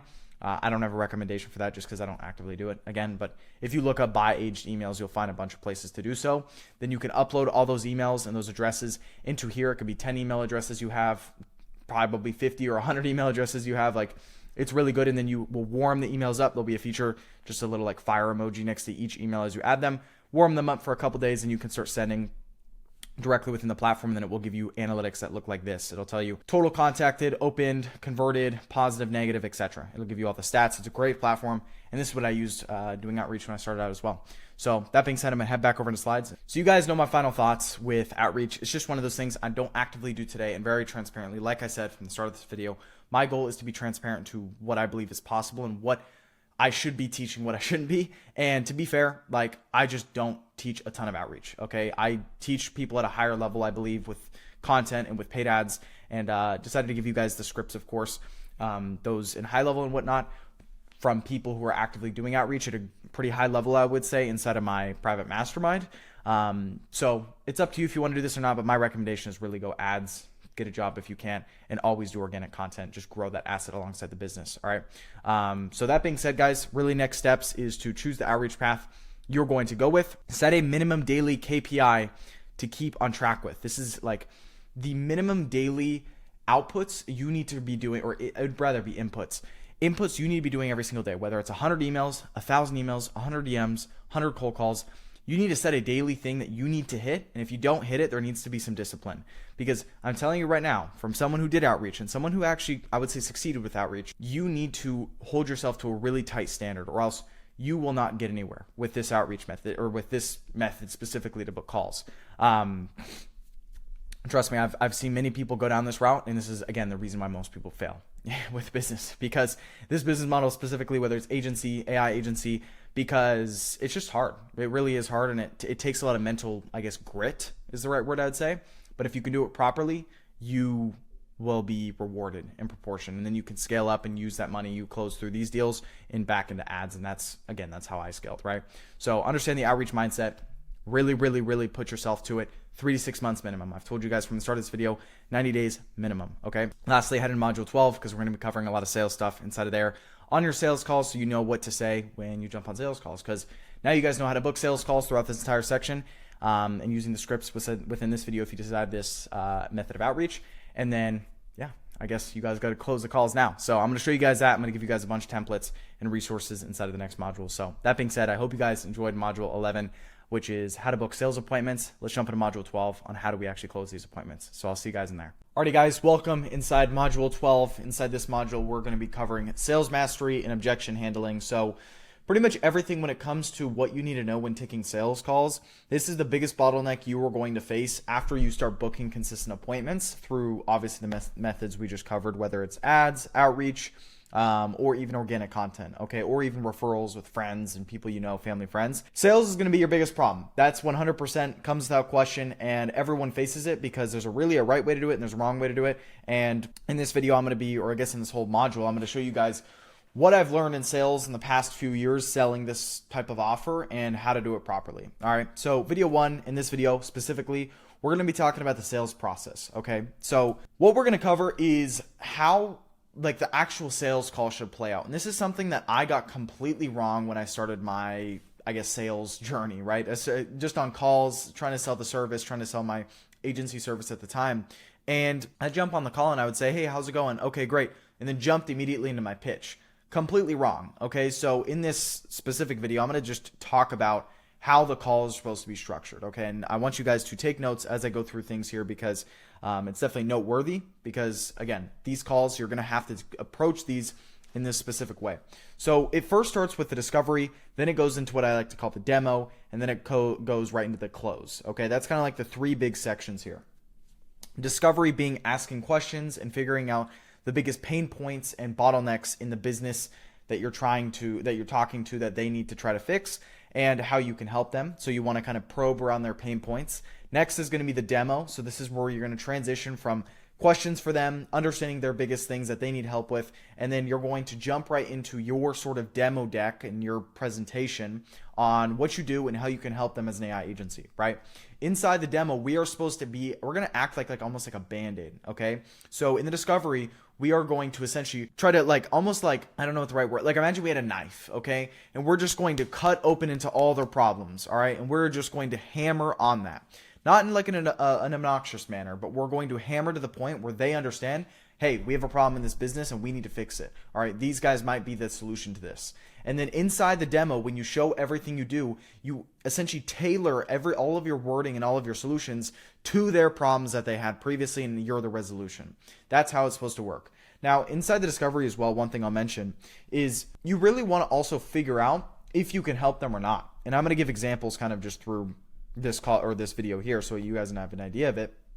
But then lastly, once you actually go through your service, they understand it, you've double checked with them, you've kind of done what I like to call a double tie down. So you say, hey, does this XYZ prospect, does this make sense? Do you think this can help your business? And then they'll say, yeah, Carson, I do. And then you're going to respond, okay, why do you think so? And then they're going to start talking to you essentially back around everything they think is going to help them. So it's like probing their mind that you're the solution. Because imagine you're on a sales call, you get to the end of your whole pitch deck and they understand it, and you go, I'll just kind of play out an example right here.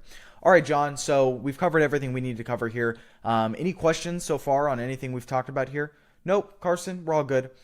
Do you think this can help you, John? Do you think this is a real service that you think would actually help you get to that XYZ goal that you mentioned earlier within the X amount of days? Yeah, Carson, I do think it would be. Okay, cool, John. Why do you say that? Why so? And then they're going to start talking back to you on everything they like about your service and what they need. And it's a really powerful tactic that a lot of some of the best salespeople I've spoken to do. And then right after you've done that double tie down, you're going to jump right into the close. So this is where you're going to show a pricing deck. And again, through this module, you guys are going to get an example of how I would actually make this. A lot of the big guys inside of my mastermind community that are currently crushing it right now actually use Manus, which is the AI tool, to make their sales deck. So I'm going to talk about that in this module, of course, as well. But overall, this is the main kind of structure of your calls. And I'm going to show live sales recordings. I'm going to show a masterclass from the mastermind of someone, a big sales guy that we've had come in and teach people. Everything along those lines, I'm going to be covering inside this module. But the point is you guys understand that when you jump on the call, the first thing you need to start with is the discovery. All right. So, hey, John, how are you doing today? Where are you from? Cool. Kind of just have some, chit chat back and forth, small talk, just get to know them a little bit, have the friendly vibe, demeanor. And then you can kind of transition into, all right, John, well, look, man, I've got about 45 minutes here. I'm really excited to speak with you and kind of share everything hopefully we can do for you here as well. But before we go into anything of my end and what we do and what our company does and specializes in, I wanted to just quickly spend some time to ask you some questions to see if we could really help you or not in your real estate business or your HVAC business or whatever industry you're in, depending on your niche. And see if we're really would actually be able to help you, because the last thing I want to do is spend 45 minutes on this call showing you everything I do, and then we get to the end of it and we realize it's not going to even be a fit. So, just that being said, John, do you want to give me the quick 180 of your business, of how things are going, what's going well, what's going wrong, and kind of just how we could, actually potentially help? Something like that. All right. Now, I'm not a proclaimed sales expert. Absolutely, I don't think I'm one of the best salespeople out there. I hire a lot of salespeople. I have a lot of salespeople that work for me. But I will tell you that I'm going to give you guys the general knowledge you need to get this up and off the ground. Okay. Like bar none. I've learned the same stuff that everyone does that goes to, 20K, 30K, 50K, 100K a month, right? Obviously there's different things at different levels because then eventually you're like a sales manager, and then eventually you hire sales managers, and it's kind of levels to it. But I will say, like all of that will be taught inside this module. But that's kind of the point. You want to start off the call pretty light, pretty friendly, pretty, just small chit chat back and forth, and then jump right into discovery. All right. Here's the key point with discovery. Okay. And write this stuff down, please. You need to spend a lot of time asking them questions. This isn't you just write down 2 questions and say, okay, how's your business doing right now? Cool. What are you wanting to get help with right now? Cool. I think we're a great fit, man. No. Do not do that. Okay. That will make you immediately no one's going to ever buy from you, because why would they? It's a very fair point. It's like, there's no reason someone should ever buy from someone who doesn't ask them enough questions, because you don't know if you can help them or not. That's the whole point of that initial opening. I love that opening so much. And I have my sales guys do that, because at the end of the day, we need to spend the first initial point of this call just asking them questions. My rule of thumb is your amount of time you question them should either be the same amount of time or more compared to the time of what your demo time should take. So all the time you take going through your presentation and talking about what you do, asking them questions through it, just say if it makes sense. Say it's 20 minutes. You should spend 20 minutes or more in your discovery. It should match. You should never do 2 minutes in discovery and then 40 minutes in demo, because then you're going to get to the end of the call, and I've been in this situation where they've said like 10 words and you've sat here and said 2,000, and you're like, all right, you ready to buy? It's like, no one's ready to buy. No one's buying from you. Point in saying this is, just make sure you understand that discovery is important to take some time at. So my suggestion is go to Manus or go to ChatGPT and spend this time now asking a question saying, I'm in this XYZ industry. I'm working with them as an AI agency. Give me the biggest pain points and bottlenecks and questions I should be asking them while on the sales call going through the discovery. AI, ChatGPT, Manus, whatever it is going to list you out a bunch of questions and pain points you should go through on there, and you should have different sections, and then you should dig deeper. All right. Again, I'm going to be showing sales call recordings and examples throughout this module, which should help you a lot. But overall, that's the point of this. And yeah, I think this is that kind of makes it understandable for the discovery, right? And then at the end of the discovery, you want to just be like, after you've gone through all your questions, you understand where they want to go, their pain points, their bottlenecks, their goals, their time frames, how's it going in their business life, everything like that. You want to also make sure you qualify them in the discovery. If they're dead broke and they're making literally $0, of course, that's one of those things where it's like, all right, man, well, I really enjoy chatting with you. I just transparently don't think we're going to be a fit here, but you can kind of make something up from there, right? But once they are qualified, they are a prospect, and you understand everything about their business, ideally write it down. Presentation matters a ton. That's one thing with discovery. Invest in your appearance, all right? Just in sales calls in general, right? The way I appear to you guys throughout this video it's not me coming across like I just made my first $1 and I'm sitting still in my mom's basement. No, right? I'm sitting in a $10,000, $11,000, $12,000 per month penthouse, I guess you could say, or apartment. We'll just call it an apartment because everyone hates the word penthouse. So it's an expensive place I'm sitting in. I have a full studio. I have lights. I have a, super nice setup, right? And the point of that is I'm investing in my appearance because it is a trust factor. You guys will trust me more as a person if I do look like this. And that's just how it is. It's the same way with your prospects, all right? Whether you like it or not. I was judged immediately as a 16-year-old who was overweight and couldn't speak properly without stuttering. I was judged as that person, but guess what? The only way to fix that is by improving what I can in the current point of time, which is number 1, investing in your setup, and number 2, getting the reps in, more sales calls. If you go through your first 5 sales calls and you don't close them, it's part of the game, right? Like, get used to this stuff. It's the same thing with mindset and mentality I've been telling you guys since the start of this video. It's a journey, like don't expect it to just come on your, just immediately all these deals just lay on your lap. Like, no, dude, like it's not going to happen like that. But what will happen is you're going to develop as a person and your character and your literal skill sets and sales and everything to make sure you're a more confident person when that future sales call comes. And that's the point. And it really comes through reps. Okay. So invest in your background. One thing I would say, and you guys don't break the bank doing it, but I could probably open up Amazon right now or whatever, you guys can buy stuff online. I got I believe it was like an olive tree. It's like a fake olive tree and it sat right in my background in one of my old setups and it made it look much better. I had a bed in the background. So I just put an olive tree there. I put like a light that I spent like $30 on and then make sure your lighting is good above. And then if you have the money to, you can invest into a mic. one thing I did well back in, if you guys look back on my YouTube channel like 2.5 years ago, probably starting in my like third or fourth video on my YouTube channel, I had a decent setup. You know, like I had a mic, professional mic like this. My bed was in the back because I was in my bedroom, of course, and I was still super young. Well, I guess I still am, but you know, like I was 16 years old. I was just starting. One thing I did was I invested into my setup and my appearance as much as possible, right? I took the money I was working at a golf course with at minimum wage and invested that into a mic, invested that into lights, invested that into the background, because that is realistically going to increase your close rate, whether you like it or not. Of course, the best salespeople will say you can close without that, and that's true, but the best salespeople generally, they'll always close, or they're always going to have a higher close percentage. So if you're just starting out, trust me, I think it's a great investment. You don't need to spend more than $100 doing it or $150 doing it.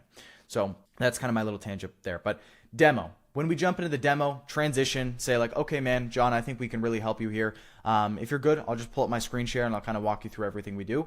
Again, this is completely preference how you like to present things. So I'm going to show you guys in this module as well how you can make sales decks and presentations. But I would say when it comes to lucid charts, how I've been showing you guys building, kind of mapping everything out on a lucid chart, you guys can do that. That's 100% an option. You know, just lay everything out that you'll do and then have pricing options at the bottom.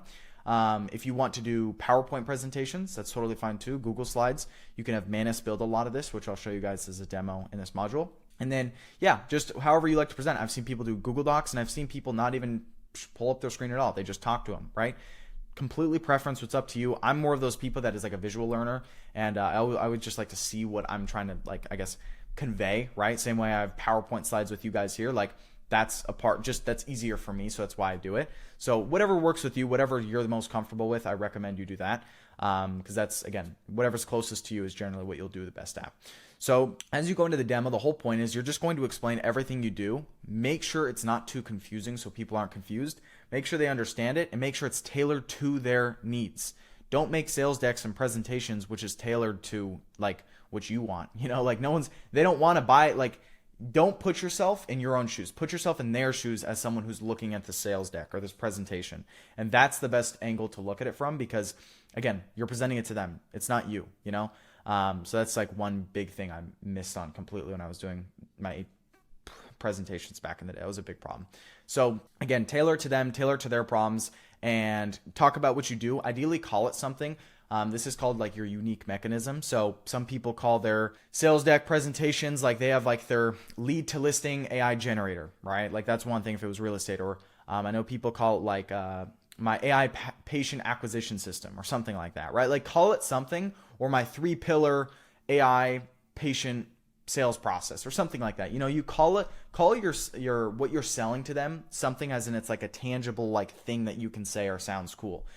It sounds stupid, but it actually is a sales thing. It's called literally your unique mechanism, and write that out. And like, for example, what I did back in the day is I had 3 pillars for real estate agents, and I would literally break through every single pillar of like lead generation, you know, appointment setting, and then sales, right? Like just as I've given you guys 3 pillars with the whole AI agency model with Facebook and Instagram ads for lead generation, AI caller for the appointment setting, and then sales help on their back end to make sure all the deals are closed. That could be your 3-pillar system. You could call it the real estate AI 3-pillar system or something like that, or whatever industry you're in, you know, make it your own. And then go through the presentation, and as you go through the slides, check in with them. Say, hey, does this make sense? Does everything good here? Perfect. Let's jump into the next one. You know, and always, like I said, throughout this demo presentation, you want to constantly go back and be that band-aid for all the problems they had, and kind of like patch it up as you go through the presentation, so it really does feel like, again, it's tailored to them and it will work for them.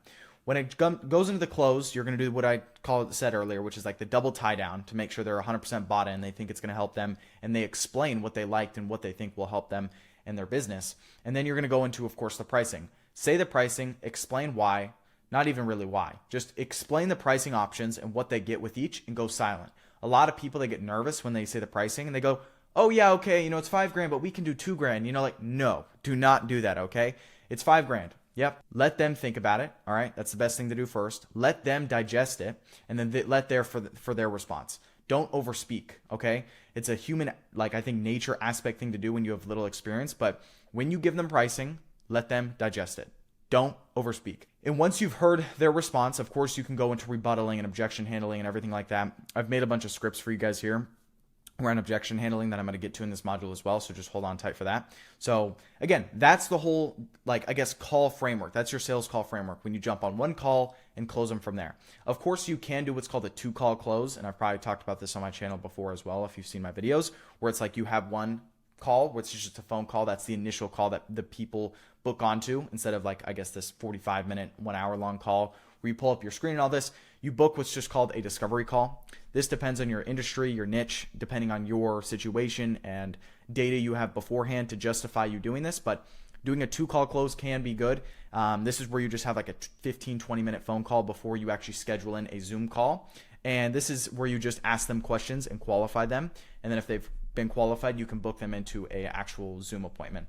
That does work. I know people that do that, and it can work great. So it's kind of just preference on, you know, what you want to do. I would say for all of you guys watching this video, you just built out everything in high level following what I did. Stick with the 1-call close and switch to the 2-call close only if needed, because you're going to have to add a calendar and some other stuff in high level that we just didn't cover. So I'd say stick with the 1-call close. You guys are good to go. You know, everything's already built out. Of course, you'll have to make your sales deck and presentation, or however you're going to pitch your service within this module. But once that's done, you guys are ready to take calls and you're ready to go. But of course, taking like the scripts, objection handling scripts, and all the assets I'm going to give you inside this module will also massively propel your close rate, your success rate, show rate, all that. So that being said, that is kind of just some context on how these calls will go. That's pretty much it for this video. So next steps, take notes and remember this process. Please understand this process right here: discovery, demo, and then close. And then lastly, head into video 2 is, I think we're going to do a live kind of sales call recording review. So that'll be cool too. And I'll also show a private internal recording from my mastermind, which I think would be pretty cool as well. I don't think I've showed this everywhere. I have not showed it on YouTube before. So yeah, some idea and a look into what guys in my mastermind get. But let's jump into video 2 and I'll see you guys in there. All right, guys, welcome inside of video 2 in the sales module. Inside this video, we're going to go over a live sales call review. Okay, so I'm going to be reacting to, it was actually myself who took this sales call in one of the challenges I did on YouTube. So it's convenient because the person's already blurred and then their voice is already altered and whatnot. But for context, I'll kind of talk about a little bit, you know, like how I actually got this prospect on the phone and who this really is and whatnot. And you guys can see the live sales call and everything. So what we're going to cover is just a live sales call reaction. So for those that don't know, last year I did a video on my channel where I essentially started an agency completely from zero to prove it's not luck, because you know how it is. Like, there's always people in the comments like, Carson, I don't think I could ever do this, and like, oh, you know, you got lucky or whatever it is. Like, I was like, screw that. I'm going to just start up an agency completely from zero on this channel and go document from zero to getting a client live with everything I talk about on my YouTube channel and prove it. And that video went pretty viral. It's at like 130,000 views as I'm recording this right now, or somewhere around there. And I showed the sales calls live. You know, again, it was me starting a brand new AI agency from zero, and then 7 days later I had collected just around $5,000 in deals with all the payment notifications, everything shown. And also, I think it was like $10,000, $11,000 in revenue. Everything shown, like literally everything showed. It might have been 9,000 in revenue total, but like, again, making that amount of money pretty fast is crazy. And everything was documented, every single little bit of the journey. So I'll quickly jump over. We'll start reacting to it, and I'll kind of just talk about what I did well, what I think I did wrong, what I could have improved upon, and, you know, I guess just a good example for you guys to take into your own sales calls. And just for context, this is what the video looks like right here. It's just, I started an AI agency from $0 to prove it's not luck 6 months ago, 135K views. So pretty crazy. You know, I think it literally is almost a 2 hour long video. So we can jump into exactly where the sales call started. All right. I think this is going to be second call starting. We got Kent in the waiting room. Let's do this. Hey, what's up, Kent? Hey there. How are you? I'm doing well, man. I'm doing well. How are you? Where are you from? Everything's going great. I've had one big client for the past. All right. So for context, before we go in, it was quick small talk there. I think I cut out some of it, but I was just like, hey man, how are you doing? Where are you from? You know, just really quick small talk. And when I started out in sales, and I'm going to go back to this, I don't mean to like yap, but when I started out in sales, I was so nervous, and I think everyone will be nervous on their first sales call. But that's just part of the game. You know, you have to accept that, and you have to just be like, you're going to be nervous. My voice was trembling actually for my first call, like literally trembling, like you could hear the trembling in my voice. So just know, like, everyone's got to start somewhere. So it's just some quick small talk. This is me with a lot of experience already, I would say, running this business model. And again, like I said, I'm not the best salesperson in the world, but if anything, this should be more realistic for you guys because I'm not a full-time sales guy. 4 years, so to speak. Now he's going into retirement. That's been a majority of mine. And then most of my stuff comes from friends and family, referrals, old clients, stuff like that. But now he's gone into retirement. So I need to fill some of my time because I hate sitting around doing nothing. So I need more stuff to go out and do. Your kind of big client is now going into retirement, so he's not going to be spending as much money, obviously, just with you. Yeah. So. Exactly. He's not going to take up all my time. Okay. Gotcha. So then you're like an individual agent plus a broker because you're also helping facilitate deals, but you also have a team. Am I correct? Yes. Okay. And when I need them, I bring them on. If not, they do their own thing. I know you said you want to, you hate like you feeling around, you're just sitting around now that this guy's gone. What is the goal for you? How many, is it amount of homes to sell? Is it like GCI you want to make? What is it? Well, if you do the numbers, you can do it either way. I will close 15 to 20 deals no matter what. Because that's referrals, everything else. I want to double that. I want to close 30 to 40 deals.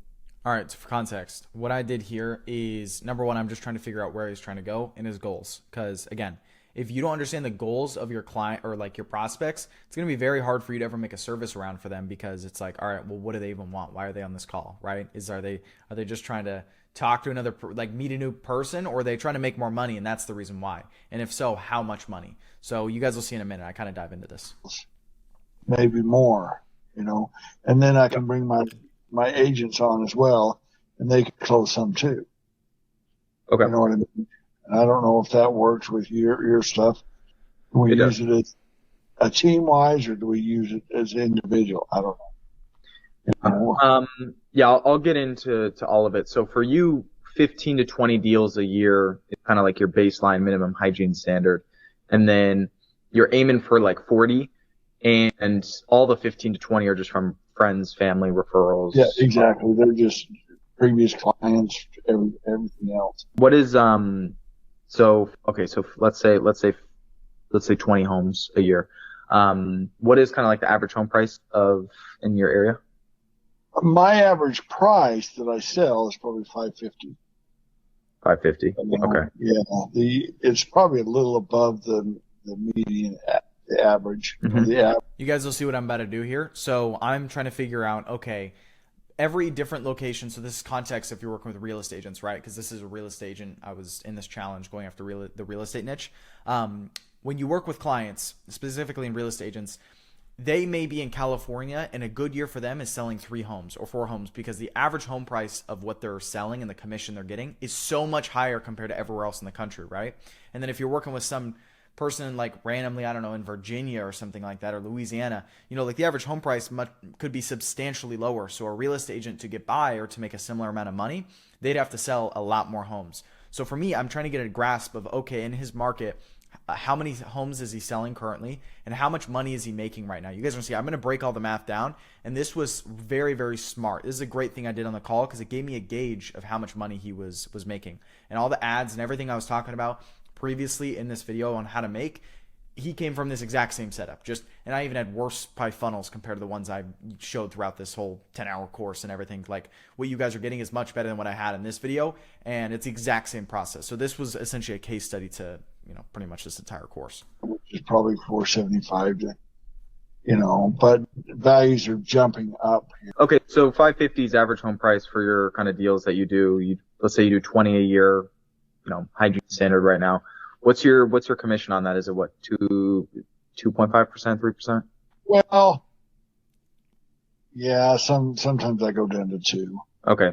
Should I just average 2.5? Yeah, 2.5 is a good number. Okay. So, okay. And then I assume you have some sort of fees after that or do you not? Is it any, I know you're a broker. I'm the broker, so the fees go to me. If I charge and I charge them $500, well, I leave $500 in the company. When I do a deal, I take everything $500. Okay. So if you're doing, we don't. okay, I see. So if you're doing 20 deals a year, average home price is $550. That's about $11 million total kind of just like home sold value. 2.5% of that, that's 275 grand a year. That seem around, it's anywhere from 200 to 300. Okay, good. That kind of gives me an idea of like numbers right now. So boom. So figured out exactly how much she's making per year profit. So in other words, GCI. So that's what, like I think I said earlier in this video as well, but like GCI is how real estate agents track how much real kind of profit they've made, just gross commission income. That's the term for them that they use. So I had to figure that number out to even afford or see if he can afford my service, right? And this is in the discovery phase, like I was talking about earlier. I have not shown any presentation or anything yet. Let's say 250 you're doing a year right now, 250 to 300. You're trying to do 500 to 600 like K a year. Yeah. Okay, got it. Now, is that a goal just to keep you busy because you enjoy what you do, or is that a goal to buy a bigger home, live in a bigger box? Okay, cool. So for you, it's not necessarily you want a bigger home or a faster car. It's just you want to enjoy life with goals. And with you right now, question. So a lot of referrals, a lot of family, a lot of network, sphere of influence, I assume is kind of mainly where your deals are from. Yeah. Like, have you done any kind of like marketing? Like what have you done to try to, have you done anything to try to expand, or have you always been pretty with your big, Well, no, I'm not technologically advanced like you guys are. You need a younger generation guy to come. Exactly. Yeah. Exactly. Yeah. Well, once I get to talking to somebody, I can usually get it done. Okay. So you don't recall like how much you were spending on marketing and stuff? No. Okay. But it was. I'm okay spending money in marketing. I don't have that problem. If I see a return. 100%. If you want real quick, since that's kind of all I needed to know from your end, I can pull up my screen. I can kind of show you what I do. And then Context. I think this call was executed pretty poorly. I don't think I showed it at the start, but I think I did say, and I kind of framed the call up. I was like, hey, look, man, look. The whole point of this call is just to see if I can even help you or not. And then if I can, I'm going to jump into a little bit of what I do, how I can help you, and how we're using AI for many, many other real estate agents like yourself. So just before we jump into anything I do, I want to make sure we use the time properly so we don't go 45 minutes and then figure out it's not a fit at the end. So I want to spend the next 10, 20, 30 minutes, maybe max, just asking you some questions, figuring out what's going well for you, what you think you should improve on, and see if there's any way I could help. Sound good? Boom. So I think I did that in this call. Obviously, it wasn't shown. There were 2 sales calls shown here. This guy specifically, you guys will see if he closed or not. The other sales call I showed throughout this video, I did close him as well, and that was call recorded as well with payment notification. And this guy later, you guys will see the outcome, but later in this video, it was kind of interesting. So I decided not to post this entire sales call review inside this 10-hour video here, just because this segment alone was about an hour and a half of me reviewing it. So it's going to be fully linked within the snapshot that you guys have used with my affiliate link below in the description of this video. So if you want to watch the full version there, just go check it out there, and let's head back into the video. All right, guys, 30 minutes later, look what we got. Let me turn the camera around. Let me show you guys. $2,500 today, $4,500 total. So that was in through this challenge. That was okay. So it was $4,500 completely collected. I think I spent about $800 on ads to get this. Everything literally A to Z was documented, and I think it was like $9,000 or $10,000 in revenue. So that was that guy, that same guy. He closed, which I think I said here. We got it. Actually collected. I did not think this guy would pay. I'm very, very honestly, I'm super surprised he paid, just because. So yeah, guys, that was the exact call, I would say. Again, there was just some problems with the objection handling in the end of the call. And I probably should have went deeper in the discovery as well. I should have asked him more questions. I think the call probably ended out to be a little bit over an hour.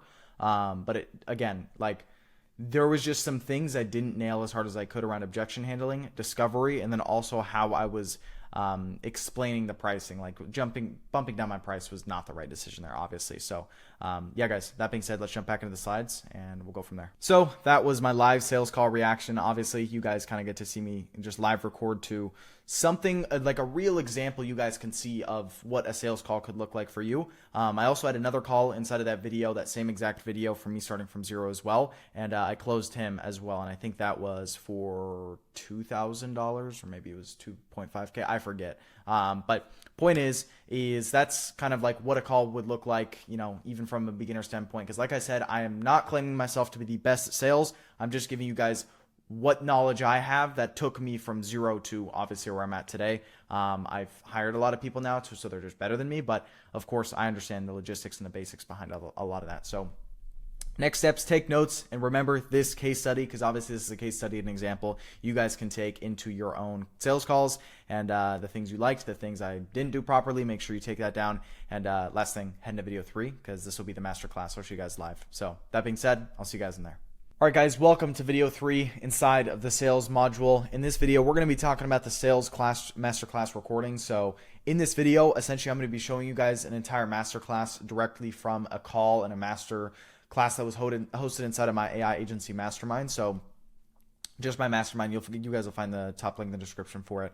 But point is we host every single month. We have different guest speakers come in, and for one of the months, I had a good friend of mine named Ben come in, who's really, really good at sales, and kind of go through with everyone in their own AI agency offers how they should be selling it based on the biggest kind of struggles they have. So throughout this video, we're going to be just talking about the entire clip from Ben Williams, who again has been in sales for a very, very long time, and kind of just reacting to it, and then going through the full recording, and it's available in the snapshot. So I'll quickly show you guys where you guys can find this within the snapshot. So super simple. You guys can just head right down over to sites, and then just to websites and resources and everything here, just like usual. And I'll put this link to this direct recording inside of this document as well, so you can find it. But I'll pull it up right now, and we can start just quickly going through it. I'll play it at 1x speed. That's fine. And you guys can kind of just listen. I'll go through. I'll kind of just react to it as we go here. What other questions did you have about it? Anybody can ask any questions that's watching this. Yeah, go ahead, Abel. How do you sort of sell to a lead that comes in with a mindset that they're just checking out other agencies and they're not really an interested buyer or an interested lead? I call them out immediately on it.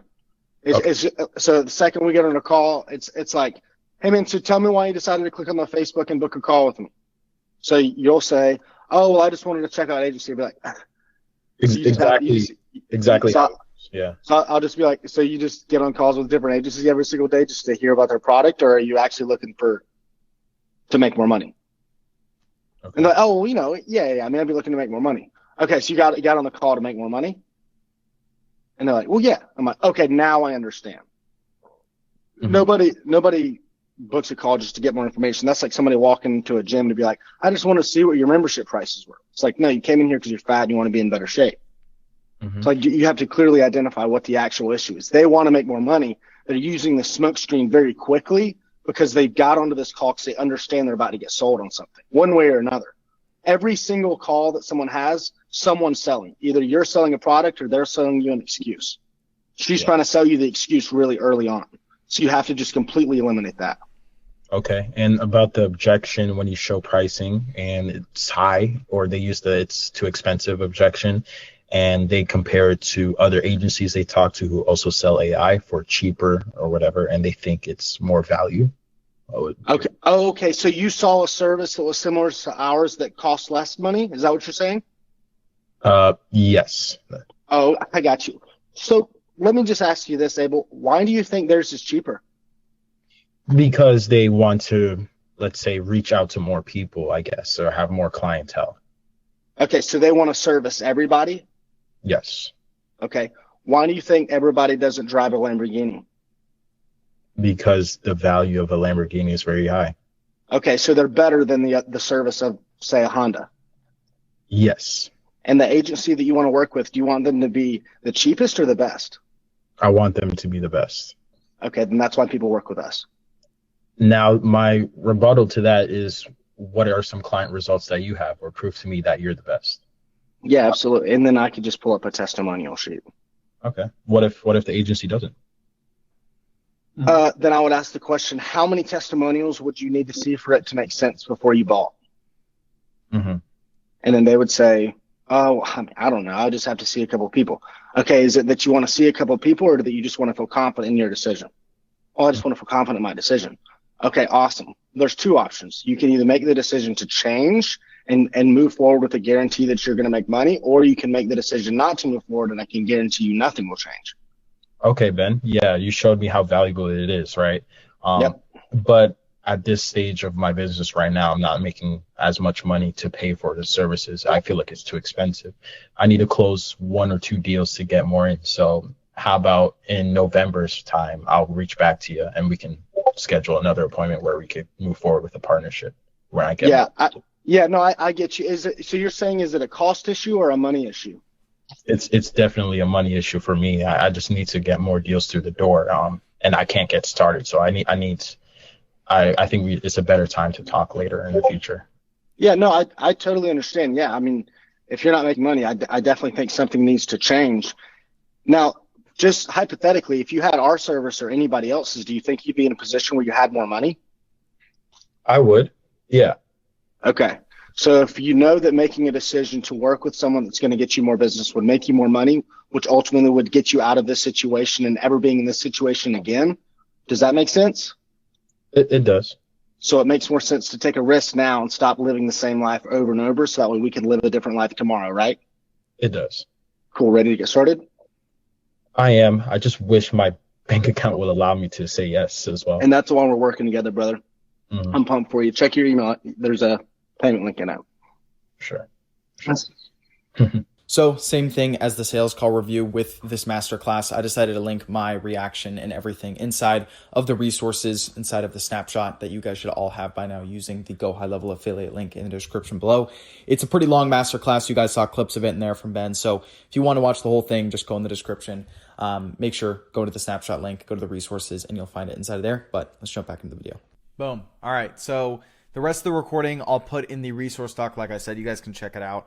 But yeah, that is Ben. He's a good friend of mine and obviously sales coach. I guess you could say sales coach, sales trainer, does a lot of sales himself. So he's pretty well qualified to say on it, but we'll head back to the slides and finish off this video.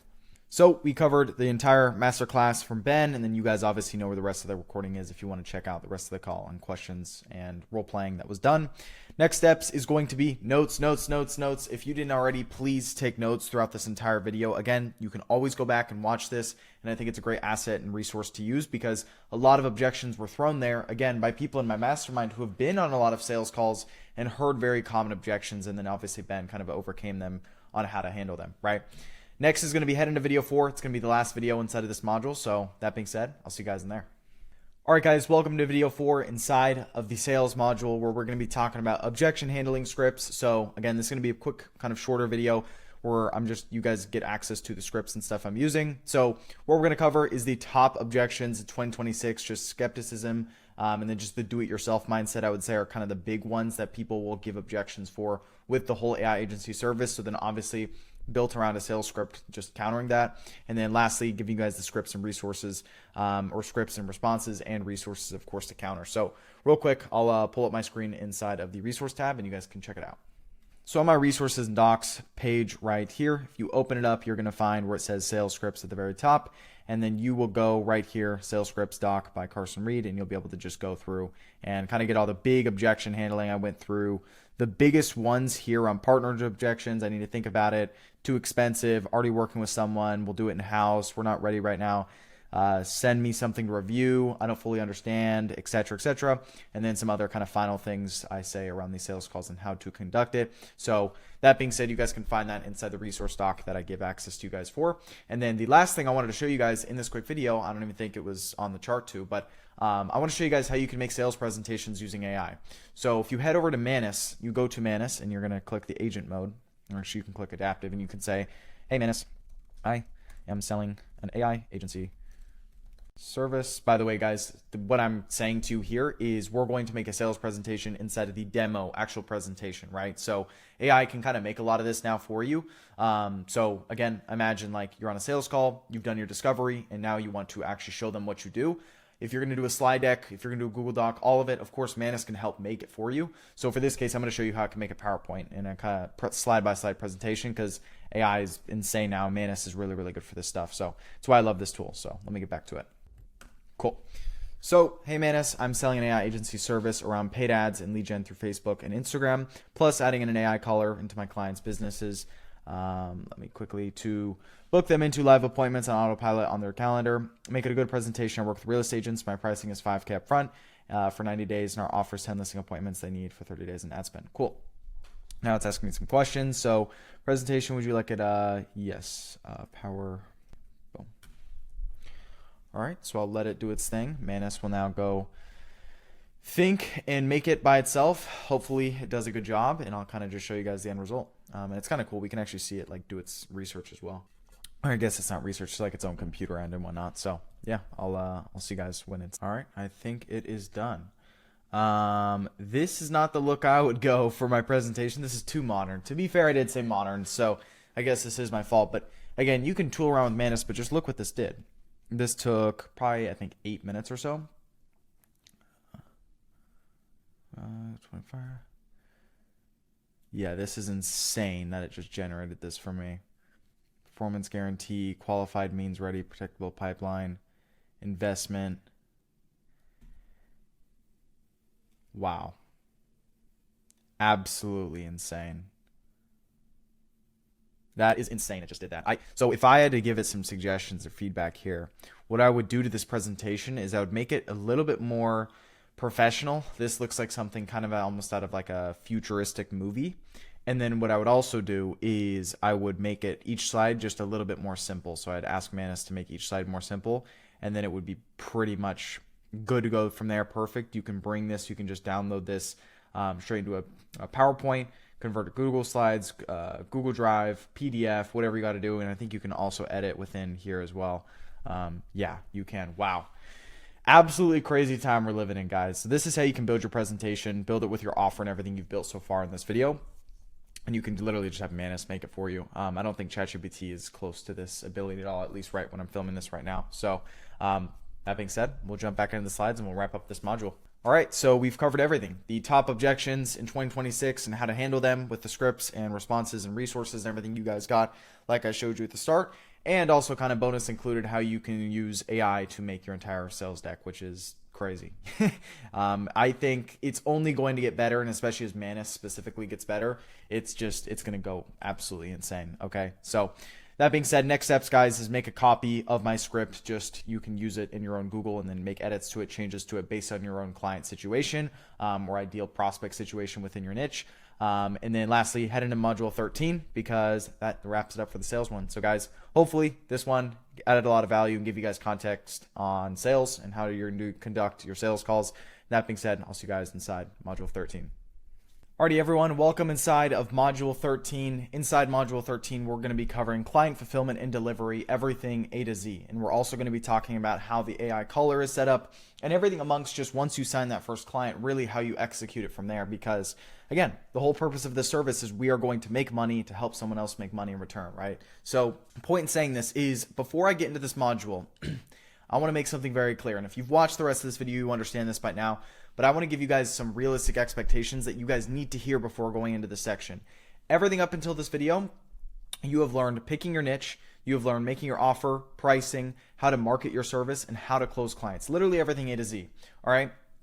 This is the point in the video where we transition to you need to do the work you've just listened to really before getting to this section, because if you don't have any clients, there's no clients to fulfill for. So all these videos are going to do for you is just give you some context into what the fulfillment process looks like, but this is not going to move the needle forward for you to close more clients necessarily, unless it's just giving you more knowledge on how this works so then you can translate that on your sales calls.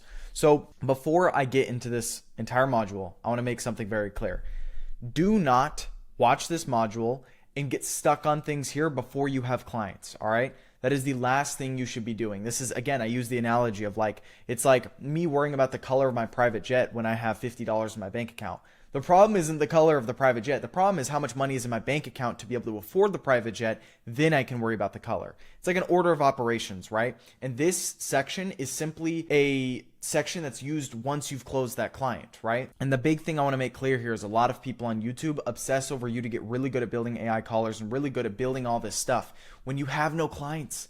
That's not what makes you money. It's the sales that make you money. And then your fulfillment on the back end will improve as you get more clients. Don't obsess over problems you don't have yet. All right. Please write that down. If you have notes down, which you all should, Do not obsess over problems you do not have currently at the moment. So again, I want to make that very, very clear before going into this module, because a lot of people get obsessed over this stuff. And my recommendation, if I were you guys, is maybe to skim over this module in 1.5x speed. If you don't have any clients at the moment, get an idea of how it works, but don't get confused in all this stuff, and don't like wrap your head around it and stop trying to get clients because you're trying to figure out certain fulfillment parts. Don't do any of that. I know it sounds backwards, but you need to essentially, once you close that first client, you're going to be in that stress period for 24 to 48 hours to figure out, okay, how do we fulfill for this client, for the first client, right? And then the next few clients, things become a little bit more like repetition at that point. So just kind of a quick disclaimer before we jump in here, but obviously this is going to be extremely valuable when it comes to actually the service delivery itself and how to build the AI caller.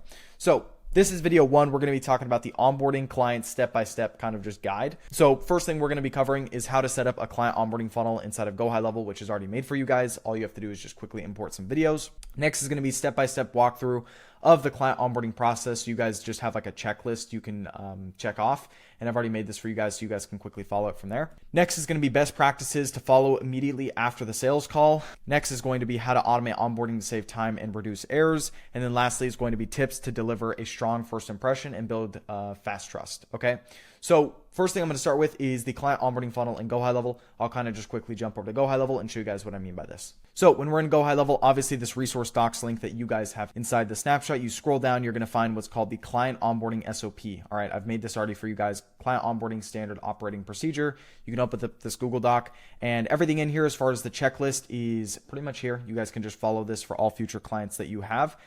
Everything, there's kind of 5 big steps I have around this, or 6 big steps. So number 1 is schedule the onboarding call. Then step 2 is send the onboarding funnel. Third is client completes the onboarding funnel, and then just kind of like how that all works once it's done. Next is going to be reviewing the submissions. So again, they're going to give you an intake form, and you have to use that intake form to do some things with it, which I'm going to talk about in a minute. Step 5 is host the onboarding call. And then step 6 is actually beginning fulfillment and how that all works. And then we've got some best practices and completion criteria. Again, this is going to take a little bit for me to go through. So again, you can just find this on this doc. But point is the first automation that will be sent, I'm going to talk about the onboarding funnel right now, is there's this little client closed workflow. Okay. So we have a little, the trigger of this automation that gets sent, which will immediately send a text and an email, is content tag and then client closed. All right. So for example, when you close a client, what you're going to do is you're going to first head into the contact section. Then you're going to click on the user, say this is the user that we just closed. And then we are going to go right up here where it says add tags. And then we are going to say, John closed, or whatever the name is, right? That's the action name. And then we are going to look up closed client. Let me closed. If this will load, close client right here. Boom. So I'm going to add this as a tag, and it's immediately going to put that person through this automation. Now, it's pretty important we understand what to put in here, because as you'll see in a minute, this is the first kind of interaction they're going to have with us probably after that initial sales call. So SMS messages, so a text message will immediately be sent to them once that's done. Hey, first name, welcome to the family. We are super excited to work with you and get closer to your goals using our AI systems. Please click the link below to get your onboarding process started. And then you're going to put the onboarding funnel link here. And I'm going to show you in a minute how you're going to get that. Next is going to be, it's going to send an email, kind of the same thing, just like welcome to the family, start the process here, and then best, and then it's going to say your name right there. Great. So what we're going to do to get this onboarding funnel set up is we're going to head over to sites, and then we're going to head over to where it says client onboarding funnel. And in this onboarding funnel, we're going to have 5 key steps that I recommend just most of you guys to just have your clients go through. So number 1 is going to be the expectations that they need to know before working with you. So every single step is going to have its own kind of purpose. So step 1 is expectations, you giving them before obviously them working with you. Step 2 is going to be connecting the Facebook. So you're going to show them how they can immediately automatically invite your Facebook account to theirs, which again, I'm going to show you that right now in a minute.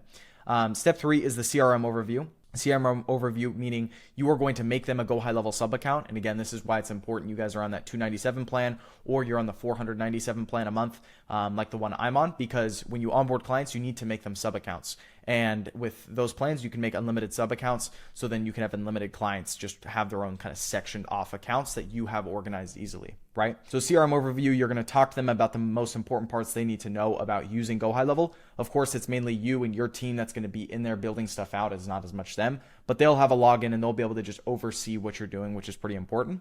Step 4 is an intake form. All right. So talking about this, again, there's going to be some things I'm going to say on here as well that needs to be done.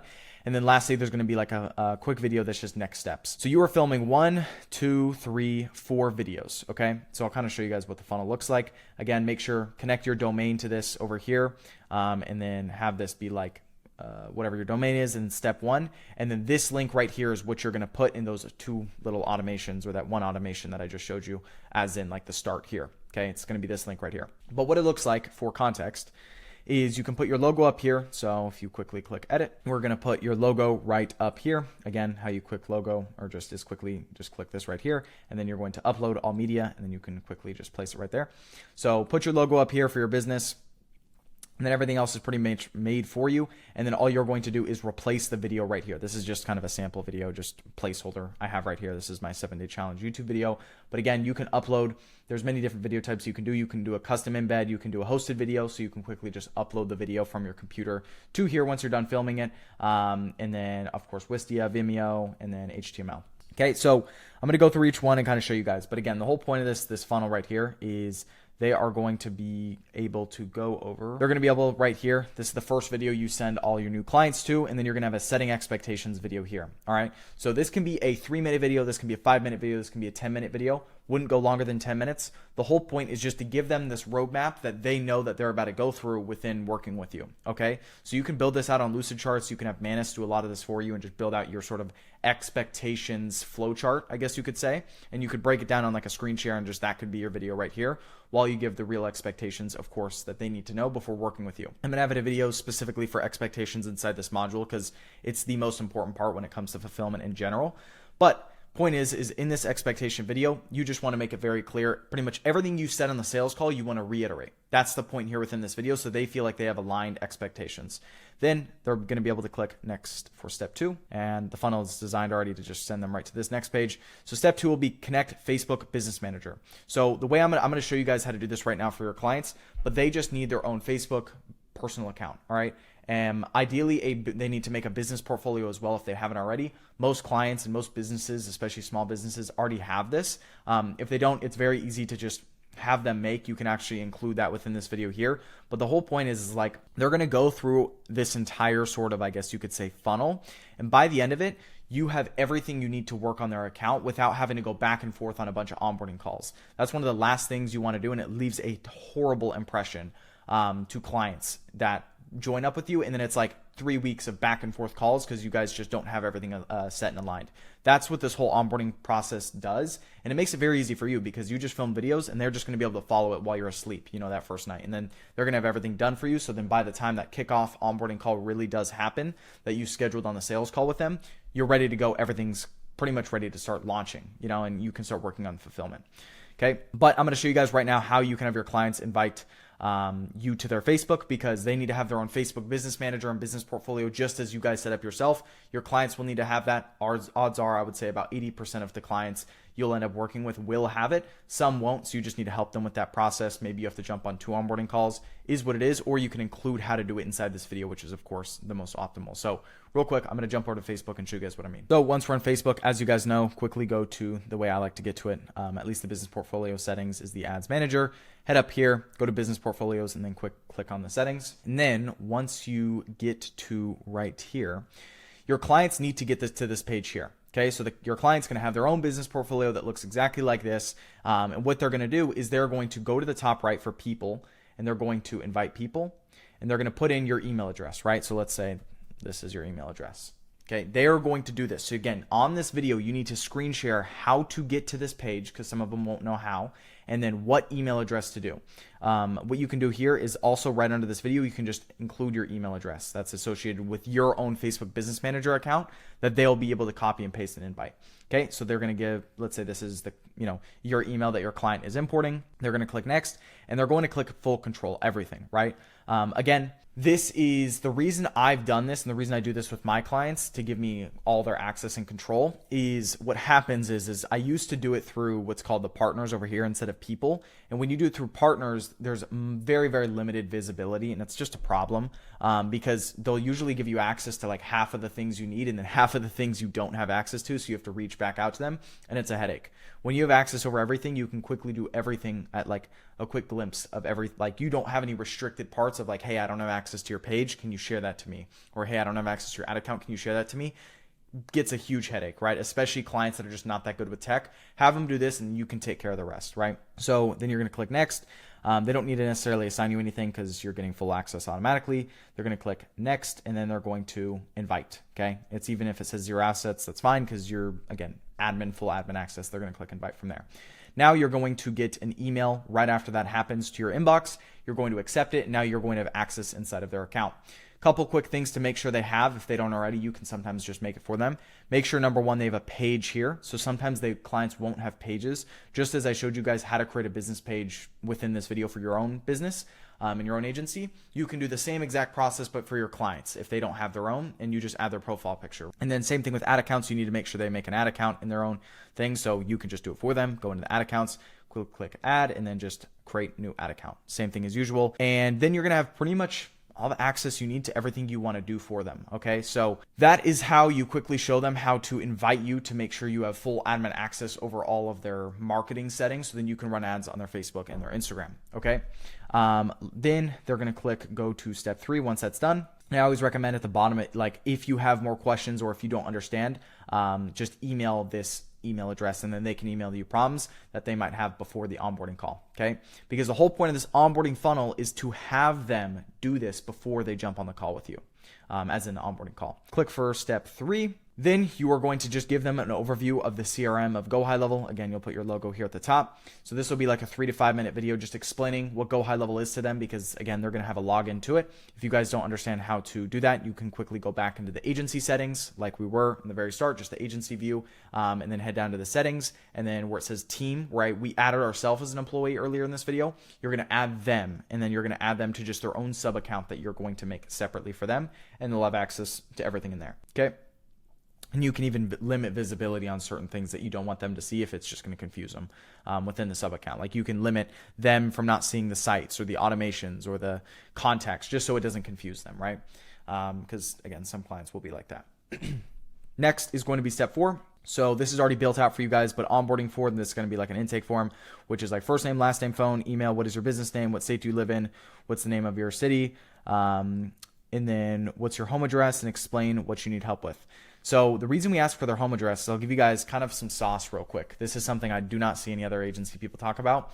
One of the biggest anti-churn, anti-refund things that agency owners should be doing more of, that I don't know why more people don't talk about, we do this for some of our clients, is we get their home address and we send them like a gift, or we send them a card, or we send them something. You can look up online like, sites for sending like chocolate or flowers, depending on the person, whatever they want, and send them something. It's almost like a gift package, like welcome to the family, like welcome to the family of working with us, because all of our clients we treat as family. And that, I'm telling you right now, is one of the biggest, like, people treat you differently after that. After they get like a package in person, it's like, wow, they really do care. And it's a great anti-refund churn thing that agency owners, the big ones do, but smaller ones don't, just because they think the $50 is too much to go send, when really in reality, that $50 can go a very, very long way. And the next, you ask for like any brand logos and files that they can use. So this is already all made for you guys. You guys have this inside of my snapshot. The way they're going to go through it, they're going to fill it out. You can always add more questions to this based on what you want. And then when you want to see their submissions, you're going to go to submissions right here. And then you're going to click the actual client intake form right here. Okay. And then what you're going to be able to do is see all the submissions from here from clients, and then you can filter the dates and whatnot. So that is how you kind of onboard a client through the funnel. And then the last thing inside of this sort of onboarding funnel is, I believe the last thing they will go through is just the next steps. Okay. So this is just giving them kind of the next steps, like, hey, super excited to, speak with you on side of our game plan call. If there's anything throughout this onboarding process that you were confused on, or you just quite didn't understand, please let me know. The email address for our support will be right under here. You can just put your own email address there. And yeah, of course, we'll cover anything and everything needed inside of the call that we'll have for the kickoff meeting. And other than that, that's pretty much it. And if you have any other questions, like I said, email down there, and then you can kind of just end it off there, right? So that's really what this next steps video is for. But the whole thing is you want to just align expectations in this video to what was said on the sales call. This video, step one, is very, very important. And then one question you guys might be having that is a little bit off topic, but when you make their own sub account and go high level, so you can make unlimited sub accounts with the plan you guys are on, what you're going to do is obviously you will need to get them a phone number, so then you can send texts through their sub account to potential leads, and you can track everything inside their sub account. Again, that's where all the fulfillment's done in high level. You will usually go through the A2P process like we did to get the phone number and stuff approved. You guys can just use that SOP and that doc I gave you to do it. You are going to use all their business information. So that sometimes is what I like to do on the onboarding call. It's what I recommend, is just get all their business information you need for A2P, or you could even add it as a step inside of this process. So it could be right after the intake form is the A2P verification form. And then you ask them all the questions in a form you can quickly make in the builder. And you can just duplicate this site right here and then just add that extra step in the middle for A2P, I guess you could say, intake form. And then you can do it on your own time and quickly apply through their account so they get approved so you can buy a number. It's a big question I get all the time when it comes to this stuff.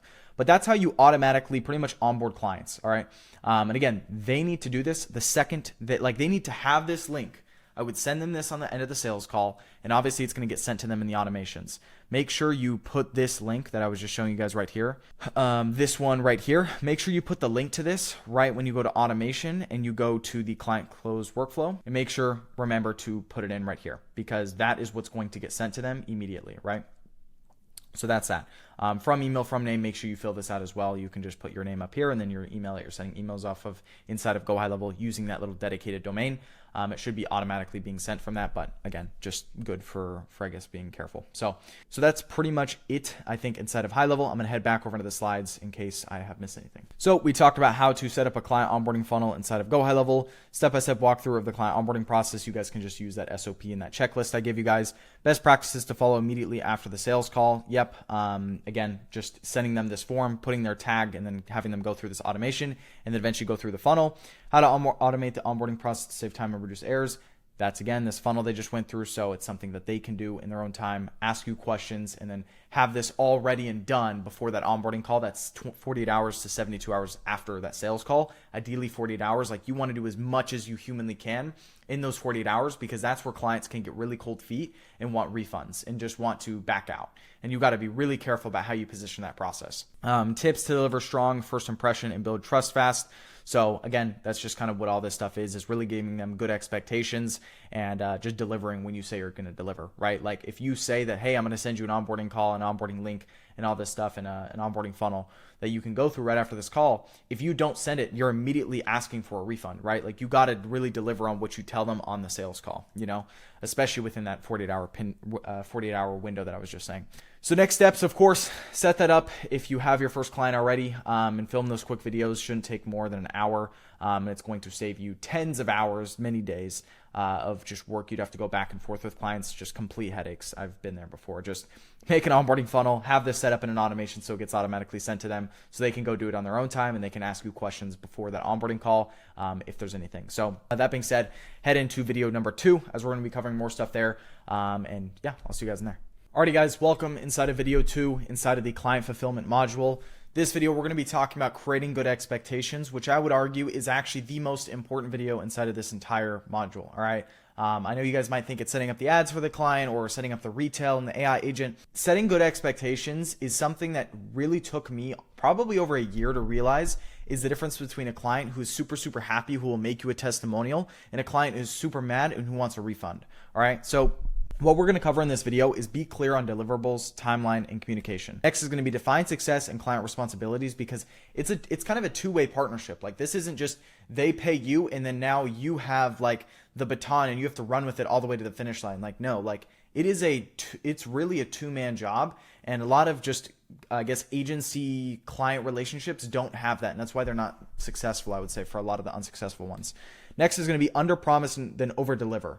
All right, so this is really the key in this video, which is I'm going to talk about in a minute. Next is going to be explain your process step by step so they understand and they're in the loop. So they're not questioning you saying, hey, is this going to be done? Or, hey, like, were you going to do this? None of that, right? Like, again, that's what creates that cold feet under them. That's just like, hey, I just want a refund, man. Like, back me out of here, you know? Next is going to be set realistic timeframes for results or timelines for results. Very, very important. Something I think agencies really don't do enough of. So Let's start from the top. Be clear on deliverables, timeline, and communication. So what I tell you in this video, I want you to take into that expectations video that you're filming for your onboarding funnel. Everyone should have onboarding funnels. That's something that I actually learned from a kind of an early program I bought. I thought it was very stupid, and I was building an onboarding funnel before I had any clients. So that was not really a good use of time. I guess it was nice when I had that first client, but at the end of the day, I was focused on all this client results stuff when I had no clients, which was a complete waste of time in retrospect. But point is be clear on your deliverables, timeline, and communication. Talk about where are we going to communicate. If you guys are asking me, Carson, where do you do communication with clients? I actually had a GoHighLevel sub account where I would just text them off a number.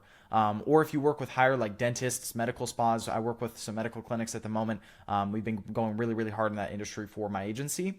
That's all over Slack. So the communication Slack, you guys probably know what that is. You've heard of it. And be smart about it. Don't get them in a Discord server if they're like roofers, right? They're going to think Discord servers are like for gamers. You know, it's like be intentional about where you're going to do communication with them and make it clear to them. Say, hey, are we doing text? Are we doing WhatsApp? Are we doing Slack? Where are we communicating? Because don't do the whole email game. Sometimes I hear people go like, yeah, do we do all of our communication over email? I'm like, holy cow, you know, like that is not like, it's when you have text messages back and forth with someone, it's much different than an email. Email seems like it's just going to take a long time to reply. And that's the subconscious thought that they'll have if you say it's all over email, right? Of course, they'll have your email address. Of course, you can communicate over email, but you should have a directive, like a main communication channel that everyone uses, right? Next is be clear on deliverables and timeline, like I was just saying. That should go without saying. Just that's what you're saying on the sales call needs to be constantly reiterated throughout the client success process. Number 2 is define success and client responsibility. So define what is really the goal of your service and who needs to be doing what, right? Like if the goal is to get X amount of appointments or X amount of deals for this client, start working back the math. All right, so we need to get this many leads, we need to get this many booked calls, and then you need to close at this %, right? Again, the client has to close too. It's not just you, right? Once you book them the appointment, either through the AI caller or whatever, that's on them to go take, you know? And you have to hammer them and make sure they are being held responsible for how those appointments are going. They can't get mad at you for booking a bunch of appointments that are on their calendar, but then they no-show or they miss them or they just handle them poorly, right? That's not you on the end of the day, that's them. But to an extent, it is on you because you should be helping them with that. Really define what the goal objective is for both parties, and then talk about the responsibilities to get there. Next is going to be under promise, then over deliver. This how should be every agency relationship goes. The clients that you're going to bring on, and it's hard when you're starting. And I did an interview with a mastermind member who does very, very well at the moment. Actually currently building an agency with him. You guys probably saw it on the channel already. But his name's Peter. He does about $200K a month with medical clinics. Probably much more now as you're watching this. And again, we're kind of partnered to an extent because we've also worked with medical clinics and we kind of just joint forces on some of this stuff. One thing we talked about in the interview on my YouTube channel is the worst type of clients you can have are the clients that are completely relying on you for their business to succeed. And you feel like you've overpromised and you've stretched yourself, and then you have to completely it's almost impossible to match those sort of like promises you made through in the delivery process because it was so high. Those relationships almost always end poorly. And I know it's human like instinct almost to when you want your first few sales, you want to push for it and you want to just kind of promise as much as possible to get there. But trust me, even if it's for your first few clients, I understand you're going to reach a little bit, but be careful about how much you promise because the goal is you want to under promise and over deliver. Because if you tell them, hey, we're going to get you 5 booked appointments in the next 90 days and you get them 15, they're now going to keep paying you. Here's the thing though. If you told them you'd get them 15 appointments and you only got them 10, then they're going to be pissed, right? When in comparison, you could have said 5 if that was also what they wanted, and then you got them 10, they'd be happy, right? So it's all an expectations thing. And when you under promise and over deliver, it's how the most successful client relationships go. And again, these are things I want you to constantly think about within your client fulfillment process. Once you've closed them on that sales call, constantly be thinking about these things right in front of me on this just chart here. All right. Next is going to be explain your process step by step. So throughout your expectations video and your onboarding funnel, and of course on the actual onboarding call you're going to have right after you close them, that's scheduled 48 hours to 72 hours right after they're closed or sooner if possible. Explain like, hey, this is the timeline, right? And that kind of is the last bullet point as well. Like this is what the next 7 days look like. This is the next 14 days. This is the next 30 days. And then this is what the next month looks like. So here's an example of how I would do it with a lot of my clients and how we currently do it with the ads specifically. And then the AI caller, of course, is kind of a given with it. we're going to start working on the ads for you, as well as the AI caller. That's going to take about 7 to 10 days to completely set up. Once they're live, 7 to 10 days later, we are going to spend about 7 to 14 days testing creatives on your ad account, right? So there is no guarantee that we're going to get any qualified people through the door there, because all we're trying to do is figure out ads that work. Once we find something that works, we're going to double down on it and start placing all of the ad spend on the thing that's working. And then that from there, we can now reiterate off of and start to find more winners and start to convert, leads at a higher percentage with higher quality as well behind it. But that just takes some time. So month 1, don't expect any crazy lead results or any kind of crazy volume, because we have to do our thing internally on our team in the marketing to make sure we are getting the right people through. So by the time month 2 comes around, the leads that we're getting are actually qualified and ready on your calendar to buy. And that's kind of the expectation you can give. Now compare to someone who's saying, yeah, within the next 7 days, we're going to get you qualified home buyers or home sellers or whatever industry you're in, right? And then 7 days go by and they haven't even seen like 10 leads. And they're like, what's happening here? They start freaking out and they want a refund. So that it really comes down to the expectation setting. And one thing we do on our client onboarding calls, and now we have a CSM, client success manager, for those that understand hiring and stuff. Of course, I'm not on those calls today, but I was at some point. I was doing the same thing. But we have our CSM on this onboarding call, this kickoff call with them, right after, a day or two after they've closed, is we walk them through a 110 page slide deck that literally goes over everything expectations wise. We call it a success call, because we want them to understand what success is to us and how we can make them successful in this process, and what the steps of this look like, exactly what I'm showing you here in this video, and being very, very as transparent as possible on it. Because the second you start missing and leaving things out for clients to figure out later that are like, hey, that's a red flag, that's where the client relationship trust breaks, right? So all this to say, I think you guys understand this slide. It's extremely important to take this into once you've closed clients and even your process, your onboarding funnel, your kickoff call, and even beyond then. Please be ethical and be realistic about results. That's a huge thing I want to be big on here, because a lot of people just aren't. And it's why they question, hey, yeah, fulfillment's so hard. I just can't fulfill for clients. This business model is just so hard to fulfill. Yeah, because you're completely over-promising, under-delivering, and you've only had 1 or 2 clients. That's the thing too. All the successful agency owners you'll ask, they'll say the first 5 to 10 clients are almost like test subjects. And that sounds horrible, right? But the point in saying that is those first 5 to 10 clients are supposed to prepare you on building a great, amazing product. And you can't build an amazing product with only 5 clients. It's just the truth. All right. So don't get your head down if anything ever happens, because it happens to everyone, right? Everyone who's played the game at a big level, they've gotten the payment notifications of a payment disputed and someone who, called their bank and charged back. People have gotten refund requests. Of course, the goal is to minimize that chance as low as humanly possible, but it's a part of the game, accept it. Do you think the best entrepreneurs got to where they're at through no pain or no, hardship? They've had the most, and it's just what you sign up for, and be okay with it, just take everything as a learning opportunity is my point. So next steps is have an expectations doc ready on everything for your clients and your client avatar, what all the expectations look like from your end and also from their end. Do both, okay? And be conservative on what you're trying to promise them, especially as they come through on that onboarding call.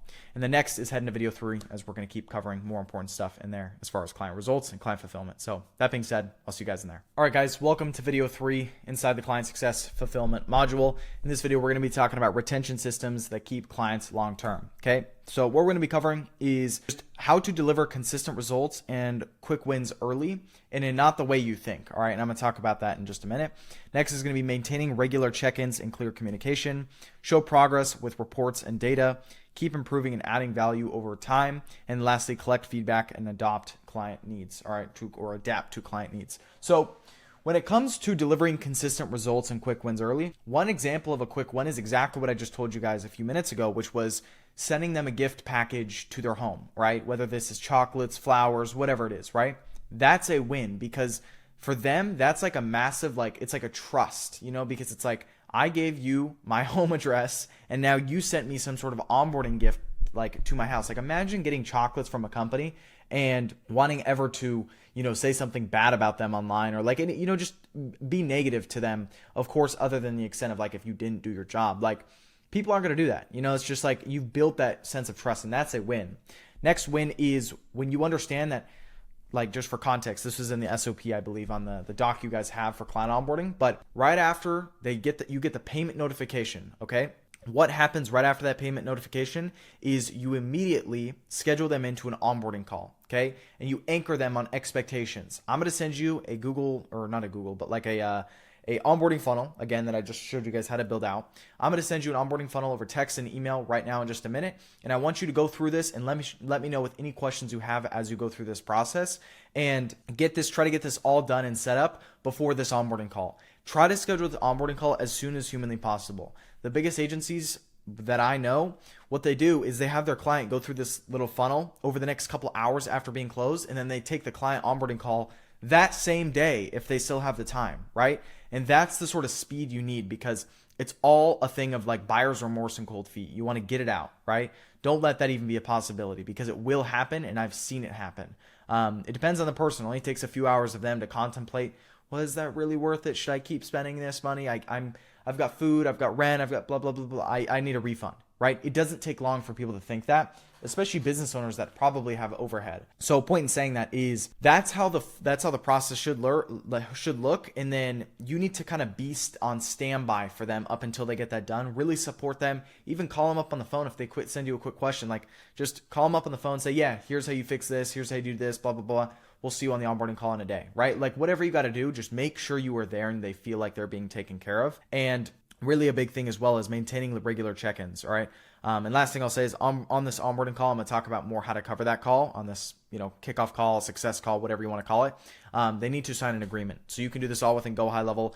If you go to the payments tab on the left in your own sub account, you're going to do this in your own sub account.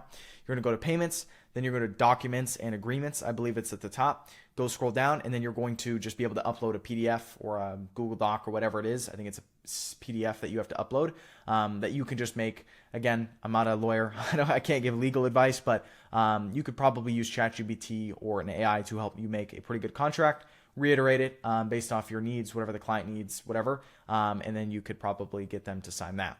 And that process is super, super simple. I'll show you guys that inside this video. But next thing I wanted to talk about is maintain regular check-ins. So here's the framework I like to follow. I do weekly check-ins for the first month. I know that sounds crazy, but I do a weekly call every single week. I have a call with the client, okay? Once a week for 4 weeks. Then after that 4 weeks, it immediately turns into bi-weekly for the next 2 months. And then if anything longer, they stay beyond the 90 days or whatever it is, then I'll usually switch it to monthly, just check-in calls, right?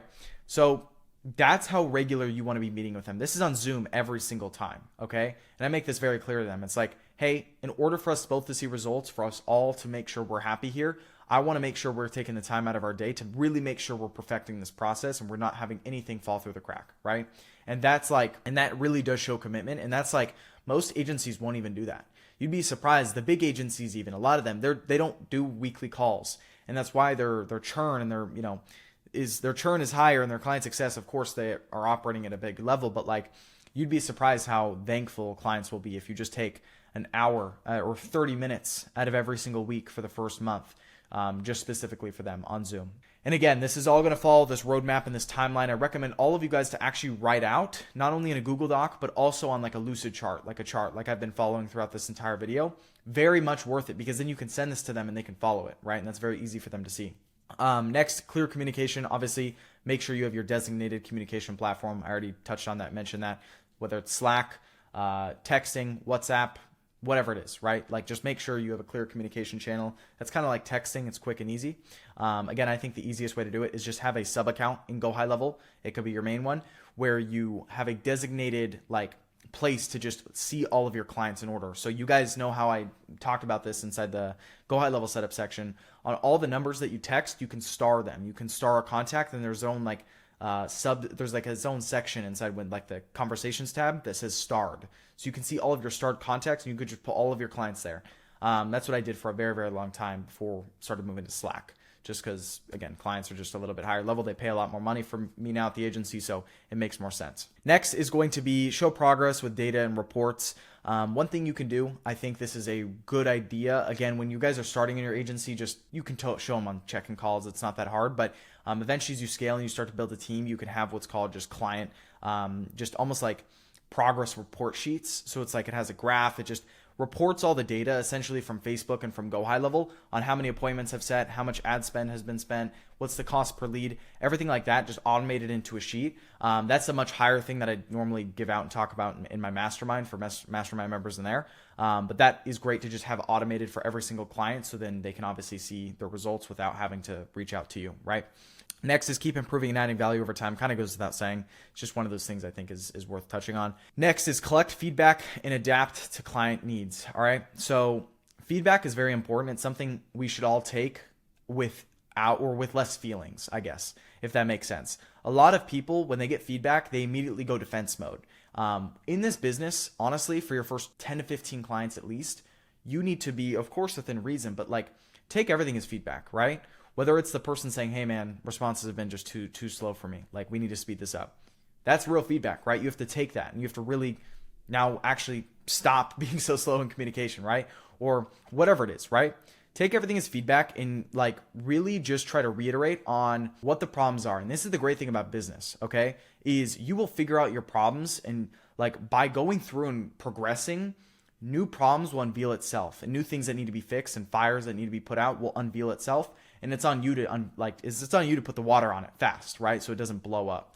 That's kind of it for this video. Kind of a short video, I would say, but just make sure you understand these things. Make sure this is just kind of back of mind before we get into the more technical stuff around setting up client campaigns and whatnot. And of course, the retail AI to go high level, how to set up the AI caller. But that being said, next steps is head into video number 4, and I'll see you guys in there. All right, guys, welcome to video 4 inside the client fulfillment module. Inside this video, we're going to be talking about automating onboarding docs and calls, and also just talking about how to get your clients on agreements, how to, you could make these agreements, for example, and also just how to get them in their own sub account, a little bit more depth, just pulling up high level. Okay, so what we're going to cover is using the GHL workflows to send forms and contracts automatically. Next is going to be trigger welcome emails. So we already talked about this. This is just those 2 quick, text messages, I guess. One was an email, one was a text message to their SMS instantly. So it's already really set up. Next is going to be auto scheduling the kickoff calls with calendar links and making sure you have your own designated calendar instead of high level at this point. That's just like kickoff calls or onboarding calls that you're going to schedule these new clients into. And then lastly is storing all new client info in one place for easy access, because as you close more clients, you don't want to jumble it all up. So just talking about how you can quickly make sub accounts for them. So that being said, let's jump into a high level and we'll go over it. So when it comes to actually having them sign agreements, what you can do is quickly go over in your own sub account that you've been making everything throughout this entire time. We need to get them on an agreement. So go to the payments section on the left here and then head up to documents and contracts up here, all documents and contracts. And then right up here, you're going to see new in the top right, and then this is where you can upload existing PDFs. So one example, what you can do is go over to ChatGPT and pretty much give ChatGPT your entire deliverables for your client, how much they paid, what the term length is, and just like what an agreement could look like for this. Again, I'm not a legal advisor. I don't think ChatGPT is either, but this is just an example of how you can get an idea of what a contract does look like. And then of course, if you want to hire lawyers or hire, a certain specialized person to actually make this agreement for you, that's always a possibility as well. So, you can quickly get that agreement through here. And I'm going to quickly just make one very, very fast as a demo just to actually download the PDF so I can show you guys how to actually send it. So just give me 1 second. So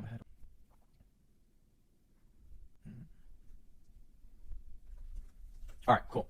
So let's say this is the example. I put this on a doc so I have an example to download as a PDF. But let's say you have your contract down here. You're going to quickly just download as a PDF like so. You're going to head back over to high level. And then again, this is once they've been closed. You've got everything on the agreement that you need as far as just expectations and deliverables and pricing.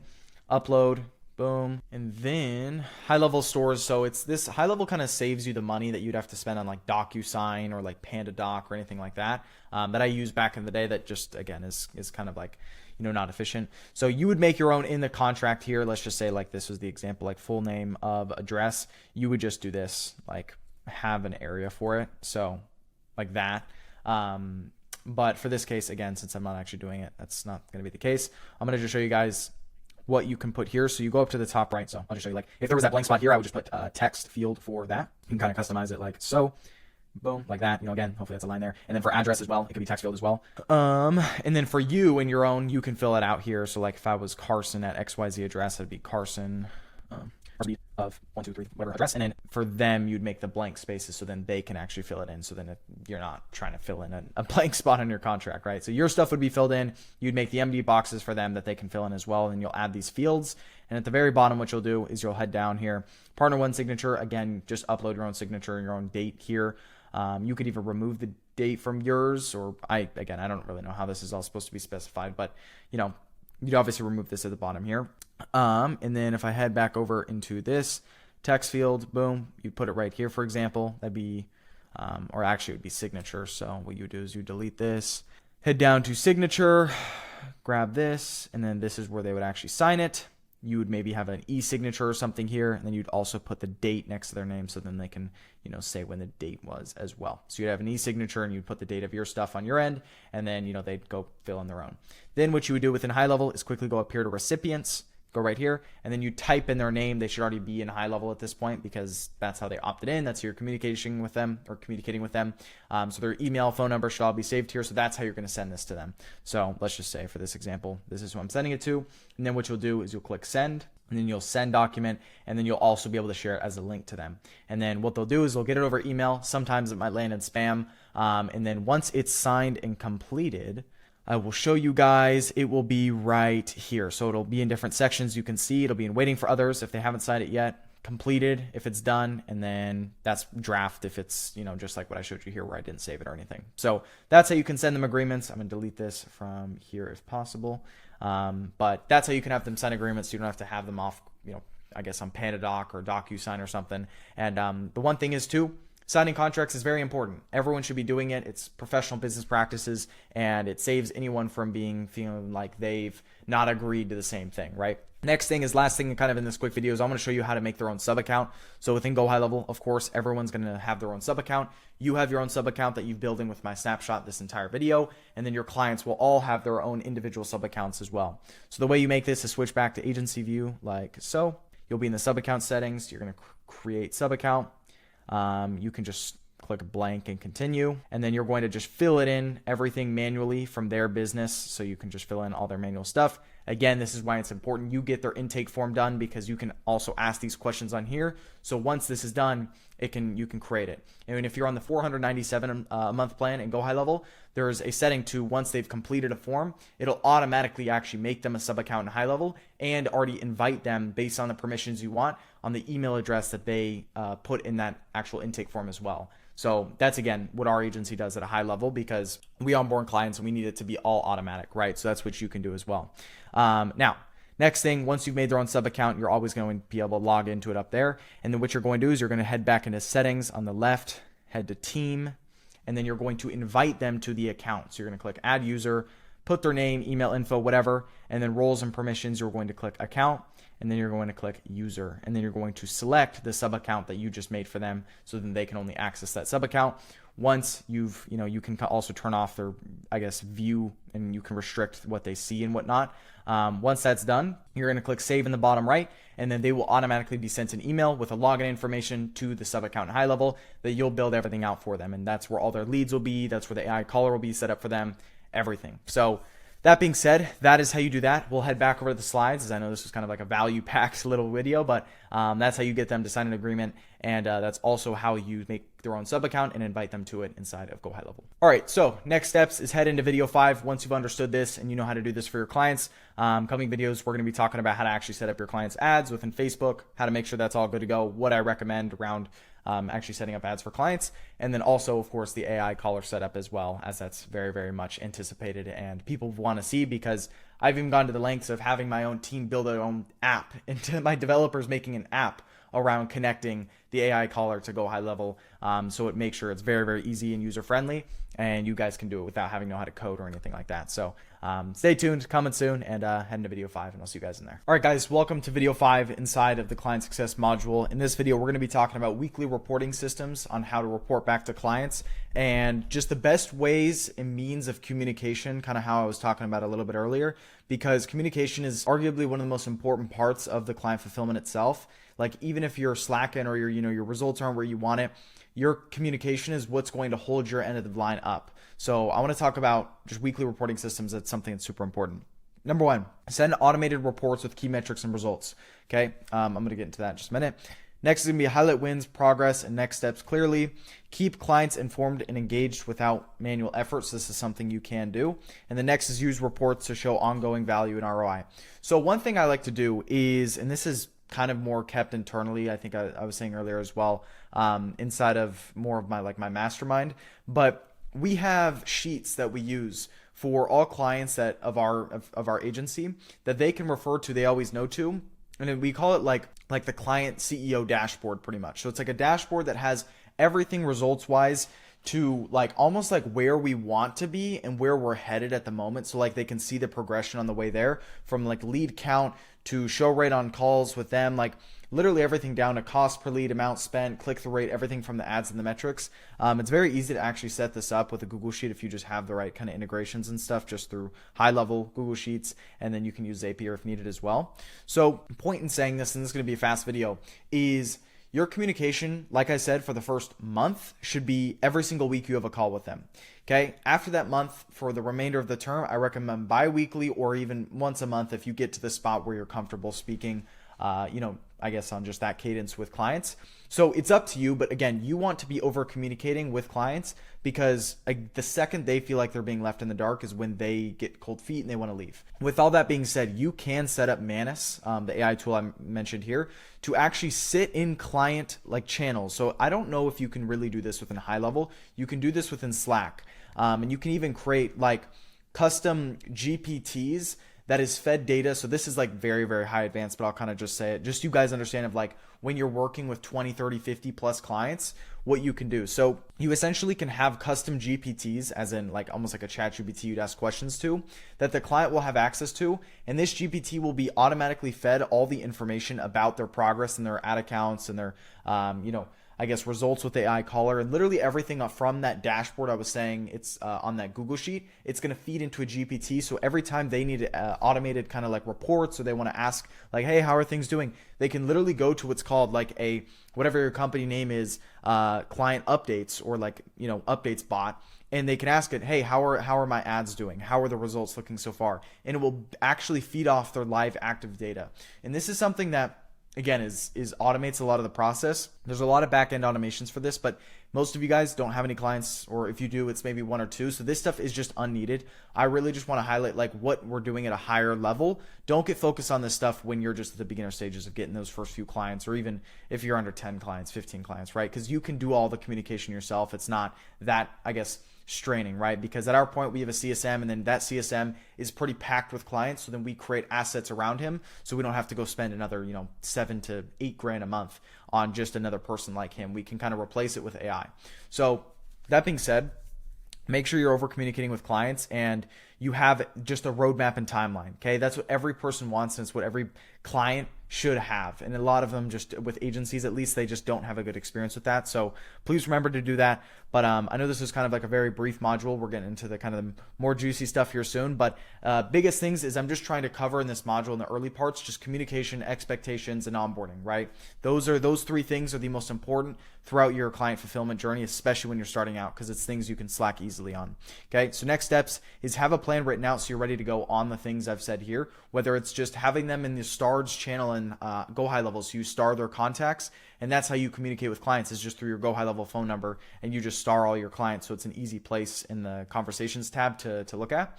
Or it could be over Slack, or it could be over WhatsApp Business, whatever you want to do. I've heard it all. I've heard people do everything, under the sun. I've heard people communicating over like email, right? They make a custom, client email that they reach out to, which in hindsight isn't a terrible idea, but it's not like, doesn't feel like one-on-one and personal. And it feels like it's just like, all right, my email is just going into an inbox that's filled with a bunch of other clients as well. Like this isn't like a one-on-one experience. So that's kind of why I'm against that. But next thing is going to be head into video 6, as we're, again, like I said, we're going to get into more strategic things here, starting with the AI callers, how to set that up using the app me and my team have developed, and then heading into obviously how to set up ads for the clients as well, because those are the main two parts. And then you guys already have the foundation as far as communication goes, onboarding, and getting them sent contracts and all that sort of stuff. So then you are good to go. So that being said, I'll see you guys in video 6.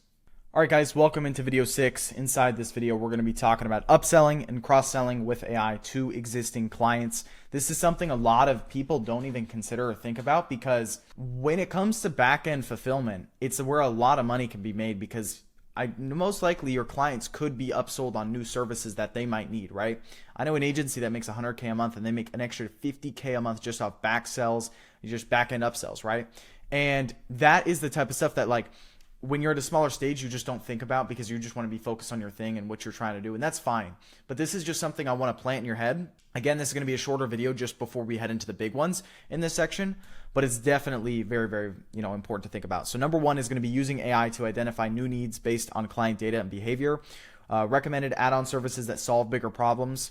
Next is going to be automating personalized upsell messages and offers, and then turn satisfied clients into higher value accounts over time. Okay. So first thing here is Manus is, I'm sure you could use ChatGPT or maybe even Claude AI for all this stuff, but Manus can help you pretty much. What we've done with some of our clients is we have our entire chat with them. All right. We have our entire message thread with them. And what we do is we just have Manus. We give the entire thing to Manus and say, we offer XYZ things that they don't have. Help craft an offer or a message around this with pricing that we can re-offer or upsell the client to. And a lot of the times this crushes. And we've had a lot of clients. We've made a bunch of revenue just off back-end upsells. So please, something to think about is when clients are through, don't feel like your sales job is done yet, right? Like, you can make a lot more money and help your clients a lot more through a couple examples I'll give you right here. So one to think about is I mentioned this a little bit earlier in modules. I don't know if you guys caught on to this, but I had dinner the other night. And I'm going to kind of go into story time right here. So I had dinner the other night with a super successful agency owner, met him in a very, very high ticket kind of coaching program I'm in.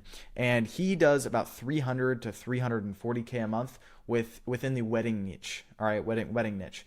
And he helps like these wedding companies find new, couples that want to get married, right? And they need like a venue or whatnot, right? Like that whole as an industry, that's his niche. So he helps them with their marketing, and he has been doing this since 2018. He's been in the game for a long time, and his client average retention is 18 months. For anyone that runs an agency or is watching this, you guys probably understand how insane that is. That is a very, very long time. That's almost a year and a half to 2 years, right?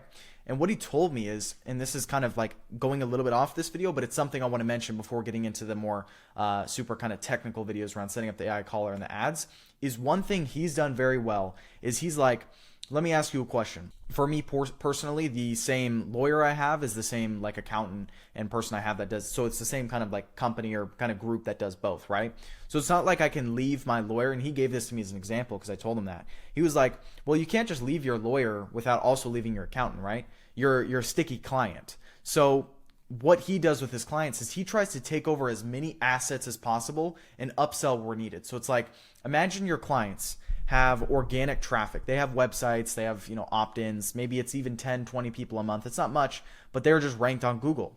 You should get access to their website, and you should start putting your forms on their site, because what you're going to do is you're going to start pretty much making your service very, very sticky. It's very hard for them to leave, because now you own essentially every process within their business. And not to mention, the organic lead flow is normally very high quality. He told me he literally just puts his GoHighLevel form on the client's account on their actual, like organic website that they have, their main website, instead of their own form that they have that they never actually looked at the submissions or anything. He put his, and he says he has accounted for a lot more deals that hasn't came from the ads he's running for them, simply just through organic traffic that's came through. And again, that's one of those things where the client knows, well, if I get rid of this company, well, now my website's messed up, or now that's happening. Like, you want to make yourself as sticky as humanly possible as a company with your client, because then you guys are almost like, you guys are working together, and that's what you want. And the reason I say all this is like, add chatbots on their website. You guys can look up a tool. I mentioned it at the start of this video, but it's called CloseBot. All right. I know the owner, very, very great product, and they're integrated directly with GoHighLevel, and they're rated one of the best chatbots inside of GoHighLevel that you can just add on the bottom right hand corner of people's websites, and it will, it's trained up on a knowledge base and everything. You probably takes you an hour max to set up for a client, and now your client is a chatbot that's always sitting there on the website, and it's completely through AI. So if anyone goes there and asks questions to it, it can funnel them to book them into an appointment, or answer questions based on the knowledge base for your client that you upload.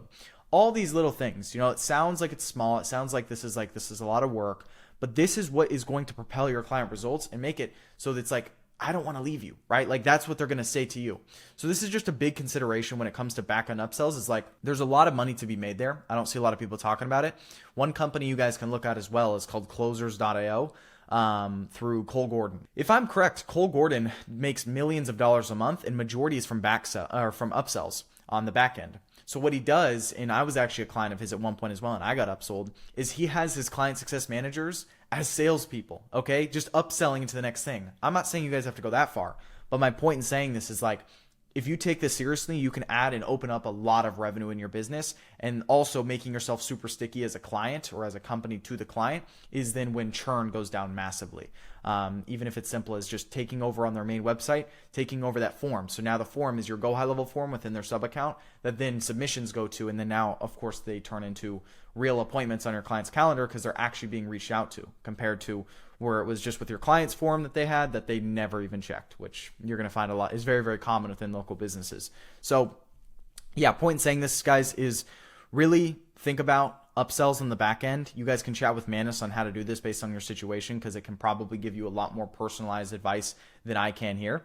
But that being said, guys, I hope this made sense, and I hope you guys maybe opened your eyes a little bit into what you could do on the back end, and also how to make your service a little bit more sticky and improve just your overall results. You know, I don't want to give you guys price points you guys need to give your clients, but like at the same time too, if people come on your sales call and they will only want ads and they just want to start with that service, then consider upselling them on the AI caller stuff once they've gotten some leads, because those leads need to be contacted. Or if they have a bunch of, you know, like I said, organic traffic, consider throwing a forum on their website or a chatbot on their website. These are all upsells you can do. So again, I think this has made sense, and you can decide your pricing for it. But next steps is to have upsells in place ready to pitch when the time is right. Okay. Don't have clients come in the first call, you know, you're just like, hey, do you want this? It's going to be an extra $2,000. Like, that's going to set people the wrong way. So just be smart about when you pitch this stuff, whether it's month 2, month 3, month 4, however long your service is. And then also have alongside clear understanding on why it's worth it for the client, right? Break it down, make numbers, and be like, this is how much traffic you're getting a month to your site based on the metrics. Look how much more we could be converting. And then lastly is head into video 7. So that being said, I'll see you guys inside video 7. Alrighty guys, welcome inside video 7. This video, we're going to be talking about how AI callers work and why it's so powerful. So this is kind of the start of jumping into actually how the AI callers work, why we use them, and then of course the live setup and examples that I'm going to give you guys inside this video. All right. So what we're going to be covering is AI calls leads instantly after opt-ins, right? No delays, no missed opportunities. Of course, that's why we offer this as a service. And this is kind of where the whole AI agency model comes in. Of course, you can kind of still be framed as an AI agency if you don't offer AI callers and you do like chatbots and stuff like that. But again, AI callers is where I see the future headed, just because of how many front desk workers are out there and how many call centers are out there and how much companies pay them. And that's a massive, massive amount for something AI can replace for a fraction of the cost that we can build into these companies' kind of infrastructure. Next is going to be handles qualifying questions, bookings, and follow-ups automatically. So this is something, again, I'm going to show you guys in the live example. Works 24/7. Scaling outreach far beyond what humans could do. Again, outreach towards people that have consented and opt into you. I get a lot of questions all the time around, you know, I'll just finish up this last point, bullet point, and I'll get to it. So, of course, it increases conversion rates and revenue with speed and consistency. So kind of what I was just saying is, I know a lot of people get caught up in like compliance and stuff like that. It's something to take seriously. But here's what I'll say when it comes to compliance and AI callers. Do your research. Look up what states you're calling in if you're calling in the US, what states have certain laws for certain things, and just be careful. But don't be the person that's super paranoid and will never do it for clients, even though there's a right way to do it and there's a legal way to do it, and you're like just not doing your research. Like, be educated. Look up, of course, I get the questions all the time about HIPAA compliance and stuff. Educate yourself on this, or educate yourself on this, right? Like, these are things that should be taken very seriously, but are also things that, like, if you're not coming at this with a super unethical, I guess, approach, then this isn't something you're probably going to face, especially if you do your research. Like, if you're downloading big leads lists of people that live in the US, and you're just spamming them with AI robocallers, like, of course, expect to, you know, face some problems, right? Like, that's not legal whatsoever, and that's not allowed. I wanted to touch on the compliance thing because it's something I get all the time, and it's just like, be careful, educate yourself, but also know that there's a right and legal way to do it. You know, leads that opt in, that consent to your service and your, you know, whatever your offer is, text messaging, marketing, that is completely, you know, in your ball court now. You do what you want with it, as long as they consented on their own behalf. So all this being said, this is why the AI agency service model exists. And this is why this whole model, it kind of goes hand in hand together, right? Because there's these AI callers that work extremely well right now, convert very high, super cheap, and businesses want them.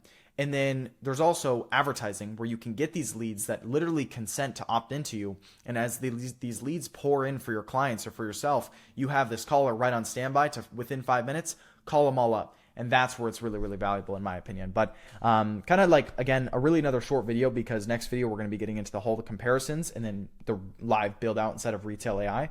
But you guys know it by now. If you guys don't, then of course, AI callers, it's what I see the future is, like I just said, handles all qualifying questions, booking live onto the calendar within your GoHighLevel client sub account, or even on your own if you want to build your own AI caller. Works 24/7, and you can scale it very, very fast, right? Because you can build different AI agents to do different tasks, right? Whether it's you build a certain AI agent, when a lead opts in, it calls it. Maybe it didn't book an appointment. Its job is to make sure they book an appointment. Or maybe another purpose is to make another agent for when, they're 24 hours before their call is.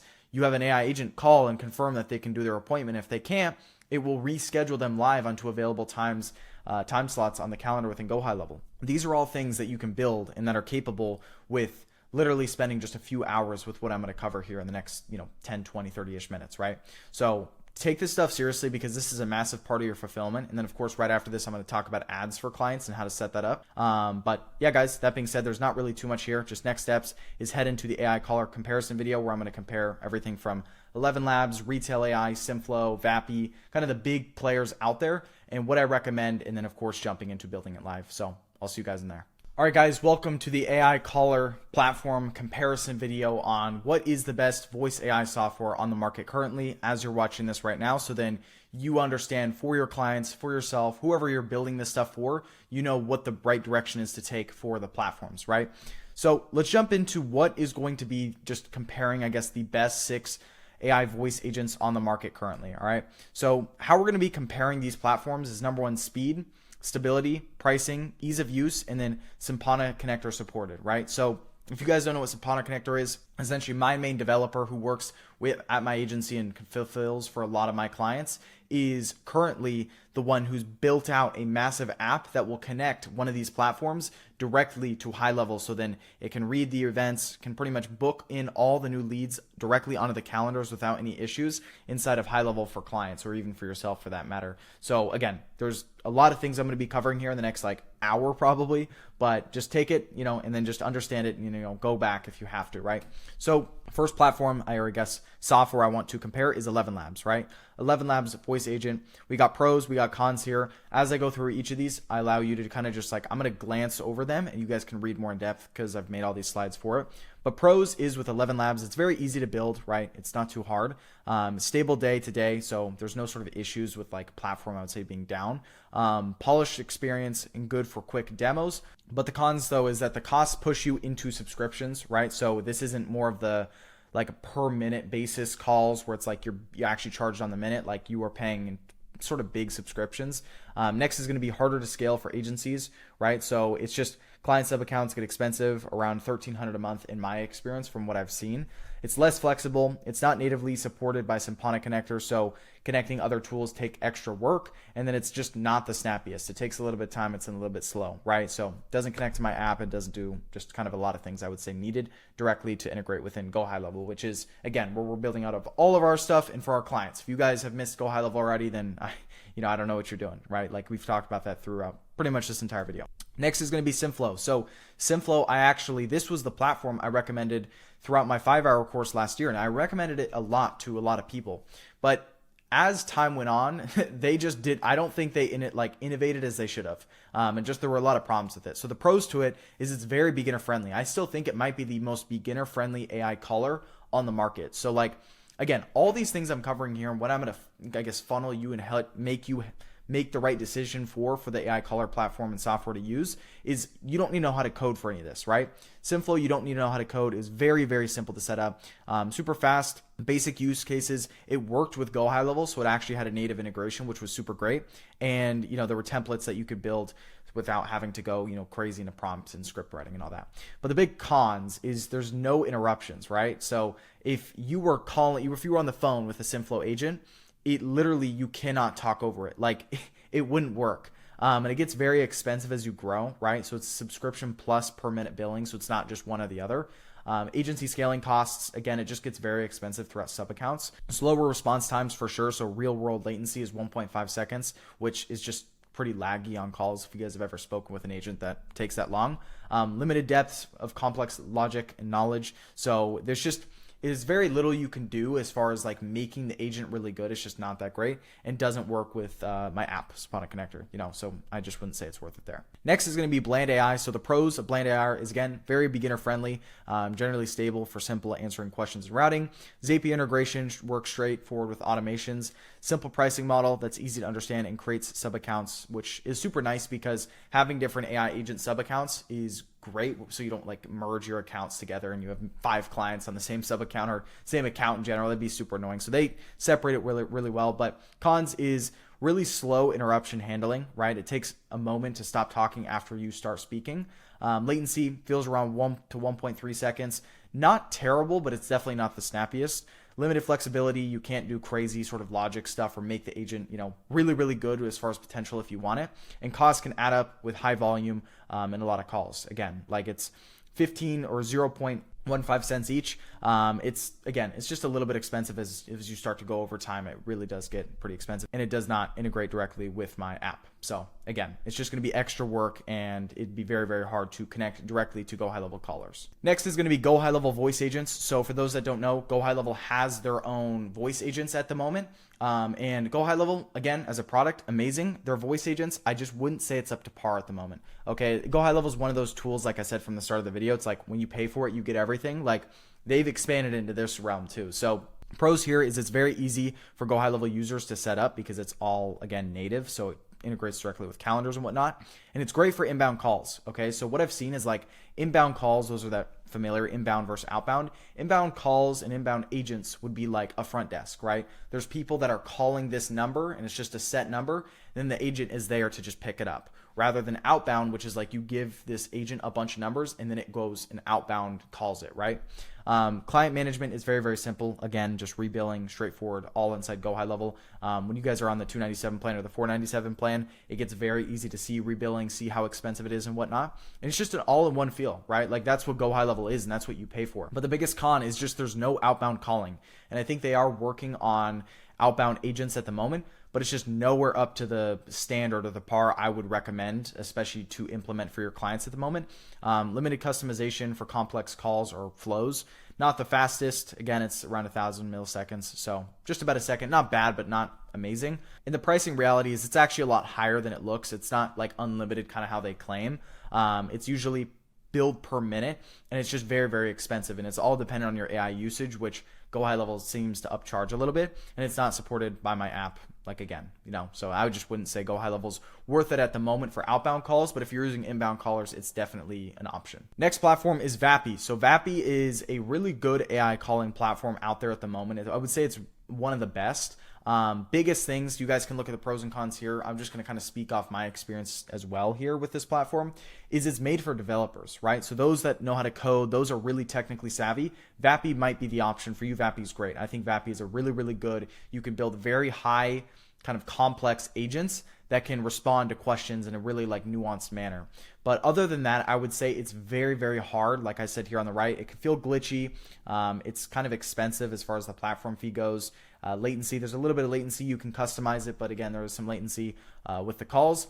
And then just it's a lot more setup and maintenance. Those are the big things. Of course, there are pros to it, and I think it's great. But I just think overall, the maintenance and the setup is like, if you don't know how to code, it's one of those platforms where it'd be a massive learning curve, and I just don't think I'd recommend it to the average person. Then the last platform is Retail AI. Okay, so Retail AI right now, very transparently, is my favorite. Okay, so pros is it's very easy to set up. It's fast and consistent on real calls. There's no monthly fee or platform fee, so it's just pay as you go, pay per minute pretty much. And it only bills you when the call actually connects. So I haven't seen it really like when you call, let's say 100 people, it bills you for those 100 people. It only bills you when you actually are on, you have the agent has phone time with the person on the other end of the line. It works directly with my app. So as I'm going to show you guys, it's going to integrate directly with the Symponic Connector app that my developer has made. And what it does is it will pretty much read your calendar and you can book directly into it, or the agent on the call can book all the people, the leads onto your actual client's GoHighLevel calendar or even yours. So you're going to see it's very, very simple. Sub accounts are easy to manage and it's very, very cheap in comparison to other platforms. You can get it to about 7 cents per minute at the low end. I'd say probably about 8 to 9 cents on average per minute. So every single time there's a person that's on the end of the line calling with your AI agent, it can literally only be 7 to 10 cents generally when you set this up properly, like I'm going to show you guys. And that's very, very cheap, right? Cons is there's some KYC verification before, so you need to make sure, of course, your account is set up properly. Outbound cap by default is about 20 simultaneous calls. So you can arrange more, you can set this up and customize it so it gets more, but really what you're looking at is about 20 calls like simultaneously. Interruption response time is an instant. It's roughly about 1 second before it switches from talking to listening. But again, I would say that's pretty standard. And there's fewer deep customizations when it comes to, like, I guess in comparison to Vappy, the very developer coder focused, like high level stuff. But retail, in my opinion, like the next slide says, what is the best AI agent, voice AI on the market? It is definitely retail. Okay. And that's what I'm going to be showing you guys throughout this video, how to build within the platform and also how to integrate with a lot of the automations I've given you guys inside of GoHighLevel. Okay. Because I've already really made it for you guys to kind of almost plug and play. Right. So I guess I listed some few things you can see here just around the whole platform in general. So consistent reliability, fast integration, turnaround. It's smooth, natural conversations, business-ready compliance, and then scales without hitting costs. No one wants to be costed up and build things that when they just shouldn't be, which some of these platforms that I mentioned I have seen do, so just to be careful. So overall, guys, that's really it for the comparison video. Hopefully this made sense, and I know this was a lot of information, so if you want to go back and look at these platforms once more, we can, but next video we're going to be jumping into pretty much the live build-out of retail, the agent, the automations, everything. So that being said, let's jump into it. Alrighty, so welcome to video 8 inside the client fulfillment module. In this video, the long-awaited retail live setup with examples. Okay, so when I say this, I mean this is going to be the video where we're going to be covering everything, building the AI agent, connecting it to GoHighLevel, making sure you can prompt the agent right so that it doesn't have issues or errors. And I've already done a lot of this work for you. And then also connecting it and understanding the automations that have been pre-built for you guys. All right, so first thing we're going to cover is connecting the retail agent to CRM or GoHighLevel to trigger AI calls automatically, okay? What I mean by this, if this is confusing or not understanding, we are making an AI calling agent inside of retail AI, all right? We are going to build this agent, prompt it, everything we need, and then connect it directly into GoHighLevel using the app me and my team of developers have made.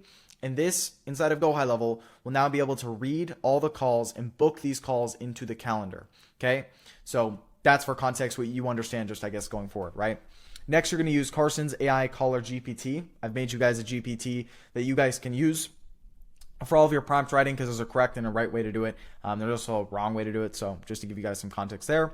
Next is going to be following my steps using Symponic connectors through retail to GoHighLevel, so actually connecting the app. Next is going to be reviewing all of my automations I built for you guys. So I have a basic folder and an advanced folder based on yours or your client's needs. And, my AI caller resources and scripts you're going to be getting as well. So real quick, let me jump over into GoHighLevel and retail so then we can start this process. So first thing you're going to do is just look up retail AI. This is what it's probably going to look like. And you are just going to create an account. Okay. I don't think it costs any money to create an account or anything like that. And once you've created the account, you essentially will get shot to a page that looks kind of like this, right? So I have an empty account right here that I've made. And even just for you guys that are like maybe a little bit skeptical of like, hey, does this really work? Is this AI caller actually like legit, or can it really convert? I'll show you guys a couple client accounts of mine real quick so you understand kind of the volume of how at a high scale what you can do and even just like a normal scale. So this is one client account of mine real quick here. This currently, what I like about retail as well is you can see all the analytics, so we can just see everything in a super easy glance. Currently 962,000 actual outbound calls done to leads that have opted in. And we can see here on the right, for this client specifically, they want call transfers. So transferring a call like this directly to a sales agent ready to go and sell the person. Of course, 84% of them unsuccessful, just like most outbound calls are, but a whopping 150,000 of these calls, so 15%, literally through the AI, the live human sounding AI caller converted directly into a live transfer and was a successful call. And we can see all the metrics here around call picked up rate, call success rate, transfer rate, etc. Right? We can see really all the agents down to, I guess, like even like a science, right? And this is, again, what I like about retail, because you can just see everything at a glance and they give you really in-depth stats without having to be super technical. Like as I build this AI agent, you guys can follow me, right? You guys are getting all the resources to just set this up in the next like 20, 30 minutes max, right? So I'll quickly show another couple of client accounts right now as we're at it. So this is another one real quick right here. Currently 15,000 calls. This is in the insurance space. Person wanted booked calls. So successful calls, 62% of these outbound calls we've done have been successful, as in they've turned into live calls. And then the other 37% were unsuccessful, didn't fall through, didn't pick up, didn't do anything. And we can kind of see some more stats around that here as well. Then this client account here as well, actually in the healthcare space, currently successful calls or unsuccessful calls is 63%. So 5,000 of the almost 9,000 calls we've done. And then about 36% of them actually turned into live booked appointments directly for this client. Okay. A lot of these leads are leads they have themselves internally, and then also for ads we're running for them as well. So just an example, right? Like some people talk about online about how they have all these clients and stuff. Like, here's the metrics, guys. You guys can look, you guys can see my client metrics. I don't have anything to hide here, right? So that being said, I think you guys understand the point here. I'm going to jump into that new account I just made, fresh account, and we'll start building up an agent from zero. All right, so this is what my empty account looks like. I built a test agent so you guys can see here as well, just for context, but I'm going to build out a new one with you guys as well. A lot of the resources I'm going to be giving you guys, so I'm going to log into my sub account real quick. A lot of the resources I'm going to be giving you guys, of course, are in the actual resources kind of website as well. So around, there's a few things you guys will need obviously to do this. So if I go over to the resource doc, it's going to look maybe as simple as this. I've made up a new one actually. So this is the new one that you guys will probably all see when importing this into your high level account. You guys have probably already seen this by now, but I kind of made it look a lot better. So yeah, you guys will see that. I'm going to give you guys demos of the AI caller as well. So I'll show that within this video as well. But point is, this is kind of the simple one I'm using. But at the top, you guys will have sign up links. So you guys are going to have a retail sign up link that you can use. Again, it's a referral link with me, but with this referral link, you guys will get extra credits and extra help with their support. Just because obviously I'm very in touch with the retail team. My developer actually went to their headquarters in San Francisco, California to meet up with them. So just because we have a lot of clients, we have a lot of high level kind of enterprise clients, we have to make sure that are getting results, and retail obviously has been here to support that. Okay. So as I scroll down, there's going to be an AI caller setup section. You guys will see Simpana connector app. So this is how you actually get the app itself. Hold off on that. Don't worry about it. Simpana documentation. So all the documentation you need to build the AI agent. I'll open that, but we won't need it just yet. AI caller prompt creation GPT. You guys will absolutely need that. So I'm going to open that here as well. It's just something you guys can directly import inside of your ChatGPT, which is I just call it Carson prompt GPT script. So you guys can use this agent. It's an agent I have designed to essentially, you can ask it questions or you can just talk with it back and forth, and it will build you the prompt for your AI caller that works at a great rate. And then lastly is on this doc as well, you can directly get access to using my AI developer if you guys want for high level projects. For everyone that's used, obviously, my high level link, you guys have access to that. So that's something we give a lot inside of my mastermind as well, but just obviously to give you guys some stuff here for those that are just starting out and following this video.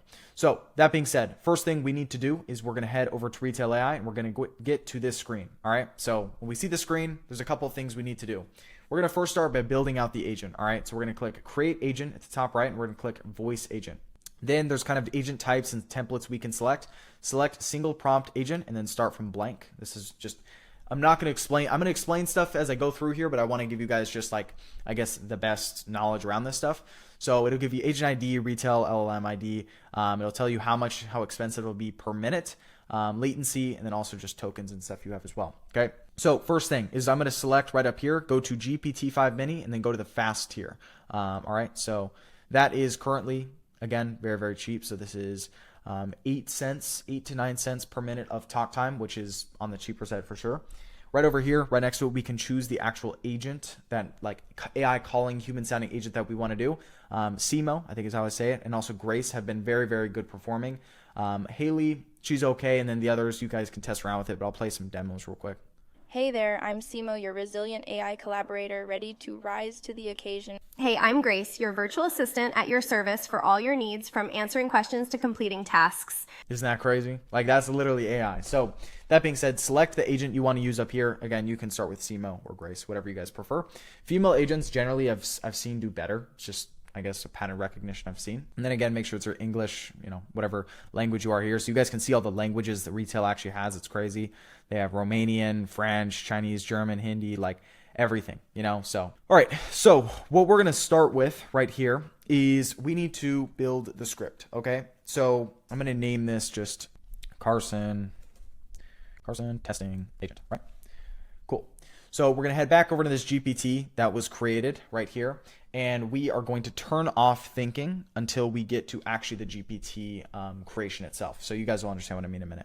So I'm going to just say here, again, depending on what you're using this agent for, make the agent either for yourself or for your client. So if you guys are in the client fulfillment, obviously maybe you have clients right now, you can do this for your client. But if you don't have any clients, you're just watching this to understand how the AI caller works, you guys can do this along with me so you guys can learn building this stuff yourself as the setup goes along, right? So do this just for yourself, for your own sake.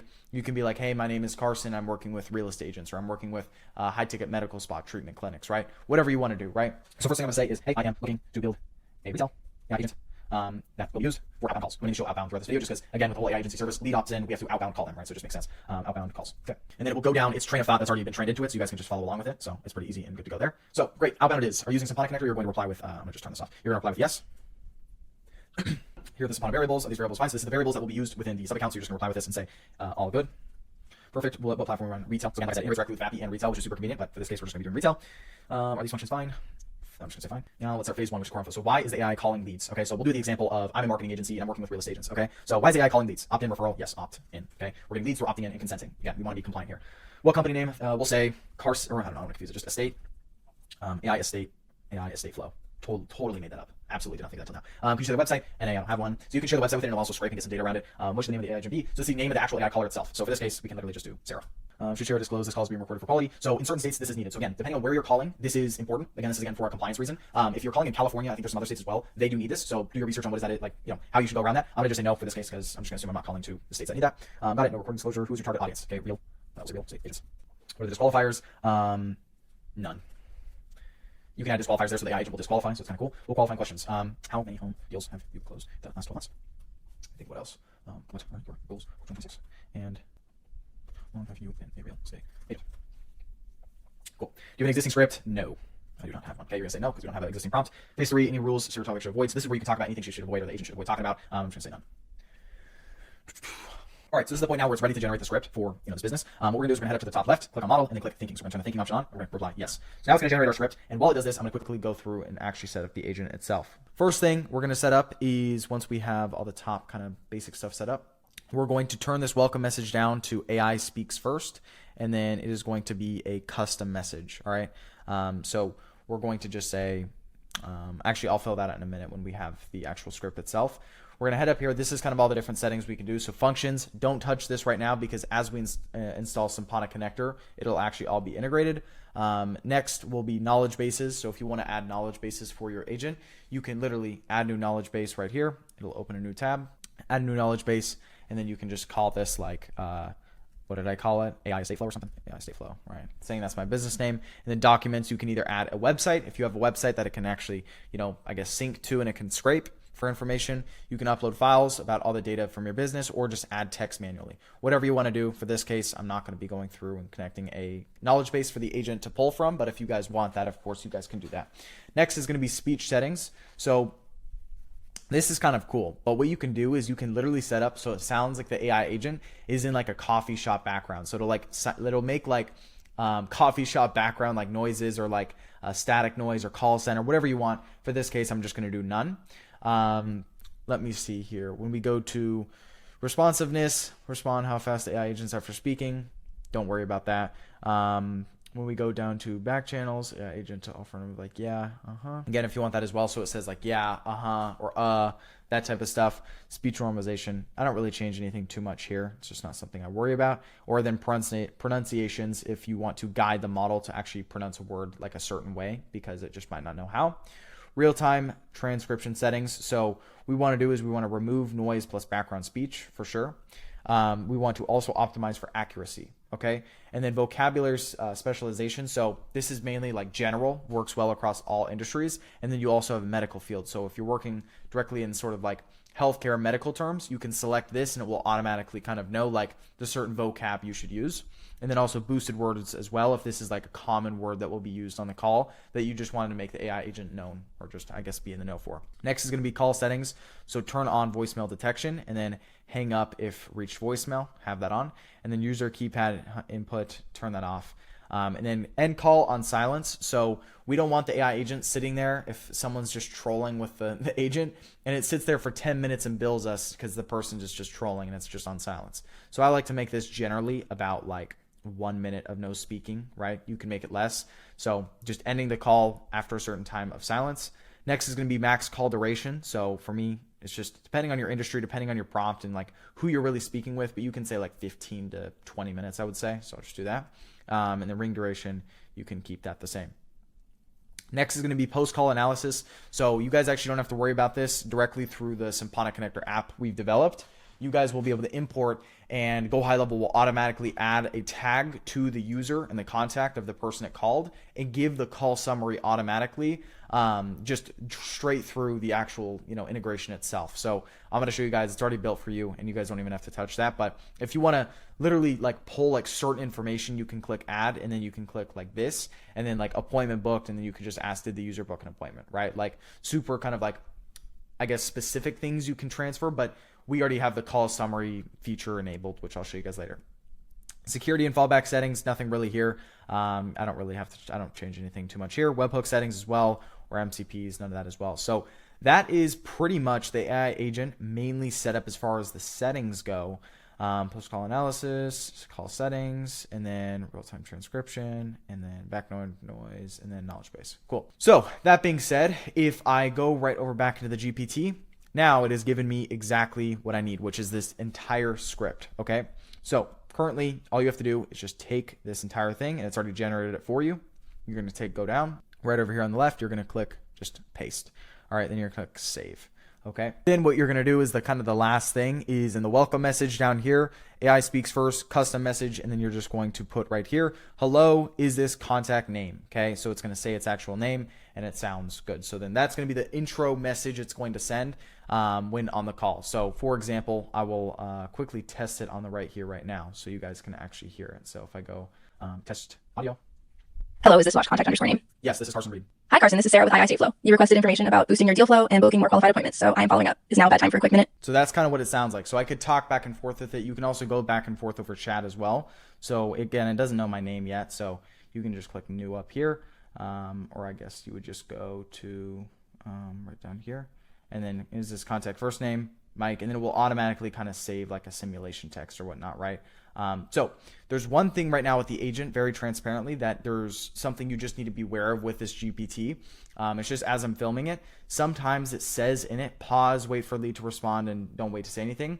If you bring this over into Manus AI, it will quickly adjust it and change it. So I'll show you guys a live example of like the other one I built over here that I just told Manus. I said, the current problem with this agent right now, this prompting script, is it's just saying like right after the sentence, it's saying like, wait for user to respond or anything like that. It kind of sounds weird. So this script here on the left is automatically, kind of done for that. So you guys can listen to this demo right here. Hello, is this the contact underscore name? Yes, this is Carson Reed.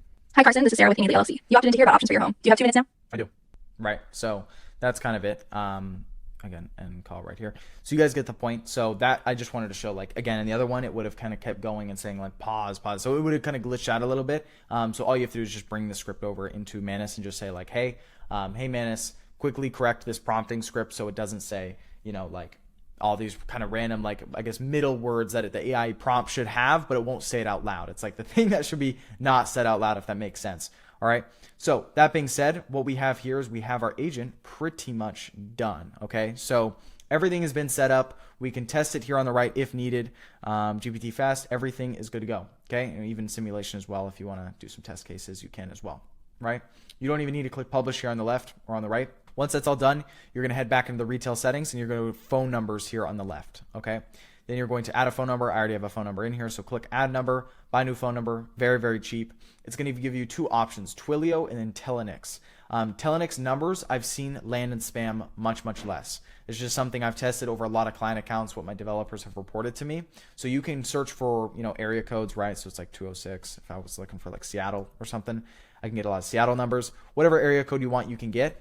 It should be, I don't know how much it's actually going to charge, but if I test one real quick, boom, and I click save, should ask me for a question or two, but it's generally about like $1 or $1.50 or something. I would say around there. So 206, boom, we have this number here, and you don't really need to touch it or anything. Outbound call agent, you can just select the agent we just did. So Carson testing agent, click draft. That's all you have to do. And then that is pretty much, because I'm not going to be showing this example, the inbound call agent. We're pretty much good.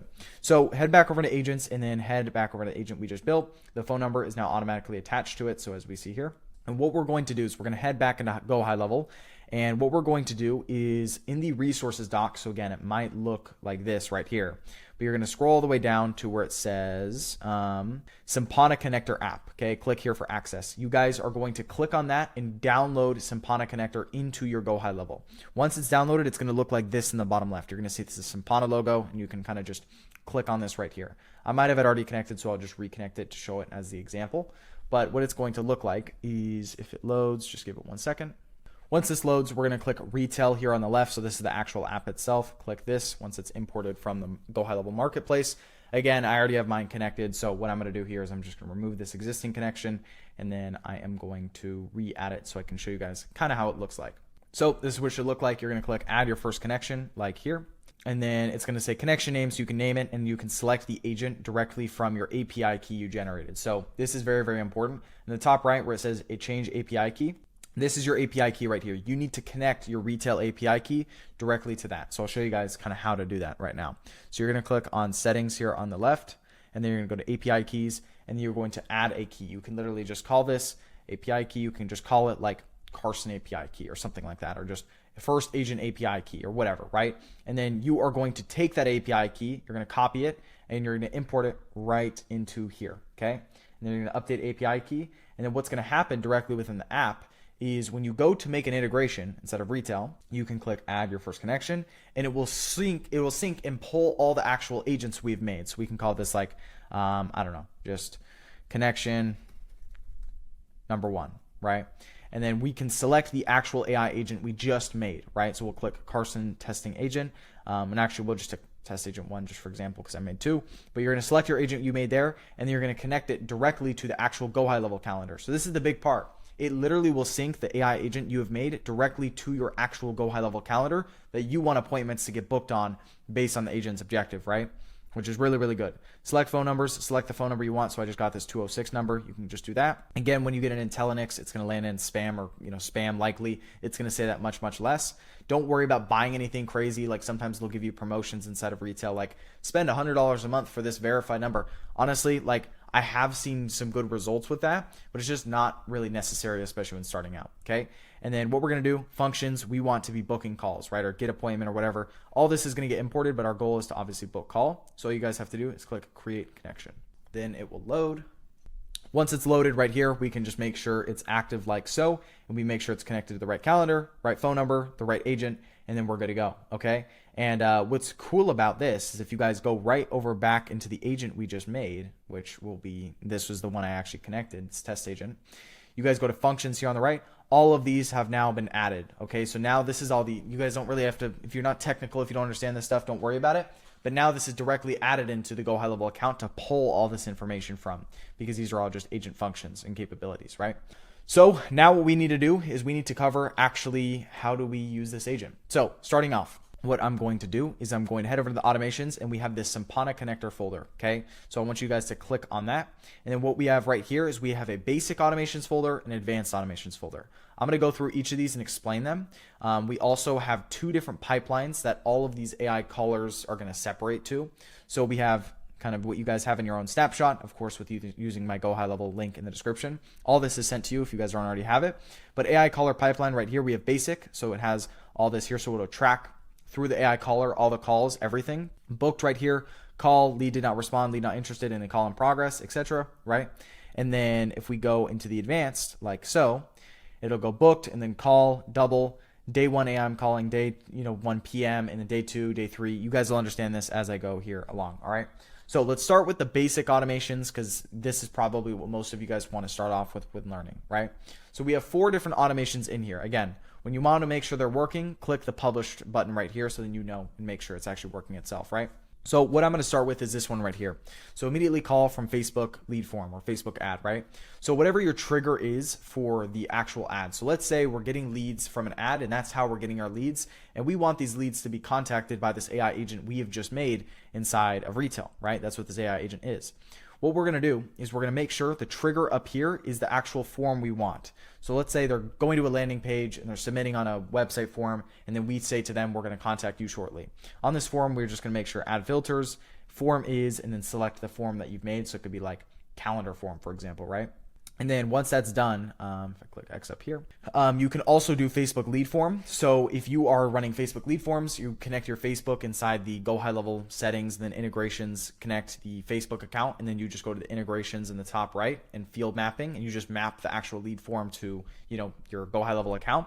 It'll also pull from here as well, and you can select the exact GoHighLevel instant form that you want to use, which I'm going to show you guys in the next video, because that's obviously a video in its own for client, Facebook lead forms and whatnot. The whole point is all that's right here is just however you're getting your leads, okay? This is all we need to tell the automation. How are you getting your leads and information so then we can get it through this automation? So first thing it's going to do is it's going to add itself into the pipeline, right? So move to call, right? Basic call, and that pipeline I was just showing you in the basic one. It's going to wait 3 minutes, and then it's going to go through what's called the concurrency limiter.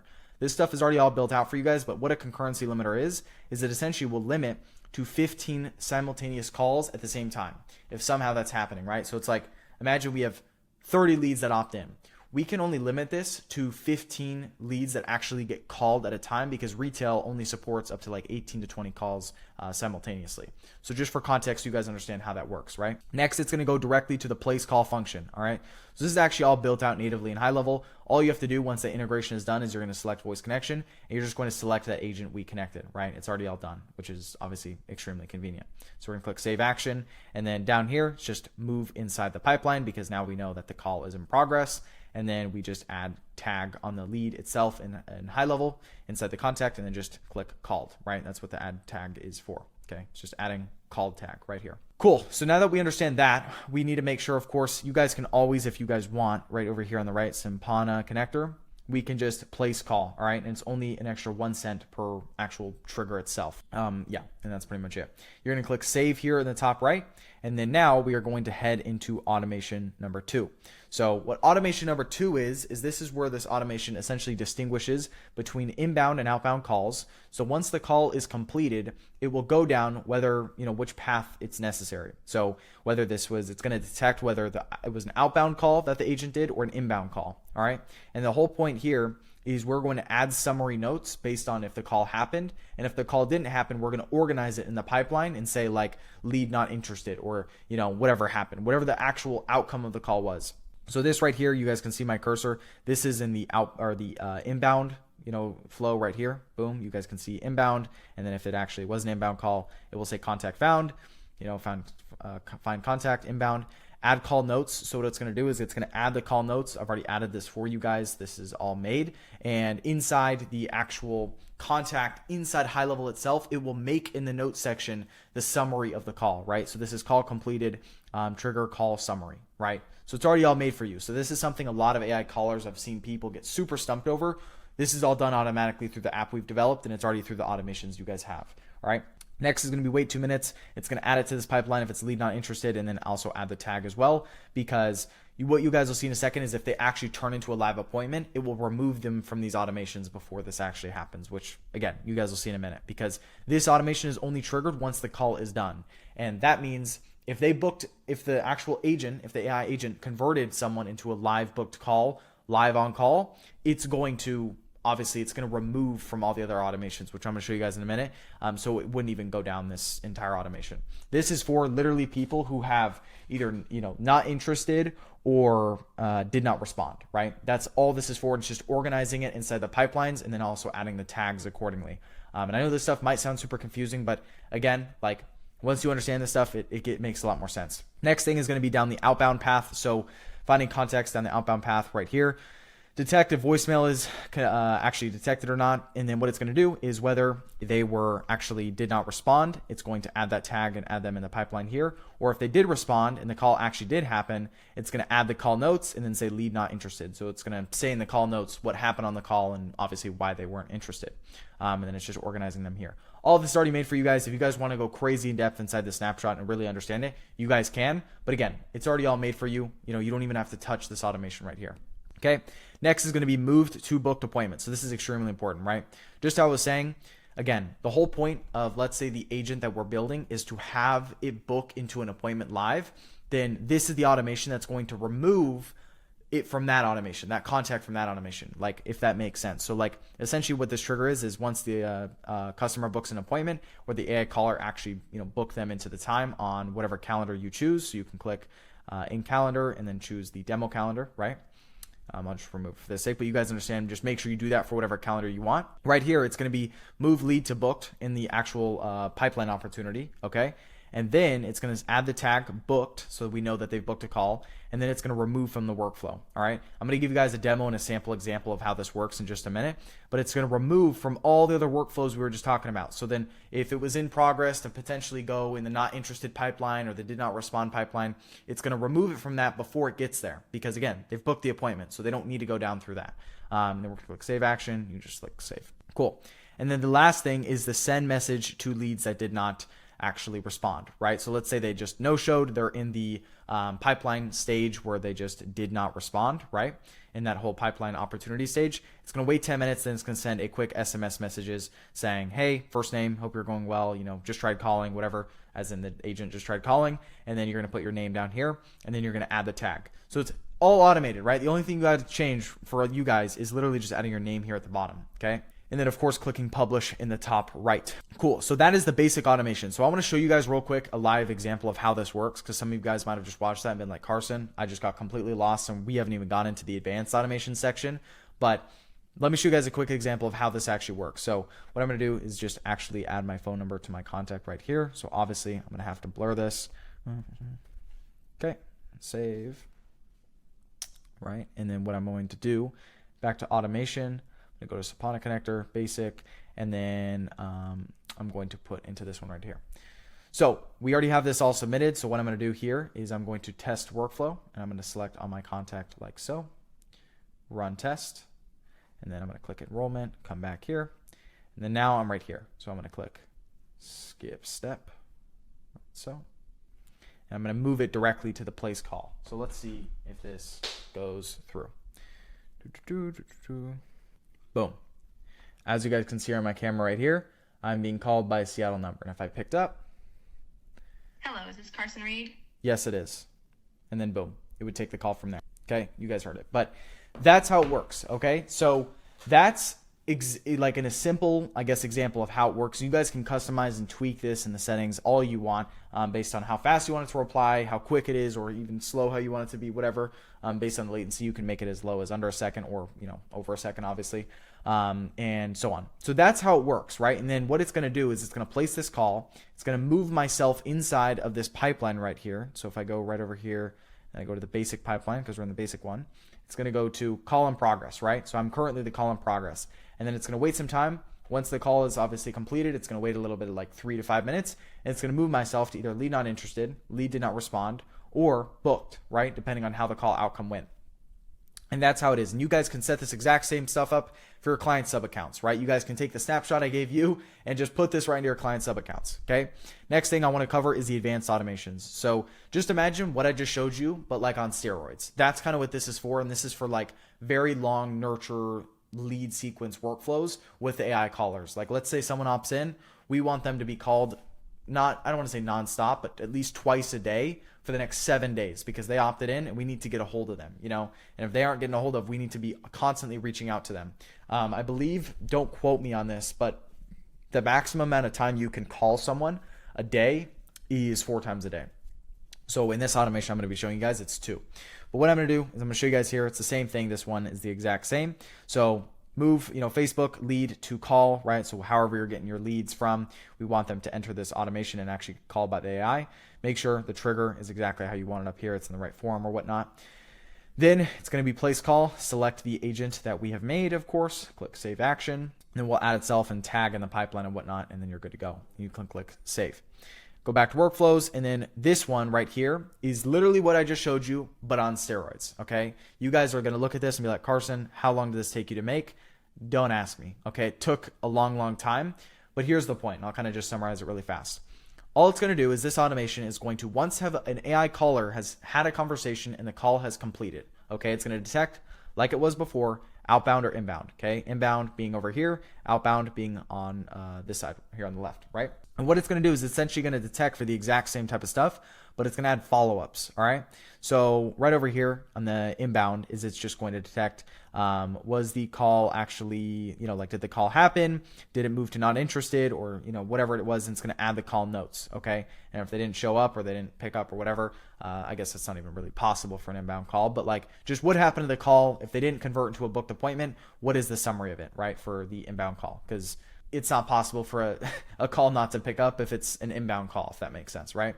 And then next, everything here on this left side is literally all for the outbound call and follow-up and automations. So I'll go a little bit into this, but I don't want to go too deep because I don't want to confuse you guys.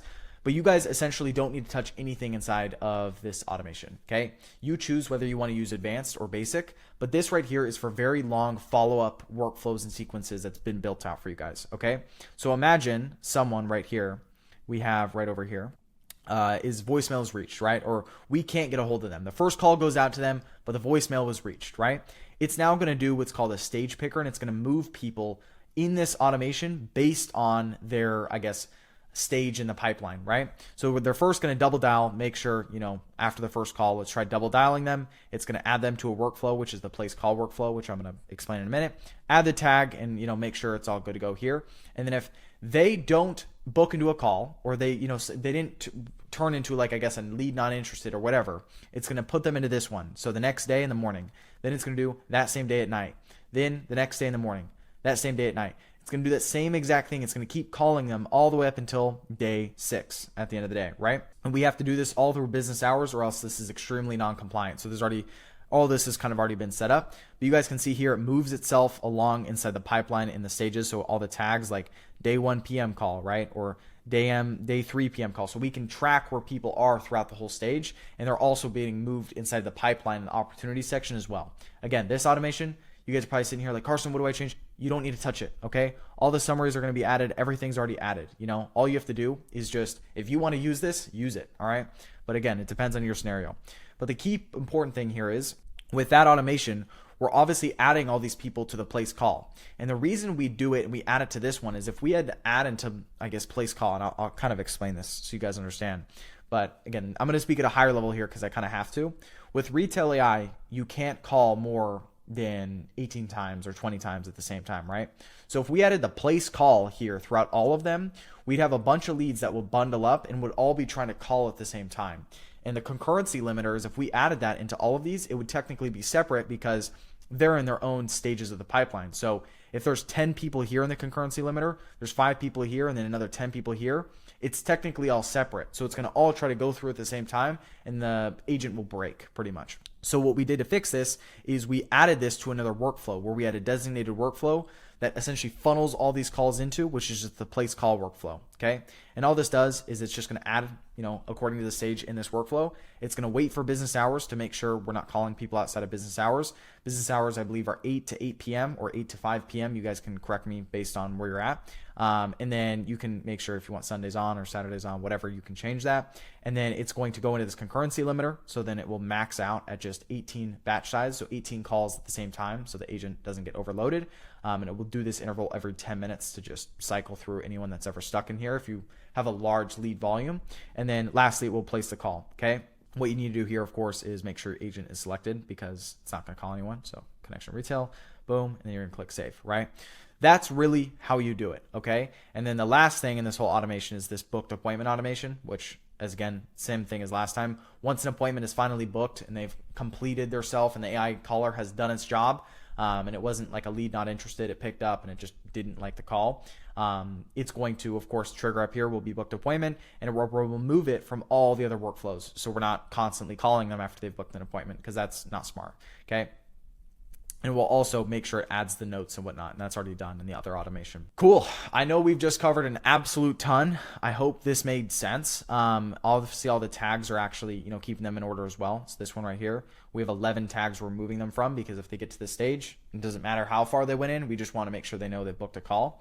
And then you guys click publish on the top right for all these automations. So that is a demo. Real quick, I'll pull up in the meantime an actual AI caller like demo sample you guys can use yourself, that I'll be giving you guys inside of this big kind of resource doc that you will be having access to, that you can show clients on sales calls as well, that have already been made for you. So just give me one moment. So if you guys see this right here, this is like a 2-minute and 40-second demo with the agents that I just showed you how to set up, that you guys will have access, like I said, to download or to have on your computer, that you can bring up on your own sales calls to just showcase what the AI caller sounds like in action with retail. So I'll quickly just kind of play this.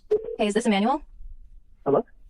This is Sarah. I'm giving you a call from the American Retiree Club. You recently clicked on one of our ads about Roth converting your retirement accounts without using your own money to pay the taxes. And I am just reaching out to get you set up with one of our strategists so they can show you how it works. Does that ring a bell? Yes, it does. Great. Let me just verify your information real quick. Is your email address still emmanuel.s@gmail.com? Yes. What state are you located in? I am located in Washington.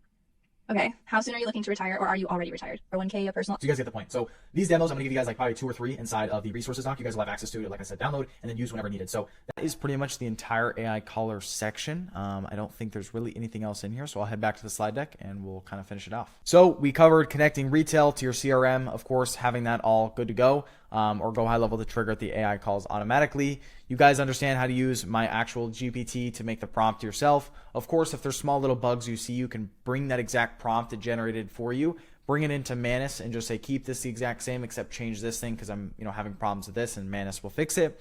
And then following my steps using Simpana connector, so the app that me and my team have developed. You guys obviously saw how important that was and saw how cool that was. It can literally integrate directly with the calendar. Lastly, reviewing, or not lastly, but second to lastly, reviewing my AI caller automation. So we had the basic folder and we had the advanced folder. So hopefully all that made sense. If you guys have questions about this stuff, please bring it to my monthly call. I'm hosting for everyone that has access to this stuff, or maybe even drop a quick question in the comments if you guys have that as well. And then lastly, my AI caller resources and scripts, right? So you guys have that as well, that you've been using throughout this whole time. And what I just showed you guys is what a lot of our clients are using right now, okay? Of course, I'm going to get into the ad stuff soon, which should be pretty much the video after this. So you guys will understand how to set up ads for your clients. But that is how you set up the AI caller, pretty much set up A to Z with retail AI. For your clients. I know this has been a longer video, but obviously I think it's extremely important to make sure you're setting this stuff up right. And I encourage you guys, if you guys are at the stage where you guys need to set this up or need to understand a little bit more, test around with this stuff. Try to do it for yourself, and you guys will have a good time, just kind of messing around and then making a great AI agent, right? A lot of it, I will say, comes down to the prompting, and then you guys can tweak with the settings of the agent a little bit, but majority is prompting. So using the GPT I've given you, and then having Manus correct any issues or bugs maybe you see throughout the prompt. So that being said, guys, next steps is to understand retail and set up the test agent to play with. Like I just said, utilize all the resources and docs I'm giving you, because again, all this stuff you guys have access to. And then lastly, head into video 9 inside the section, because I'll see you guys in there. So let's go. All right, guys, welcome to video 9 inside of this module. We're going to be talking about how to choose and set up the right funnel and ads. So to setting up the funnel, the ads, everything for your clients, just B2C, as in business to consumer. You guys don't know the difference. B2B, business to business, B2C, business to consumer. For your clients, obviously, majority of them are working with consumers, like whether it's real estate agents wanting home buyers or roofers needing people, working with people who need new homes, right? Like those are considered consumers. So setting up everything A to Z for that within this video. So we're going to be talking about how to match the funnel type to the client's offer, whether it's lead gen, booking, purchasing, etc. Next is going to be keeping the funnel simple, so clear headline, offer, easy to call, action, everything like that. Writing ad copy that speaks to the client's audience and pain points. And lastly, testing multiple creatives and headlines to find out what converts the best. So this video right here is the last video inside of this module, so it's going to be a little bit longer, but it's just covering everything A to Z, like I said, when it comes to setting up ads for clients, which is a massively important segment when we get into it. So real quick, I'm going to jump into Facebook and we'll get it done. So once you're in your client's business manager in Meta, you should have access to this by now, because this was covered at the start of this module, but you need to have access, full admin access in the people section inside their account. So they obviously have to add your business Facebook account to this, and then just have full control admin access so you can touch everything. So make sure you've made them a page, you've made them an ad account, and then that's pretty much it. So I'm going to head right into an ad manager right here, and head straight into an empty account so I can kind of showcase and demo you guys what this works. So this one should work right here. So what we're going to do right here is we're going to set up a campaign for a client, right? So I'm going to quickly delete this and then just make sure we're good to go. So one thing your client will definitely need to do is put in their credit card. So the way they do that is they just head to their Meta Business Suite and they just scroll down to billings and payments, and they can just add their card in there. Extremely important because obviously, the money's got to come out somewhere. And one thing to tell your client is you can add a backup payment inside of Facebook, because if your payment rejects, you're at risk, or your client's at risk of getting their stuff banned. And that is absolutely no fun. I have been through that and I never want to go through it again. So make sure to add backup payment methods in case what's needed, right? So first thing we're gonna do is create a campaign. We're going to set up for leads, and we're going to click next. Okay. Now, when it comes to setting up clients, we set up ourselves. So this video won't be as long as setting up the ads for ourselves, because you guys understand the basic framework, right? It's a very similar framework we're running for our clients, for the same process we set up for our own ads back in the, acquiring clients section. We were talking about paid ads. So very similar process, but I'm gonna just give you guys some quick pointers because there are gonna be some differences. So I'm gonna just call this campaign number 1. This is all good. Campaign budget is fine. So real big difference between campaign budget and ad set budget, just CBO or ABO. I've compared this before and I've talked about this before, but essentially it's going to put the campaign optimization in the campaign level. So it means Facebook is going to decide anything that's under this campaign. It's going to decide where the money goes. It could go into this ad, or it can go into a random other ad in a different ad set. What ad set budget optimization does is it puts it at the ad level. So ad set level. So every single ad set, if you have multiple inside this one campaign, it will spend equally within each ad set rather than the campaign, which is the overarching umbrella. This is mainly used for testing. So for this case, I'll set up ad set budget optimization just to show you guys how that looks, because I think we did campaign budget optimization for ourselves. Turn this box off. They're going to give you all these random boxes. For special categories, if you're working with like real estate agents, make sure you have this housing option here. Anything else, just make sure if you're doing one of these categories, you have that selected. Next, we're going to head down here, and then we are going to click, ad set number 1. And it might say this for your clients, just view terms, and then just agree to terms. So just do that. Usually we'll verify. Cool. And then what we're going to have as our conversion location is just instant forms. You can do websites, and you can set up the pixel, and you can set up all the stuff you did for yourself earlier. But here's what I'll say. When it comes to running ads to B2C, I've seen much better results just going straight to instant form. I just have, okay? It's easier for the consumer to opt in rather than going to a long website and stuff like that. Like, that's more for higher intent business owners that want to work with you, right? Like, and as clients. For instant forms, we're just trying to get enough leads through the door, right? So I would do instant forms, and I'm going to show you guys why throughout, obviously, this video. You can scroll down. We've had our budget set to the ad set. So this is where we actually control it, under how many ads are under here. So right here, well, let's say the budget we're going to be spending for our client is $30 a day. Okay, so I'm going to make this 15, and I'm also going to set up another ad set that is also at 15 with one ad under each. So we'll test $15 a day equally into each ad so we can monitor results at the same kind of pace. All right, next is, this is all good. Make sure inclusion, you can change minimum age. Inclusion, obviously, country-wise, if there's any difference there. And then that is pretty much it, so you don't need to touch that. Next, we're going to head straight to the ad level. All right, so this right here, ad number 1 is what we'll call it. Terms of service not accepted when we already accepted them. Casual Facebook. Looks like it's fixed now, so we're good. But turn off multi-advertiser ads. And then I'm going to not create the instant form right now. Ad creative. All right. So I'm going to talk about creating ad creatives for your clients right now. It's the same process you do for yourself, but just for your client and their offer. Okay. So instead of it being like real estate agents get 10 listing appointments in the next 90 days or you don't pay, it's going to be like, imagine you had a real estate agent client. It's going to be, Seattle homeowners, get your free home evaluation today. Click learn more below. That's an offer to get, people who want to sell their homes opting in because they want their home evaluation, right? Or if it's on the flip side and they want home buyers, depending on what your agent wants, what your client, real estate agent, if that's who you're working with, wants, then you can do home buyers. So Seattle, first-time home buyers, get your free home list today, right? In the local area. Click learn more below. And that can be on a static ad. And you can also make that for a video ad as well. You can make a script out of that. Okay. And you're going to set up the creative like so. Okay. I'll open up ArcAds real quick, and I'll also open up Manus because we're going to do some stuff inside of both these platforms. Okay. If you don't have ArcAds, you guys are behind. You guys need to be using ArcAds. And the same thing with Manus. I think Manus is an amazing tool. So I am a fan. All right. So what we're going to do is we're going to say, hey, Manus. Cool. All right, what we're going to do to ArcAds is we're going to click New Project, and then we are going to import that script right here like so. Once it's done loading. Cool. Talking actors, and then the actors I want to use, again, this is preference, but I'm just going to, for simplicity, I'll check Lauren, I'll check Silas, I think is how I say it, and then I'll check Charlotte. Add actors. Generally, my rule of thumb is three ads, but in this case here, we're only running, so I guess, this is the way you want to set up ads, and this is kind of like, I should have said this a lot earlier, but I want you guys to understand this. It's completely dependent on how you want to go about this. You guys could set up 5 different ads, and you guys could try testing those under one ad set, under one campaign, and just have it spend. That's fine. Do what works for you, but be smart, right? If you're only spending $30 a day, then I wouldn't set up more than 3 ads, because that means on each ad on average is only going to get $10 a day in spend. It's just not a lot, right? It's going to take a long time for you to get substantial data. So if you're only spending $30 a day, I'd recommend setting up like 2 to 3 ads, right? That's generally a good rule of thumb.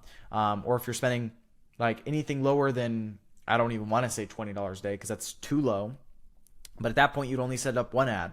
And you can have it in the CBO, ABO, test this stuff. The biggest thing I want to make clear here while the Manus generates the script is ads is a testing game. I'm going to tell you in here exactly how I would set this up if I were you, but it's on you to actually, figure out what ads you're running for your clients and get the data back from Facebook. What I think is good is irrelevant, right? Facebook is the ultimate decider over all of this, and Meta is, and it's going to tell you based on the metrics and the results. So you need to let things spend, you need to let things test, and you just need to get things out there for your clients that you're happy with having on their brand, right?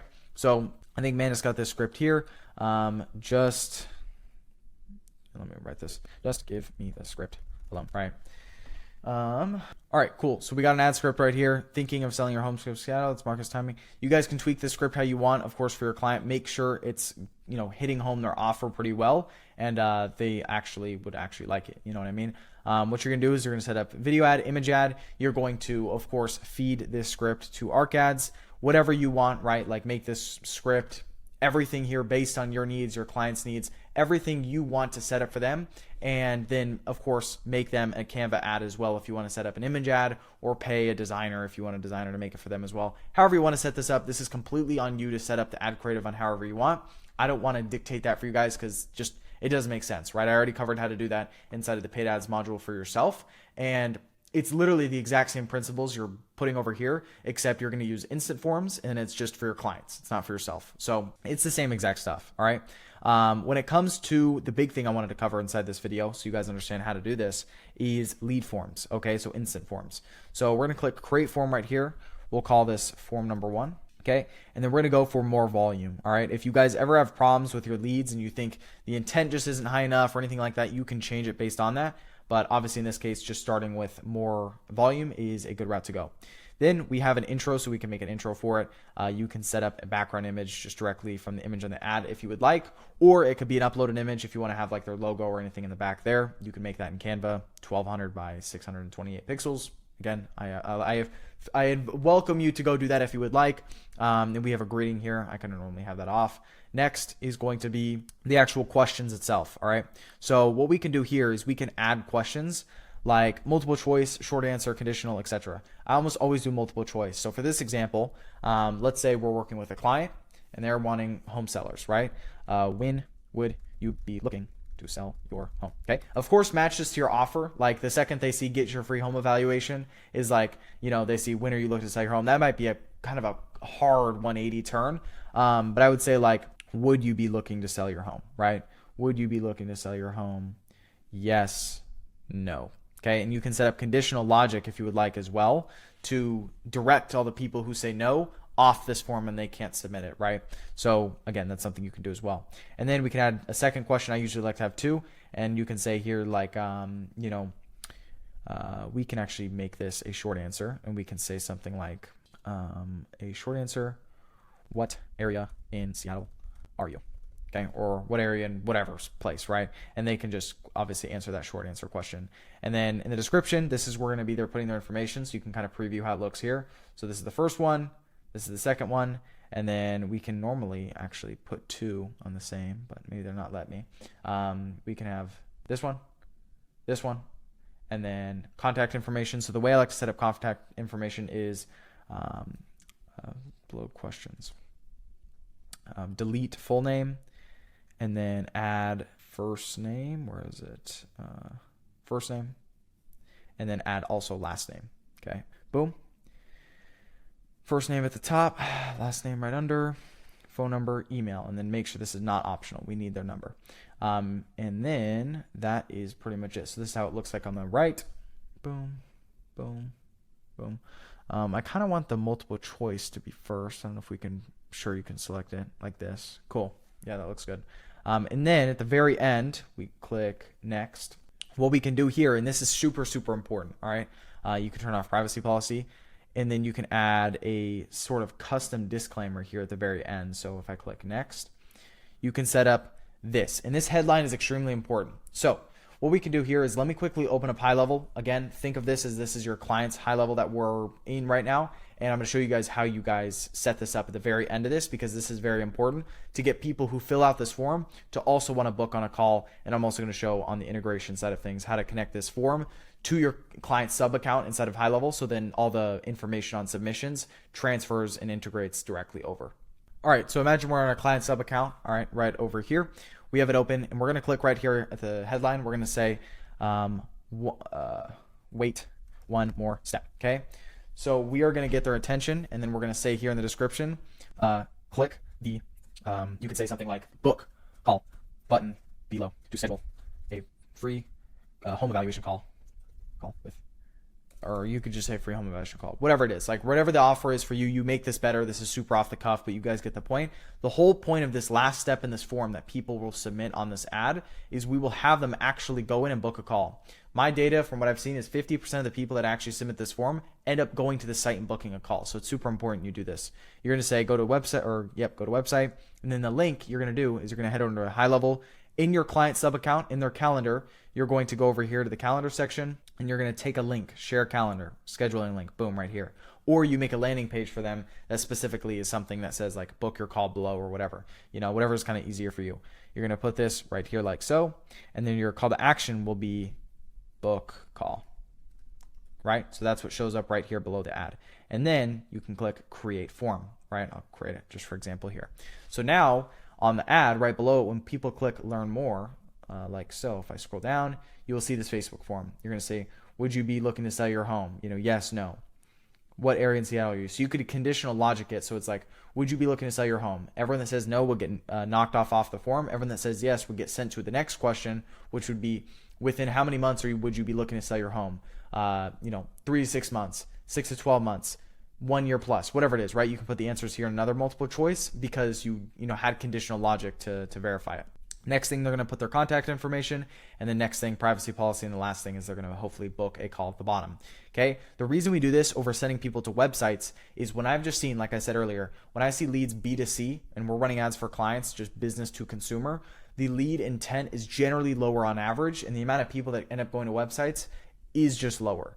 Does it work? Of course it does. But this is just what I've seen a lot easier and work better. Now, the biggest last kind of key point I want to touch on here before I kind of show you guys is actually integrating this within GoHighLevel. So when you go to your client sub account, or this is even in your sub account if you're running instant forms for yourself, in the settings, you're going to scroll down to where it says integrations. Then you're going to write down here, you're going to select the actual Facebook account you want to have, right? So I have this one right here. My connection is currently broken. I'm not going to connect it right now, but you connect your client's Facebook account right here, your Facebook account right here, and you can map the ad account you want to essentially have as the ad account connected to this GoHighLevel account, right? Which obviously for them, it'd be their ad account. You want to connect theirs. And what's going to happen is when you go up here to Facebook form maps fielding, you can go right up here, select the right page, and then the forms will show up right here. They're going to populate, and then you're going to map the fields. And then once it's mapped, it's going to have like kind of like a green check mark. And then once that's done, everyone that submits a lead form on your client's ad account, they will be added to this contacts fields. And then in your automations, you can add like the right over here where it's like 10 email nurturing sequence. So everyone that opts in, let's just say this is like an example. I know this isn't made for B2C, but the trigger will be Facebook lead form submitted. And then you're going to add pages and then the Facebook page of your client you're running the ads off of. And then the form is you'll actually be able to select the form here because it's mapped. And then all the information will come in as usual: contact, first name, last name, phone number, email, etc. Right?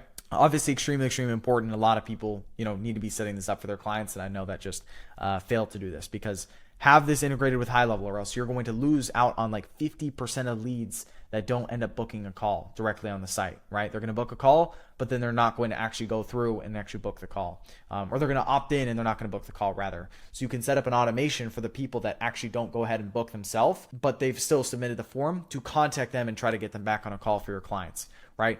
And then the last thing I want to show, kind of inside this video, is if we were spending $30 a day for an average, right? And we wanted to run 2 different ads and test them at $15 a day each, here's how you set this up within Facebook. So make sure it's ABO here.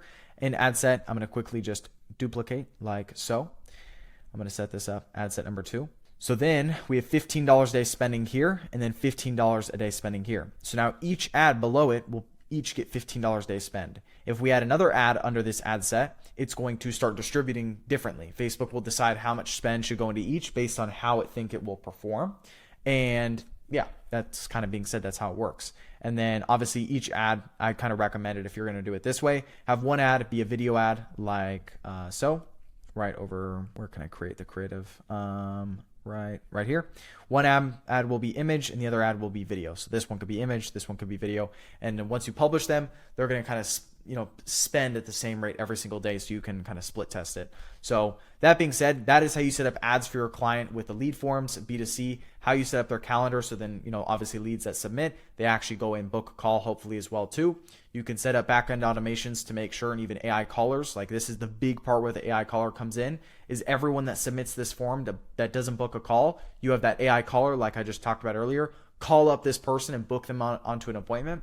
All of this is the type of stuff you should be doing to fulfill for your clients. I didn't want to go too in depth into creating the ads and stuff, because I already did that in the other module. Like I said from the jump, it's the exact same principles. You're just matching over from there to here. The only difference is we're using lead forms, okay, instead of a landing page, a website we're sending traffic to. But it's the same stuff, and you guys obviously know how to set up the AI caller with it alongside it as well. And if you guys don't, if you have questions, you can always ask me on my monthly call. So that being said, we're going to head back over into the slides, and I'll see you guys in there. All right, so we talked about matching the funnel type. So obviously using the lead form funnel, or lead form, I guess, option, instant form. Keeping the funnel simple, which again is what we did. We added 2 questions, their contact info, and then the booking at the very end.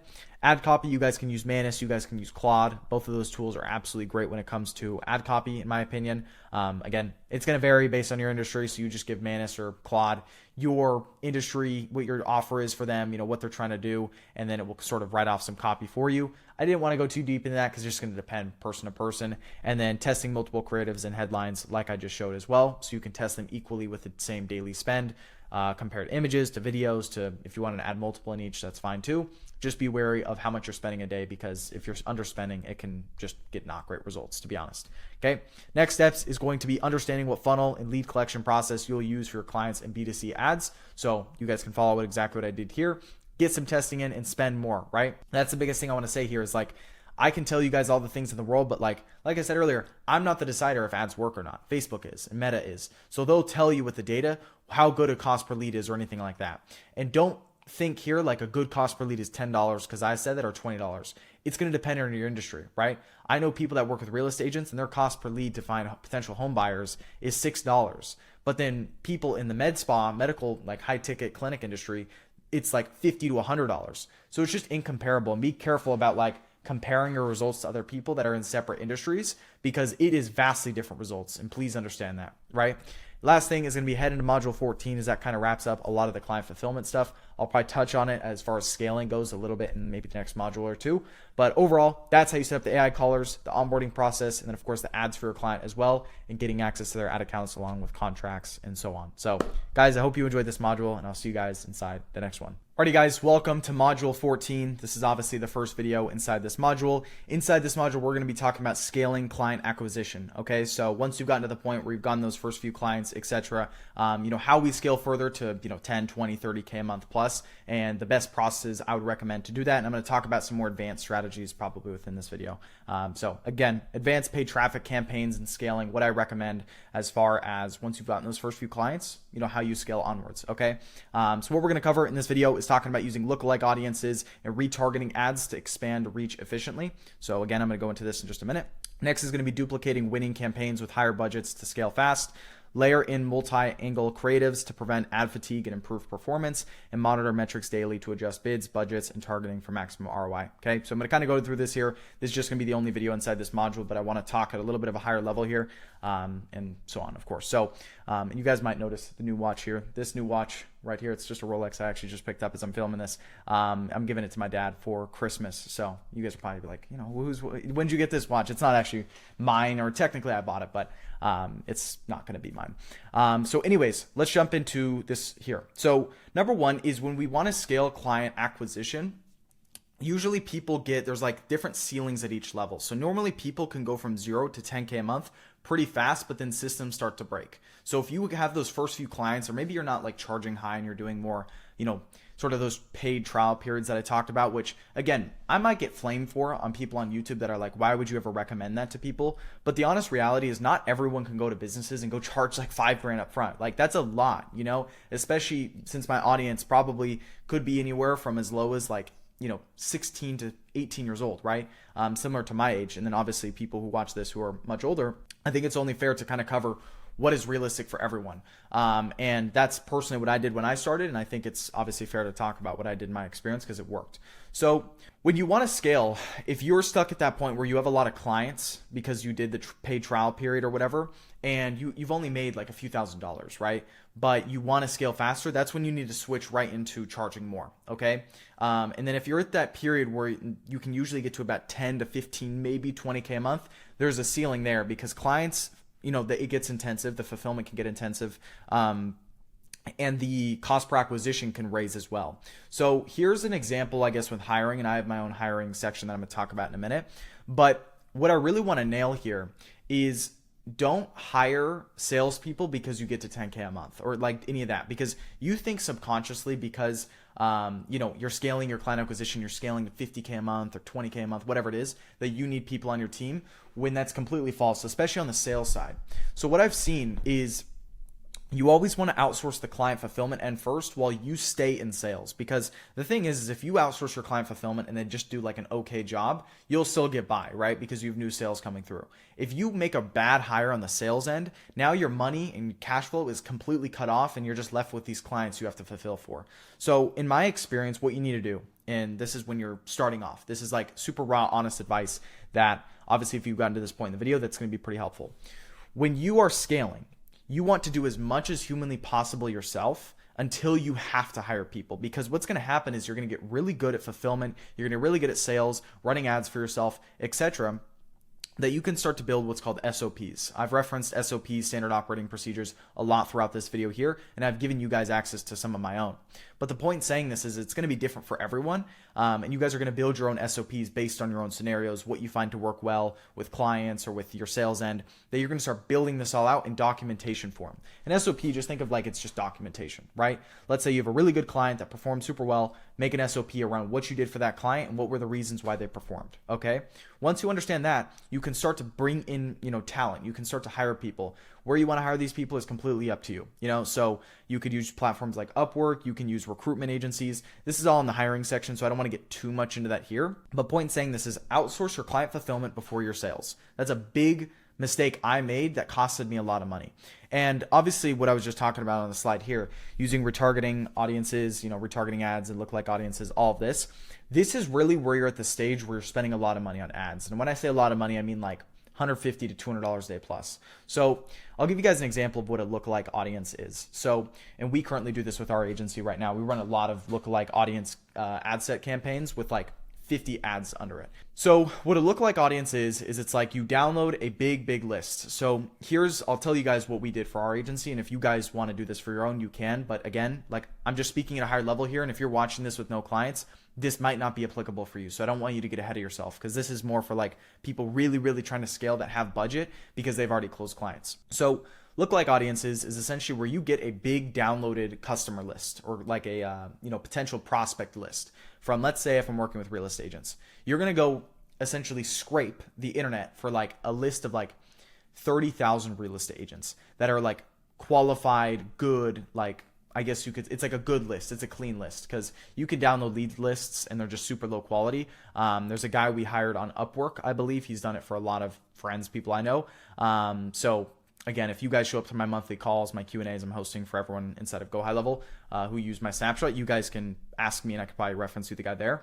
The point in saying this is we pay this guy like $100 and he scrapes every single, like, I guess whatever industry we're going after. For this case, it was high ticket medical clinics, stem cell clinics for, in the US. Like he just scraped all of them. So we got their information. We got about, I want to say 20,000 of these clinics. Then we gave this list to Manus and said, please vet this entire list and make sure everything is like clean and qualified. And then Manus got this list down to about 7,000 super matched, good, like a good leads list. And when I say match, it's like the name matches the last name, matches the email, matches the phone number, and then also matches who owns the business. So it's like a really solid list. And then what you do is you upload this to Facebook, and then Facebook is going to decide, like you can do like a 1% lookalike audience or a 2% lookalike audience, however close to these people you wanted to target in the algorithm, if that makes sense. And what Facebook does is it starts to hit a lot of these people. It uses this as a recommendation. It tries to hit a lot of those same people. And it helps massively, because what it does is it just goes out and instead of testing, to try to find the right people in the algorithm, it immediately kind of knows who to target, and it works really well. But again, I don't recommend doing this as far as like, spending all this money to clean lists, get lists, and make lookalike audiences and all that until you already have money, right? The next is retargeting. So what we do is we spend about $500 to about $1,000 a day currently, and we have, let's say, 90% of this budget is in, lookalike audience ad sets, broad ad sets, and then interest. So we have lookalike ad set. Again, this is speaking higher level in marketing. So if you guys understand what I'm saying, great. If you don't, then you probably shouldn't be watching this, or I guess just educate yourself as I go here. So we normally run 3 different ad sets. We run one lookalike, one interest stacked. So we'll stack a bunch of interests, and then we'll do broad. Broad is what I recommend everyone to start with, because it's hard to go wrong with it. When you start to mess with other things, you need to make sure you know what you're doing so you don't just completely target the wrong people. So we have 3 different ad sets, and we'll spend about 90% of our budget across these ad sets. The other 10% we're going to allocate to what's called a just retargeting ads. So what this could look like is we could set up retargeting ads, and this is all through audiences inside of your pixel, inside of Facebook. If you guys can't track all this and you guys need to look up videos or ask ChatGPT how this is done, it can tell you. But essentially, what you can do is you can like have retargeting like lists of people who have viewed your landing page, but they never opted in. So what we're going to do is we're going to hit all these people with retargeting ads every single day. And these ads that we're going to send to them, this is going to be in a completely separate campaign. We're going to create an audience out of everyone who has viewed our landing page. And then we're going to exclude an audience of everyone who's booked a call with us. So we're just these ads are only going to hit people who never booked with us, but clicked on our ad and went to our landing page. Okay. And why this is so effective is because now we can tailor this ad around, hey, I know you've seen me or myself before on an ad. I just wanted to quickly see what's up and see if you're interested in booking a call with us below, because we do XYZ for people like you, right? Like an ad like that, you can even make funny hooks like, hey, I've seen you before. Do you recognize me? Or, hey, you probably getting annoyed of seeing my ads, but like, and those can kind of be the hooks. Again, tailor this depending on your own industry. If you're working with doctors, they might not like that, so just tailor it based on who you're working with. But point in saying this is retargeting can be extremely effective if done right. And again, this is speaking at a higher level, but this is what we currently do today just because we are spending a decent amount on ads. And it makes sense because we get a lot of, bookings through it. If you're only spending $30 a day or $50 a day on ads, like there ain't many people to retarget. You know what I mean? So it's like, it's just not worth it when you're at that stage. But we really are a big proponent of retargeting ads. Next is going to be duplicating winning campaigns with higher budgets to scale fast. So you guys maybe have heard, marketers that are watching this, or if you're in this whole marketing space on YouTube, there was an update that dropped recently, at least when I'm recording this right now, that was called the Andromeda update within Facebook and Meta ads. And what this essentially means is we got to test a lot more creatives when we start spending money. So when you're spending like $200-$300 a day to book calls, we got to test a lot more than just 3 ads. Okay. So for example, we are currently in the agency, we're running 150 ads at the moment. It's like 138 or somewhere around there.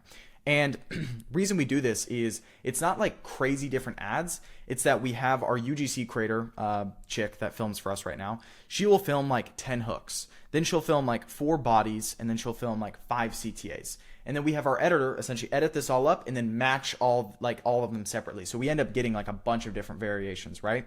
And what this does with the meta algorithm is it likes that. Like the Andromeda update was purposely installed, so then advertisers will test more creative, so then the algorithm will figure out who to go after just easier because they have more ads to play with.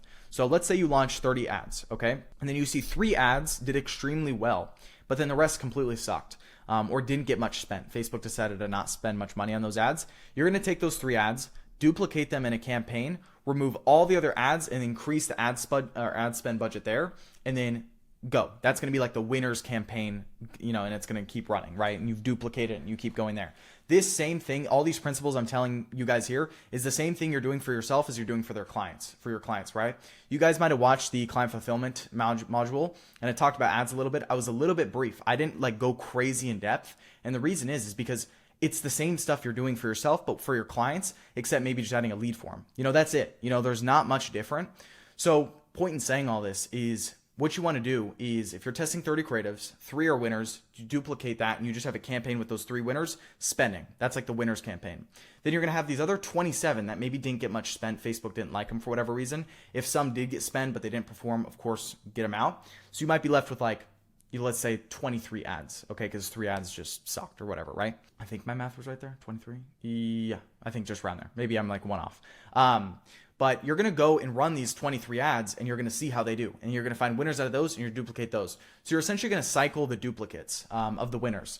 And the reason this is important is because Facebook is always trying to test new audience pockets, trying to test new ads. And as you find more winners through getting spend in all of your ads, it's obviously it's a very valuable process, so you don't have to keep filming more ads or paying UGC creators or paying ARC ads every single day to get a new batch of 10 ads, right? So very, very important there. Layer in multi-angle creatives to prevent ad fatigue. So I kind of just talked about that. So it's like when you guys film ads, if you guys are doing video ads, image ads, again, the big difference between image ads and video ads, I said this earlier, I'll say it again. Video ads will get less leads, as in like if you spend $100 a day, right? You're going to get less leads for that $100, but you're going to get a higher quality, higher intent lead that opts in compared to image ads where it's just vice versa. You're going to get a higher volume of leads. You're going to get more leads, but with lower intent. Okay, that's the big difference between the both. And at a higher scale, like we mainly only run video ads just because we're spending more, obviously, amounts on ads.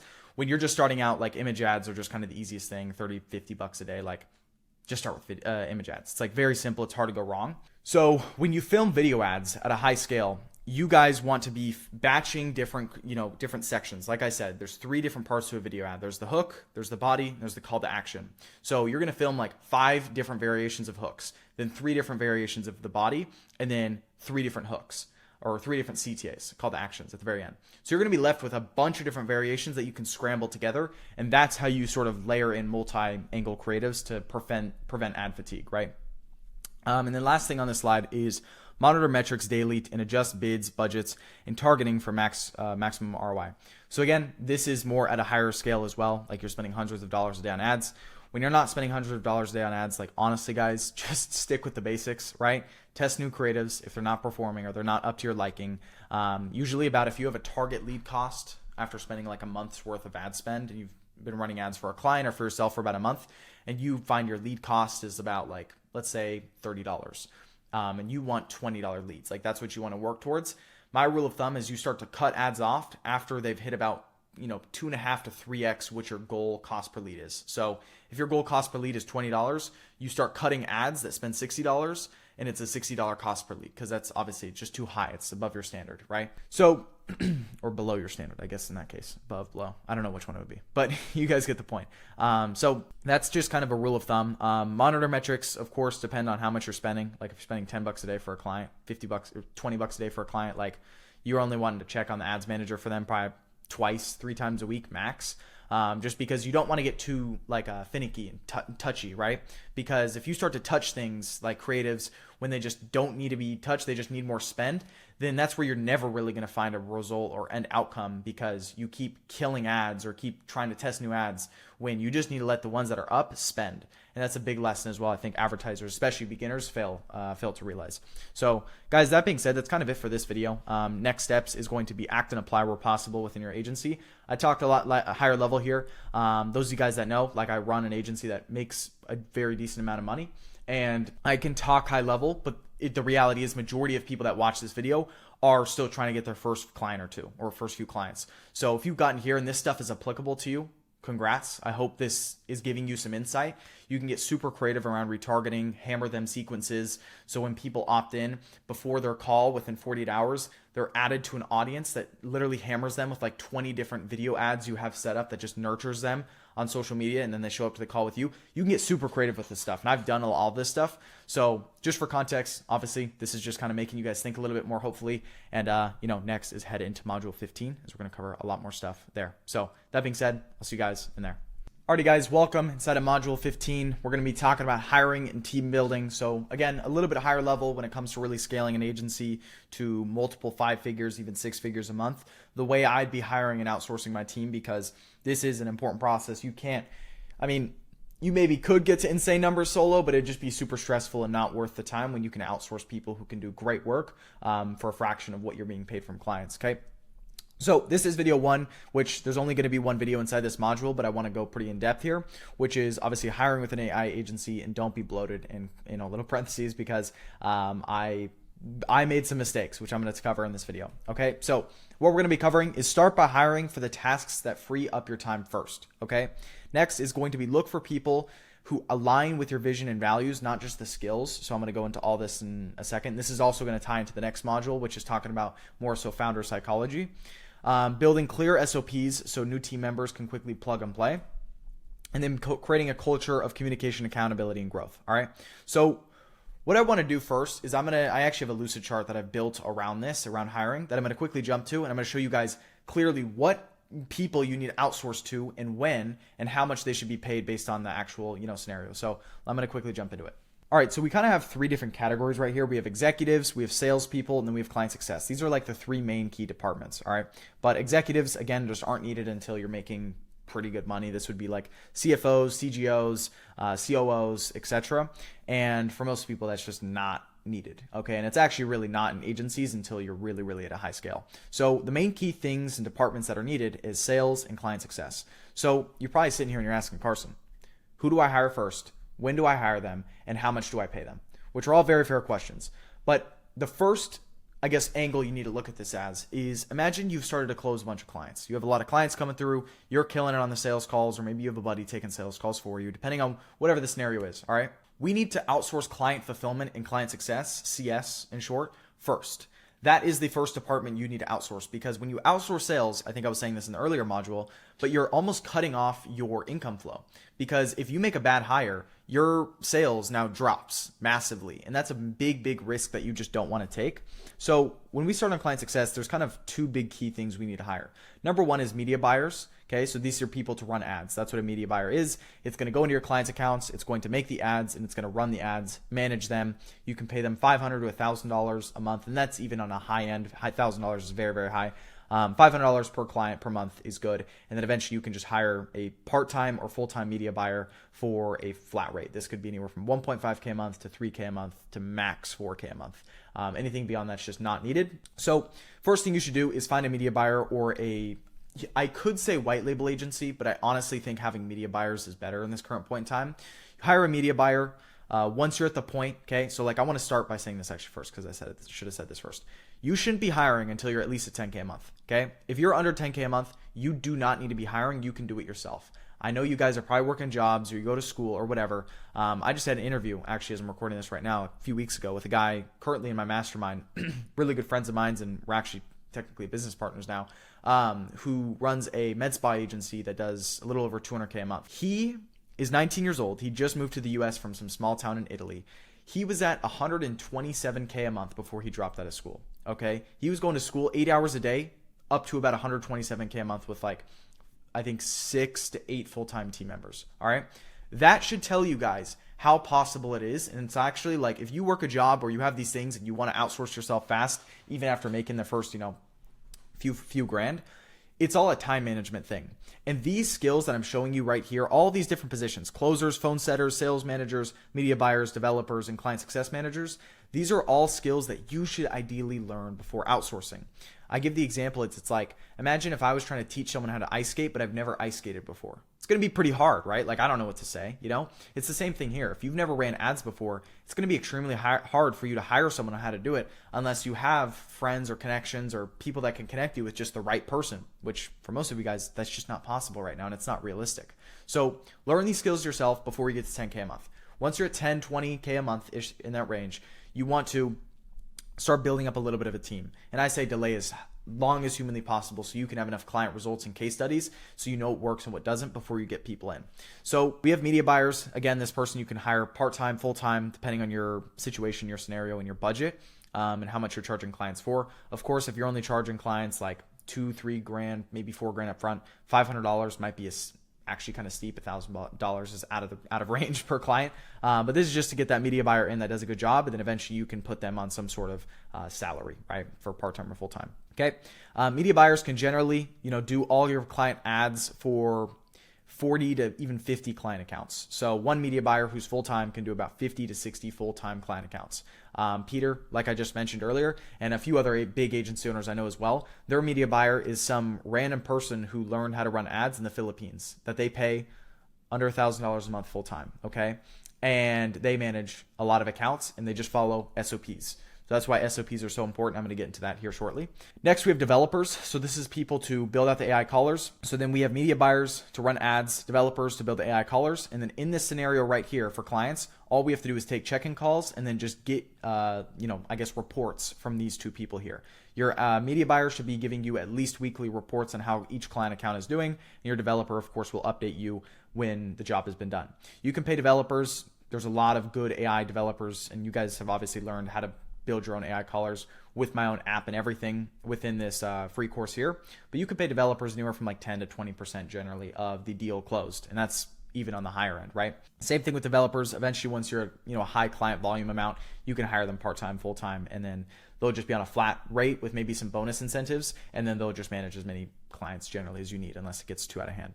Then the last thing you should hire for, and this is when you're at like probably 25 to 50K or plus in that range a month, you can hire what's called a CSM. So this is a client success manager. So this is the person that's going to be taking check-in calls, the onboarding calls, all communication between the client and the people on the team, the media buyers and the developers. So the media buyer and developer will both be reporting to the CSM, and the CSM will be reporting to the client and checking in with them and making sure they're doing a good job. That's very, very important to make sure this position is hired correctly. Do not rush hiring, all right? There's a saying, I believe it's hire slow, fire fast. That's very, very true. And that is a lesson that I should have known when I started hiring, because what I did is I kept people around for too long when I shouldn't have. Okay. And it was a big, massive mistake that lost me a lot of money and a lot of clients. Okay. So CSMs, this position here, you can pay 3 to 6K a month. One quick advice without all these positions, sales positions kind of go without saying it, but try to give incentives for them to make money. Don't just pay them flat fees where it's like, okay, you get $500 per client or, $5 grand a month flat, right? Do like 2.5K a month flat, and then they need to earn the rest of the, up to 5K or whatever is realistic, and make it realistic for them, but they need to work for it, because the second someone gets a paycheck and it's just consistent every single month is when they get lazy. And that's something I, again, had to learn the hard way. One big mistake I made with my agency last year, or this would have been 2024, is when we scaled up, we got to about 120K a month, okay? And when we got there, we started hiring way too many people. I'm talking like we had about 20 full-time people. All right. You're probably wondering, Carson, how are you only making, or I guess only sounds bad, but how are you making 120K a month and with 20 full-time people? We were overpaying everyone. We weren't making anything ourselves. Our profit margins were pretty much nothing. And we overall did not know what we were doing. When I say we, me and my business partner, but I had no clue what I was doing. I was learning the bad mistake of just being too bloated. And eventually we fired down to about 5 people. And those 5 people did more work overall in total than those 20 people. And so that should say something. But don't aggressively hire when it's unneeded. You're going to think just because, it sounds nice to fill out this person here. We had one good month. Let's hire this person. Don't do it. Trust me. Okay. And when you hire someone, you need a lot of options. My rule of thumb is about 10 to 15 interviews before I hire one person for that same position. I know people that take 30 interviews for that one position before they actually hire, because you really want to find the right person, the person you could get along with and has culture fit, has all these things, right? So that's how you outsource the client success end. So when you're at 10, 20K a month, these are positions you can hire right here to relieve yourself more so on the back end. So all you have to do is client communication and just get reports from these people here. And both the media buyer and the developer should be following what's called SOPs. I've talked about SOPs a lot throughout this entire video, but you need to be building them, and you can also leverage the SOPs I give you guys as well. Build SOPs. You guys are wondering why not outsource yourself until you're at 10, 20K a month? Because you won't know how to teach someone unless you've done it yourself. Especially, there's a difference between teaching someone how to do something and teaching someone how to do something correctly, right? And the correctly part takes experience with you working with clients and actually figuring it out. And sometimes that takes time. That can take a couple months. So once you've figured out some winning kind of angles and you found reoccurring themes within winning clients, document this stuff on docs. Have a media buyer SOP and a developer SOP.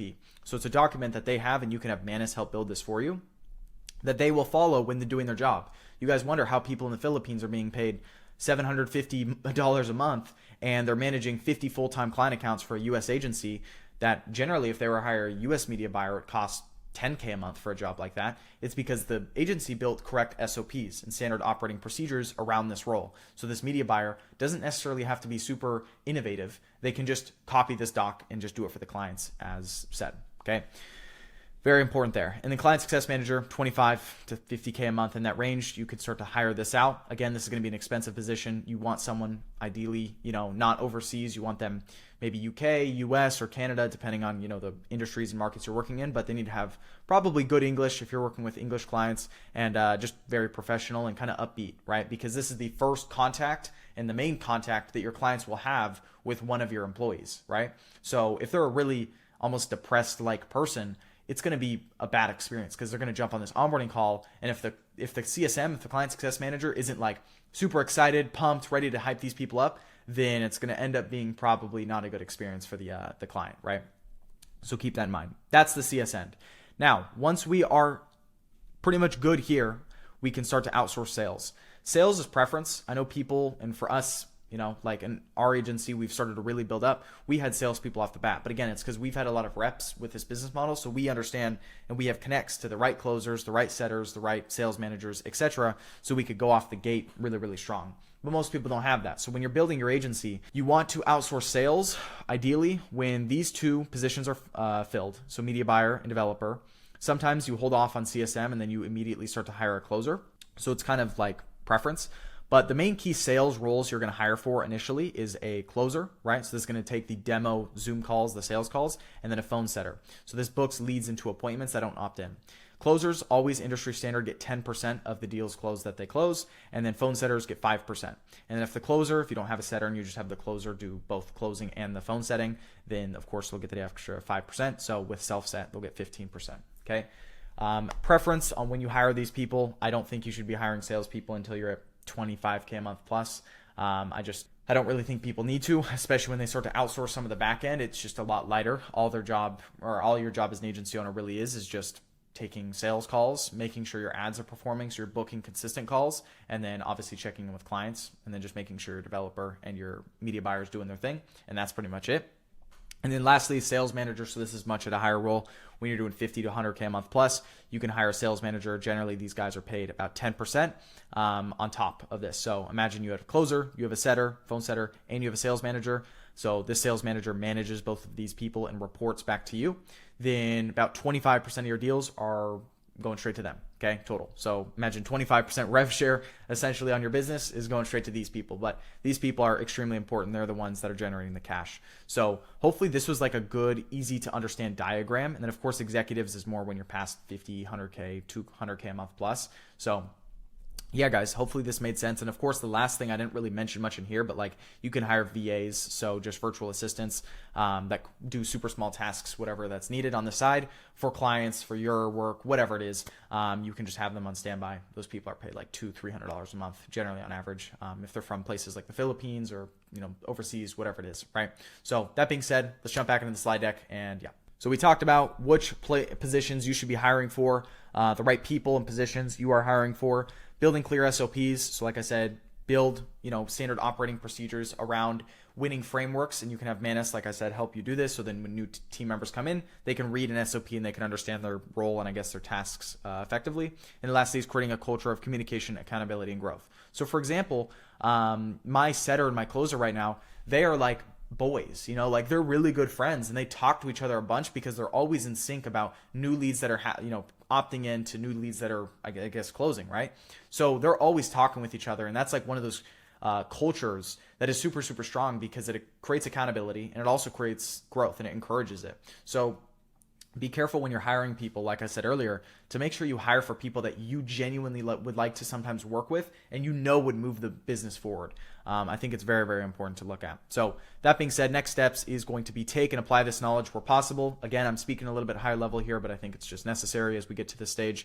And then lastly, head into module 16 as we're going to talk about founder psychology. And we're almost done by then, which is crazy. This has been a banger of a video, I'm sure. I'm sure you guys, if you guys liked this video so far, make sure to like and comment. That being said, I'll see you guys in the next module. Alrighty guys, welcome inside module 16. Inside module 16, we are going to be talking about leadership and founder psychology, as it's something that's super important, especially as you develop a team and you really start to go to kind of like the next level.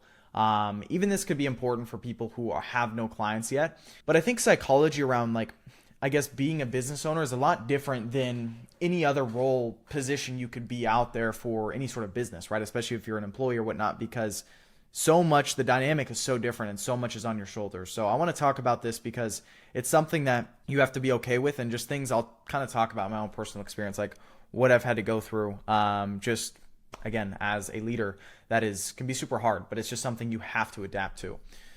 So this one's going to be talking about a little bit transitioning from an operator to a CEO. There's going to be one video in this module. It's going to be this one, but again, I'm going to just expand a little bit beyond just what I have right here on this page. So shift and focus your focus from daily tasks to vision, leadership, and strategy. This is, again, when you start to hire people, you need to think long term. Okay, this is not just the next client in the next month and the next blah, blah, blah. Like, you really need to think long term because you also have other people's lives kind of on the line a little bit that you're supporting. And it's a lot of pressure, but I would say pressure makes diamonds, right? So it's important. Next is going to be delegating execution to your team and trusting them to deliver. So this kind of just, relays right back to the previous module you guys probably watched right before this, which was talking about how to actually correctly hire people and I guess the whole process around that. Next is going to be building systems that run without your constant involvement, which is what every founder, every business owner wants, right? And then spending your time on growth activities like partnerships, big decisions, and scaling. Okay, so with all that being said, you guys probably have heard this stuff before on this slide, and this isn't necessarily anything different, but just understand as a business owner, you really there is a phase you go from being a operator to a leader, or I guess you could say a founder. That is there's three different stages I see. Is number one, you're kind of like an employee for the business. Even though it's your business, you are the person 24/7 on the clock doing all the work. And while that might suck for the time being, you have to go through it to then become the more so, I guess you could say operator, right? And then eventually being an operator, you become a leader. And I guess that's kind of your job and you have operators under you. So saying this is it's like, just understand that there's a ladder, and that ladder you have to climb up. You can't really just skip it, you know, unless you have many, many years of business experience and you have large amounts of capital to shortcut a lot of this stuff. And you've hired a lot of people before. It's one of those things you just have to develop as a skill. And kind of how I was talking about a little bit earlier is like some things I've had to go through is like, guys, it can be stressful, you know, like days where like for me personally, I don't even want to eat, you know, like I'm just like so out of it and I'm like mentally strained. But the thing for me, and this may have been a Jeff Bezos quote, but he said something like stress or anxiety comes from you not doing the work that you know needs to be done. And as a business owner, as someone trying to build a business, whether it's as small as like a few grand a month or to hundreds of thousands of dollars a month, I haven't personally made millions of dollars a month yet, so I'm not at the stage where I can talk about that. But all I know is from going from zero, as you guys can see publicly on my channel, to where I'm at today, it involves just a lot of like, it's just headache, it's stress, but it's all temporary. And there's like a saying, it's like, this too shall pass. And I think about that with everything, right? Like you guys see problems in the business, you guys see maybe angry clients, or you guys see ads that might not be working at the moment, and you put a lot of time, you've put everything into it. It's just, that too shall pass, right? You live, you learn, and you grow. That's like really what it is. I know this is kind of turning a little bit into a mindset module as well, but that's really the psychology of, I guess, being a business owner, you know? And I really do think it is a massively different world when you, from a job, when you put in hours, you get paid in proportion to the hours. As an entrepreneur, you get paid as in proportion to how big of a problem you solve, and there's no guarantee. So if you solve big problems, or you really work with a lot of clients and you're solving a lot of problems and you're charging high amounts for it, and you're doing this whole model that I talked about within this video, because this model, the whole AI agency model, very standard. I wouldn't say this is like any sort of like crazy, unique business model that's like bound to just make everyone super, super rich. Like, no, like this is a very basic service-based business model, but it's just within the times, right? And kind of back to what I was saying is like, when you work a job, you get paid in proportion to the amount of hours you work through a paycheck, right? Entrepreneurs, it's not like that. It is fully risk, right? Your risk tolerance grows massively as you become a entrepreneur and as you make more money, because you're solving bigger problems and you're also doing it at a higher scale. So for me, the way I see things is it's like, as long as you're being intentional, you are taking care of the people that help you, and you're also taking care of the people that you should be taking care of, which is like your clients, and you're doing things morally and ethically, then you are doing your job, okay? Like, at the end of the day, we all have to learn. Not everyone just goes into a business. No one goes into business and just knows everything and immediately is just super successful. Like, no, it's like you have to fail to become successful. And I think that's something people are afraid of, and that's why not everyone's an entrepreneur, because the failing outweighs their risk tolerance to want to fail. And it's just not worth it for them. They don't want to deal with the headache, you know? Like the amount of, like I said, the amount of stress and headaches and stuff I get on a daily basis is probably way more than the average 19-year-old who's in college drinking alcohol, right? Like I am, like, it's just different, right? And it's not saying I'm better than them. It's saying just like, I have decided to obviously put my focus in a certain area that of course yields massive results, but there's a lot that comes with it, you know? People on my team who are in their 20s, 30s have kids, you know, that I have to make sure that they're paid. Like that is obviously a lot on a teenager, but it's just something you have to accept. It's something you have to go through, and you have to be like, I'm manning up, and this is my team, this is my ship, and everything relies on me. So this ties really back into the whole founder psychology stuff, which is like everything, and I've said this on YouTube videos before, but it's like the one thing that every entrepreneur has to grasp and that they have to understand, which is super, super hard to, but it's everything is their fault, okay? You hire someone to do a task for a client, but they mess up. While it might be their fault, the client doesn't look at it as it's your employee's fault. They look at it as your fault because you hired the employee, and they're going to fire you. They're not going to just fire your employee and then you still work with them. No, go straight to the top. All the problems go straight to the top. So there's like sayings, and I guess a bunch of entrepreneurs say this. I've never heard a corporate employee really say this, but it's like handling fires, right? You're constantly putting out fires that just arise out of nowhere, because that's life, especially when running a business. So everything goes straight to the top. So all the problems are now on you, and it's your fault. Whether you hire the wrong person that doesn't do a good job, or you aren't running ads that are profitable because you just didn't nail the ads, or you just didn't test enough, everything.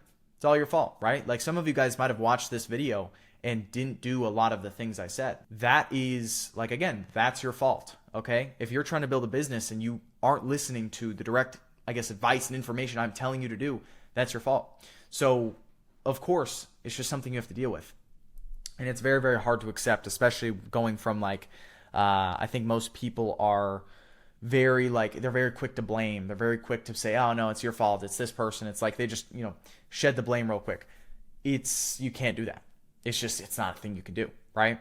So that being said, like, I don't want to get too crazy into the whole mindset stuff here, but just understand as a founder, I'm still learning every day, and I never like to claim that I've made it, anything like that. I hate that stuff. I hate people that talk about that, because I think everyone's just at their own stage in their own journey.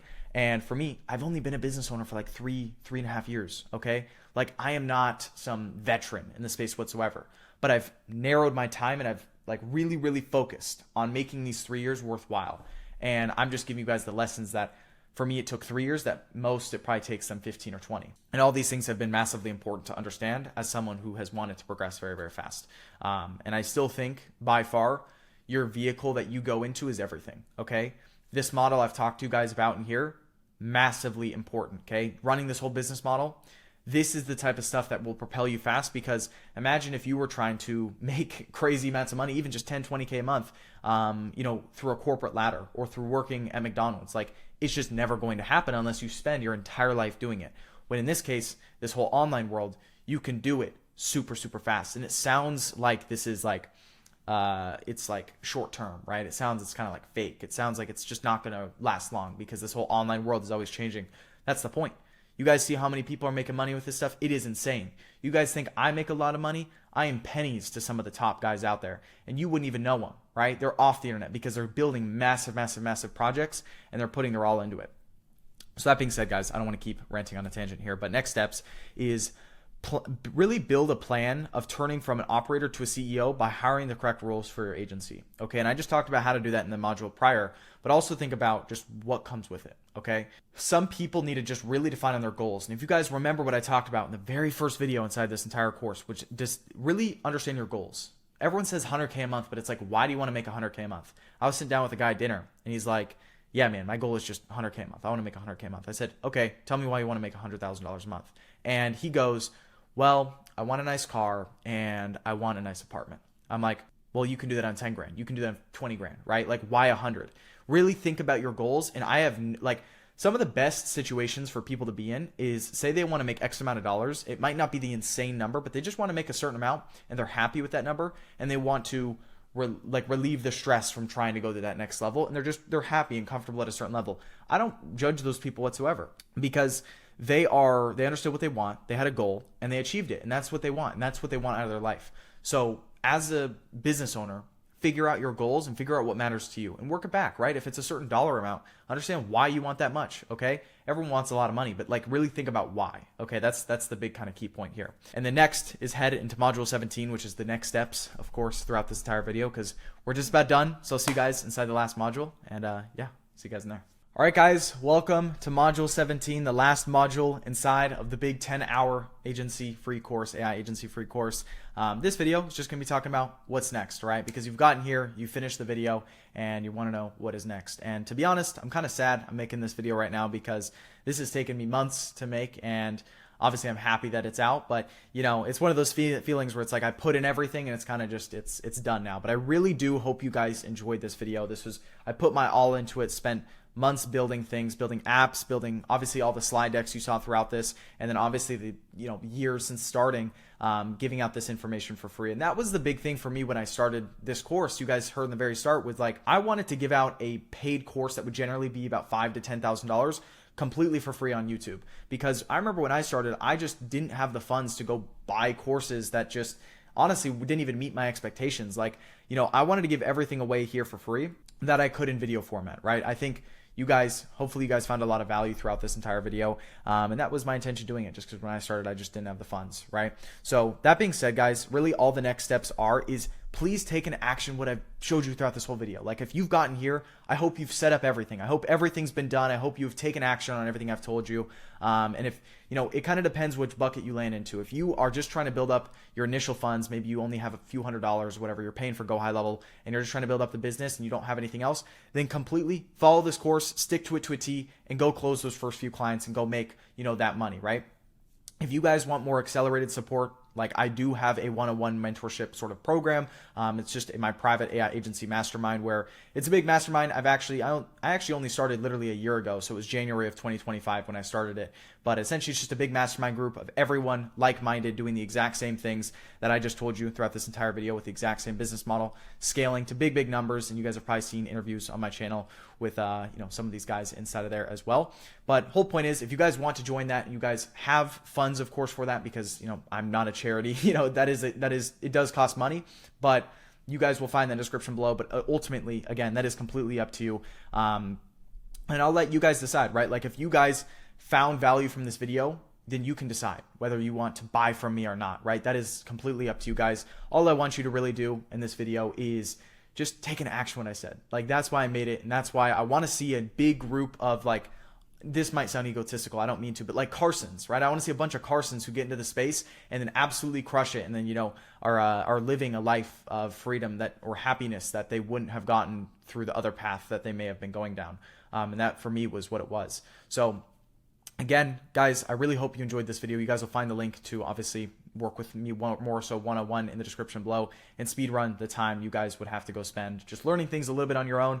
Of course, you have this entire big video asset to learn from, but you guys might have questions along the way, and it might be good to just speed run the process, being around people doing the same thing, and then also learning from me directly if you like me at all. So guys, I really hope you enjoyed this video, and the main thing I ask of you is just like, subscribe, and comment what you learned below and what you liked about this video, and maybe even future videos you guys would like to see from me, right? Because you guys have seen me go from broke to where I'm at today, you know, and that's one thing I said, I think it was the last module, but like, I never like to sit here and claim I've made it, because I think that's the furthest from the case. It doesn't matter how much money I have. It's always just a matter of like getting to that next level and trying to just push myself every single day and showing it publicly on YouTube. And that's what it is. So you guys are following a journey watching me on YouTube, and I hope you guys, you know, aspire to also do this yourself as well, because I think, again, it's going to be a massive wealth shift from people who are using artificial intelligence and the people who aren't.